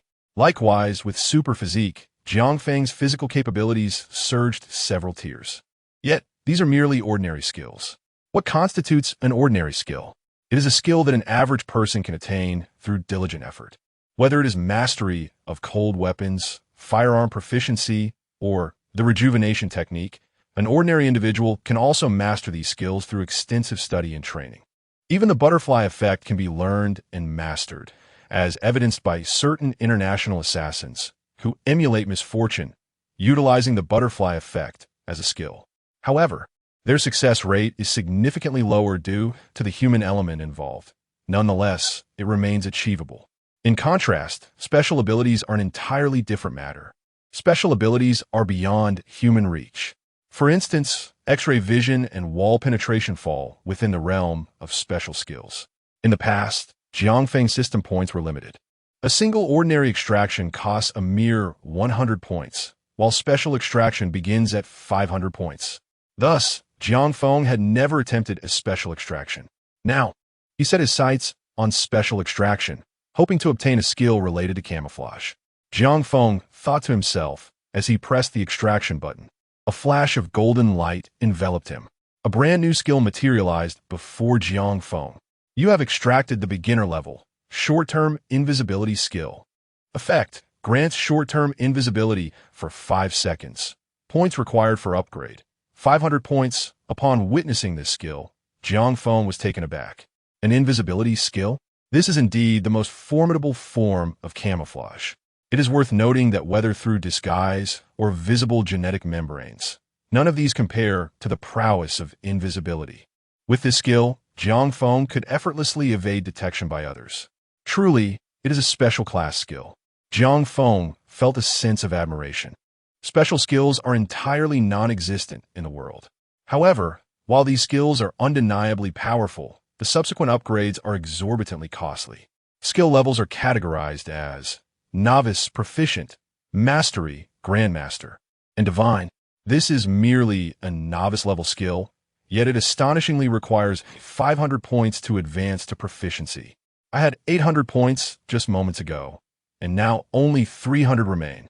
Now that I possess the skill of invisibility, I can effortlessly evade the scrutiny of others. Thus, Jiang Feng must now contemplate accepting a mission. Jiang Feng is currently a 9-star assassin in the country, and the bounties for the tasks he undertakes are exorbitantly high. As he pondered, he opened the assassin platform. As expected, he noticed a full row of stars shimmering above his name. Moreover, he observed that a line of small text had appeared beneath his name. Dragon Country ranking 99th. Chapter 71. The Mad Magician. Jiang Feng had already departed. He noticed a line of small text indicating his ranking, 99th in the Dragon Kingdom, with the codename Sharpblade. As he scrolled through the leaderboard, he discovered that most of those ranked above him were 9-star assassins, with only a few 8-star assassins lingering at the bottom. This suggested that there were indeed over 100 9-star assassins within the country, a realization that took Jiang Feng by surprise. To his astonishment, the sheer number of 9-star assassins was unexpected. Unable to view the rankings beyond his own, he surmised that there were at least 100 9-star assassins, though the exact figure eluded him. Upon examining the top of the leaderboard, he encountered a figure by the name of Teaching Ruler. The codename puzzled him, as it seemed entirely unrelated to the assassin's profession. Unlike other assassins, who bore names evoking death, such as Soul Reaper or Black and White Impermanence, this Teaching Ruler conjured thoughts of a teacher. Had educators truly begun to transition into the realm of assassination? What could this mean? Were they imparting lessons on murder? Though baffled, Jiang Feng dismissed the notion and exited the leaderboard. He proceeded to open the order page, and soon a multitude of requests cascaded before him. Orders ranged from 1 to 9 stars, and naturally, he gravitated towards the 9-star orders, lured by the promise of greater bounties.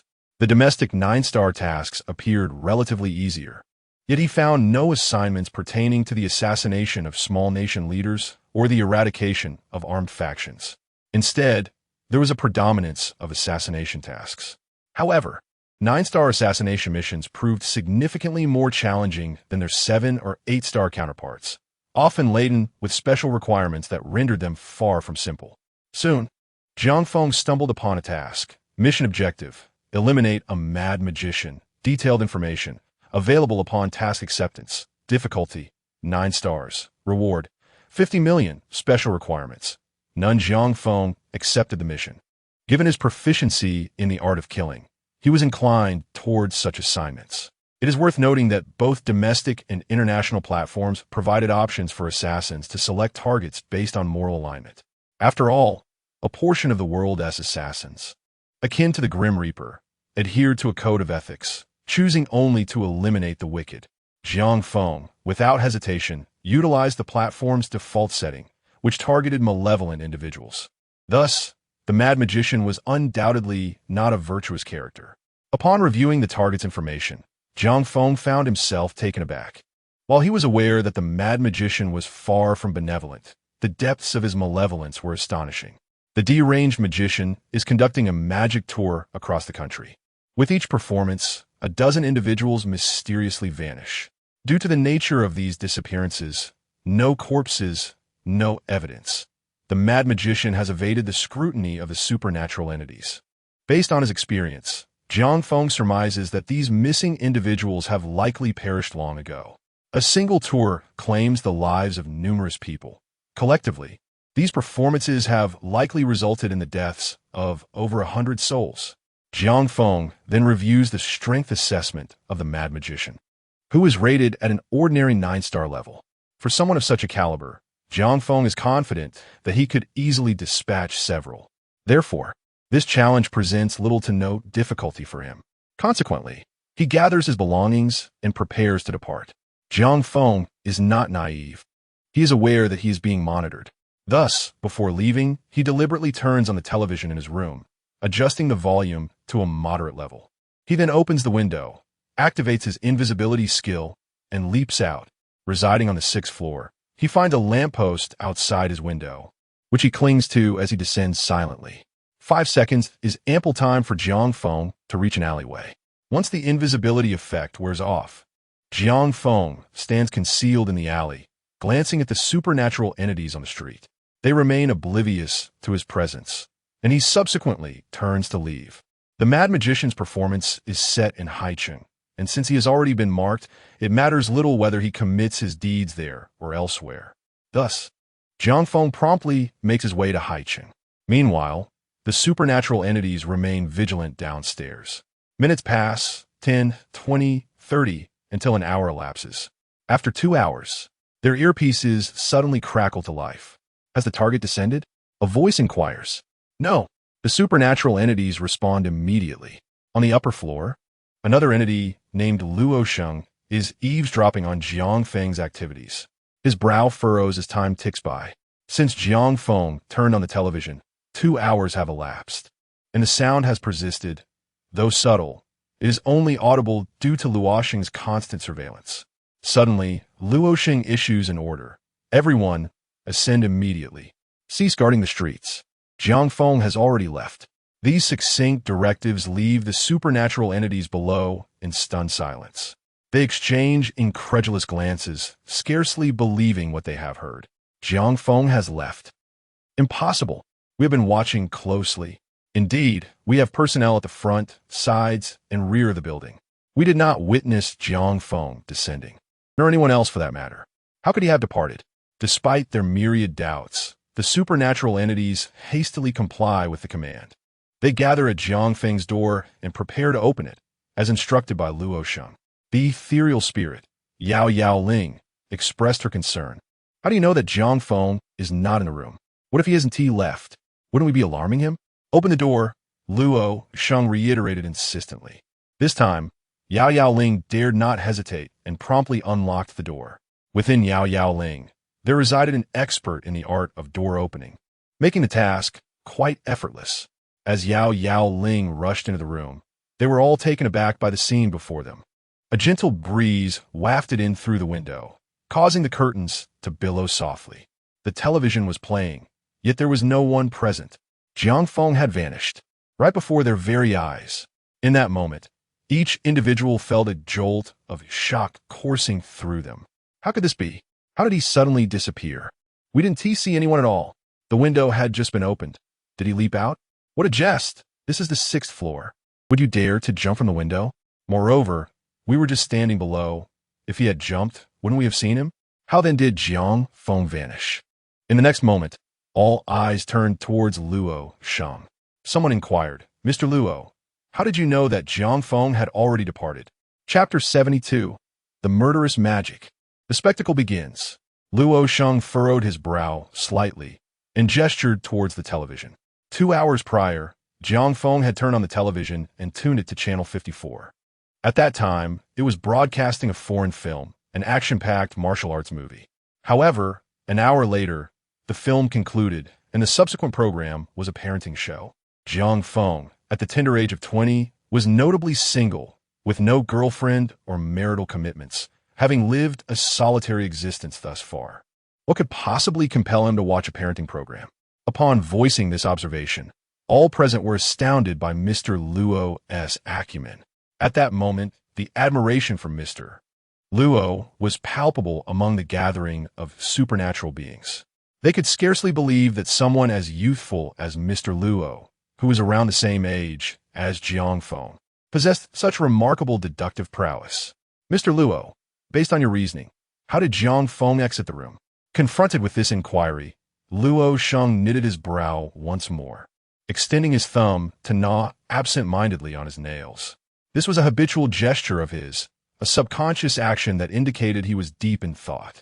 Ultimately, he directed his gaze towards the window and asserted, I do not know how he departed. However, I surmise he must have leapt from the window. As for why you did not witness this, I am currently at a loss. The assembly of supernatural beings was left in utter astonishment. Before they could utter a word, Luo Sheng commanded, Jiang Feng has already left. We shall now proceed with the second phase of our plan. Let us equip this room with an array of surveillance cameras. Upon hearing this, the supernatural beings nodded in unison. They promptly summoned an expert adept at installing miniature cameras to commence the setup in Jiang Feng's quarters. Their objective was to ensure a comprehensive 360-degree surveillance of the entire room. Should Jiang Feng indeed be the perpetrator, he would be exposed in an instant. Meanwhile, Jiang Feng had already departed Jiang City, arriving at High City. He stood quietly outside the venue of the magician's tour, awaiting the commencement of the performance.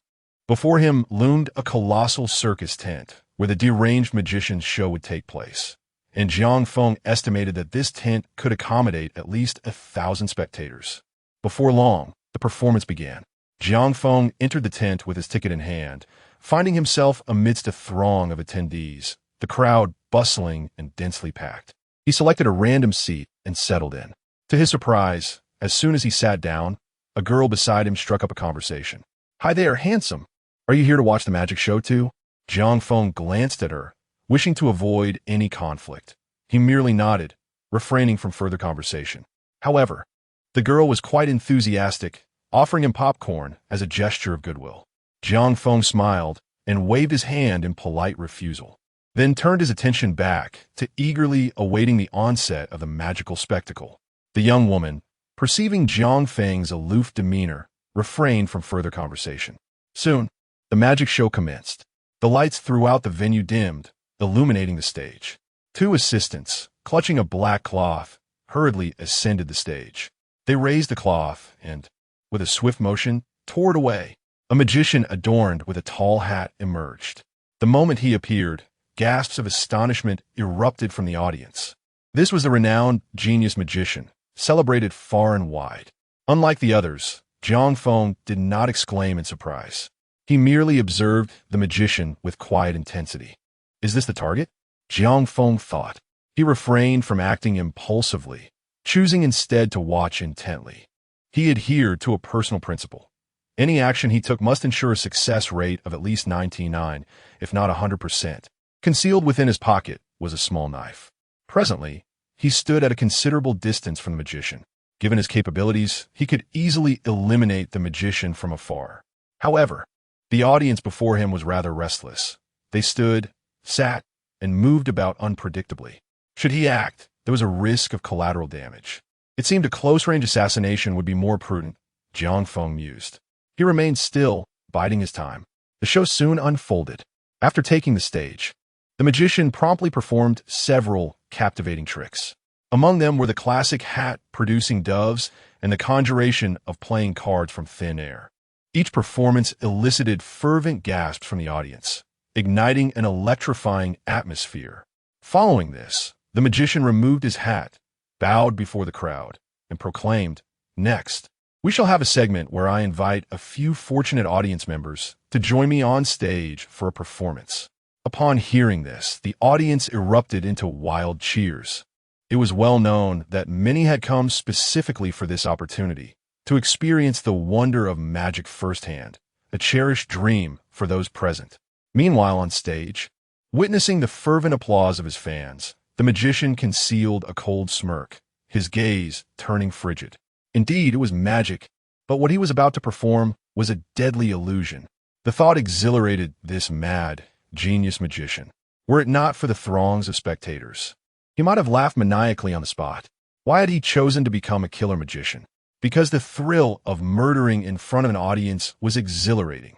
Imagine 1,000 pairs of eyes fixed upon you, every corner of the stage under their scrutiny, and yet in such a moment, you brazenly take a life before them. They would mistakenly believe it to be mere magic. Indeed, I am a madman. I am a lunatic.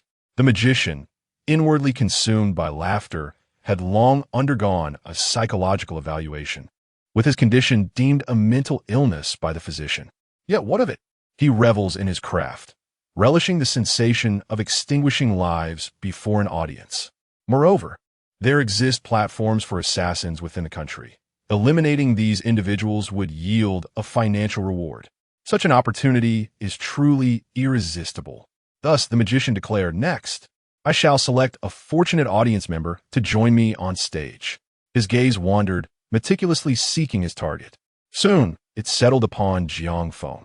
Chapter 73. I, too, wish to experience magic. The magician cast his gaze towards Jiang Feng, and in an instant, the spotlight illuminated Jiang Feng's head. However, the individual chosen by the magician was not Jiang Feng himself, but rather a man standing behind him. Upon realizing he had been selected, the man was overwhelmed with excitement and promptly made his way to the stage. Jiang Feng merely observed the scene with a cold demeanor. Regardless of the man's fate, it was ultimately his own decision. Before long, the man reached the stage, and the audience's enthusiasm surged once again. The magician stood beside him, speaking with a reassuring smile. "Do not be nervous. Do not be afraid. It is merely magic." Internally, the magician reveled in a sinister amusement. This man was indeed one of the targets for his bounty. Should he succeed in killing him, a reward of several 100,000 would be his. For a 9-star assassin, such a sum was insignificant, merely equivalent to a 2- or 3-star task. Yet, what the magician truly coveted was not the monetary reward, but the profound psychological thrill of the experience. Shortly, this man would be slain before the eyes of thousands. At that moment, the audience would gasp in astonishment, as if nothing had transpired at all. The deranged magician indulged in this fantasy, feeling as though his very soul was ascending. Without further ado, let us commence the performance. The magician clapped his hands, and a wooden board was swiftly brought forth. He grasped the man and secured him to the board. Then, with a grin, the magician announced, "What follows is the blindfolded flying axe." As soon as the words left his lips, the audience erupted in exuberance. A blindfolded flying axe? I have heard of this act. It involves binding an audience member to a board while the magician throws axes blindfolded. I have seen such performances on television. Those who can execute this trick are truly remarkable, as they expertly avoid hitting the audience. Indeed, I have witnessed it. How exhilarating. The entire audience engaged in fervent conversation. Soon, the performance commenced. As anticipated, the deranged magician donned a black cloth over his eyes. He then seized an axe and hurled it toward the fortunate audience member. The axe spun through the air, and with a resounding thud, to the astonishment of the audience, the axe struck the man directly in the head. Indeed, the axe did not veer away. It made a direct hit. In an instant, the man's head exploded, blood and brain matter splattering everywhere. At that precise moment, the expressions of the audience underwent a subtle transformation. Their initial hope morphed gradually into disbelief, culminating in sheer terror as they began to scream hysterically. Everyone was petrified by the sudden turn of events. "A man is dead! A man is dead! The performance has gone awry. The magician has committed murder. Good heavens! This is utterly terrifying. Run! Everyone run!" In an instant, the entire venue was engulfed in chaos. Yet at that moment, the magician suddenly chuckled. "Who says my performance faltered?" This brief statement left everyone present momentarily speechless. All eyes turned toward the stage. The magician produced a black cloth, draping it over the body of the man. Gradually, the audience resumed their seats, their faces reflecting disbelief. They had begun to surmise what the magician was about to do next. Was the magician truly going to resurrect the dead? What on earth did that mean? Could such a feat be possible? How could this be orchestrated? Resurrection from the dead? Impossible. The axe was undoubtedly real. It was far too heavy to be fake. I too felt that the unfortunate spectator's head had truly exploded. Just as the audience was enveloped in uncertainty, the magician abruptly yanked away the black cloth. A shocking spectacle unfolded before their eyes. Miraculously, the man whose head had been cleaved was now alive. His forehead was unscathed, showing no signs of having been struck by the axe. The axe remained lodged in the wooden board behind him, which bore a smudge of blood. Furthermore, the man was now greeting the audience, exuberant and seemingly affirming his survival. Upon witnessing this, the audience erupted into a frenzy. Incredible! How astonishing! How on earth was this accomplished? Truly, it was a remarkable transformation. The dead had returned to life. On the other side, Jiang Feng observed the scene with a furrowed brow. In truth, a death had indeed occurred moments ago. The fortunate spectator had been killed. The figure now standing on stage was merely a decoy, prepared in advance by the magician. After covering the body with the black cloth, a mechanism had activated beneath the stage, transporting the corpse away and bringing the substitute into view. Thus, the illusion of resurrection had been created. So this was the method employed for murder? Upon discerning the magician's technique, Jiang Feng couldn't help but chuckle softly. While one could not label this method as foolish, it was hardly ingenious. As a 9-star assassin, the magician's approach to killing was rather rudimentary. Jiang Feng sighed deeply and then rose to approach the stage. Meanwhile, the magician was still reveling in the thrill of having killed in front of an audience, unable to extricate himself from the experience. At that moment, he noticed a young man beside him, Jiang Feng. I too wish to experience the magic, Jiang Feng declared. The magician, momentarily taken aback by the unexpected presence of this young man, observed him closely. Standing at 6 feet tall with an attractive visage, he seemed unremarkable in any other regard. The magician was perplexed. This young man was not on his list of intended victims. Is that not permissible? Jiang Feng smiled. With that single statement, the magician regained his composure and immediately replied, "Of course it is. It is my honor to provide you with a first-hand experience of the wonders of magic." The magician secretly chuckled to himself. Although this young man was not his intended target, he saw no reason not to indulge him since he dared to approach. The magician clapped his hands, and soon, a large water tank was wheeled in. This tank stood an impressive 2 meters long and 2 meters high, filled to the brim with water. The magician brought over a small ladder, placed it beside the tank, and made a gesture inviting Jiang Feng to enter the tank. With a faint smile, Jiang Feng ascended the ladder and leapt into the tank. Shortly thereafter, a massive lid descended, sealing the tank completely. Jiang Feng struggled momentarily before becoming still. This spectacle elicited wild cheers from the audience, who remained blissfully unaware that Jiang Feng possessed a master-level breath-holding skill. To put in perspective, the current world record for breath-holding stands at 11 minutes and 54 seconds. However, Jiang Feng's mastery allows him to endure an astounding 20 minutes, nearly double the world record. Unfortunately, the magician was oblivious to this fact. Upon witnessing Jiang Feng motionless at the bottom of the tank, he inwardly scoffed. You shun the path to paradise and instead choose to wander into the depths of hell. I have never seen someone so eager to court their own demise. Chapter 74. Let your surveillance be sufficient. The magician harbored a chilling smile within. He subsequently retrieved a large piece of black cloth, shrouding the fish tank beneath it. The mechanism commenced its operation, transporting the tank beneath the stage for a replacement. Yet, just as the substitute opened the tank to replace Jiang Feng, his eyes suddenly flew open. This moment rendered the substitute utterly bewildered. Jiang Feng swiftly kicked him out of the tank. Immediately, the tank's lid snapped shut once more, and the mechanism resumed its operation. Thus, Jiang Feng was once again transported to the stage. The black cloth was drawn back, revealing Jiang Feng emerging from the fish tank. At that instant, the audience erupted in cheers. Jiang Feng stood beside the magician, reveling in the applause.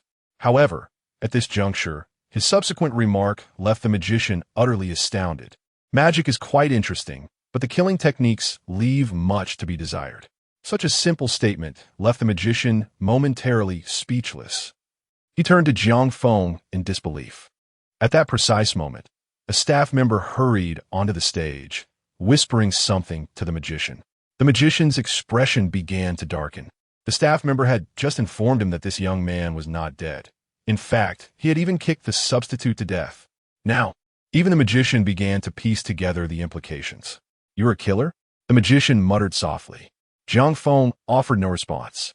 He merely grasped the microphone and addressed the audience. Actually, I can perform a bit of magic myself. I wonder if you would like to see. The audience, already brimming with excitement, immediately responded in unison. Yes, perform.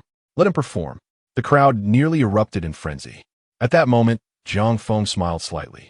He then took the black cloth and draped it over the magician. Before the magician could react, he found himself enveloped in darkness. Afterward, Jiang Feng yanked the black cloth away. In an instant, the magician vanished. The audience gasped in astonishment. Jiang Feng then covered the fish tank with the black cloth once more. With a forceful tug, the magician astonishingly materialized inside the tank. It is worth noting that throughout the entire performance, the lid of the tank had remained firmly in place.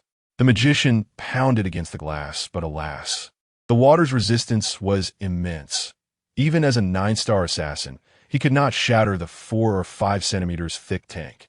Instead, the vigorous struggle caused him to expel the last remnants of air from his lungs. Gurgle, gurgle. Gradually, the magician ceased his struggles and sank to the bottom. In that moment, the audience's excitement was reignited. Incredible. Absolutely astounding. How'd he get in there? I can't fathom how he performed that. So impressive. He could almost rival the magician. This bystander is truly remarkable. In the face of the wildly enthusiastic crowd, Jiang Feng made a shushing gesture. Instantly, the audience fell silent. He then lifted the black cloth, draping it over himself. Immediately, the black cloth was pulled away. Jiang Feng vanished into thin air, leaving behind a crowd of fervent spectators. Gradually, however, the audience began to sense that something was amiss. Jiang Feng had not transformed the magician into a living being. The magician remained motionless at the bottom of the water. Panic ensued among the attendees, with a few bold souls approaching to assess the situation. Upon lifting the cover and retrieving the magician's lifeless body, they were stricken with terror, their faces drained of color, and they hastily fled the scene. In an instant, the once vibrant venue was engulfed in wails of despair. Everyone fled the hall in a frenzy. Meanwhile, Jiang Feng observed this chaos with a calm demeanor. His 9-star mission had been successfully accomplished. Compared to other 9-star tasks, this one presented minimal difficulty. The sole requirement was to eliminate a single 9-star assassin. Furthermore, this magician was not particularly formidable. He likely had never completed a 9th-star mission, having only managed a few 8-star tasks before ascending to the 9-star level, where he merely existed in a state of lethargy. Before departing from Haicheng, Jiang Feng contemplated whether he should return home. He was aware that his residence was under the surveillance of Luo Sheng and his associates. Returning home was not a prudent decision. Moreover, Jiang Feng possessed several sanctuaries throughout Longhua. Whenever he wished, he could retreat to these safe havens. However, after careful consideration, he concluded that he must return home. The rationale was straightforward. Luo Sheng was monitoring Jiang Feng, the identity he held. This identity was the foundation of his existence. Unlike the fabricated personas that could be discarded after use, there were numerous traces linked to his true identity. Should he choose to flee now, his suspicion would skyrocket to 100%. At that point, Luo Sheng would deploy police forces nationwide to hunt him down relentlessly. If circumstances escalated to that degree, the execution of his tasks would become significantly more challenging. As for undertaking missions abroad, it was not that Jiang Feng lacked the desire. Rather, there were no suitable assignments available for him to accept. Recently, there had been a dearth of 9th-star tasks internationally, and those that emerged were swiftly claimed by other high-ranking assassins. It was a classic case of too many wolves and too little prey. During the last overseas mission, it was already a considerable feat for Didi to offer him 50 million. Executing 9th-star tasks domestically posed minimal difficulty with generous bounties. More crucially, it eliminated the need for erratic travel. Unless absolutely necessary, Jiang Feng was reluctant to relinquish this lucrative opportunity. Furthermore, he had devised a strategy to deal with Luo Sheng. If they wished to monitor him, he would allow them to do so to their heart's content. Not only that, but he would also execute missions under their watchful gaze. He would remain at home, dining, watching television, and sleeping under their scrutiny. Yet, he would still carry out his assignments. Jiang Feng was confident that by adhering to this approach for 3 to 5 days, Luo Sheng's suspicions would dissipate entirely. By that time, he would be able to carry out his tasks with unassailable confidence. Thus, Jiang Feng returned to his home, just as he had when he departed. He first employed his ability to become invisible, then ascended a utility pole and leaped into his residence. Upon landing, he immediately sensed that someone had visited his abode. Furthermore, surveillance cameras had been installed. In his daily life, Jiang Feng was somewhat obsessive-compulsive. The carpet in his home had to be meticulously arranged to align perfectly with the seams of the floor tiles. Moreover, the fibers of the carpet were required to face a singular direction. Even if he had sat on the carpet, he would deliberately groom the fibers to ensure they all pointed the same way upon rising. This could be described as a precautionary measure he had intentionally set up in his room to deter any intruders while he was away. Apart from the carpet, such meticulous precautions were evident throughout his living space. However, at this moment, all those small details had been disrupted. Consequently, Jiang Feng deduced that someone had entered his home shortly after his departure. Seizing the opportunity while his invisibility still lingered, he hurried to the bathroom. To his astonishment, he discovered that the bathroom had also been secretly equipped with surveillance. Relying on his instincts, he swiftly located the camera's position. He then grabbed a towel and covered the lens. Just as the towel obscured the camera, his invisibility expired, and he became visible. Nevertheless, Jiang Feng exhaled in relief, for his appearance had gone unnoticed by the other cameras. Otherwise, his suspicion would have undoubtedly surged. Subsequently, he confidently exited the bathroom, fully aware that all surveillance had captured him. It was in that fleeting moment that the experts monitoring the footage were left utterly astonished. Chapter 75. The Murderous Doll, Action. In the surveillance footage, Jiang Feng emerged from the restroom. A group of experts exchanged incredulous glances, scarcely able to believe their eyes. They had previously inspected the lavatory and confirmed that it was devoid of any occupants. The restroom in Jiang Feng's home was quite modest, merely 4 or 5 square meters in size. One might even describe it as palm-sized. In such an open space, how could anyone possibly conceal themselves? Jiang Feng's sudden appearance left the experts bewildered. Mr. Luo, what is your perspective on this matter? The experts turned their gazes towards Luo Sheng, hoping he might possess some insights. As anticipated, Luo Sheng spoke up a moment later. The 5th camera has just been obscured by something. It appears to be a towel, albeit rather peculiar. Given the brisk winds today and the open window in the restroom, it is plausible that the towel was lifted by the breeze, thereby covering the camera. Luo Sheng's remarks plunged the experts into contemplation. They had witnessed the earlier scene, yet none could articulate its underlying cause. After pondering for a while, Luo Sheng found himself at a loss and ultimately abandoned the query. Instead, he began to consider another question. How had Jiang Feng come to be in the restroom? This was the very enigma that intrigued the experts most. Eventually, Luo Sheng stated, the positioning of the camera is quite poor. The lower right corner is a visual blind spot. It is conceivable that there exists a passageway there, from which Jiang Feng returned home. Upon hearing Luo Sheng's assertion, the other experts nodded in agreement, recognizing the validity of his reasoning. Such passageways are typically constructed in a discreet manner. Their inspection of the restroom had merely involved a cursory glance, without any thorough examination of the tiles or floorboards. Thus, the existence of a passageway remained a distinct possibility. Is it merely a coincidence? Luo Sheng pondered silently. Just as the towel was lifted by the wind, Jiang Feng made his entrance. Although somewhat fortuitous, it was still logically plausible. Luo Sheng then focused on the surveillance footage. If the towel had indeed been placed there by Jiang Feng, he would have no reason to do so without purpose. He must have been aware of the camera's presence. Should Jiang Feng subsequently locate the cameras within the room, it would confirm that Luo Sheng and the others had been discovered. However, the subsequent footage revealed something unexpected to Luo Sheng. It appeared that Jiang Feng had not detected the cameras at all. After exiting the restroom, he proceeded directly to the living room, where he sat down on the carpet and began watching a television program. As Luo Sheng observed this scene, he fell into deep thought. Meanwhile, Jiang Feng lounged on his carpet, casually watching the show. In truth, he had already discerned the locations of all the cameras. 5 on the left, 5 on the right. 3 above, and 3 in the corners. To what lengths would they go to monitor me? Jiang Feng rose, feigning indifference as he strolled into the kitchen, retrieving an apple, which he began to munch on. Even the kitchen is equipped with 5 surveillance cameras. Jiang Feng mused to himself, then settled back onto the carpet. Alas, despite your vigilant monitoring, I am still capable of fulfilling my mission. A subtle smile graced Jiang Feng's lips as he accessed the system panel. This panel was visible only to him, a fact he had long since verified.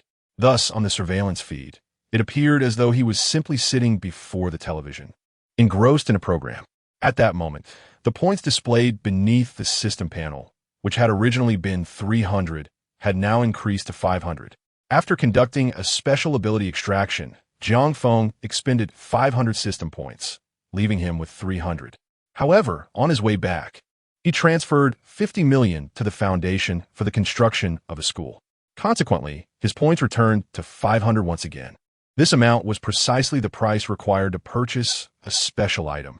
Unlike skills, Jiang Feng could directly acquire items with points. Their prices varied widely, with some costing as little as 500, while others required thousands. Jiang Feng had thoroughly browsed the item shop. He recalled a particular special item within the shop, known as the puppet doll. Puppet doll can substitute the host for assassination tasks. Puppet strength level, 9 stars. Control effective range, 50 kilometers. Upon purchase, the host may select the doll's generation location. With a mere thought, Jiang Feng initiated the purchase. Puppet doll purchase successful. Please select generation location. A map materialized in Jiang Feng's mind, encompassing all streets within a 50-kilometer radius. He casually selected a location far from his home for the doll's generation. Rising to his feet, he stretched languidly. I'm quite exhausted. It is time for a rest. He switched off the television and lay down on the bed. There were no cameras installed in the bed, perhaps to avoid detection. However, it seemed there might be a camera hidden beneath the bed. As he reclined, Jiang Feng opened his phone and directly accessed the assassin forum. It was quite simple. By tilting the phone, the camera would be obscured, rendering the screen invisible. In this manner, he boldly perused the bounty orders. There were numerous nearby food delivery options. Which one should he choose? Quickly, Jiang Feng identified several bounty orders. The star ratings were not particularly high, only 6 or 7 stars, with each order approximately worth 10 million. The crucial point was that these task locations were all in close proximity to him. Given that the doll's maximum control range was 50 kilometers, he had no intention of accepting orders from Haicheng. Before long, Jiang Feng accepted 3 orders, then, with a thought, summoned a doll from a nearby alleyway. The doll sprang forth from a trash bin and then vanished into the shadows. 20 minutes later, there was a knock at Jiang Feng's door. The delivery person had arrived. Rising, he opened the door and accepted the food from the delivery person. Thank you for your hard work, Jiang Feng smiled. The delivery person paused for a moment, slightly taken aback. This delivery person was also a disguise crafted by Yao Yaoling.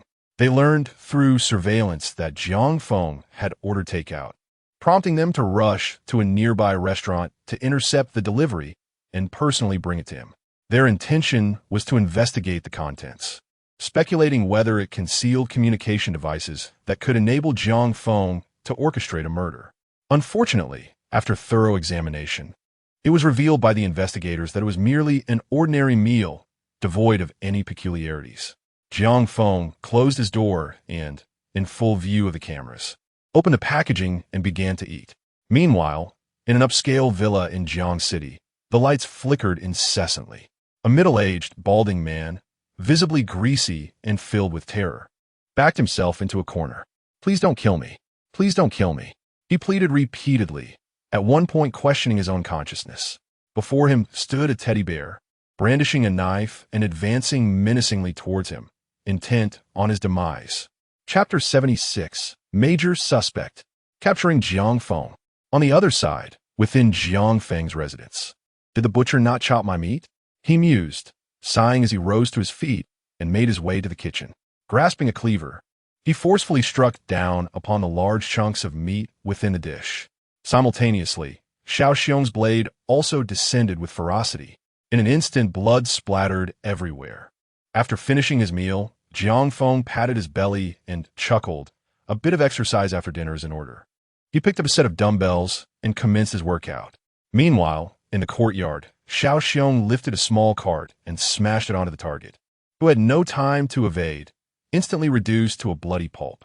Having completed his exercise, Jiang Feng began to stretch, cracking his neck. In a parallel action, Xiao Xiong twisted the target's head at an unnatural 90-degree angle, resulting in immediate death. After all these events, Jiang Feng reclined back onto his bed, seeking rest. He also kept a watchful eye on the surveillance cameras, pondering how the news of these 3 incidents would be received by Luo Sheng. Elsewhere, in the surveillance vehicle, Luo Sheng was intently focused on Jiang Feng. Every movement Jiang Feng made was captured in his gaze, as he meticulously analyzed his actions. Just then, a panicked figure rushed in, addressing Luo Sheng. "Mr. Luo, we have a serious situation." Luo Sheng remained fixated on the monitor, calmly replying, "Speak." "A murder has just occurred in Haicheng. A magician was drowned in his fish tank, which was part of his act." Upon hearing this, Luo Sheng merely acknowledged with a nonchalant ahem. At this moment, all the experts turned their eyes to him, seemingly awaiting his response. Yet, Luo Sheng continued to watch the monitor, observing the still form of Jiang Feng on the bed. A murder in Haicheng? The timing coincided perfectly with Jiang Feng's disappearance. The journey from Jiang City to Haicheng takes approximately an hour, aligning perfectly with the timeline. This implies that Jiang Feng was indeed responsible for the murder in Haicheng. As Luo Sheng scrutinized the footage, he absent-mindedly gnawed at his nails. Suddenly, another anxious figure burst in, pale-faced, exclaiming, "Another incident, Mr. Luo. 3 murders have just occurred in Jiang City. All 3 high-end villas have reported fatalities, and there are no witnesses at the scene. The methods of death are peculiar. One was stabbed in the artery with a small knife, another was crushed by a vehicle, and the last had their neck broken." All forensic experts present turned ashen, quickly casting their eyes towards Luo Sheng, as if awaiting his command. Some experts could no longer contain themselves and spoke up, "Mr. Luo, in my opinion, Jiang Feng is not the true culprit. Indeed, Mr. Luo, while it is true that in the Haicheng murder case, there was ample opportunity for the suspect to commit the crime, the recent murder in Jiangcheng was witnessed by us all. Jiang Feng was at home, dining, leaving no time for him to perpetrate such an act. Yes, Mr. Luo, we have been misdirected in our pursuit. We must hastily abandon our investigation of Jiang Feng and redirect our efforts towards a homicide that occurred in Jiangcheng. Only then can we swiftly apprehend the true culprit." In the face of the experts' pleas, Luo Sheng remained fixated on the surveillance footage. He then grasped the microphone and, with sudden conviction, addressed his team. "Now, all members, listen closely. I hereby declare Jiang Feng a primary suspect. Please prepare for an arrest operation." Upon hearing his proclamation, all present were rendered speechless. Whether they were the spirited Yao Ling or the forensic specialists, disbelief clouded their expressions as they stared at Luo Sheng. "Mr. Luo, could there be a mistake?" One ventured. "Indeed, Mr. Luo, Jiang Feng had no time to commit the crime." Another exclaimed, "Why would you designate Jiang Feng as a major suspect?" Yet, Luo Sheng offered no response, his gaze unwavering upon screen. "Jiang Feng, you possess a strong competitive spirit. As I begin my surveillance, deaths commence in Jiangcheng. Is this mere coincidence? Or are you hastening to clear your name? This urgency only serves to amplify my suspicion of you as the true murderer." Since Jiang Feng sought to prove his innocence, Luo Sheng resolved to keep him close, monitoring him diligently. Soon, the arrest operation commenced. Armed agents, led by Yao Ling, forcefully breached Jiang Feng's door and entered his residence. They cautiously approached the bed, commanding, "Raise your hands, Jiang Feng. We suspect you of intentional homicide. Please accompany us." With a slight smile, Jiang Feng had anticipated this scenario. He slowly sat up and extended his hand towards Yao Ling. In this situation, resistance was futile. Disappearing in front of witnesses would only heighten suspicion against him. Currently, neither Luo Sheng nor the others possessed substantial evidence. Even if he accompanied them to the station, they would have no means to hold him. More importantly, if, during his detention, more deaths occurred in Jiangfeng or Haicheng, public pressure would undoubtedly mount against Yao Yaoling, leading to his eventual release and the nullification of his suspicions. Thus, Jiang Feng stood, allowing Yao Yaoling to place handcuffs on him, and followed her into the vehicle, en route to the station. Along the way, onlookers engaged in hushed conversations, for in the eyes of neighbors, Jiang Feng had always been a good child. The sudden and ostentatious manner of his arrest suggested he might have committed some grave offense. Shortly thereafter, within the station, Jiang Feng was thoroughly searched before being ushered into a room. In accordance with the established practices of Yao Yaoling, he was expected to await the recording of his statement in this place. However, the reality was that since Jiang Feng had entered the room, no one had come to inquire about him, nor had anyone taken any notes, as if he were merely confined within these walls. Meanwhile, Luo Sheng was in the surveillance room of Yao Yaoling, observing Jiang Feng. "Mr. Luo, are we simply to keep Jiang Feng here?" one of the Yao Yaoling officials inquired. Luo Sheng remained silent, his gaze unwaveringly fixed on Jiang Feng. "Now, Jiang Feng, if amidst these circumstances there are still fatalities occurring outside, then I shall believe in your innocence.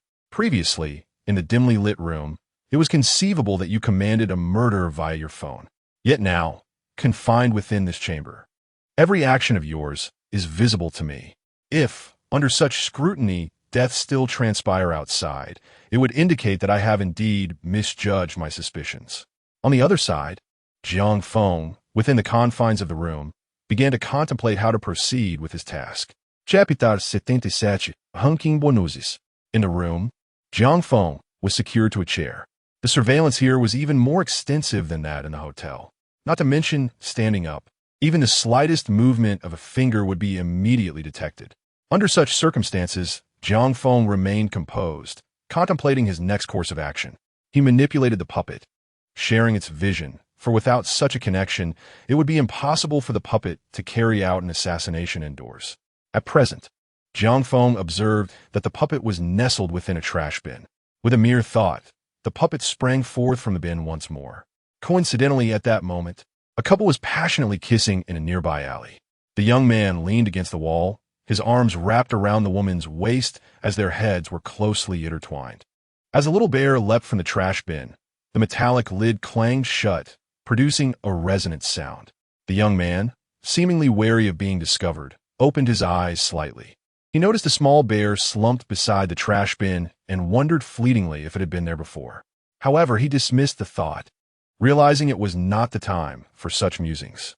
He pressed his girlfriend's head down, and they buried themselves together once more, closing their eyes. Unbeknownst to him, the little bear was stealthily approaching. Agile and light, it scaled the wall and deftly extracted the young man's phone from his pocket. Meanwhile, the young man sensed something amiss, opening his eyes to see his girlfriend panting slightly, and he chuckled. "Why are you so proactive today?" The girlfriend, somewhat bewildered, remained silent. At that very moment, the young man caught a glimpse of the trash bin across from him and noticed that the little bear had vanished. He thought, feeling a twinge of surprise. But he convinced himself he must have been mistaken. There was no bear at all. With that, he closed his eyes again. It wasn't he until he felt something in front of his face that he opened his eyes once more. In that instant, he was utterly petrified. There before him was the little bear, clutching his phone, its screen illuminated, attempting to unlock it right in front of him. "Ah!" the young man screamed, instinctively pushing his girlfriend away. "What are you doing?" she retorted, visibly displeased. He pointed at her shoulder, exclaiming, "It's haunted! It's haunted! Did you not see? A doll. A teddy bear. It moved on its own. You're insane." The girl, now thoroughly infuriated, turned on her heel and stormed off. At that moment, the young man, too frightened to linger any longer in the confined space, hurriedly exited. The little bear found a safe spot, opened a browser on the phone, entered the Assassin Forums URL, logged into its account, and began reviewing orders. Jiang Feng was meticulous. Each time he logged into the forum, he cleared his browsing history to maintain utmost discretion. Before long, Jiang Feng spotted a 6-star order located quite nearby, merely 3 or 4 kilometers away. He logged out, erased the browsing history, and then destroyed the phone. Subsequently, The little bear set off on its journey. Meanwhile, in the surveillance room, is there still no activity? No. He remained silent, just as before, sitting there without uttering a word. A group of ethereal beings stood behind Luo Sheng, engaged in conversation. Meanwhile, Luo Sheng occupied himself by examining photographs from 3 recent murder cases. Were these the work of a professional assassin? A slight furrow appeared on Luo Sheng's brow as he glanced at the surveillance footage featuring Jiang Feng.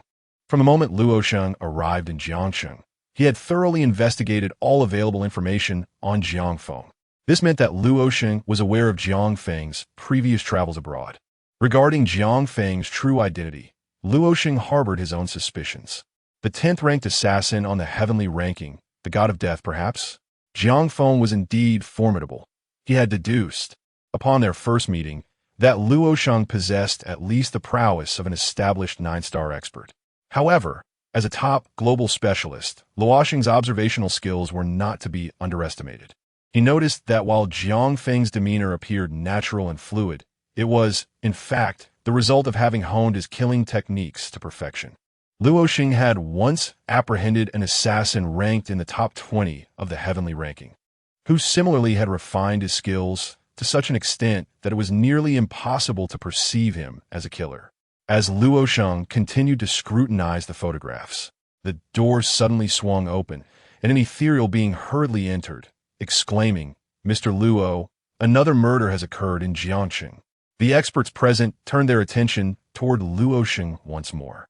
This time, they refrained from urging him to reconsider.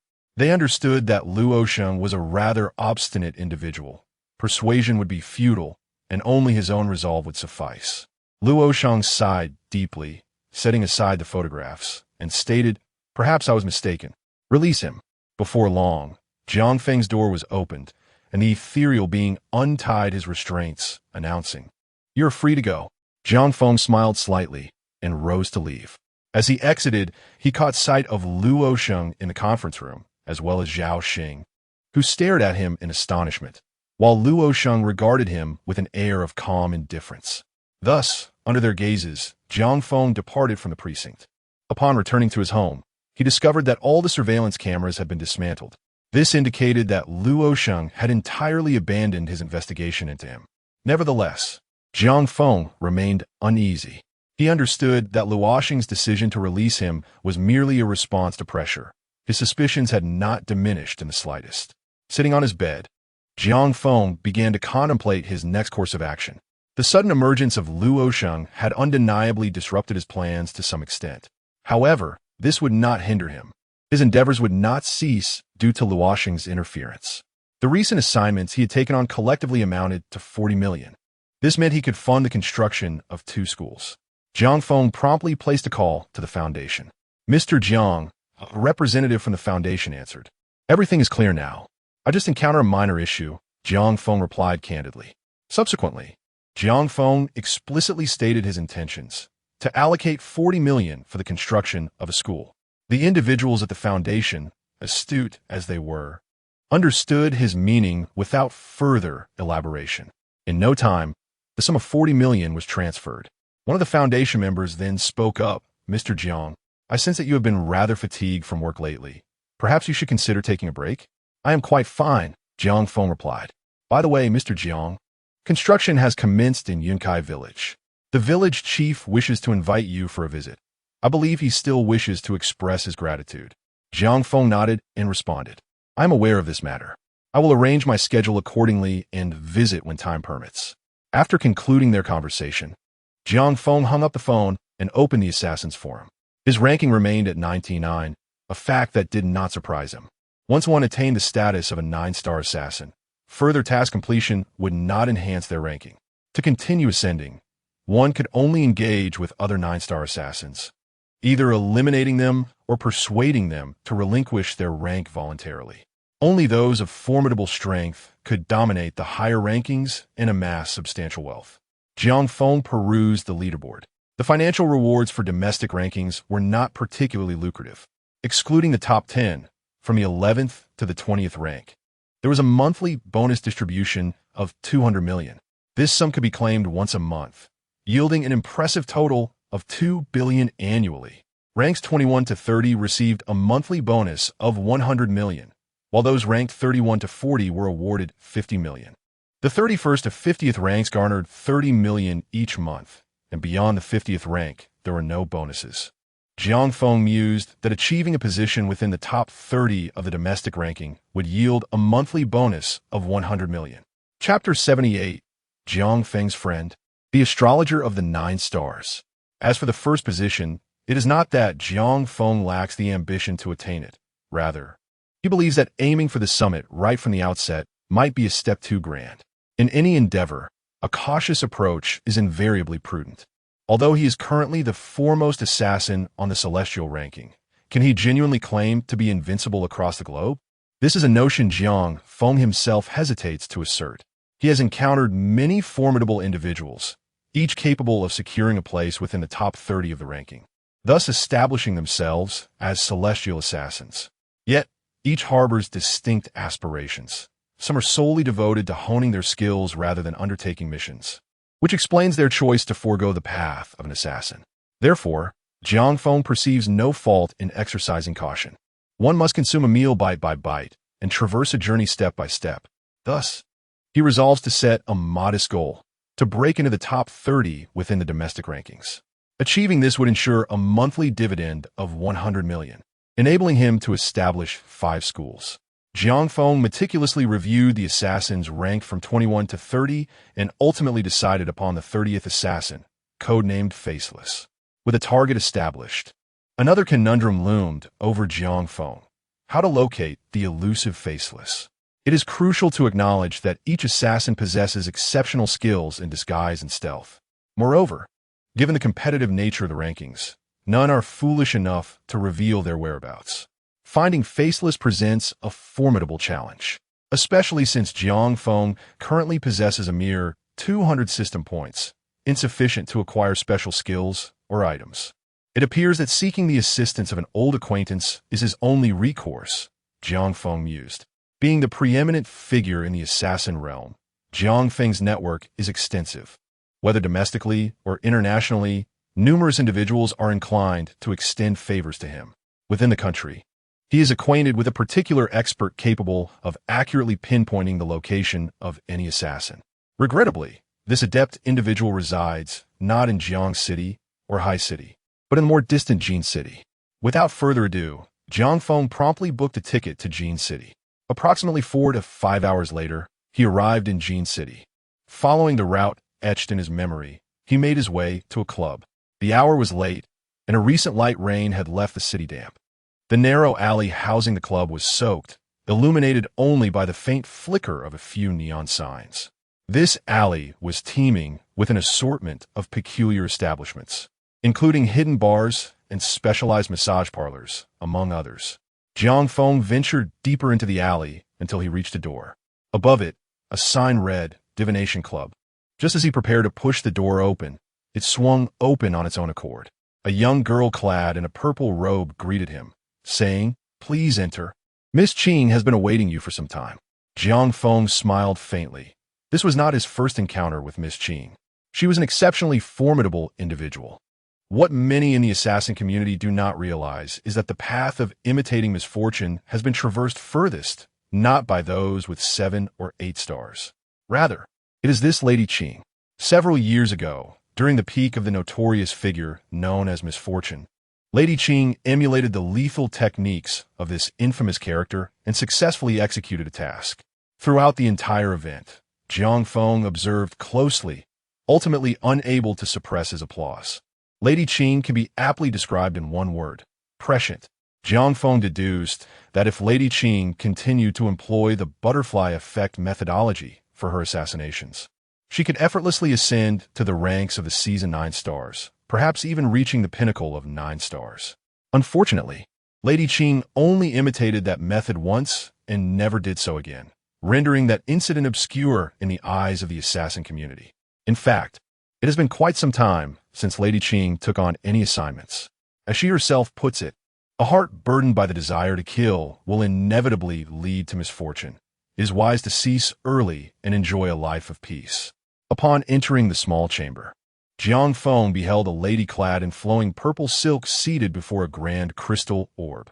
This was none other than his old acquaintance, Lady Qing. Long time no see. Should I address you as the Grim Reaper, or perhaps Scorpion of Venom, or Misfortune? Lady Qing smiled gently at Jiang Feng.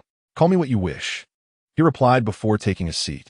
You are surely aware of the purpose of my visit today, Jiang Feng stated directly. Lady Qing chuckled. Old friends reunited, why the rush? Jiang Feng, it has been a while since you last sought my counsel. Allow me to divine your fortunes and see what the future holds for you. Jiang Feng did not refuse. He had consulted her for divination when they first met. Lady Qing grasped Jiang Feng's hands and pressed them upon the crystal orb.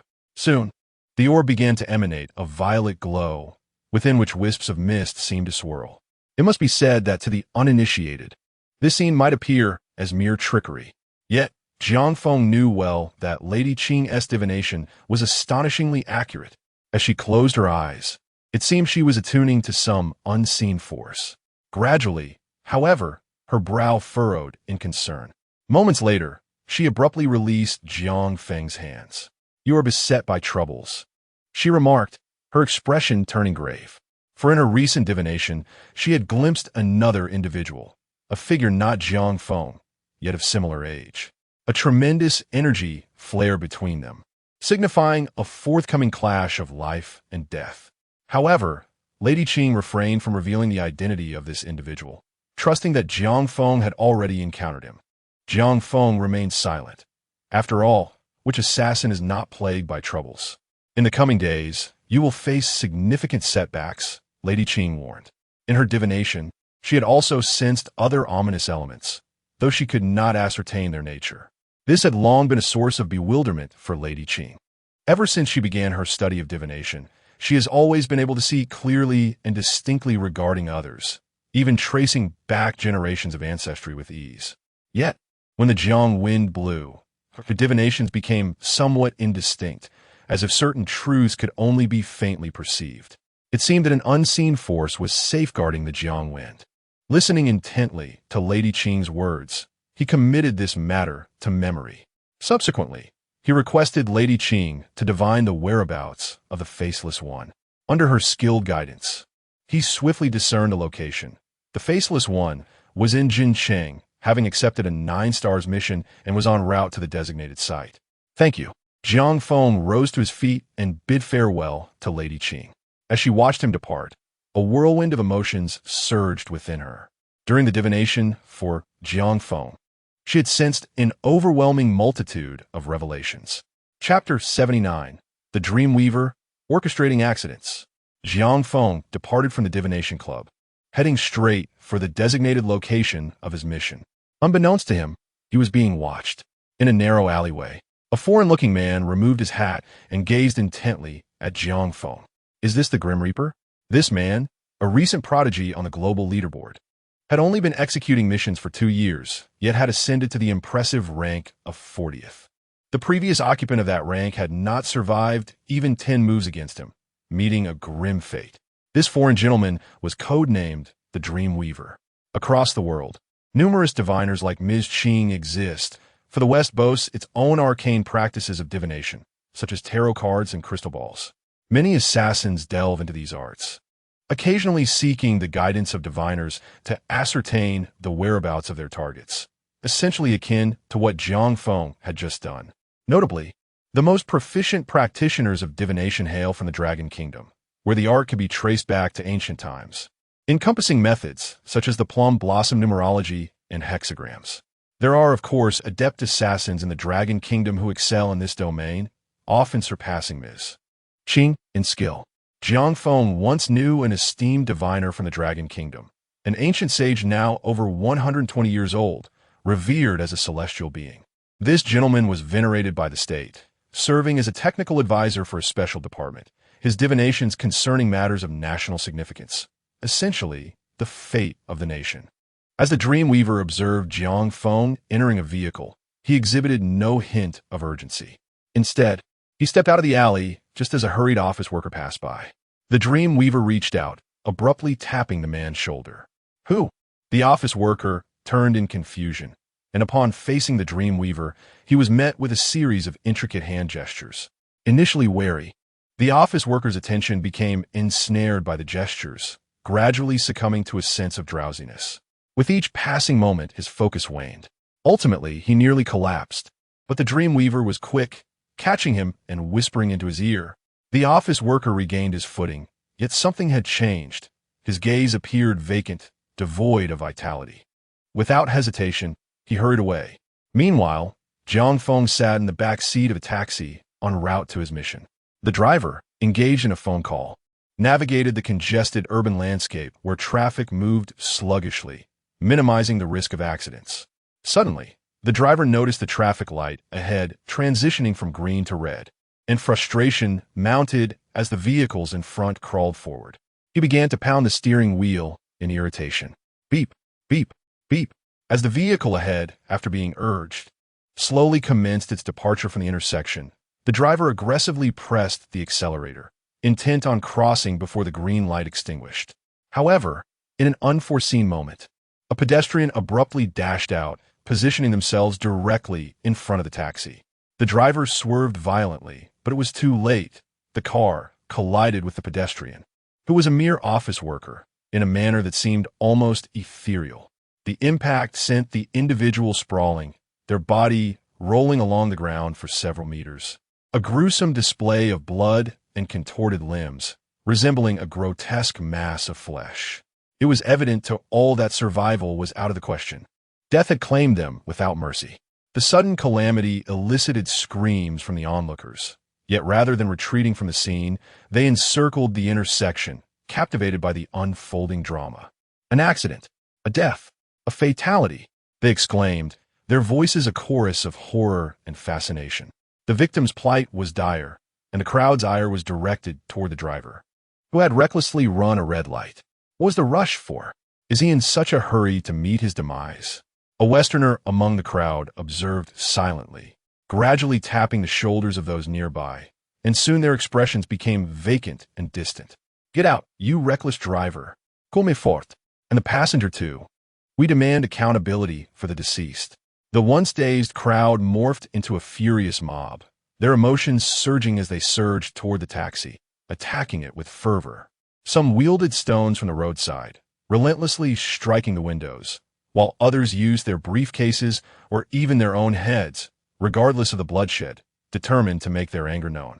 The driver, paralyzed with fear at such an unexpected turn of events, had never witnessed such chaos. Coupled with the guilt of having just taken a life, he felt utterly trapped. In a panic, he locked the doors. At that moment, Jiang Feng unexpectedly occupied the passenger seat, facing the agitated crowd outside. He began to make peculiar gestures.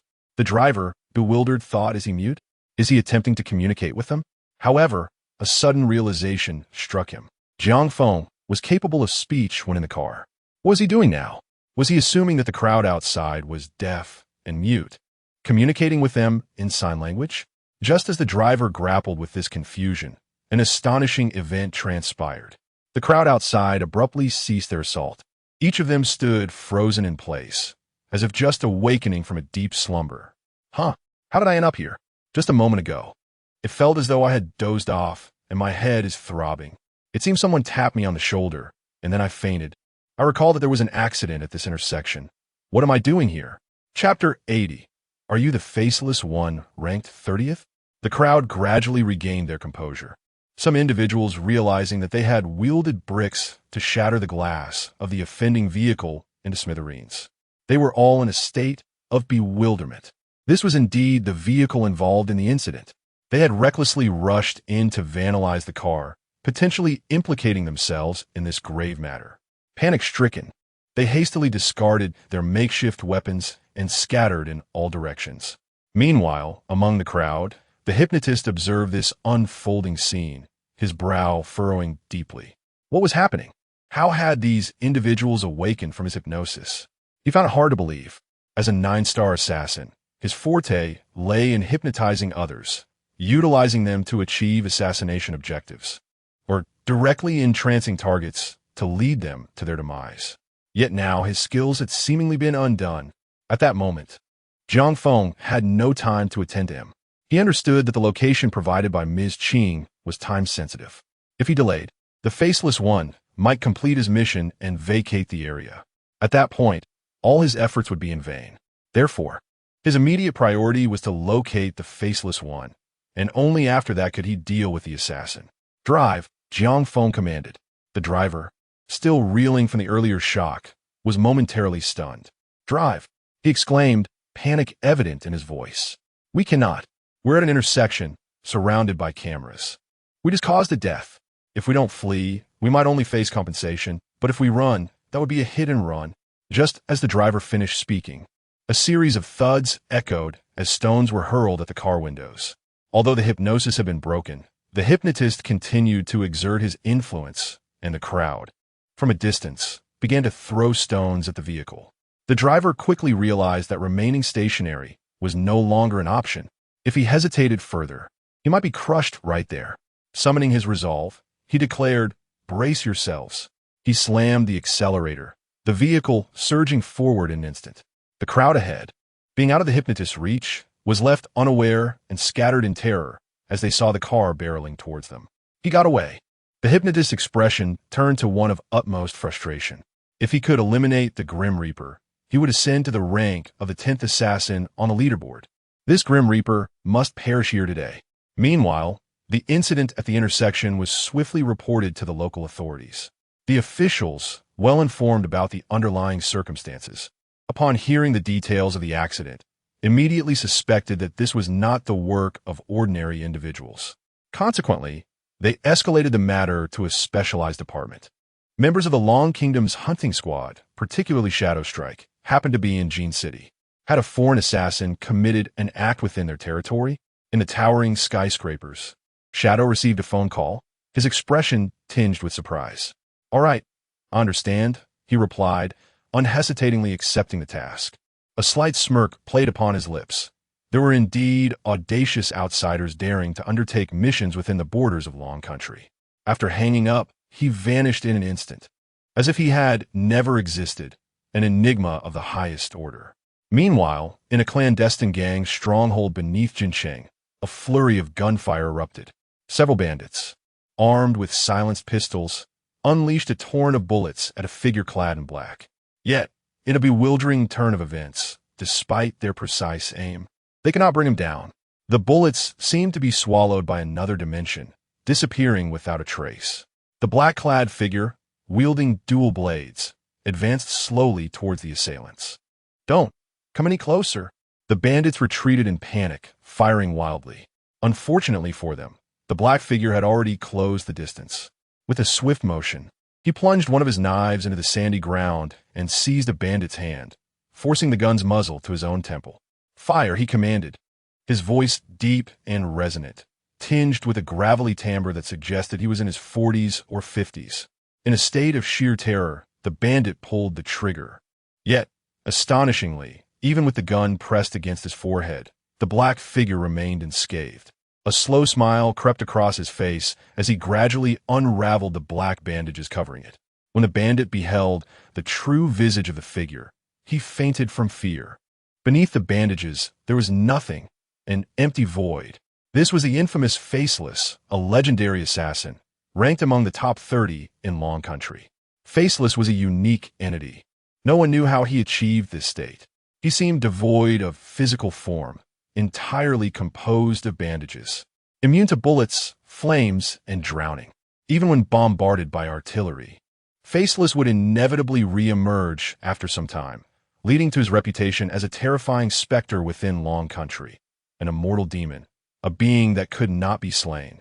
Seeing the bandit succumb to unconsciousness, Faceless retrieved the knife from the ground and plunged it into the bandit's heart, withdrawing it with ease. The remaining bandits, paralyzed by fear, abandoned all pretense and fled in terror. With a few swift strokes, Faceless dispatched them, leaving their bodies lifeless. Inside the factory, the gang leader stood in shock, surrounded by several 8-star assassins. Yet, upon laying eyes on Faceless, each assassin froze in disbelief, too terrified to move. "What brings you here?" One of the 8-star assassins finally inquired. "Is it really him, the third-ranked Faceless?" With his presence, none of the 8-star assassins dared to act. It was well understood that a rank on the leaderboard signified immense power. The 8-star assassins are utterly incapable of breaking into the top 100. This implies that they cannot even contend with the average 9-star assassins, let alone the seasoned 9-star assassin known as Wumian. Should they dare to make a move, Wumian could extinguish their lives in the blink of an eye. Meanwhile, the leader, having perceived the hesitation among his subordinates, bellowed, "What are you all doing? I am investing a fortune in your training, and yet you stand there dazed? Get moving." Despite his fervent words, the 8-star assassins remained rooted to the spot, paralyzed by trepidation. Ultimately, as Wumian approached, the 8-star assassins recoiled in fear. What folly it would be to risk their lives for someone else's wealth. No amount of money could rival the value of their own lives. Thus, under the watchful eyes of the 8-star assassins, Wumian claimed the leader's life. "I have always believed in leaving no survivors. Wildfires cannot be extinguished. They will spring back with the spring breeze. Wouldn't you agree?" Wumian remarked, shaking the blood from his blades onto the ground, then advancing toward the group of 8-star assassins. If he were to spare them today, what would prevent them from growing stronger and seeking vengeance in the future? To be prudent, it is best to eliminate them all. However, just as Wumian prepared to strike, a sound akin to a car screeching to a halt echoed at the factory entrance. Wumian turned his head to see a figure emerging from the vehicle. The individual adjusted their attire before striding purposefully towards the factory. "Are you the 33rd ranked Wumian?" Chapter 81, Greetings. I am the Grim Reaper. Jiang Feng gazed at the man clad in black and wrapped in bandages before him and spoke. "Wumian," he said, regarding Jiang Feng with curiosity. "Who are you?" Without hesitation, Jiang Feng replied, "I am the newly ranked 99th Blade, a recently ascended 9-star. I have come to find you, and you should be aware of the reason." Upon hearing Jiang Feng's words, the other 8-star assassins stood in stunned silence. As seasoned 8-stars in the assassin realm, they were not oblivious to the implications of Jiang Feng's declaration. Simply put, he was stating that he, now ranked 99th, had come to eliminate Wu Mian. On one side stood the 33rd ranked Wu Mian, and on the other, the newly minted 99th star. In that moment, the assembled 8-star assassins could foresee the outcome of this confrontation. Without a doubt, Wu Mian would emerge victorious. It was essential to note that the 99th position was far from impressive. Indeed, it was a dismal rank. Such low-tier standings on the leaderboard often saw new contenders replacing one another every few days. Beyond the 99th rank, one would encounter seasoned 9-star assassins, the veterans of their craft. For these individuals, dispatching a novice 9-star was akin to slaughtering an 8-star assassin. Regardless, the presence of a newly ranked 9-star offered them a glimmer of hope. As the two engaged in combat, they could make their escape. Indeed, this fledgling 9-star would likely not endure for long, but even a brief distraction could afford them precious moments to flee. Very well, the 8-star assassins quickly devised a plan. They awaited the inevitable clash between Jiang Feng and Wu Mian. Suddenly, the atmosphere within the abandoned factory grew tense, as if a storm were brewing. Yet, at that very moment, the situation shifted once more. Another figure entered the factory. More accurately, it was a throng of individuals. Leading the charge was a foreigner, adorned with a tall hat, none other than Ru Mian.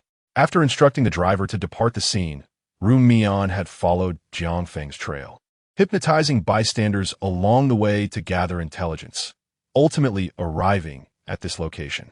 Fortuitously, Ru Mian had even acquired 2 or 3 6-star assassins en route, hypnotizing them and bringing them along. More assassins are present. Upon spotting the 3 8-star assassins, Ru Mian's mind began to strategize. The more assassins he could hypnotize, the greater his chances of victory. This was a tactic Ru Mian often employed, a sheer numbers game to overwhelm his adversaries. At that moment, Jiang Feng also took note of Ru Mian. He was no fool. He quickly recognized that this foreigner was the very one who had attacked him on the road. Jiang Feng's gaze turned icy. Given that Wu Mian had arrived, he knew that as long as he remained present, Wu Mian could not escape. He could now afford to deal with this foreigner first.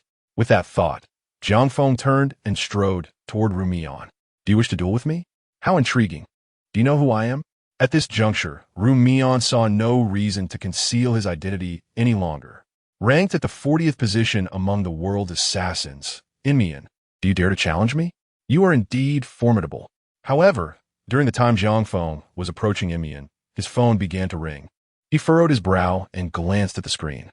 Inmian was affiliated with a foreign assassin organization, and strictly speaking, he was a product of their training. The caller was none other than his superior. Strangely enough, since entering the Dragon Country, his superior had been incessantly calling him, which irked Inmian. He was clearly on a hunt, yet was continually disturbed.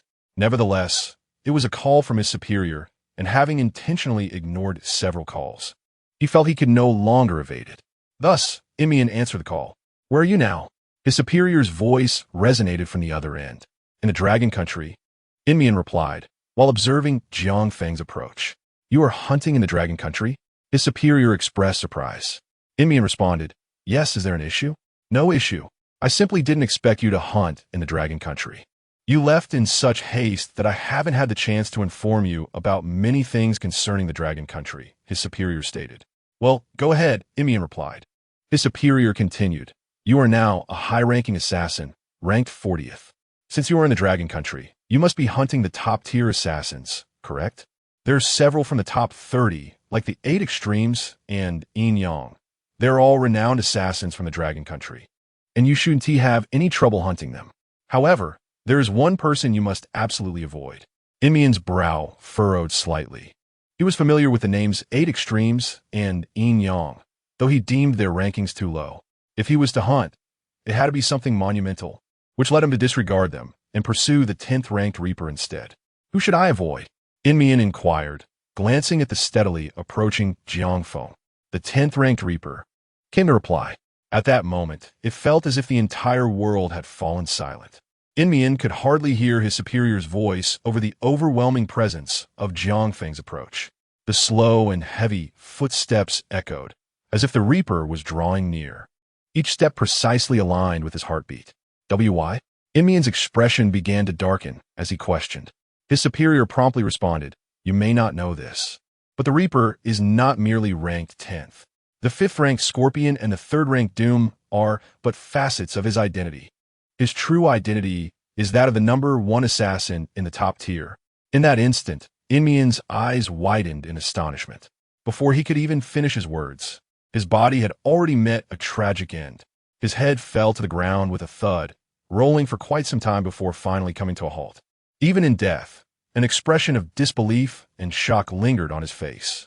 Suddenly, his phone clattered to the ground, its screen flickering incessantly as his superior's voice echoed from the receiver. Hello, are you there? Did you hear what I said? Please respond. Is something wrong on your end? Jiang Feng picked up the phone and slowly brought it to his ear. Hello, I'm the Grim Reaper. Chapter 82. Make your move, greetings, I am the Grim Reaper. As the words resonated, an eerie silence enveloped the other end of the line. No response followed. An unsettling stillness prevailed. Indeed, it was as true as the gravity of the moment. The superior, clutching the phone, stood frozen in disbelief. The device slipped from his grasp, crashing to the ground, yet he felt naught.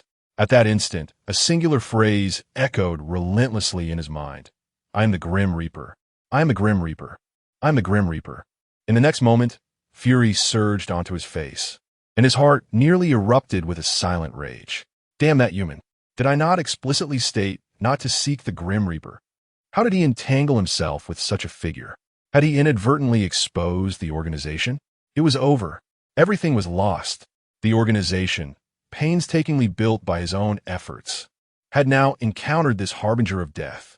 Though his spirit shattered, he dared not express his turmoil. In a strained attempt to maintain composure, he lowered his voice and forced a smile, uttering, Mr. Grim Reaper, I apologize for the disturbance. May I inquire about Yuman's whereabouts? Would you be so kind as to pass the phone to him? On the other end, Jiang Feng, upon hearing the superior's words, glanced down at Yuman's head. He then approached slowly, closing Yuman's eyes gently, and stated, He has fallen asleep. The superior was left utterly astonished by this revelation. He was no fool, and he understood all too well what this implied. Yuman might very well be dead, slain by the Grim Reaper. That cursed Yuman. In a hasty bid to salvage the situation, the superior exclaimed, "Mr. Grim Reaper, please allow me to explain. We did not intend to assassinate you. It was Yuman who, before he could finish, Jiang Feng severed the connection. Jiang Feng was indifferent to such matters. If Yuman was indeed affiliated with their organization and they failed to safeguard him, allowing him to attempt an assassination on his own, then tracing the roots back to annihilate their organization seemed entirely justified. With a contemplative glance at Yuman's shoulder, Jiang Feng noticed a symbol etched there, Halley Orphanage. He committed this mark to memory. Jiang Feng had heard whispers of this organization. It was reputedly a well-known orphanage worldwide, dedicated to sheltering children. Yet, he had also encountered unsettling rumors that the children within were not merely orphaned, but rather abducted from various locales. The institution purportedly trained these children in the art of killing, only to dispatch them later to earn bounties. Moreover, the true mastermind behind Halley Orphanage was a bona fide assassin of the highest caliber, ranked among the elite. Additionally, Yuman was not an abducted child. He had voluntarily sought refuge in the orphanage. At the tender age of 8 or 9, he had already taken the lives of several feral cats and had murdered his own mother, ultimately setting fire to his home. With nowhere else to turn, Yuman learned of Halley Orphanage and eagerly offered himself, joining its ranks. In the realm of assassination, achieving a state of slumber can be regarded as a remarkable talent. Having dealt with the matter of slumber, Jiang Feng did not immediately seek trouble with the faceless. Instead, he crouched down to search the body of the slain. As anticipated, his hand encountered a pocket watch, which made his eyes gleam with delight before he tucked it away. After completing this task, Jiang Feng finally rose to face the faceless and his companions. At that moment, the several 8-star assassins were left utterly dumbfounded. Jiang Feng's strike had been so swift and ruthless that they had scarcely perceived his actions. By the time they reacted, the head of the slumbering assassin had already taken flight. 9 stars. Each of the 8-star assassins wore expressions of horror. It could not be mistaken. He was undoubtedly at the 9-star level. Was he a newly ascended 9-star? No, that was impossible, having encountered newly promoted 9 stars multiple times. I can honestly say they are not significantly different from us 8 stars, merely a fraction stronger. But could you execute such a lethal maneuver? Could you accomplish it with such finesse? One of the 8 stars remarked. The remaining 2 8-star assassins shook their heads vigorously. What nonsense! If they could kill with such efficiency, they would not have remained at the 8-star rank for so long. They would have long since ascended to 9 stars. A seasoned 9-star, one of the 8 stars exclaimed, his expression shifting. This is going to be interesting. On one side stands the 30th ranked Faceless, an established 9-star, and on the other, the 99th ranked Sharpblade, a newly promoted 9-star, yet still an experienced contender. Who will emerge victorious? It remains uncertain, although Sharpblade had just displayed a swift and precise attack. I sense that Faceless possesses slightly better odds. Indeed, compared to Sharpblade, Faceless is endowed with immortality. The enigma of how to slay Faceless remains unsolved in the domestic assassin community, as no one has yet succeeded. The 3 8-stars widened their eyes, ready to witness the forthcoming battle. As expected, they observed Jiang Feng stride purposefully towards Faceless. How intriguing. You are not ranked 99, are you? Faceless remarked, brandishing his dual blades as he approached Jiang Feng. Faceless was no fool, having witnessed the earlier display of lethal prowess. It was clear that this individual was at least a seasoned 9-star, possibly even a pinnacle 9-star. Nevertheless, Faceless could never relinquish his 30th position so easily. The truth would be revealed through combat. Jiang Feng smiled slightly, beginning to stretch his limbs as his joints crackled audibly. To be frank, having just dispatched the slumbering assassin, Jiang Feng still craved more. The slain assassin's skills were rather average. Although he was an established 9-star, he had primarily relied on hypnosis to ascend. Jiang Feng had long asserted that mastery in assassination, dependent on external forces, ultimately leads to a lesser path. At the pinnacle of the true assassin realm, every individual ascends through their own capabilities. While Faceless may lack in certain skills, at least he is on the right path. As the confrontation between the Faceless One and the Sleeper unfolded, it became evident that in a contest devoid of hypnotic arts, the faceless one would leave the sleeper battered and bruised. In other words, thus far, the faceless one had emerged as the most formidable adversary Jiang Feng had ever encountered. Jiang Feng eagerly anticipated this encounter, seizing the opportunity to gauge whether his skills had diminished. The two soon found themselves in close proximity, merely an arm's length apart. Just as Jiang Feng prepared to strike, a resounding crash echoed through the factory as a heavy iron door collapsed, sending dust swirling into the air. A few women, covering their faces, hurriedly fled the scene. Jiang Feng glanced towards the door and noticed a table within, laden with substances resembling flour. At this sight, his brow furrowed slightly. The faceless one, adhering to a sense of decorum, refrained from attacking while Jiang Feng surveyed the factory's interior and instead chose to elucidate. This was a clandestine factory, known for producing unspeakable goods, and those women had been abducted for this purpose. I have received a contract to dismantle this factory. The bounty is modest, but it is comprised of the hard-earned money from the victims' families. Jiang Feng nodded slightly, acknowledging the faceless one's words. However, this revelation did not grant him clemency. Let us proceed, Jiang Feng declared. Chapter 83. I concede. Take this position.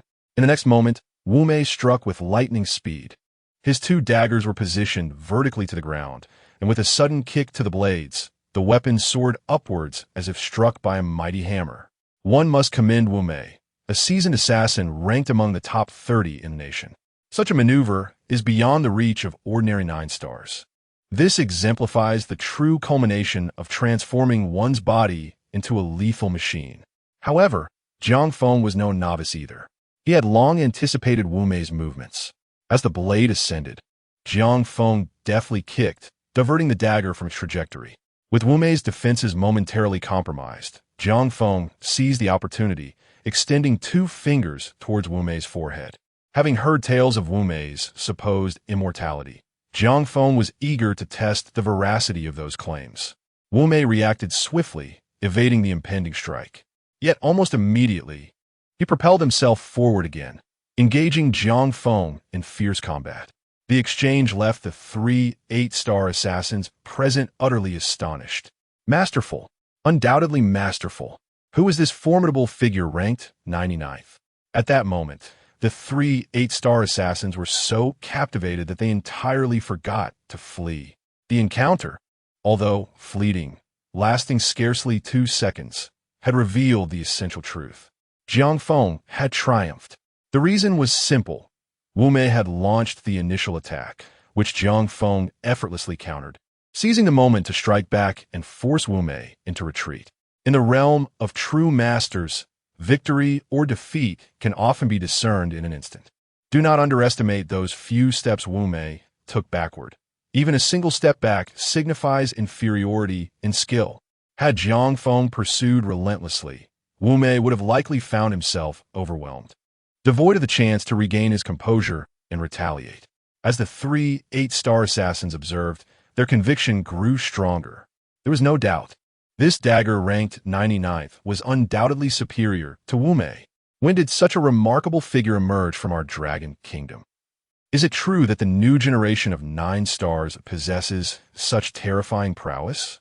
Indeed, to confront someone ranked 30th like Wu Mei head-on speaks volumes of Jiang Feng's abilities. The 3 8-star assassins were increasingly astonished. On the surface, it appeared that Wu Mei and Jiang Feng were evenly matched in their fierce exchange. Yet, upon closer inspection, it became evident that every assault launched by Wu Mei was effortlessly neutralized by Jiang Feng. Despite Wu Mei's aggressive onslaught and numerous lethal techniques, he could scarcely graze the hem of Jiang Feng's attire. As the exchanges continued, a hint of anxiety crept into Wu Mei's mind. How could this be? This is unexpected. In that fleeting moment of distraction, Jiang Feng seized the opportunity. You faltered, Wu Mei. Whoosh! With a sudden thrust, Jiang Feng's hand pierced through the chest of the faceless one. In the midst of their exchange, distraction was a grave misstep. Jiang Feng remarked nonchalantly that, after their brief encounter, he had thoroughly gauged the capabilities of his opponent. The faceless one was indeed a genuine veteran among the 9-stars. ranking within the top 30 domestically. Yet on an international scale, he would likely fall between the 40th and 50th positions. The disparity in skill level between such an assassin and Jiang Feng was akin to the difference between an adult and an infant, a statement that was by no means exaggerated. It was crucial to understand that each assassin on the heavenly ranking, when observing the techniques of Season 9 stars, perceived them much like an athlete watching an infant learn to walk, clumsy and unrefined. Jiang Feng found little merit in the skills of the Faceless One, deeming them conventional and mediocre. Such techniques could easily ensnare a multitude on the international stage. Consequently, Jiang Feng lost interest in their duel, seizing the opportunity to deliver a decisive blow that pierced through the Faceless One's chest.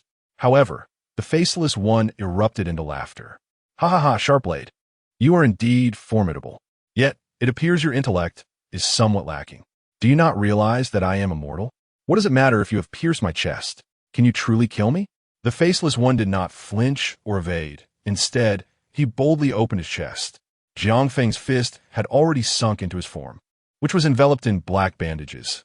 Curiously, no blood flowed forth. Jiang Feng smiled slightly at the sound, and it seemed as though he had grasped something within the Faceless One's body, pulling with great force. Crack! A central control module, resembling a computer's processor and connected by numerous wires, was extracted. No one is truly immortal, not even the Faceless One. Such tricks might deceive others. But Jiang Feng had long discerned the truth.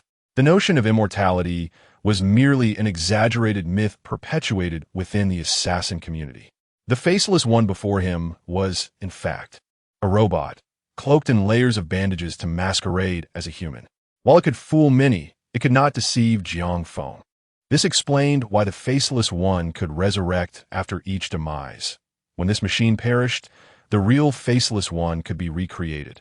Furthermore, Jiang Feng was aware that the true Faceless One was nearby, with a 99% probability residing within a factory. He had previously constructed such robots, which had a limited signal reception range. Coupled with the location provided by Lady Qing, it was nearly certain that the true Faceless One was within the factory. Lady Qing's divination would not extend to the whereabouts of a machine. Deep within the factory, the real Faceless One was rendered speechless upon witnessing Jiang Feng effortlessly unravel the secrets of his robotic counterpart. The cost of manufacturing such machines was exorbitant, averaging over 10 million each. Now, with the central control module in his grasp, Jiang Feng could effortlessly render this machine inoperative with the slightest exertion. Before me stands an individual of remarkable intelligence, who likely deduces that his true essence resides right here. Should he so desire, he could swiftly come forth and extinguish my life. "Why do you hesitate to act?" spoke Wumian. Yet, what transpired next left Wumian utterly astounded.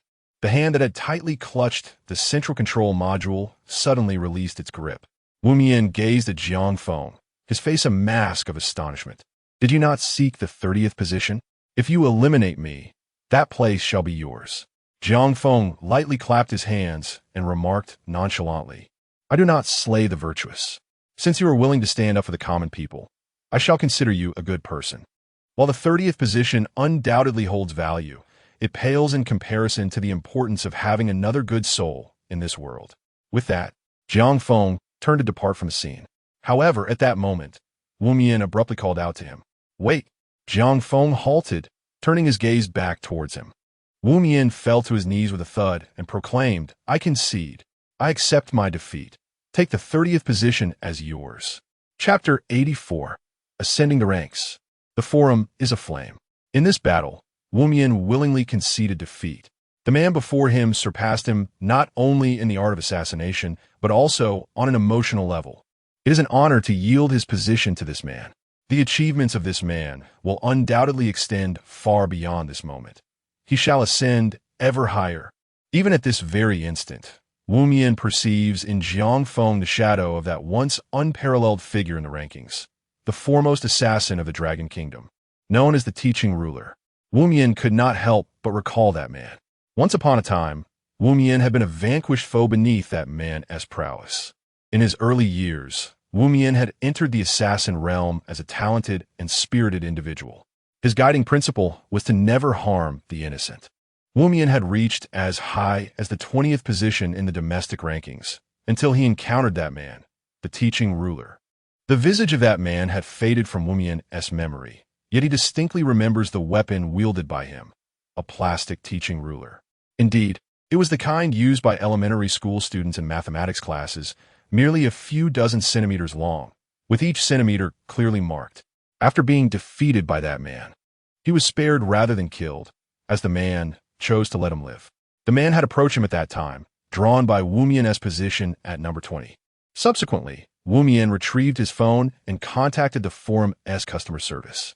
Transferring one's rank to another requires assistance from customer service. One must either be slain, wherein the assassin contacts customer service to transfer the rank, or willingly concede defeat and request the transfer themselves. Wu Mian belonged to the latter category. On the other side, the forum customer service representative was taken aback upon receiving Wu Mian's message. The 30-ranked Wu Mian voluntarily transferring his rank, handing it over to a knife ranked 99. The customer service representative could scarcely believe her eyes. She meticulously reviewed Wu Mian's message, confirming she had not misread. It is known that an assassin ranked 30 in the Dragon Kingdom is undoubtedly considered a high-tier assassin, unlike the lower end of the rankings. The position of 30 remains relatively stable. Wu Mian had dominated this position for a full 2 years, and now he astonishingly requested to transfer it. This could only imply two possibilities. First, Wu Mian had been killed. Second, Wu Mian had been defeated. Both scenarios evoked a profound astonishment. As for purchasing a rank, such an occurrence is nearly impossible. A higher rank signifies greater risk, even if a wealthy scion were to pay a hefty sum for an elevated position. The question remains, can this scion guarantee that other assassins will not target him? Should other assassins set their sights on his rank, his demise would be imminent. Hence, such folly is rarely undertaken. In the assassin world, one's prowess is synonymous with one's rank, a universally acknowledged principle. A knife ranked 99? I have never heard of this individual. Could they be a newly emerged assassin? The forum's customer service was utterly astonished. She promptly retrieved the information on Li Dao. Upon inspection, she was instantly rendered speechless. Within a mere fortnight since registration, he had accomplished 6-star missions under the guise of a 2-star assassin.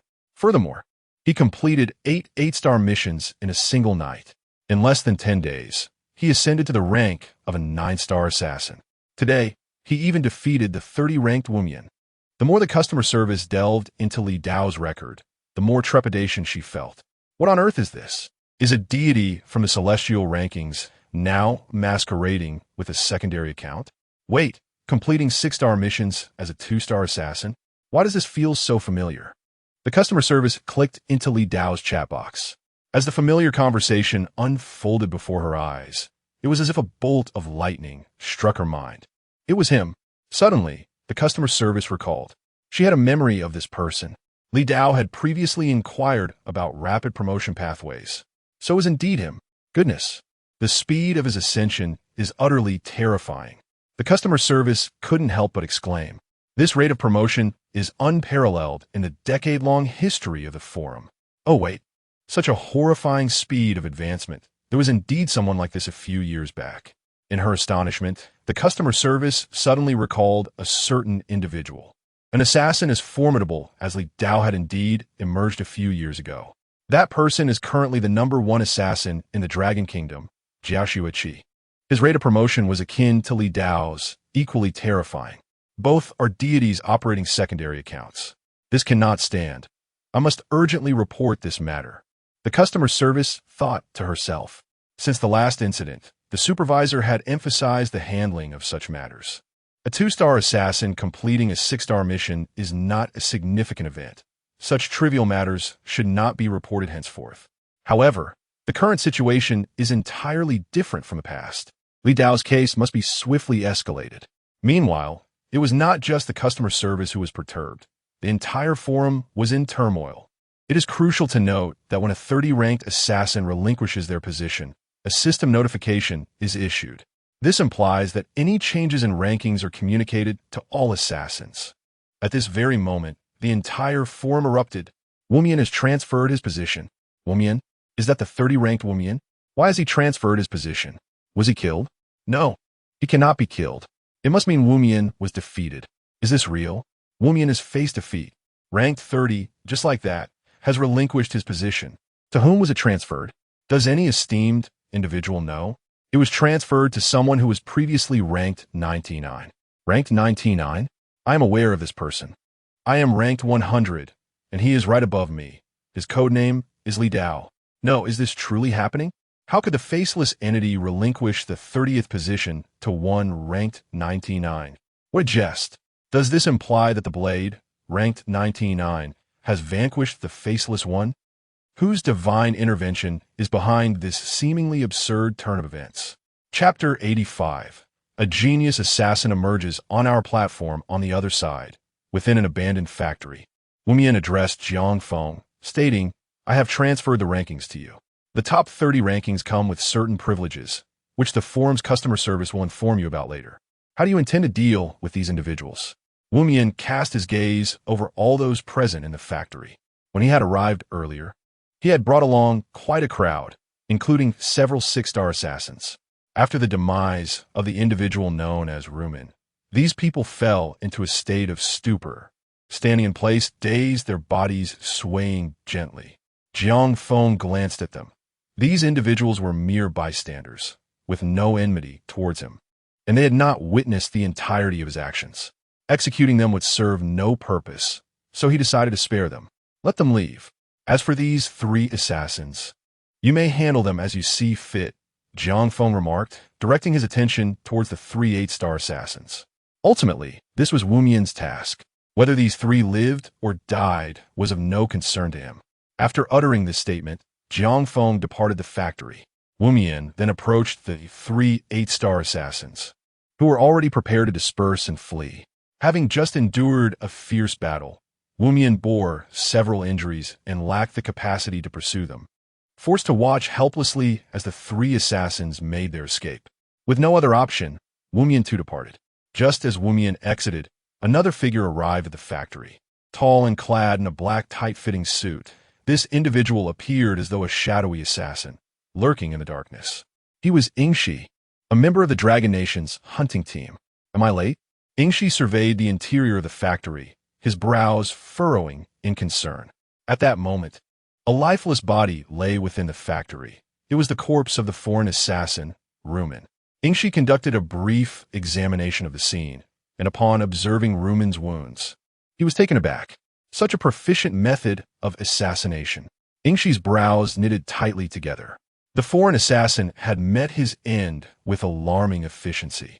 His killer was undoubtedly a master of the craft. A season 9-star? Yingxi pondered, mentally reviewing a list of established 9-star assassins. However, he swiftly dismissed each one. No, the veteran 9-stars from our nation lack such prowess. Could it be a peak 9-star? Eventually, Yingxi reached a conclusion. The individual responsible for the death of this foreign assassin had to be a peak 9-star. Yet, there were hardly any peak 9-stars within the confines of Jinsheng. And among those present, he counted them as friends, well aware of their movements. Thus, this suggested that either a new peak 9-star assassin had emerged within the Dragon Nation. Either the faceless assassin has experienced a remarkable surge in strength, ascending to the pinnacle of 9-star killers, or he has indeed surpassed his limits and eliminated the foreign assassin. After much contemplation, Yingxi deduced that this latter scenario was the most plausible. To Yingxi, the Faceless One was in fact a venerable predecessor. Since the inception of the assassin's realm in the Dragon Kingdom, the Faceless Assassin had commenced his assignments, even attaining an impressive ranking of 20th in the early days of the community. Although Yingxi entered the profession later, he undoubtedly surpassed the Faceless One in talent by a considerable margin, managing to eclipse this esteemed elder in less than a year. Nevertheless, despite his surpassing, Yingxi held a measure of respect for such a seasoned figure in the industry.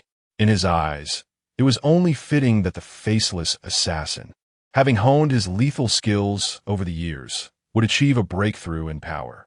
However, as Yingxi continued to scrutinize the interior of the factory, he discerned something amiss. Mechanical components? Yingxi furrowed his brow. While the other assassins were unaware that the faceless one was a machine, someone of Yingshi's caliber was privy to this secret. The emergence of mechanical parts within the factory strongly indicated they were remnants left by the faceless assassin. This suggested that he had sustained injuries during his confrontation with the foreign assassin.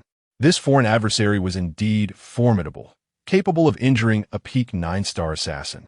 It seemed that the faceless one's ranking would soon ascend even higher, Yingshi mused. Just then, his phone rang unexpectedly. Upon checking the caller ID, he noted that the call was from the head of the Assassin Forum, his superior. Yingshi recognized the name, as this supervisor frequently reported trivial matters to him. For instance, the last time, he had relayed news of a 2-star assassin completing a 6-star mission. What a joke!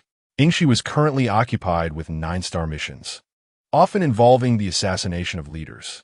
Did such trivial news warrant his attention? Thus, he had always regarded this supervisor with a degree of disdain. Yet, personal sentiments aside, professional matters must take precedence. After all, it was a call from the forum, so he had to answer. Hello, what is it?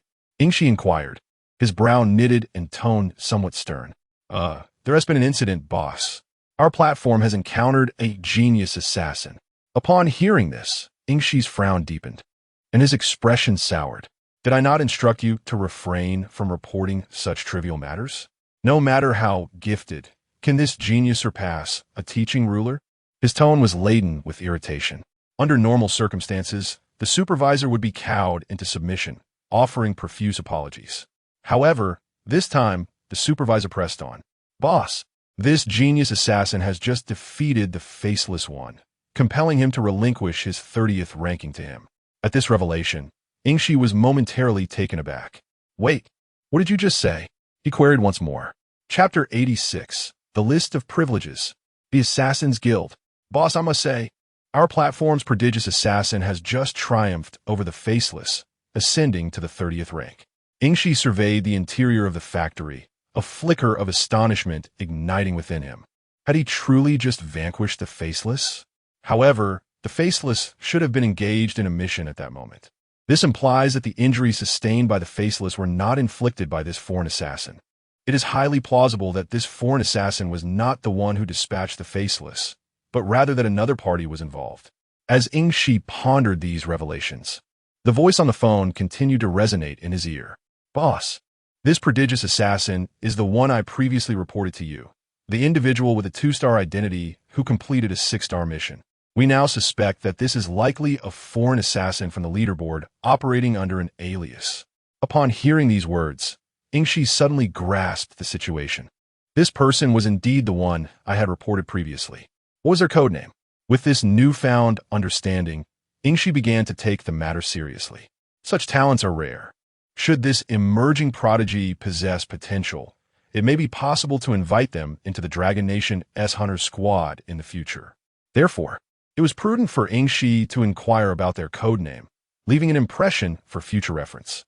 If this individual were to ascend to the pinnacle of the Dragon Nation S leaderboard, he would not hesitate to extend an olive branch on behalf of the Hunter Squad. Responding to the boss, the codename is Sharpblade.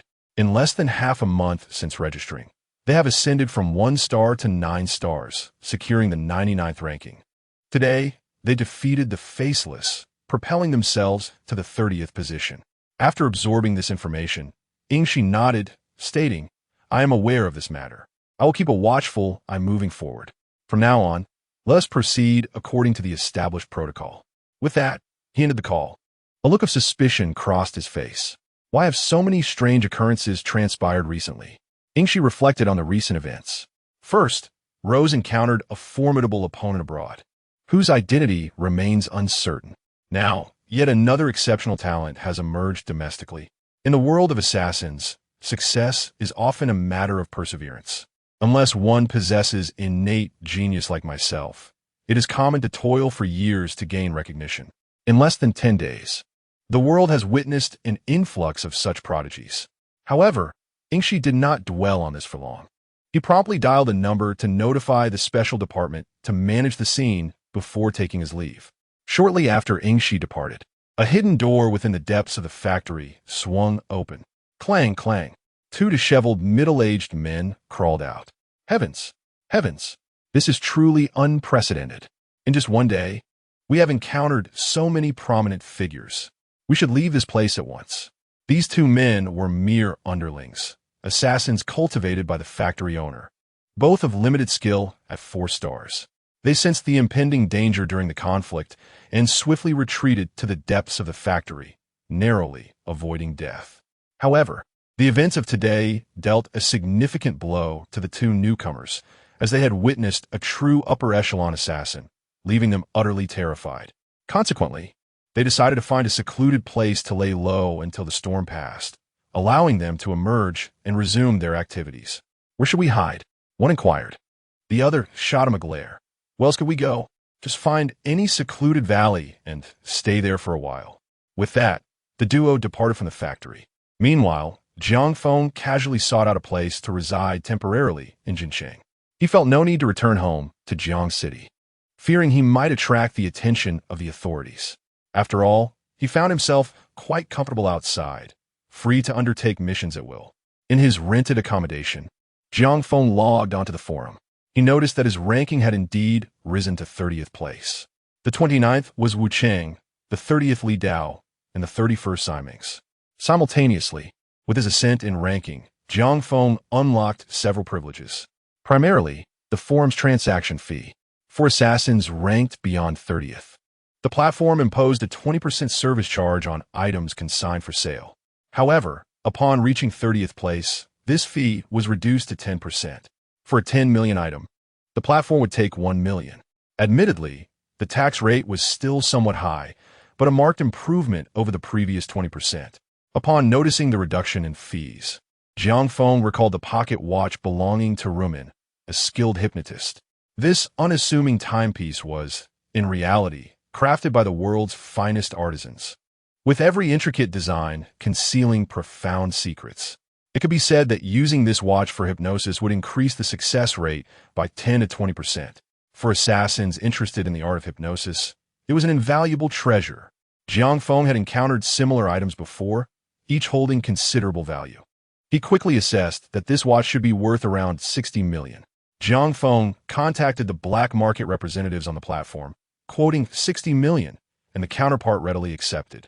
Shortly thereafter, the black market personnel arrived to collect the watch, while 54 million was transferred to Jiang Feng's account.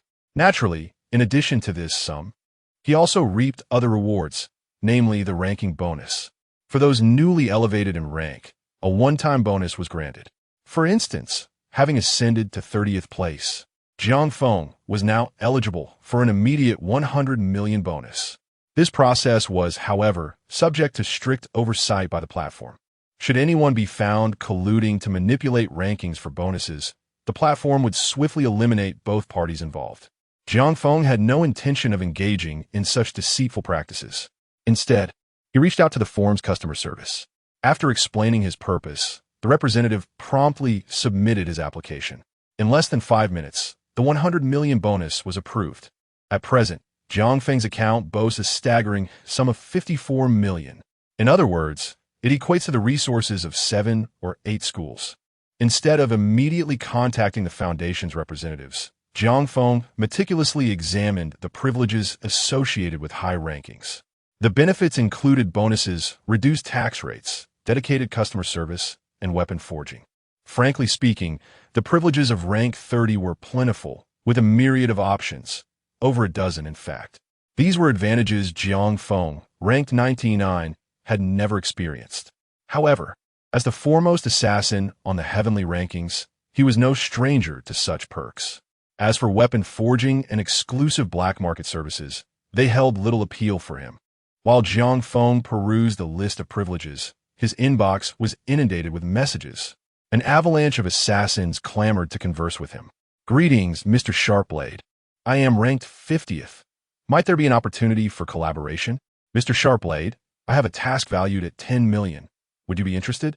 Mr. Sharpblade, our assassin guild is currently recruiting and is in urgent need of a master like yourself. Would you consider joining us?" Chapter 87. A meeting at the educational building. The surge of schools. The incessant notifications unsettled Jiang Feng. He had never entertained the notion of joining a guild, as he was accustomed to navigating life alone. Such organizations only served to constrain his freedom. More importantly, many assassin guilds operated under dubious ethics, often engaging in unspeakable acts. Some were merely dens of ruthless murderers, akin to a nest of snakes and rats sharing a common stench. Thus, Jiang Feng preferred to maintain a significant distance from such guilds. With a casual click, he set his private chat status to Do Not Disturb, granting him a moment of tranquility. Returning to the privilege list, he found nothing particularly noteworthy. A cursory glance was all he needed before preparing to log off. However, at that moment, a peculiar privilege caught his eye: cross-platform communication. Intrigued, he examined the description, quickly grasping its purpose. This privilege allowed him to communicate across the entire platform, akin to shouting across the game server. Upon activation, all assassins within Long Country would receive a message. Yet, as he ranked 30th, he could only use this privilege once a month, while those in the top 20 or 10 had greater frequency, once a week or every few days. Ultimately, it was a function he deemed unnecessary. After a brief contemplation, Jiang Feng closed the assassin forum and promptly placed a call to the Foundation. He inquired about the construction status of the previously discussed schools. The response was reassuring. Everything was progressing smoothly, with completion expected by the end of the month. Jiang Feng felt a sense of satisfaction. He had always trusted the Foundation's efficiency and unity among its members. He proceeded to transfer 150 million, retaining 4 million for himself. This substantial sum was sufficient to construct approximately 7 schools. However, the sudden influx of funds posed a challenge for the Foundation's team. Mr. Jiang, we are facing a bit of a dilemma. With so many schools being built simultaneously, our manpower is somewhat stretched. Although we only need to supervise, we lack sufficient personnel. They explained. Jiang Feng reassured them, I will find a solution. You may keep the funds for now. Once these schools are completed, you can begin construction on the remaining ones. The Foundation, having heard his words, expressed no objections and agreed to his plan. Yet, as they were about to end the call, they brought up a previous topic. By the way, Mr. Jiang, have you given any thought to the situation in Cloud Village? It is the first school to be constructed and is expected to be completed by the end of the month. Jiang Feng paused, recalling the details of their earlier conversation. It appears that there is indeed some truth to this matter. Previously, an individual from the Foundation contacted me, stating that the village chief of Cloud Village wished to invite me once more, expressing gratitude for my contributions. After contemplating the situation, Jiang Feng responded, Let be at the end of the month. Please inform the village chief that I shall visit upon the completion of the work. Very well. Thank you for your efforts, Mr. Jiang, the other party replied before Jiang Feng hung up the phone. Feeling fatigued, he decided to take a day to rest. After a long day of exertion, Jiang Feng found himself quite weary. He then reclined on his bed to recuperate. However, unbeknownst to him, a significant upheaval was occurring within the Ministry of Education of the Dragon Kingdom at that very moment. Following the recent declaration from the United Nations regarding the assessment of educational standards across nations, UN representatives had begun their inquiries within the Dragon Kingdom, scrutinizing the number of educational institutions. In addition to the UN's involvement, the Dragon Kingdom's officials had established a special task force to investigate the total number of schools nationwide. During this period, various regions were reporting their school numbers. Today marked the crucial moment for data consolidation. This meant that the Ministry of Education was tasked with merging the data submitted from various locales to ascertain the total number of educational institutions in the Dragon Kingdom. Consequently, a procession of impeccably dressed officials entered the building. At the topmost floor, a designated conference room awaited them. Seated within were leaders from various regions, each bearing the educational data of their respective hometowns. The meeting commenced promptly. The chief leader addressed the assembly, stating, Let us begin the reports on the number of institutions. No sooner had the chief leader concluded his statement than one of the officials raised a hand and interjected, Excuse me, I have a question. The chief leader turned to him, nodding in acknowledgement. Please proceed. The official, visibly hesitant, stood and posed his inquiry, Sir, how do you define a school? The chief leader, taken aback by the unexpected question, responded, An educational institution is one that systematically educates its students in a planned and organized manner.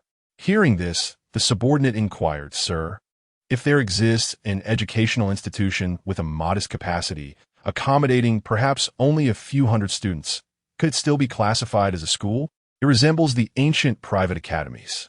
The chief leader was further surprised by this line of questioning. Private academy? In such cases, it would depend on whether it has been reported to the local authorities. If it is registered, then it qualifies as a school. If not, it is merely a private training institution and cannot be deemed a school. The subordinate nodded in agreement, releasing a sigh of relief. Not only he, but other officials presenting their data also exhaled, as if a heavy burden had been lifted from their hearts. I have concluded my inquiry, and I shall now proceed with the report on the school data, the subordinate stated. The chief leader nodded in consent, signaling him to commence his report. The subordinate picked up a document and began to address the assembly. 5 years ago, the number of educational institutions in Puching was 256. This year, the count has risen to 516, including 12 universities. As this subordinate began to report on their work, the expression of the senior leader suddenly changed.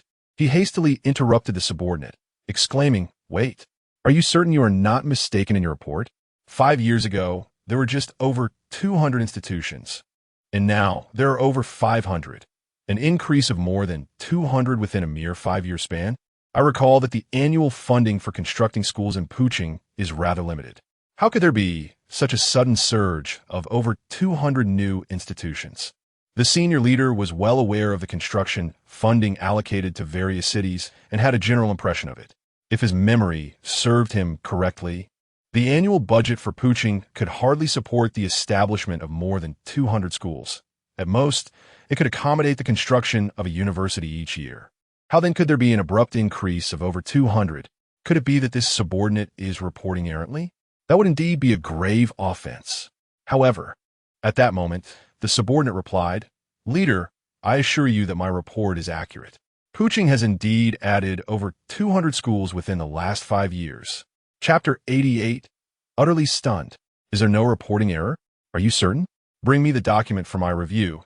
The senior leader instructed his subordinate. The subordinate promptly presented the document. The senior leader donned his glasses and scrutinized the contents with increasing astonishment. The document meticulously detailed the locations of each educational institution, alongside their respective names, the number of teaching staff, and student enrollment figures. Such precision rendered it impossible to fabricate. A mere inquiry would reveal the existence of these institutions. The fact that this subordinate dared to submit the document indicated its authenticity. Indeed, over the past 5 years, the city of Puching had witnessed the establishment of more than 200 new schools. Excellent work, the senior leader commended, giving his subordinate a thumbs up. The sheer number of schools you have added in Puching over such a short span surely cannot be attributed solely to your efforts. It must be the result of substantial financial support from private organizations. You are fortunate to have garnered such generous backing. Cherish this opportunity and continue to enhance the quality of education and improve the learning environment for students. Other city leaders do not envy Puching. It is the support from private entities that has enabled the establishment of so many schools. Lack of such support does not preclude you from performing your duties earnestly. The senior leader addressed the assembly. The junior leaders below nodded in agreement, and the report continued. Soon, a second junior leader rose to present.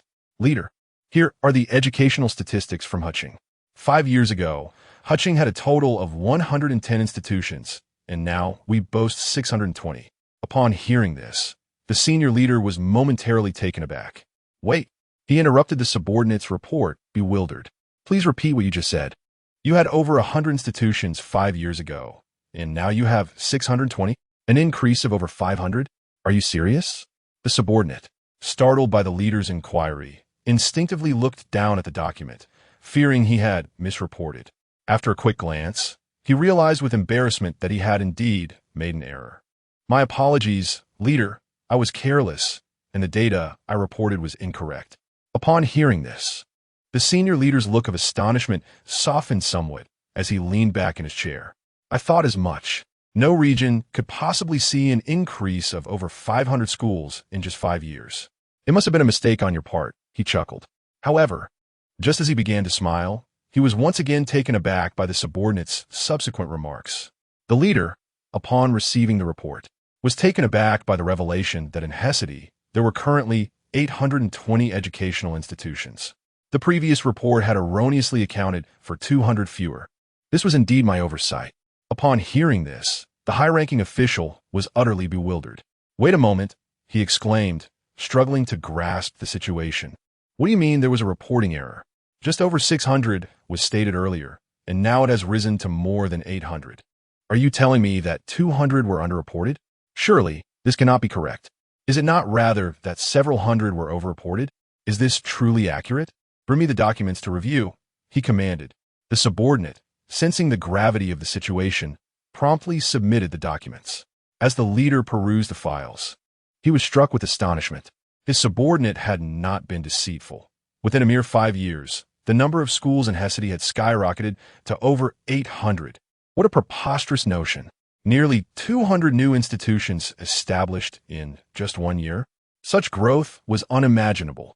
While other regions approached the construction of schools with caution, it appeared that Hesedi had devoted all its resources to building educational facilities. The leader could scarcely believe the reality of this situation. Thus, he dialed the number of a higher-ranking official from Hesedi, one of his subordinates, who held a position far superior to those present. Upon connection, the leader's first inquiry was, "Shaoli, I have heard that the number of schools in Hesedi has surpassed 800. Is this true?" The voice on the other end, Shaoli, rushed to respond. "Hasn't Xiao Wang from our region reported this to you?" The leader replied, "He has indeed reported it. I have the information here. I simply wish to confirm with you. Is it true that there are over 800 schools? You assure me there is no deception?" Hearing this, Shaoli lamented, "What a jest! How could we dare to deceive you?" Initially, I was equally astonished and concerned that there was a misunderstanding, so I took the time to verify each institution. While the figures may seem exaggerated, I assure you that these 800 schools are indeed real. The leader nodded in acknowledgement, indicating that he understood, and subsequently ended the call. He then addressed the subordinates from Puching and Hesedi, stating, "You are quite fortunate in Puching and Hesedi. You ought to personally extend your gratitude to these grassroots organizations. We must not take their goodwill for granted. Understood?" Both subordinates nodded in agreement, affirming their comprehension. "Now, let us continue with the reports," commanded the leader. As the meeting progressed, the more reports that were delivered, the stranger the leader's expression became. "Jincheng, you have increased by 700 schools within 5 years. And you, Yunqing, have grown by 1,000. Even you, the less developed Shicheng, have added several hundred." With each report from the junior leaders, the high-ranking official was left utterly flabbergasted. What a farce! At this moment, seated in this conference room, were all the junior leaders hailing from various corners of the nation. There are at least a few hundred individuals involved. However, following this report, it appears that the number of schools in half of the cities has skyrocketed. The senior leaders cannot even estimate the funds required for constructing these schools. It seems that even a few billionaires would struggle to support such an endeavor. What has happened in this era? Are civil organizations truly so benevolent? Therefore, I need you to compile a list of these organizations, ranked by their contributions. The ones that have contributed the most should be placed at the forefront, and this list should be submitted to me.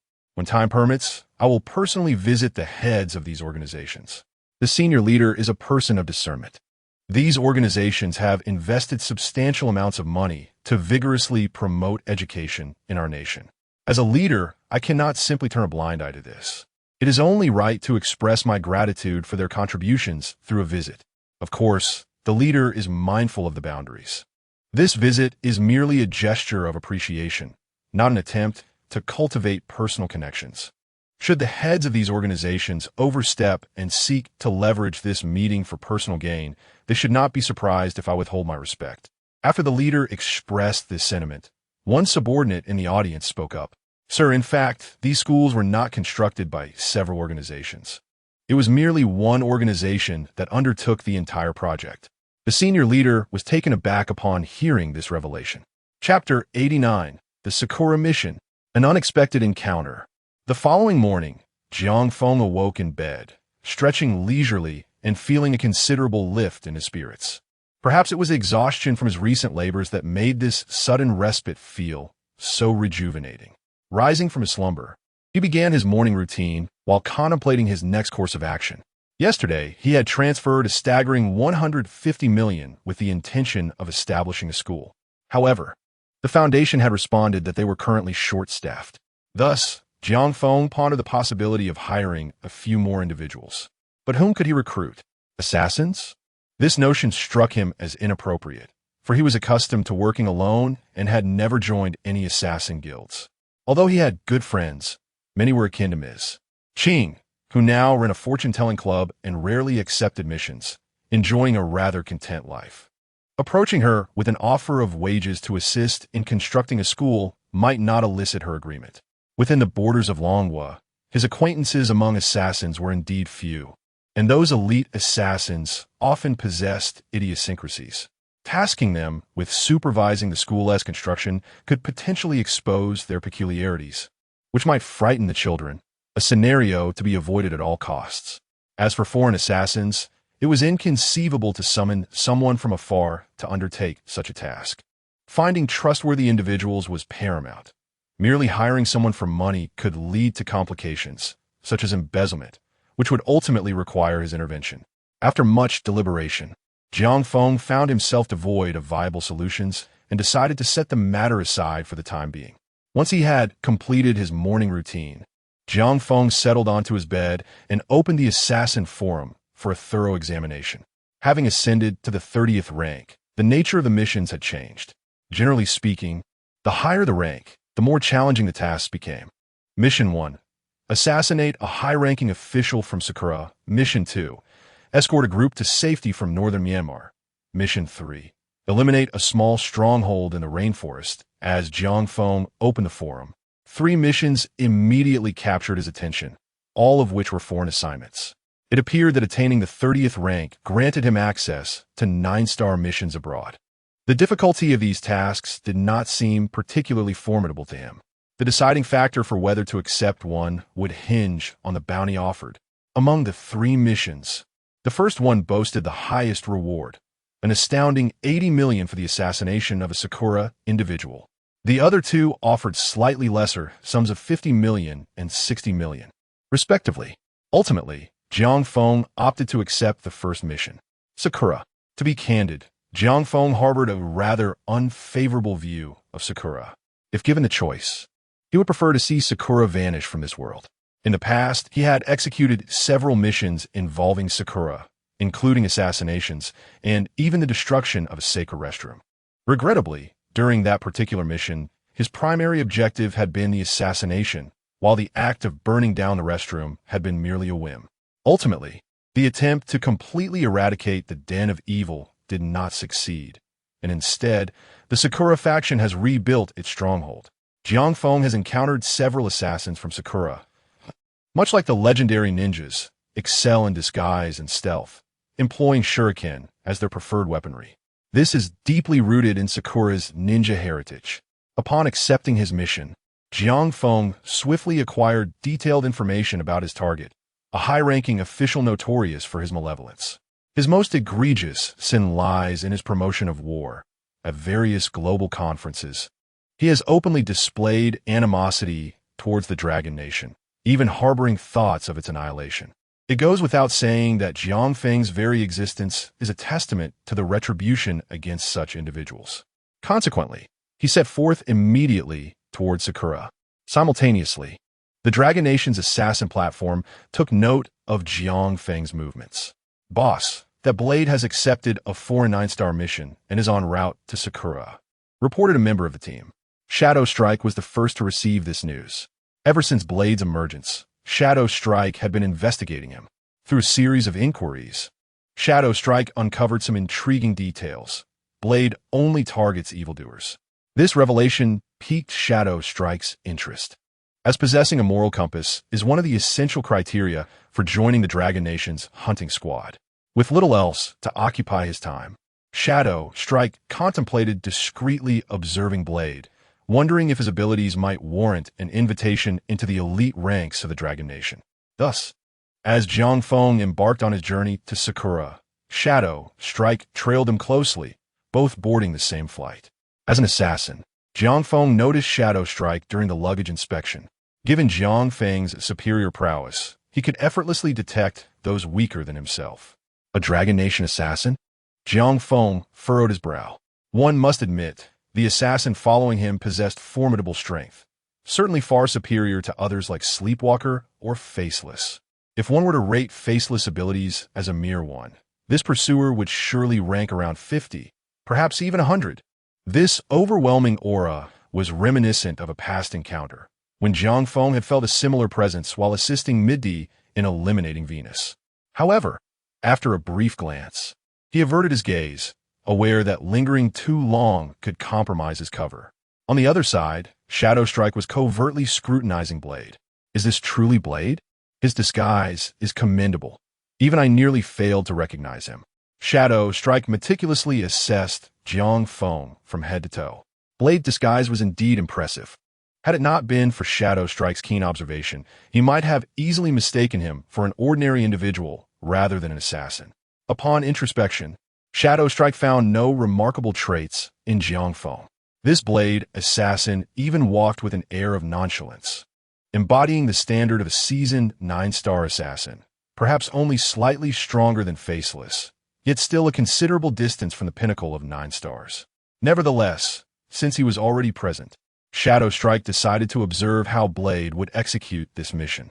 As Ingshi contemplated, idleness at home felt futile, so he decided to regard this trip abroad as a leisurely excursion. Observing the cherry blossoms seemed quite delightful. Before long, the two boarded a flight from the Dragon Nation to the land of cherry blossoms, landing in the capital. Prior to departure, Jiang Feng had reserved a luxurious hotel in the capital, and upon disembarking, he made a beeline for the establishment. Naturally, Jiang Feng did not typically indulge in such extravagance. His choice of a costly hotel was dictated by the demands of his mission. The target was expected to pass by the hotel the following day, allowing him to observe everything from his vantage point. Upon witnessing Jiang Feng check into the hotel, Ingshi could not help but commend his decision internally. The approach to executing the mission was quite astute. Had it been him, he would have made the same choice. Ingshi mused that this sharp blade might lack raw prowess, but possessed a commendable strategy. However, in order to avoid alerting the prey, he opted not to stay at the same hotel, instead selecting a nearby establishment for his lodging. In the dead of night, Jiang Feng sat at the table, meticulously contemplating the assassination plan for the following day. How to observe, how to strike, how to respond to unforeseen circumstances, and ultimately, how to make his escape. He was methodically considering each step when suddenly, a muffled sound pierced the silence. Instantly, Jiang Feng's senses heightened. Was someone executing a mission within this hotel? Chapter 90. Found him. Acquired a little assistant. Jiang Feng gazed up at the ceiling, realizing that the individual tasked with the mission was situated directly above him. The sound he had just heard was likely that of a silenced pistol. The gunfire was faint. Had it been anyone else, they might not have detected it. However, Jiang Feng possessed extraordinary hearing, allowing him to easily capture the sound. Could it be that person associated with the Sakura High official? Renowned for his caution, Jiang Feng knew that if this individual above thwarted his mission tomorrow, he would forfeit a bounty of 70 million. Given this predicament, it would be prudent to eliminate him tonight, thereby preventing any interference on the morrow. Resolute in his decision, Jiang Feng swiftly ascended to the upper floor. The door above was tightly shut, and he knocked forcefully before employing his invisibility. The door creaked open slightly, as if the assassin within was assessing the situation outside. Seizing the moment, Jiang Feng kicked the door open and swiftly subdued the assailant. Just as he was about to act, he was taken aback by a familiar face. Stephen? Jiang Feng was astonished. The assassin in his grasp was none other than his former student. Stephen, the very one who had spent a fortune seeking his guidance on how to clean up a crime scene. Who are you? Due to Jiang Feng's disguise, Stephen did not initially recognize him. Jiang Feng disarmed him and conducted a thorough search, ensuring he bore no weapons before releasing him. Failing to disguise oneself during a mission was a grave error. Observing Stephen, Jiang Feng's brow furrowed in contemplation. Teacher? It was then that Stephen recognized Jiang Feng. His mind was reeling with shock at the unexpected encounter with the enigmatic Mr. Death in Sakura. Jiang Feng discarded his disguise, fixing Stephen with a frown. "What are you doing here?" While Stephen was indeed his student, their relationship was strictly transactional. Should Stephen impede his mission, Jiang Feng would not hesitate to act against him. Subsequently, Stephen recounted the chain of events to Jiang Feng. It was then that Jiang Feng learned Stephen had ascended to the rank of a 6-star assassin. Today, he too was here on a mission. This man, who traffics women, deserves no mercy. Stephen spat in contempt at the corpse within the room. A devoted admirer of death, Stephen had been influenced to target only those who perpetrated evil. Jiang Feng scrutinized Stephen, deep in thought. From this incident, he concluded that Stephen would not obstruct his mission. Though Stephen had made progress, he remained merely a 6-star assassin, incapable of hindering Jiang Feng's endeavors. On the other hand, Stephen's presence sparked an idea in Jiang Feng's mind. As a 6-star assassin, Stephen possessed insider knowledge and was sufficiently youthful. Could he recruit him into the Foundation to assist in establishing a school? In the depths of his heart, Jiang Feng pondered. On the journey to the cherry blossoms, he had been troubled by this matter. However, upon encountering Stephen, a glimmer of hope emerged. Firstly, Stephen had met him several times, establishing a certain familiarity. Secondly, Stephen was relatively young, and his approach to tasks indicated a commendable integrity. Yet, these were merely Jiang Feng's musings. Whether Stephen was willing to assist depended on his personal inclination. Without reservation, Jiang Feng articulated his thoughts to Stephen. To his surprise, Stephen readily acquiesced. "Of course, teacher. However, I have one request," he stated. Jiang Feng observed him closely and replied, "Certainly, speak your mind. If it pertains to financial matters, I will do my utmost to accommodate you." Stephen shook his head, his gaze fervently fixed on Jiang Feng, and said, "I do not seek money, teacher. I wish to continue learning by your side." Upon hearing this, a troubled expression crossed Jiang Feng's face. He had always been accustomed to solitude. While he had received many newcomers from the assassin world who paid dearly for his guidance, those encounters were fleeting. Once taught, they never returned. It was indeed a first for someone like Stephen to express a desire to learn alongside him. Seeing his teacher's hesitation, Stephen quickly interjected, "Teacher, you are aware of my family's circumstances. Within our lineage, there exists a dedicated training process for butlers. Should you require assistance, I can summon numerous butlers from my family to aid you. Rest assured, they are unfailingly loyal and will manage your foundation with utmost diligence. If they fail, you may take my life." Jiang Feng regarded Stephen's impassioned eyes, deep in contemplation. He was well aware of the circumstances surrounding Stephen's family. Coming from a prestigious Western lineage, Stephen's ancestors were illustrious nobles. The butlers emerging from his family were of unparalleled refinement and moral standing. In terms of capability, they would undoubtedly surpass the current members of the Foundation. Yet, allowing Stephen to remain by his side. "Teacher, I promise not to cause you any trouble. Whatever you ask of me, I will do. As long as I can stay by your side, I am willing to do anything," Stephen pledged, thumping his chest in assurance. Indeed, since their last encounter, under Jiang Feng's guidance, Stephen's status as an assassin had soared from 2 stars to 6 within a mere 2 months. However, he found himself stagnating at 6 stars, unable to progress further. Thus, Stephen contemplated the Grim Reaper once more. As long as he could learn from a top-tier assassin, becoming a 9-star should be within reach, should it not? This was the essence of Stephen's tenacity. After much deliberation, Jiang Feng finally acquiesced. The reason is that during this period, Jiang Feng has felt a certain inconvenience in operating alone. For instance, tasks such as booking flights, retrieving luggage, and reserving hotels can be quite cumbersome. It is not that Jiang Feng is incapable of handling these matters independently, but rather that having an assistant would allow him to devote his entire focus to executing his tasks. This could enhance his concentration and subsequently increase the likelihood of successful outcomes. Indeed, Jiang Feng remarked.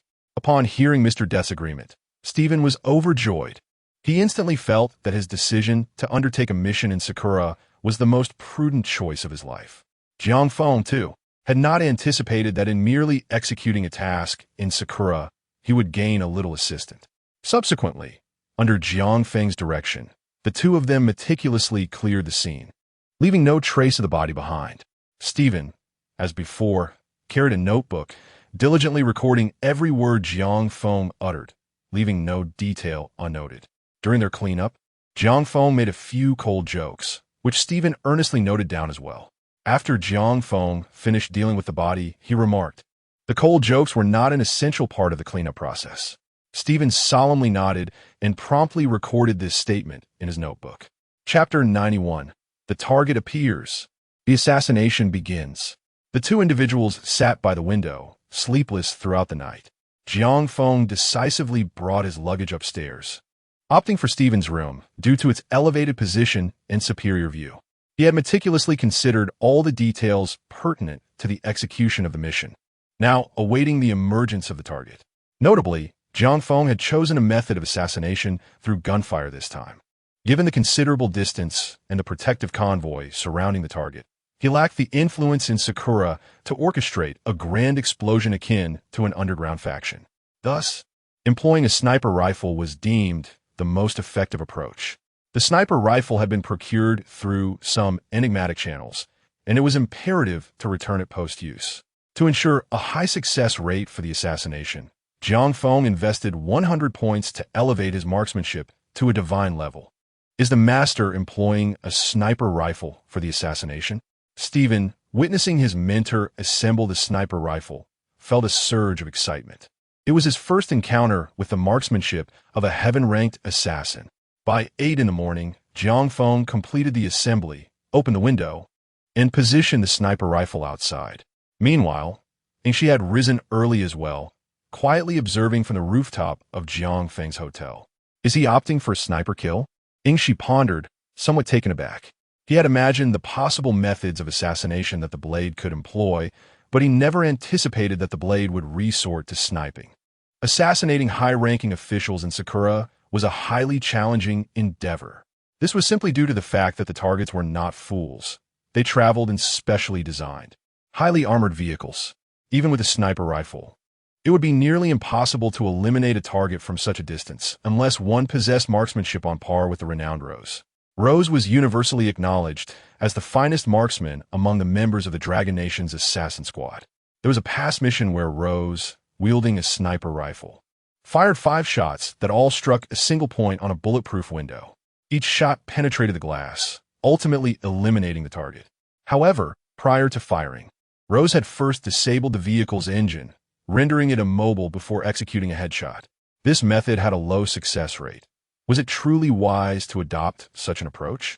Or did the blade have alternative contingency plans, with the sniper rifle merely serving to divert attention? For a moment, Ingshi found himself uncertain regarding the blade's intentions, left with no choice but to observe how the blade would proceed. 10 minutes later, Jiang Feng spotted the target through the scope. A black, specially modified vehicle was speeding ahead. The target had appeared, and the mission was set into motion. Jiang Feng observed the vehicle while speaking, prompting Stephen to heighten his focus and grab the binoculars. However, upon realizing the distance to the vehicle, Stephen was utterly astonished. So far, this must be at least 600 or 700 meters. Teacher, are you certain you wish to execute a sniper shot from such a considerable distance? Stephen was utterly astounded.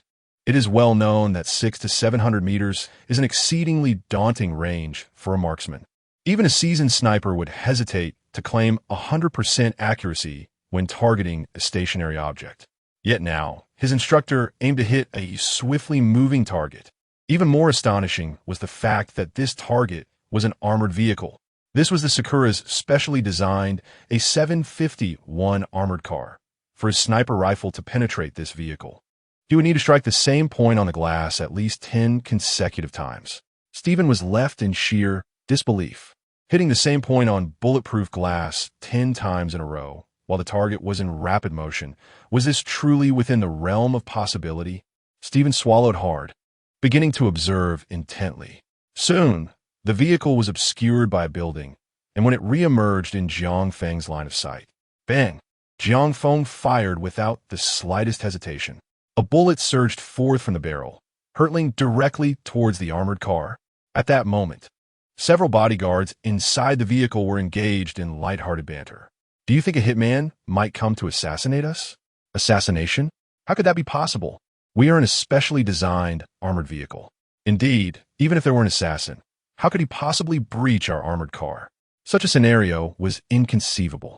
The bodyguards chuckled as they continued their conversation, setting aside whether they could indeed be assassinated.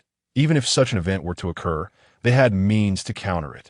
After all, they were not alone in the vehicle. A ninja-like assassin was seated within. This was one of Sakura's 9-star assassins, ranked among the top 50 experts. With him present, who could possibly assassinate Mr. Murata? However, just as the bodyguards exchanged jovial remarks, bang! A white dot suddenly appeared on the car window. This very dot instantly alerted everyone inside the vehicle. An assassin. An assassin was aiming at us. Simultaneously, the Sakura ninja opened his eyes, gazing towards the window. Chapter 92. A perfect shot. The vehicle plunges into water. What shall we do? Several bodyguards cast their gazes toward the cherry blossom ninja, who sat immovably in the passenger's seat, exuding an air of tranquility. Continue driving, the cherry blossom ninja instructed with an air of calm assurance. The driver, drenched in sweat, dared not defy the command and promptly pressed the accelerator. The cherry blossom ninja nonchalantly glanced at the bullet holes in the window, which were aimed at the minister in the front seat. However, given the vehicle's high speed, hitting a target even once was a remarkable feat to penetrate the window. At least 10 consecutive hits would be required. The cherry blossom ninja couldn't help but chuckle softly, shaking his head at the evident inexperience of the assassin attempting the attack.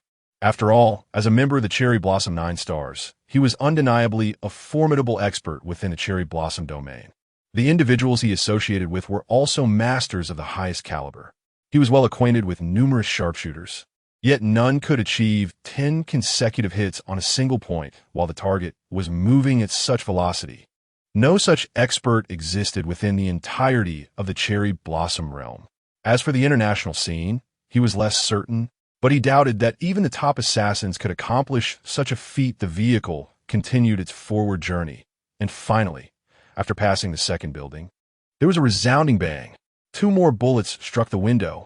It was at this moment that the cherry blossom ninja adopted a serious demeanor. 3 consecutive hits. His brow furrowed in disbelief as he scrutinized the window. It was important to note that the vehicle was in rapid motion. Under such circumstances, the assailant had managed to hit the same spot 3 times in succession. This demonstrated the assailant's exceptional marksmanship. "Let me take over," the cherry blossom ninja insisted. Having received a protective assignment, it was imperative that he escort the minister safely to their destination. The driver, realizing the urgency, quickly switched positions. The cherry blossom ninja, a master in his own right, managed to maintain the vehicle's stability throughout the transition without a hint of turbulence. "Sir, please move to the back," the cherry blossom ninja urged, awakening the minister and signaling him to relocate. With the passenger window already struck 3 times, its bulletproof glass had significantly weakened. If the minister remained in the front seat, an unfortunate incident could indeed occur. "Oh, all right." The minister, still dazed from sleep, complied with the bodyguard's request without hesitation. He climbed into the back of the vehicle. Once in control, the cherry blossom ninja began to showcase his exceptional driving skills. He deftly tapped the brake, rendering the vehicle's speed increasingly unpredictable. More importantly, he executed sharp turns, weaving through traffic as if using other vehicles as shields.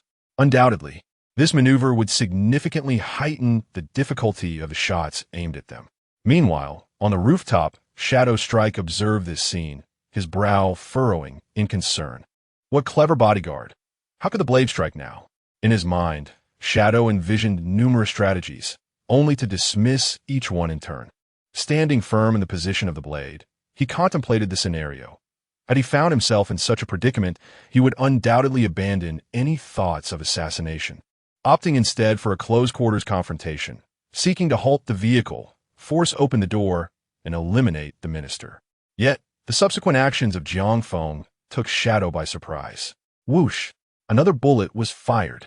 This projectile did not strike the passenger window, but instead pierced the rear window, creating yet another small white spot. Upon witnessing this, the Sakura ninja furrowed his brow in disbelief. How could this be? Our windows have been treated for anti-peeping measures. How could he know the minister had shifted to the back? Before the Sakura ninja could fully process this, bang, bang, bang, 3 more bullets struck the rear window. This left the Sakura ninja utterly astounded. 4 shots in a row. No, including the previous 3, that amounted to 7 consecutive hits. Is there truly a marksman with such terrifying accuracy in this world? The Sakura ninja was left dumbfounded. He hastily maneuvered the vehicle, closely aligning it with a private car, a small cargo truck, whose driver was currently engaged in a phone call. Yes, I'll be back home to my wife as soon as I finish this delivery. An accident? How could that be? I'll be home shortly, all right. The driver of the small cargo truck said. Meanwhile, the Sakura ninja was deep in thought. Judging by the direction of the bullets, they seem to be coming from the 3 o'clock position. Now that I am beside a small cargo truck, it should present a blind spot for the sniper, rendering us unseen. Alas, the Sakura ninja's assumptions were entirely misguided. Whoosh, whoosh, whoosh. 3 more bullets came flying. These projectiles flawlessly penetrated the metal shell of the small cargo truck, emerging from the other side to strike the glass once again, precisely at the same spot. Without a hint of deviation, unerring accuracy, the Sakura ninja was completely flabbergasted. What is happening? How is this possible? This cannot be right. Instantly, the Sakura ninja grasped the gravity of the situation. This vehicle could not possibly shield them from the sniper. Continuing on this path could very well lead to the minister's demise within the car. If that were to happen, it would not only result in mission failure, but also subject him to the wrath of the Sakura authorities. This was indeed a grave sin. With this thought, the Sakura ninja steeled himself and declared, "Hold on tight." He then flung open the car door, abruptly jerked the steering wheel, and crashed through the wall, plunging both vehicle and occupants off the bridge. The cars following closely behind were left utterly bewildered. They had no inkling of what had transpired. Everything happened so swiftly.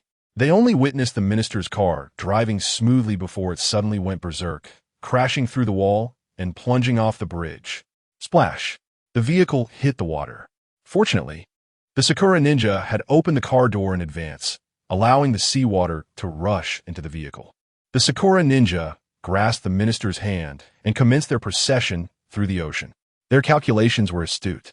They were not far from the shore and possessed sufficient stamina to swim back unaided. The other bodyguards in the vehicle, having undergone rigorous training, would also find it feasible to reach the shore with mutual assistance.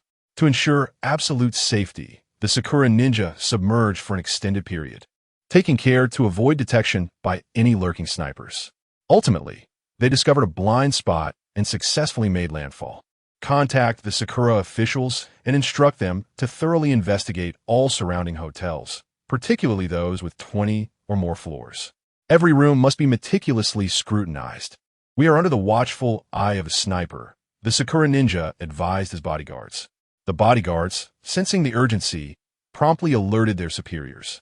It was at this moment that Jiang Feng in the hotel slowly withdrew from his scope and began to dismantle his sniper rifle. Chapter 93. The Little Bear's Grand Display of Power. Upon witnessing the scene, Stephen was taken aback. The target hasn't perished, has it, teacher? He had observed through binoculars as his mentor discharged his weapon, noting that despite the obscured clarity, his teacher had landed 7 consecutive shots, far from sufficient to eliminate the target. Subsequently, the vehicle plunged off the bridge and into the sea. Could this have been part of his teacher's strategy? To compel the adversary to leap into the ocean and drown? Yet, something fell amiss to Stephen. The target vehicle had exhibited an unusual speed, indicating the presence of a skilled operator. Surely, with such expertise aboard, they would not willingly march toward their demise. Thus, Stephen leaned towards the belief that the target had survived. But if that were the case, why was his teacher hastily packing away the sniper rifle? As Stephen pondered this perplexity, Jiang Feng spoke up. No, the target is indeed deceased. With those 2 statements, Jiang Feng resumed his own task of organizing his belongings. Meanwhile, on the rooftop, Shadow was furrowing his brow upon seeing the target vehicle plummet off the bridge. The target is not dead. What is this blade doing? Shadow felt a twinge of irritation. It appeared he had overestimated this blade. While the marksmanship was commendable, the overall prowess was woefully inadequate. At such a distance, utilizing a sniper rifle was hardly an effective strategy, and it had now led to the mission's failure. The point where the target had leapt into the sea lay a full 2 kilometers away. By the time Blade arrived, the target would surely have been safely relocated. Though Shadow simmered with frustration, he recognized that this was nonetheless a mission for the Dragon Nation's platform. He could not simply stand idly by. Thus, Shadow resolved to personally eliminate the Cherry Blossom Minister. Blade's skills were too lacking. He clearly did not possess the qualifications to join the Dragon Nation's hunting team. Compared to the teaching scale, he would struggle even to break into the top 20. With such thoughts racing through his mind, Shadow leapt from the rooftop. He was acknowledged within the Dragon Nation's hunting team as the swiftest. With only a mere 2 kilometers separating him from the target, he was more than capable of reaching them in time to eliminate the Cherry Blossom Minister. Soon, Shadow vanished from sight. On the other side, the Cherry Blossom Minister and several bodyguards leaned against a bridge pillar, gasping for breath. The Cherry Blossom Ninja remained vigilant, scanning the surroundings. When he glanced to the other side, he was taken aback by an exceedingly peculiar sight. A small bear plushie lay upon the shore. A bear plushie? Was this present earlier? The Cherry Blossom Ninja quickly surveyed the area again before dismissing the thought. Perhaps he had simply misremembered. The bear plushie must have been here when they arrived, but he had chosen to overlook it. He then resumed his watchfulness, commanding, "Hand me a gun," while extending his hand toward the bodyguard without turning around. Though he is a 9-star assassin and a ninja, one cannot deny the efficacy of firearms. Some relatively weaker 9-star assassins are no match for a handgun. Thus, possessing a gun can alleviate numerous troubles. However, an unsettling occurrence transpired. The Cherry Blossom Ninja had uttered these words a considerable time ago, yet his hand remained suspended in midair. Had this been in the past, the bodyguards would have hastily presented him with a handgun. Yet, the prolonged silence aroused a sense of foreboding within the Cherry Blossom Ninja. He turned his head, only to be met with a shocking sight. For bodyguards lay lifeless, their necks grotesquely twisted at 180 degrees, their bodies languidly leaning against the bridge pier. Blood oozing from their orifices, their eyes forever closed in death. In that instant, the Cherry Blossom Ninja's alertness surged to its zenith. A killer? They are nearby? How could this be possible? How did I not sense it? Without a second thought, the Cherry Blossom Ninja drew 2 straight blades from his back, vigilantly surveying his surroundings. At that moment, his inner turmoil could only be described as tumultuous. After all, he was a 9-star assassin of the Cherry Blossom clan. The bodyguard were merely a meter or 2 away. At such proximity, the opposing assassin had stealthily dispatched these bodyguards. The realization that he remained utterly oblivious was terrifying. In that fleeting moment, an idea crossed the mind of the Cherry Blossom Ninja, prompting him to glance towards the teddy bear. The teddy bear, strangely, it still lay in a pit, facing this way just as before, perhaps due to psychological reasons. The sight of this teddy bear now filled the Cherry Blossom Ninja with dread. This adorable creature, with its slight smile, inexplicably instilled a sense of unease within him. Puppeteer? The Cherry Blossom Ninja suddenly thought of this term. He knew that in the world, there existed a unique breed of assassin, capable of manipulating dolls to commit murder. This was not mere folklore, but a harsh reality. However, these assassins were exceptionally skilled, far surpassing his capabilities. In this moment, he might have genuinely encountered a formidable master. But what about the teddy bear? The Cherry Blossom Ninja had momentarily lost focus. When he regained his senses, the teddy bear had vanished. Only an empty pit remained. In an instant, alarm bells rang in the Cherry Blossom Ninja's mind. Whoosh! It felt as though something leapt into action. Suddenly, he beheld the teddy bear ascending before his face. Even more bizarrely, this teddy bear struck a whirlwind kick pose mid-air. Before he could react, he felt a sharp pain on his cheek, as if something had kicked him. The entire world spun around him. With a loud thud, he collided with a bridge pier. leaving a dent in its surface. What a joke! At that moment, the cherry blossom ninja felt utterly overwhelmed. This doll can truly move. Could it truly be that a puppeteer is lurking nearby? This seems impossible. Can a puppeteer control a puppet from such a distance? When one operates a marionette, surely the operator must be nearby. Yet, as he surveyed his surroundings, he found no one but himself and the Sakura minister. There was no third party in sight. This is utterly perplexing. Although the Sakura ninja was on the verge of collapse, he hastily braced himself for a confrontation. However, upon glancing down, he discovered that the little bear had vanished once more. At that very moment, a voice echoed from behind his head. Ouch! Following this, the Sakura ninja felt a sharp pain in the back of his skull, as if struck by a stone. In truth, the little bear had stealthily approached from behind and delivered a flying kick. Naturally, Jiang Feng, controlling the little bear, ensured that no sound was emitted during its actions. Hence, the only noise accompanying each attack was made by the bear itself. The Sakura ninja staggered forward in pain before regaining his footing. At last, he had located that wretched little bear. Brandishing his twin daggers, he glared at the bear, seething with rage. I shall unravel your strings and extract every last bit of cotton from your belly. With that, the Sakura ninja lunged forward, engaging in a fierce battle with the little bear. Alas, he was no match for the creature. The little bear possessed the prowess of a 9-star assassin. Moreover, its diminutive size and swift agility rendered it a formidable opponent. In mere moments, the bear had the Sakura ninja reeling and disoriented. Ultimately, the ninja was left bruised and battered. In a climactic final blow, the little bear leapt high into the air and delivered a powerful kick squarely to the ninja's face. Ouch! The bear sent the Sakura ninja flying. Subsequently, the ninja collapsed to the ground, utterly defeated. Meanwhile, the Sakura minister was in complete shock. He felt as though he had yet to awaken from a dream.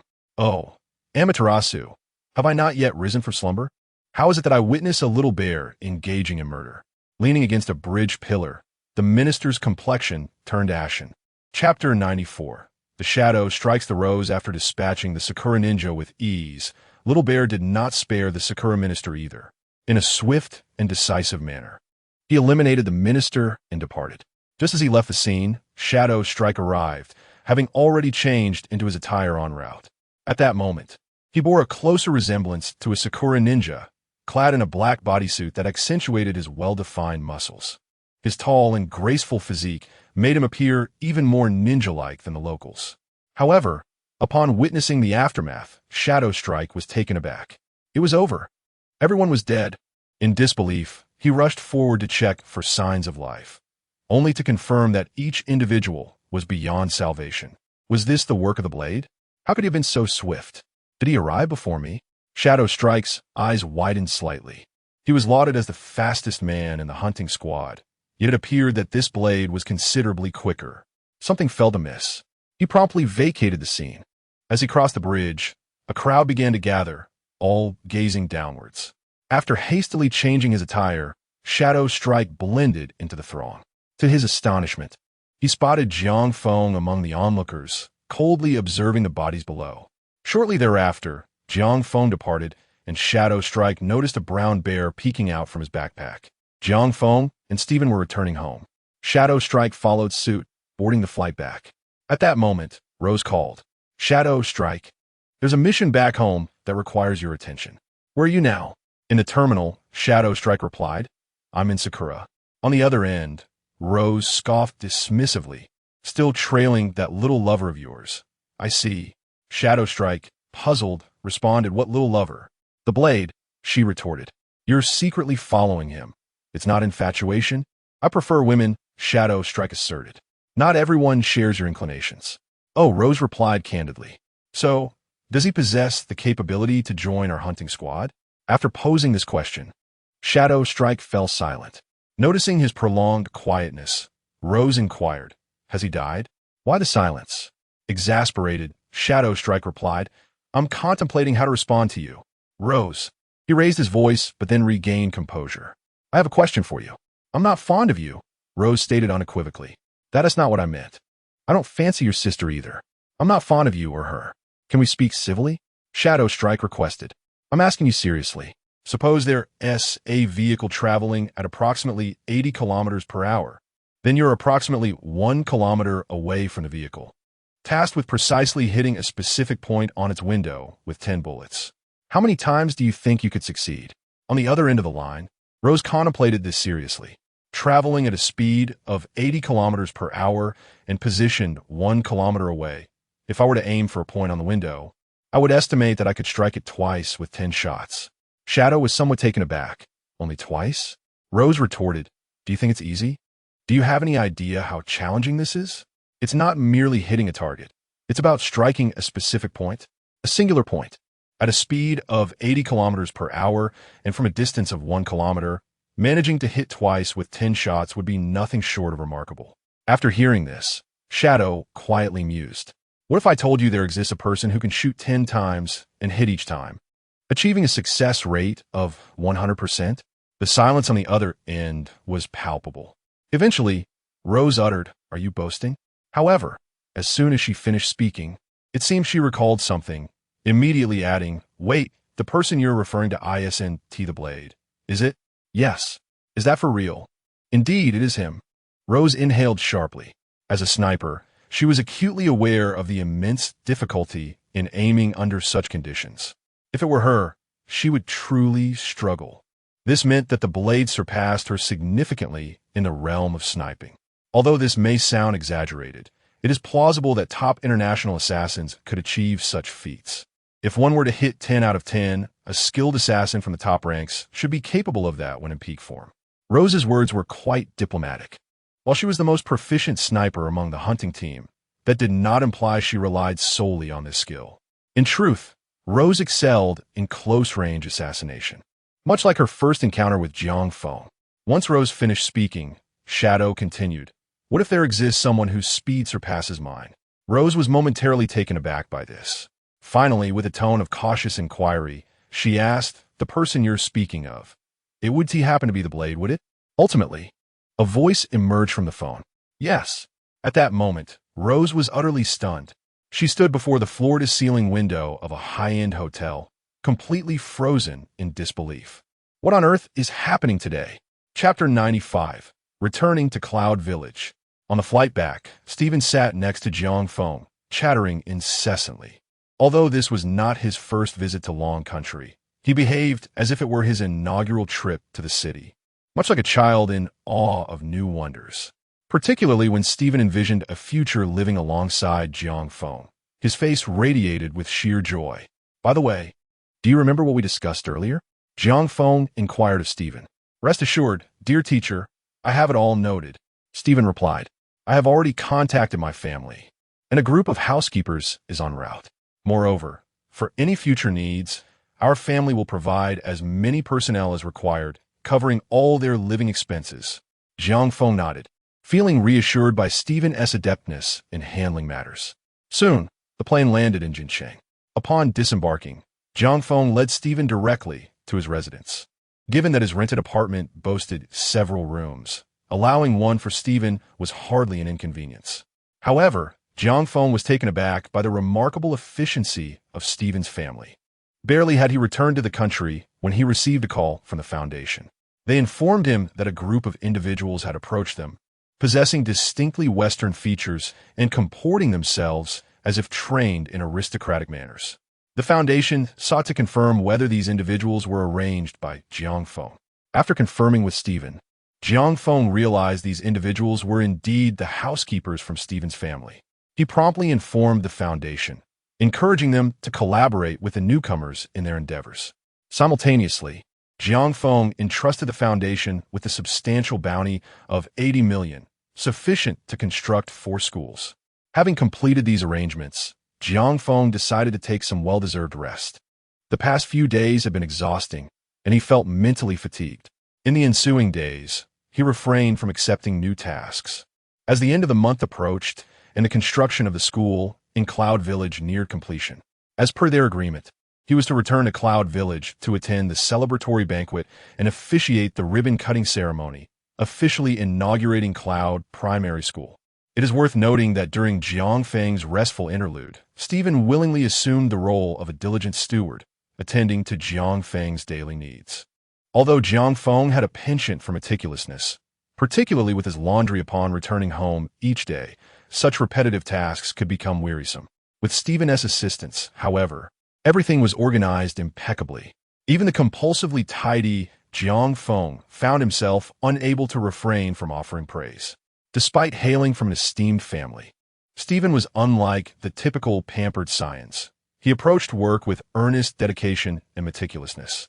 Not only did he excel in laundry, but his culinary skills rivaled those of a five-star chef, frequently preparing exquisite meals. Of course, Jiang Feng was not one to take advantage of others. During their time together, he often shared vital points regarding combat techniques with Stephen. Jiang Feng observed his actions closely, offering timely corrections and guidance. In just 4 to 5 days of following Jiang Feng, Stephen's progress surpassed that of an entire year. Stephen could even feel that the shackles of his 6-star status were beginning to loosen. At this pace, it would not be long before he ascended to 7 stars.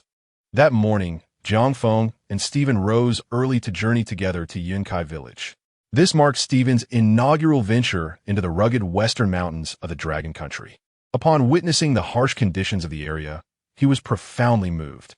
Consequently, Stephen, acting on his own behalf, generously donated 10 million to various villages. Although he hailed from a prestigious family, he refrained from utilizing his family's wealth.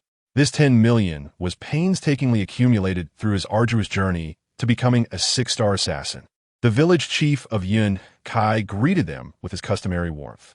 Upon hearing that Jiang Feng had come in person, he organized a grand banquet, inviting all the parents and children from the village to express their gratitude to Jiang Feng.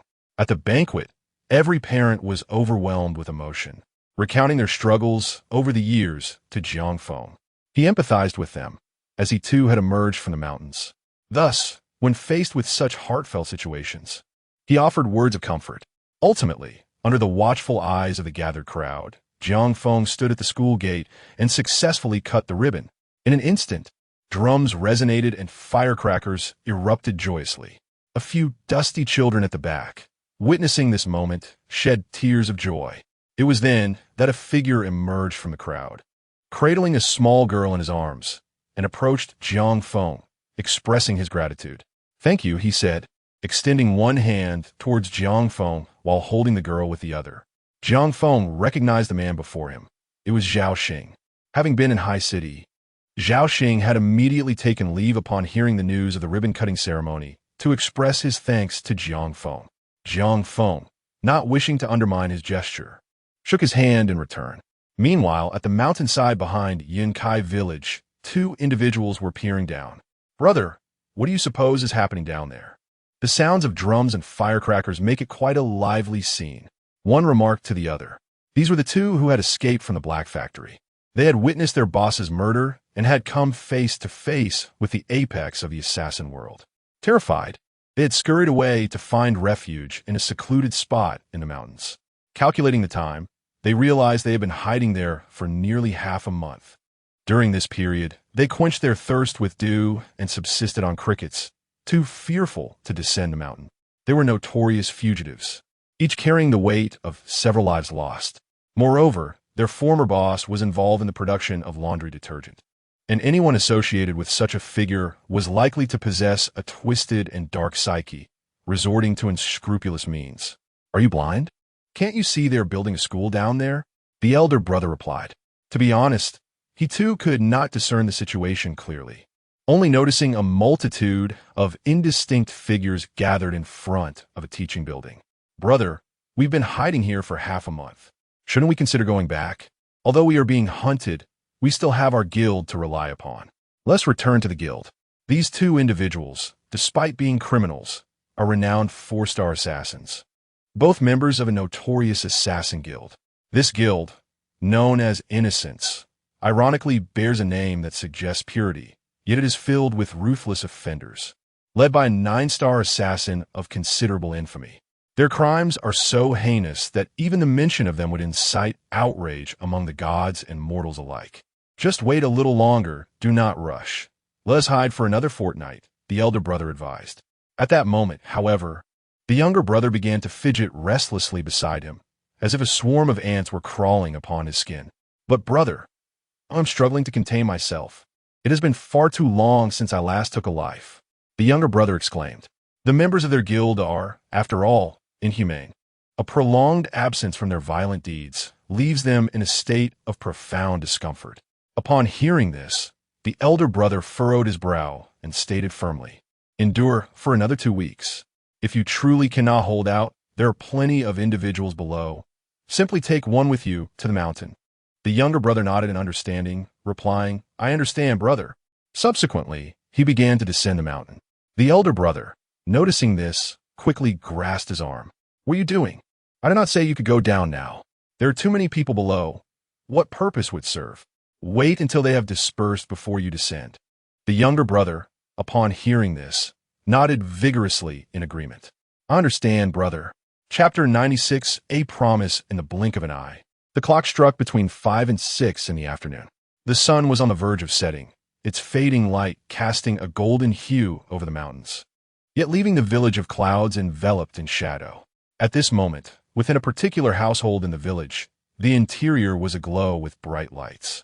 Upon entering, one would discover dozens of children gathered around, attentively listening to Jiang Feng recount tales. Jiang Feng, however, possessed no remarkable stories to share.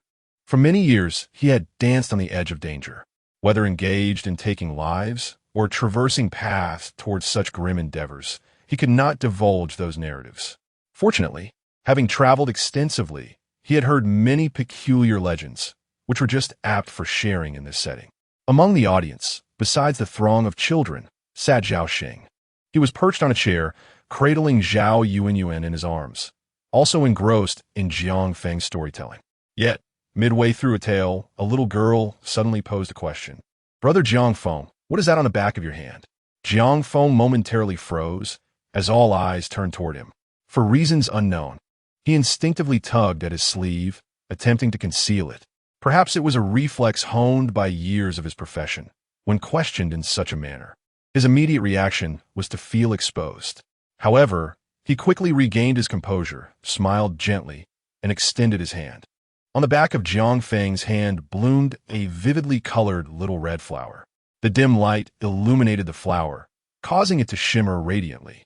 Upon seeing the flower, a look of curiosity crossed Stephen's face. In fact, during their journey back to Long Country, Stephen had already noticed the small red flower on his teacher's hand.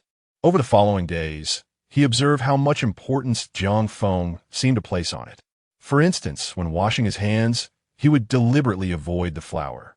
And when its vibrant hue faded, Jiang Feng would surreptitiously restore its color with a red paint pen.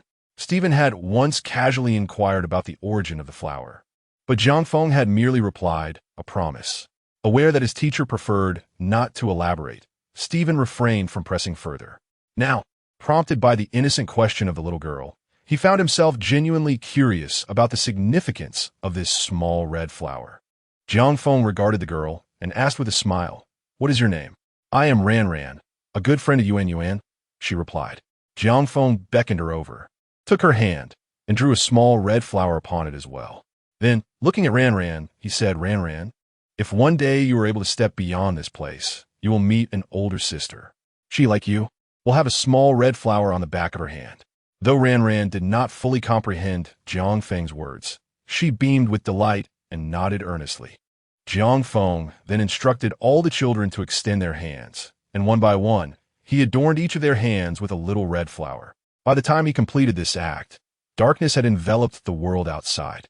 The door to the room was pushed open, and the parents stood outside, ready to speak. "The hour grows late. We must return to rest and not disturb Mr. Jiang's slumber." The children, however, clearly yearning for more stories, wished to linger a while longer. Alas, the parents were resolute in their decision to take them home. Thus, despite the children's protests and tears, they were ushered away. "Goodbye, brother Jiang Feng. I look forward to hearing your tales again," Ran Ran called out as she was carried away, resting her head on her mother's shoulder to bid farewell to Jiang Feng. He too extended his hand in farewell to Ran Ran. Eventually, Zhao Xing departed, and the door to the room was closed. After all was said and done, Jiang Feng exhaled deeply and addressed Stephen. It is time for us to leave. Stephen appeared somewhat taken aback. Leave? Are we not staying the night? Jiang Feng shook his head, replying, that is not my custom. We have our own matters to attend to. With that, Jiang Feng led Stephen away. The two returned to Jinsheng. Over the next 3 days, Jiang Feng was wholly engrossed in planning for the future, dedicating himself entirely to his work. Meanwhile, a significant event was unfolding in Yuankai village. Yuanyuan, school is out. Come dine at my house, Renran suggested to Zhao Yuanyuan. Zhao Yuanyuan shook her head, replying, no. My mother has called me home for dinner. Very well, then let us walk home together after school, Renran proposed. All right, Yuanyuan agreed. After classes, the students departed one by one. Once they had gathered their belongings, Zhao Yuanyuan and Renran began their journey homeward. This was the route they had traversed daily for the past few days. However, as they walked, a sudden chill swept through the nearby thicket. Renran turned her head and beheld a middle-aged man crouched in the grass, grinning foolishly at her. Yuanyuan, run. Chapter 97. The first on the heavenly list on that fateful afternoon, Jiang Feng was at home, poised to embark on a mission when his phone rang unexpectedly.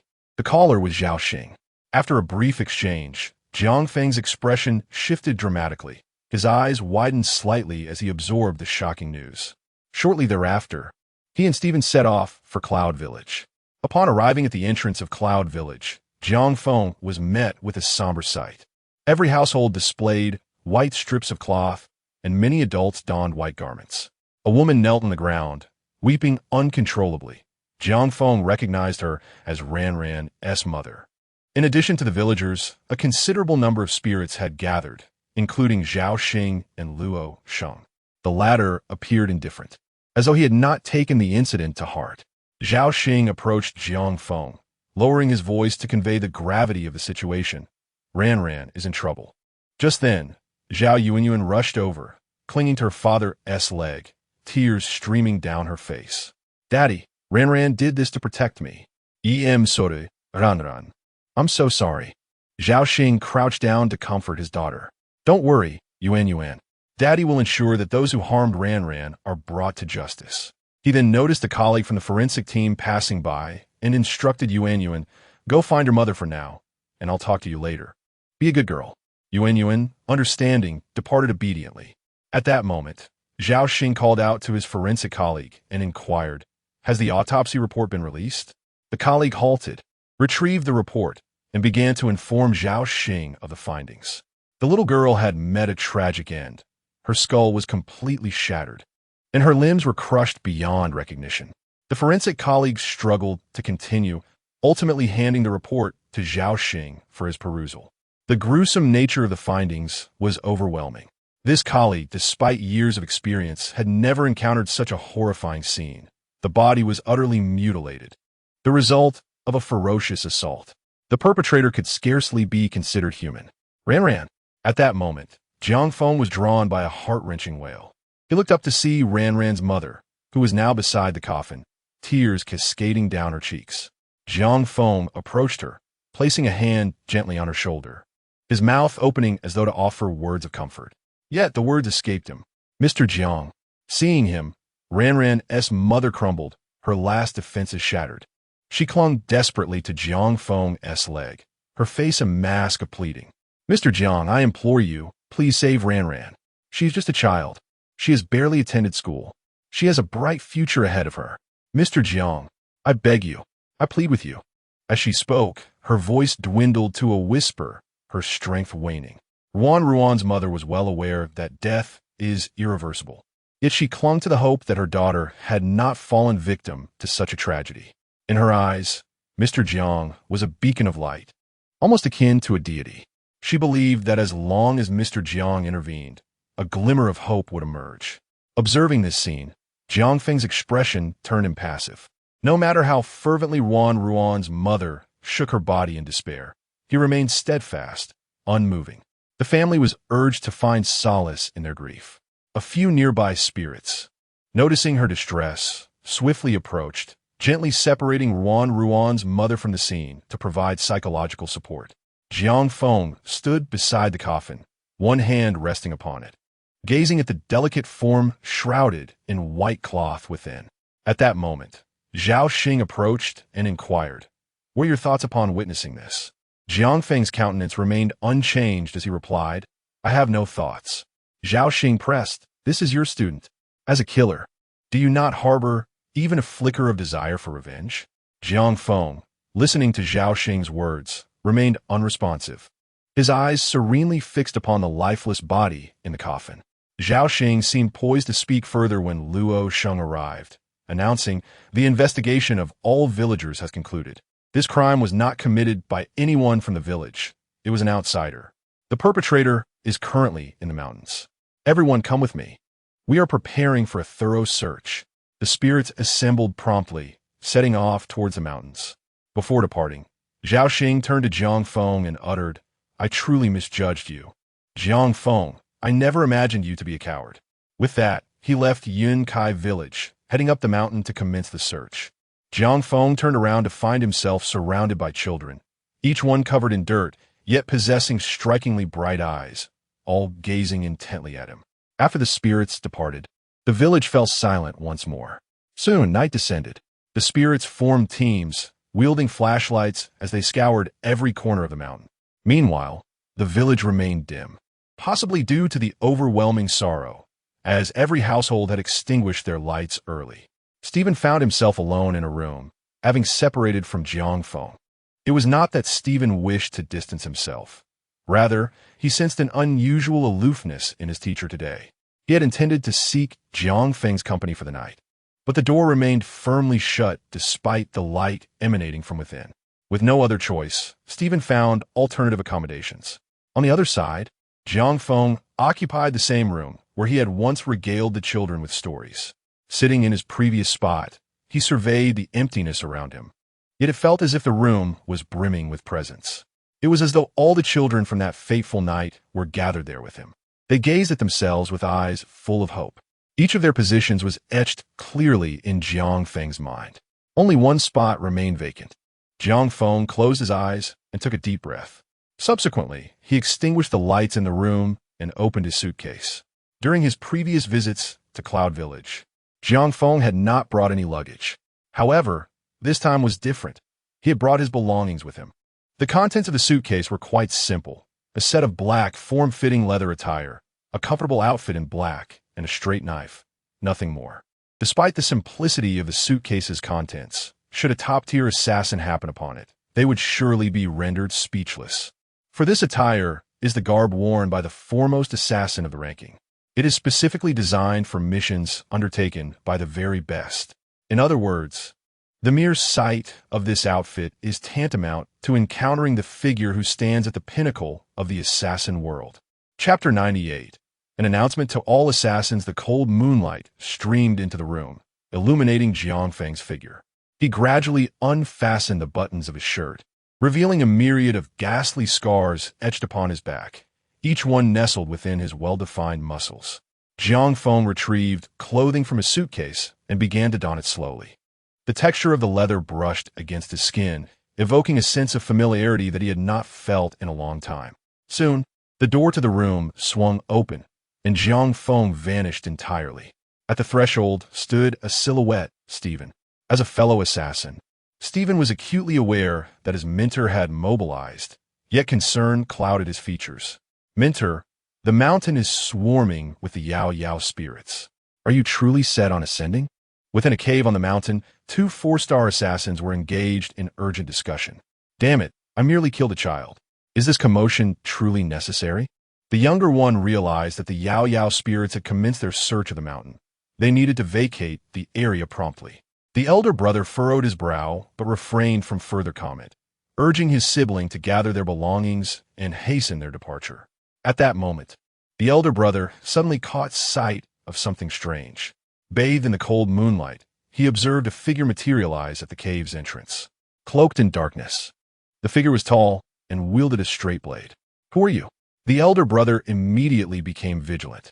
The younger brother also sensed the newcomer and instinctively assumed a defensive stance.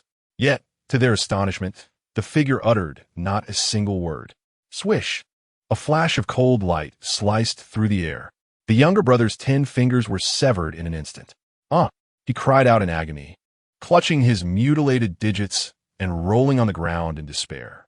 You! The elder brother reacted, intent on intervening.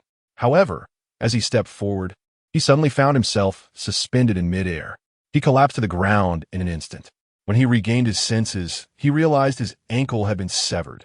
His feet remained planted, yet his body lay prostrate on the floor. Then, the shadowy figure advanced. Top! Top! Top! With deliberate strides, it approached the struggling younger brother. Who are you? We bear no enmity toward you.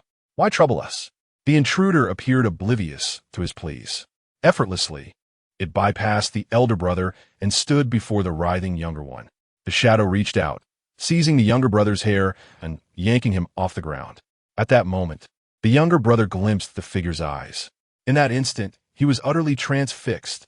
He had never encountered such eyes, clear and bright, yet furrowed in deep concentration.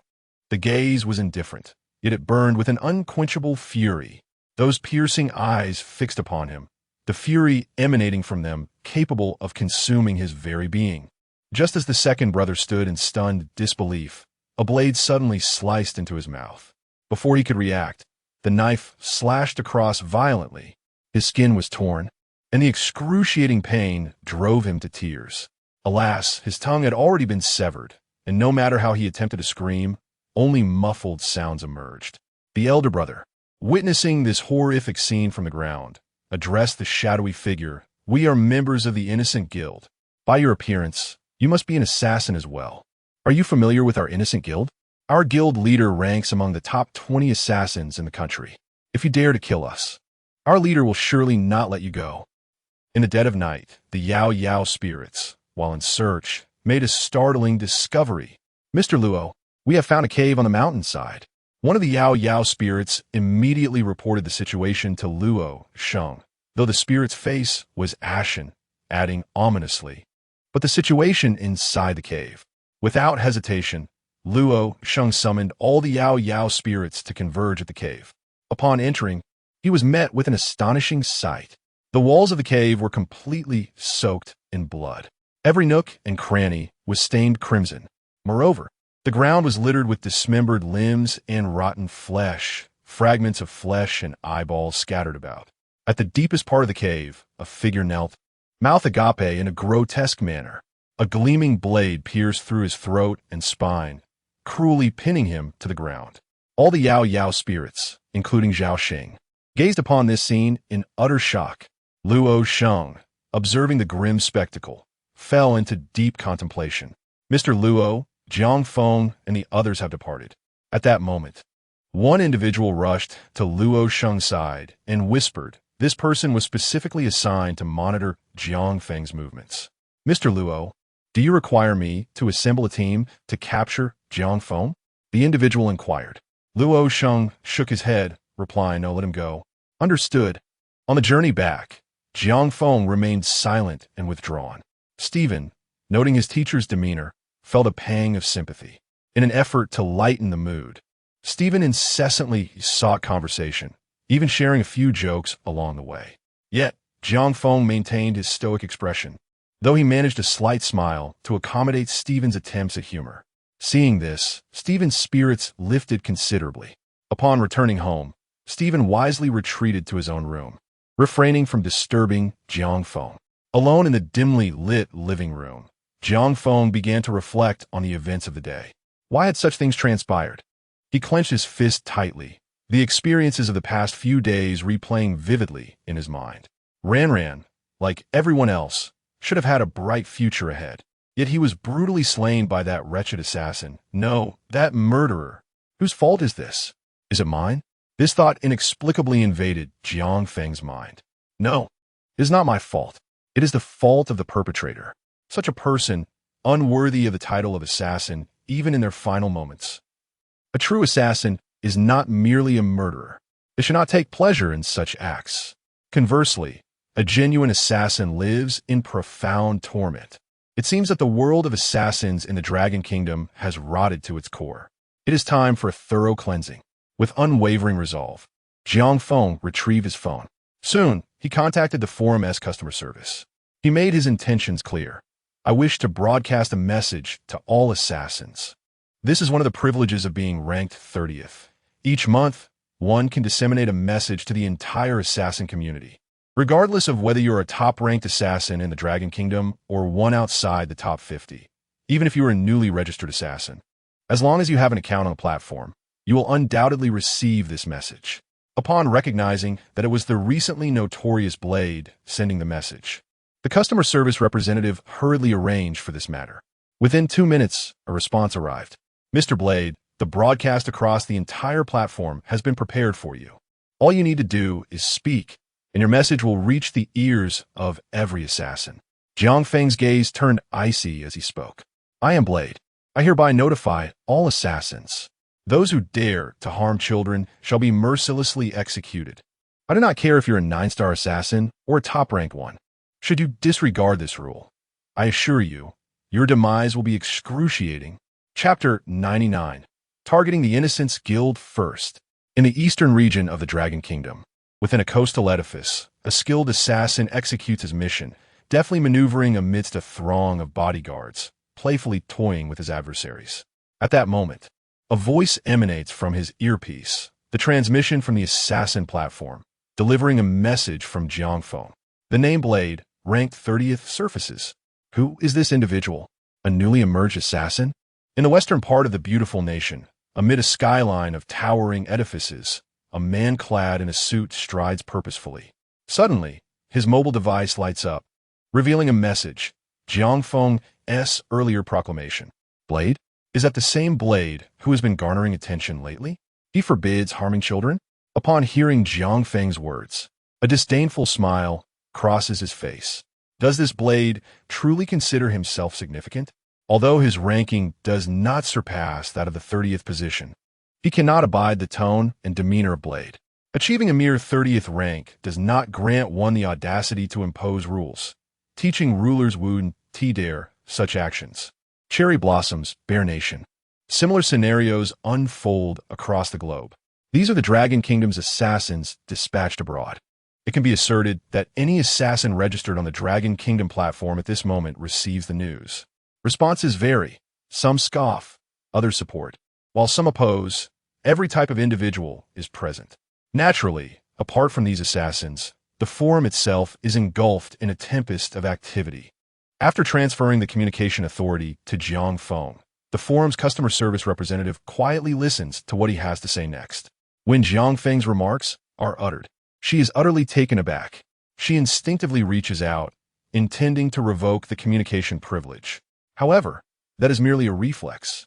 The privilege to communicate across the entire platform holds significant weight. Unless the assassin personally declares the communication complete, she cannot terminate the privilege. She must wait for him to finish. Her actions stem from a premonition of impending trouble. An assassin ranked 30th dares to establish rules for the entire platform. Such audacity will undoubtedly provoke discontent among all. These assassins, accustomed to their laid-back ways, each possess their own code of conduct. Now, with one individual suddenly asserting dominance and dictating what cannot be done, it is only natural for anyone to feel irked. This behavior is akin to declaring war on all assassins. Nonetheless, the forum's customer service dares not terminate the communication. Meanwhile, the forum erupts in reaction to Jiang Feng's statements. Wu Xiang, who is this Blade? I've never heard of him. Wu Wang, no idea. He claims to be the one ranked 30th. Chayu, I know of this person. I've heard he recently defeated Wumian and secured the 30th position. Yama, no way. Is there truly someone so audacious as to speak like that? Swimming Few, he genuinely sees himself as someone significant. I would have thought it was a teaching ruler speaking. Nonetheless, on a different note, my friends, I find that what Li Dao has articulated holds considerable merit. I too believe we ought to scrutinize this matter with great care. Tell me, do any of you truly resort to violence against children? Those who do so are nothing short of beasts. I haven't once stooped so low. I stand in support of Li Dao's proposal. The forum has witnessed a surge of posts on this topic, with numerous small groups engaging in fervent discussions. Some express their approval, while others resort to insults, and a portion remains neutral, merely wishing to observe how events unfold. Meanwhile, Jiang Feng's words have yet to conclude. Regardless, as long as he does not voluntarily cease speaking, the forum's customer service is obliged to wait until he finishes. Jiang Feng continues to convey his message across the entire platform. Furthermore, I hereby declare that all members of the Innocent Guild have been placed on my kill list. I care not who you are, as long as you harbor enmity towards the Innocent Guild or wish to witness their demise. Provide me with the location of each member. I assure you, good news shall follow. Upon uttering this declaration, the assassins throughout the forum were left utterly bewildered. The Innocent Guild? How did Li Dao suddenly find himself at odds with the Innocent Guild? Could it be that the Innocent Guild has offended Li Dao? It seems plausible that the Innocent Guild has indeed acted against children, prompting Li Dao to take a stand against them. Can he truly eradicate the Innocent Guild? I find that somewhat dubious, as the Innocent Guild ranks among the top 5 guilds in the country, and it is unlikely that a single Li Dao could manage such a feat indeed. The president of the Innocent Guild holds a higher rank than he does. With a plethora of 9-star members at their disposal, it is likely that even without the president, they could easily eliminate Li Dao. Assassins ought to operate freely, without the constraints of rules. Do I need to consider anyone's approval when I wish to eliminate someone? Perhaps it would be better for Li Dao to meet his end sooner rather than later. Jiang Feng paid no heed to the opinions of others. His task was accomplished. Subsequently, he informed customer service that his message had been delivered. They promptly revoked his speaking privileges. Regarding Jiang Feng's actions, customer service had little to say. What do they possibly communicate? This was the prerogative of the top 30 assassins, even if one were to utter words that might lead to their own demise. That is a matter of personal choice, beyond the scope of a mere customer service representative. Yet, they could sense that if Li Dao were to survive this incident, he would undoubtedly emerge as the leading figure among assassins in Longhua.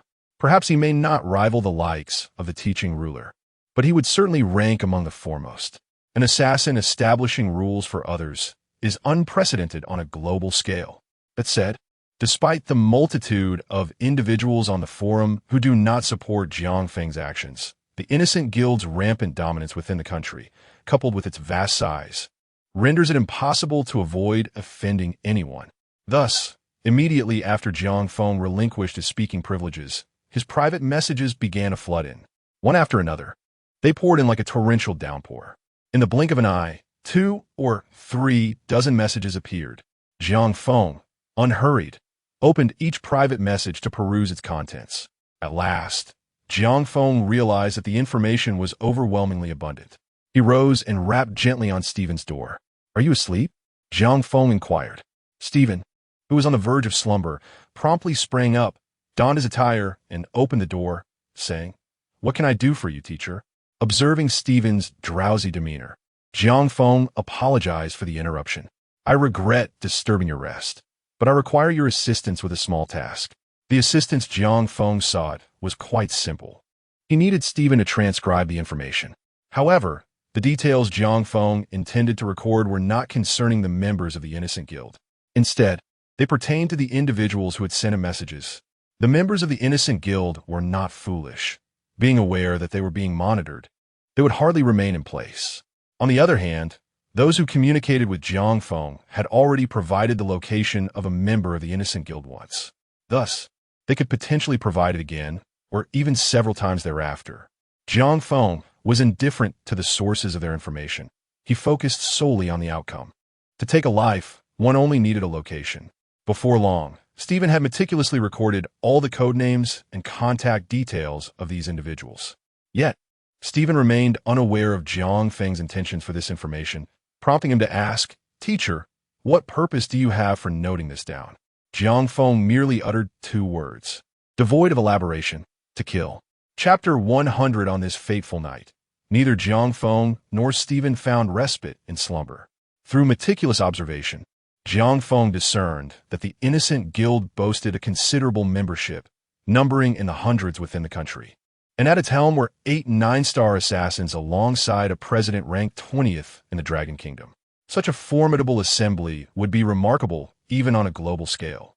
However, in Jiang Feng's estimation, it paled in comparison to his past exploits, for he had dismantled guilds far more fearsome than the Innocent Guild. The latter merely ranked among the top 5 in the nation, while the guild Jiang Feng had obliterated was among the top 3 in the world.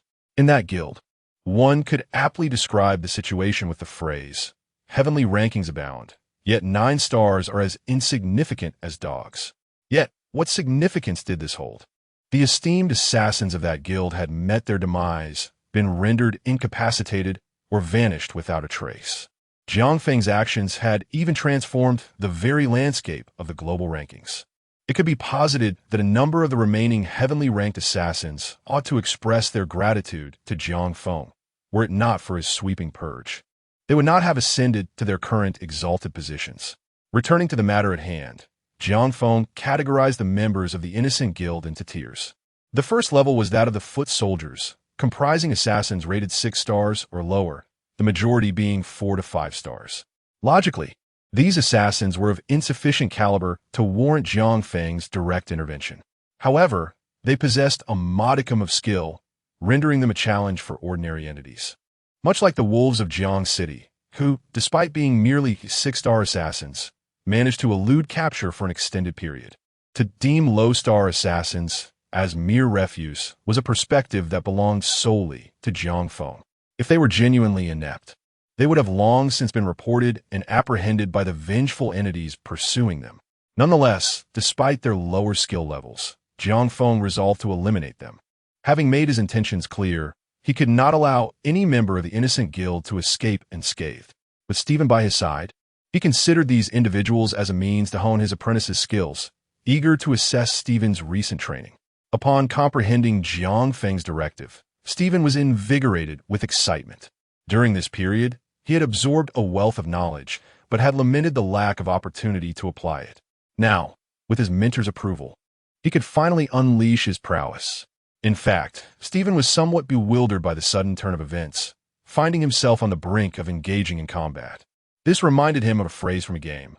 "I know not where I am, but I know I must unleash a massacre."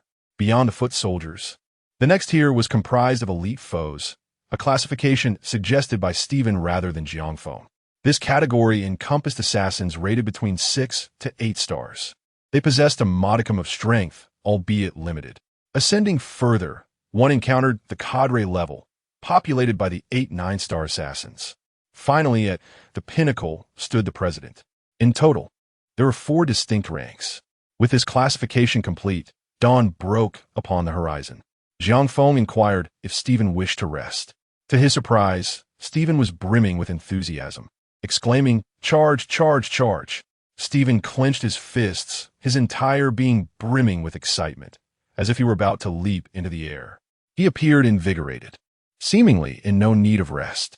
However, just as Jiang Feng and Stephen settled into their train seats, this young man succumbed to slumber against Jiang Feng's shoulder.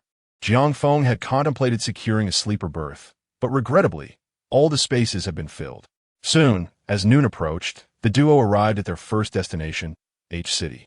Here lay a small hideout of the innocent guild. According to the intel, there were 10 4-star assassins, 5 5-star assassins, and 1 6-star assassin. Stephen spoke to Jiang Feng, who nodded in acknowledgement before replying. "Very well, you shall deal with them all." Stephen pointed to himself, incredulous. "Me?" A moment of trepidation washed over him. While he had indeed been a 6-star assassin in the past, confronting a single 6-star was one thing. Facing multiple was quite another. With 5 5-stars and 10 4-stars in the mix, the threat loomed large. Jiang Feng reassured him, "Do not fret. Simply recall the knowledge I have imparted to you recently, and proceed." Stephen nodded hesitantly, then steeled himself to stride towards the building. This was a corporate hideout, where these murderers clandestinely engaged in their nefarious activities. As Stephen approached the entrance, he was halted by 2 imposing bodyguards. These 2 were 4-star assassins, stationed at the base of the building to prevent any unauthorized entry. "Hold on. What is your purpose here?" The 2, resembling sentinels, stood firm, one on each side. Given his youth, Stephen felt dwarfed before them. What was I here for again?" A look of confusion clouded Stephen's face. Then, he recalled his mentor's words, "Do not fear. Remember the lessons I have recently taught you." Yet, what exactly had he been taught? Stephen's memory faltered. Fortunately, he was astute enough to have jotted down the key points in his notebook. Extending a hand towards the bodyguards, he said, Please hold on a moment. The guards exchanged bewildered glances. Wait, buddy, you don't even know what you're here for. You expect us to wait? What is your intention? Subsequently, Stephen retrieved his notebook, flipping through its pages with seriousness. Finally, as he turned to a specific page, his eyes lit up with realization. He had indeed learned how to handle such situations. With unwavering focus, he examined his notes, which contained but a single word, act. Upon reading this, Stephen snapped the notebook shut with a resounding clap. A fierce determination ignited in his gaze. I understand now, Minter. The two assassins exchanged glances, now keenly aware that this newcomer was not one to be trifled with. In unison, they charged towards him, but little did they know, they would not reach Stephen before he made his move. With a swift sweep of his leg, Stephen sent two individuals crashing to the ground. He wasted no time, swiftly aligning his fingers into a pointed formation. With two sharp thrusts, his fingers pierced through the throats of both men, resulting in their immediate demise. Meanwhile, hidden in the shadows, Jiang Feng observed Stephen's actions and nodded in approval. Quite impressive, albeit a bit lacking in finesse. Indeed, Stephen was a prodigy under Jiang Feng's tutelage. He had ascended to the rank of a 6-star assassin in less than a month. Such a rapid advancement was truly astonishing. After Stephen eliminated the two assassins at the entrance, the surveillance cameras captured the entire scene. The remaining 8 4-star assassins in the monitoring room immediately rushed out and reported the incident to the higher-ups, namely the 5-star and 6-star assassins.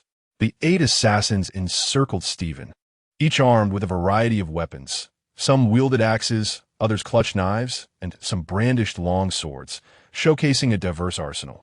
Stephen surveyed the group before retrieving a notebook. I recall that the teacher mentioned similar situations before.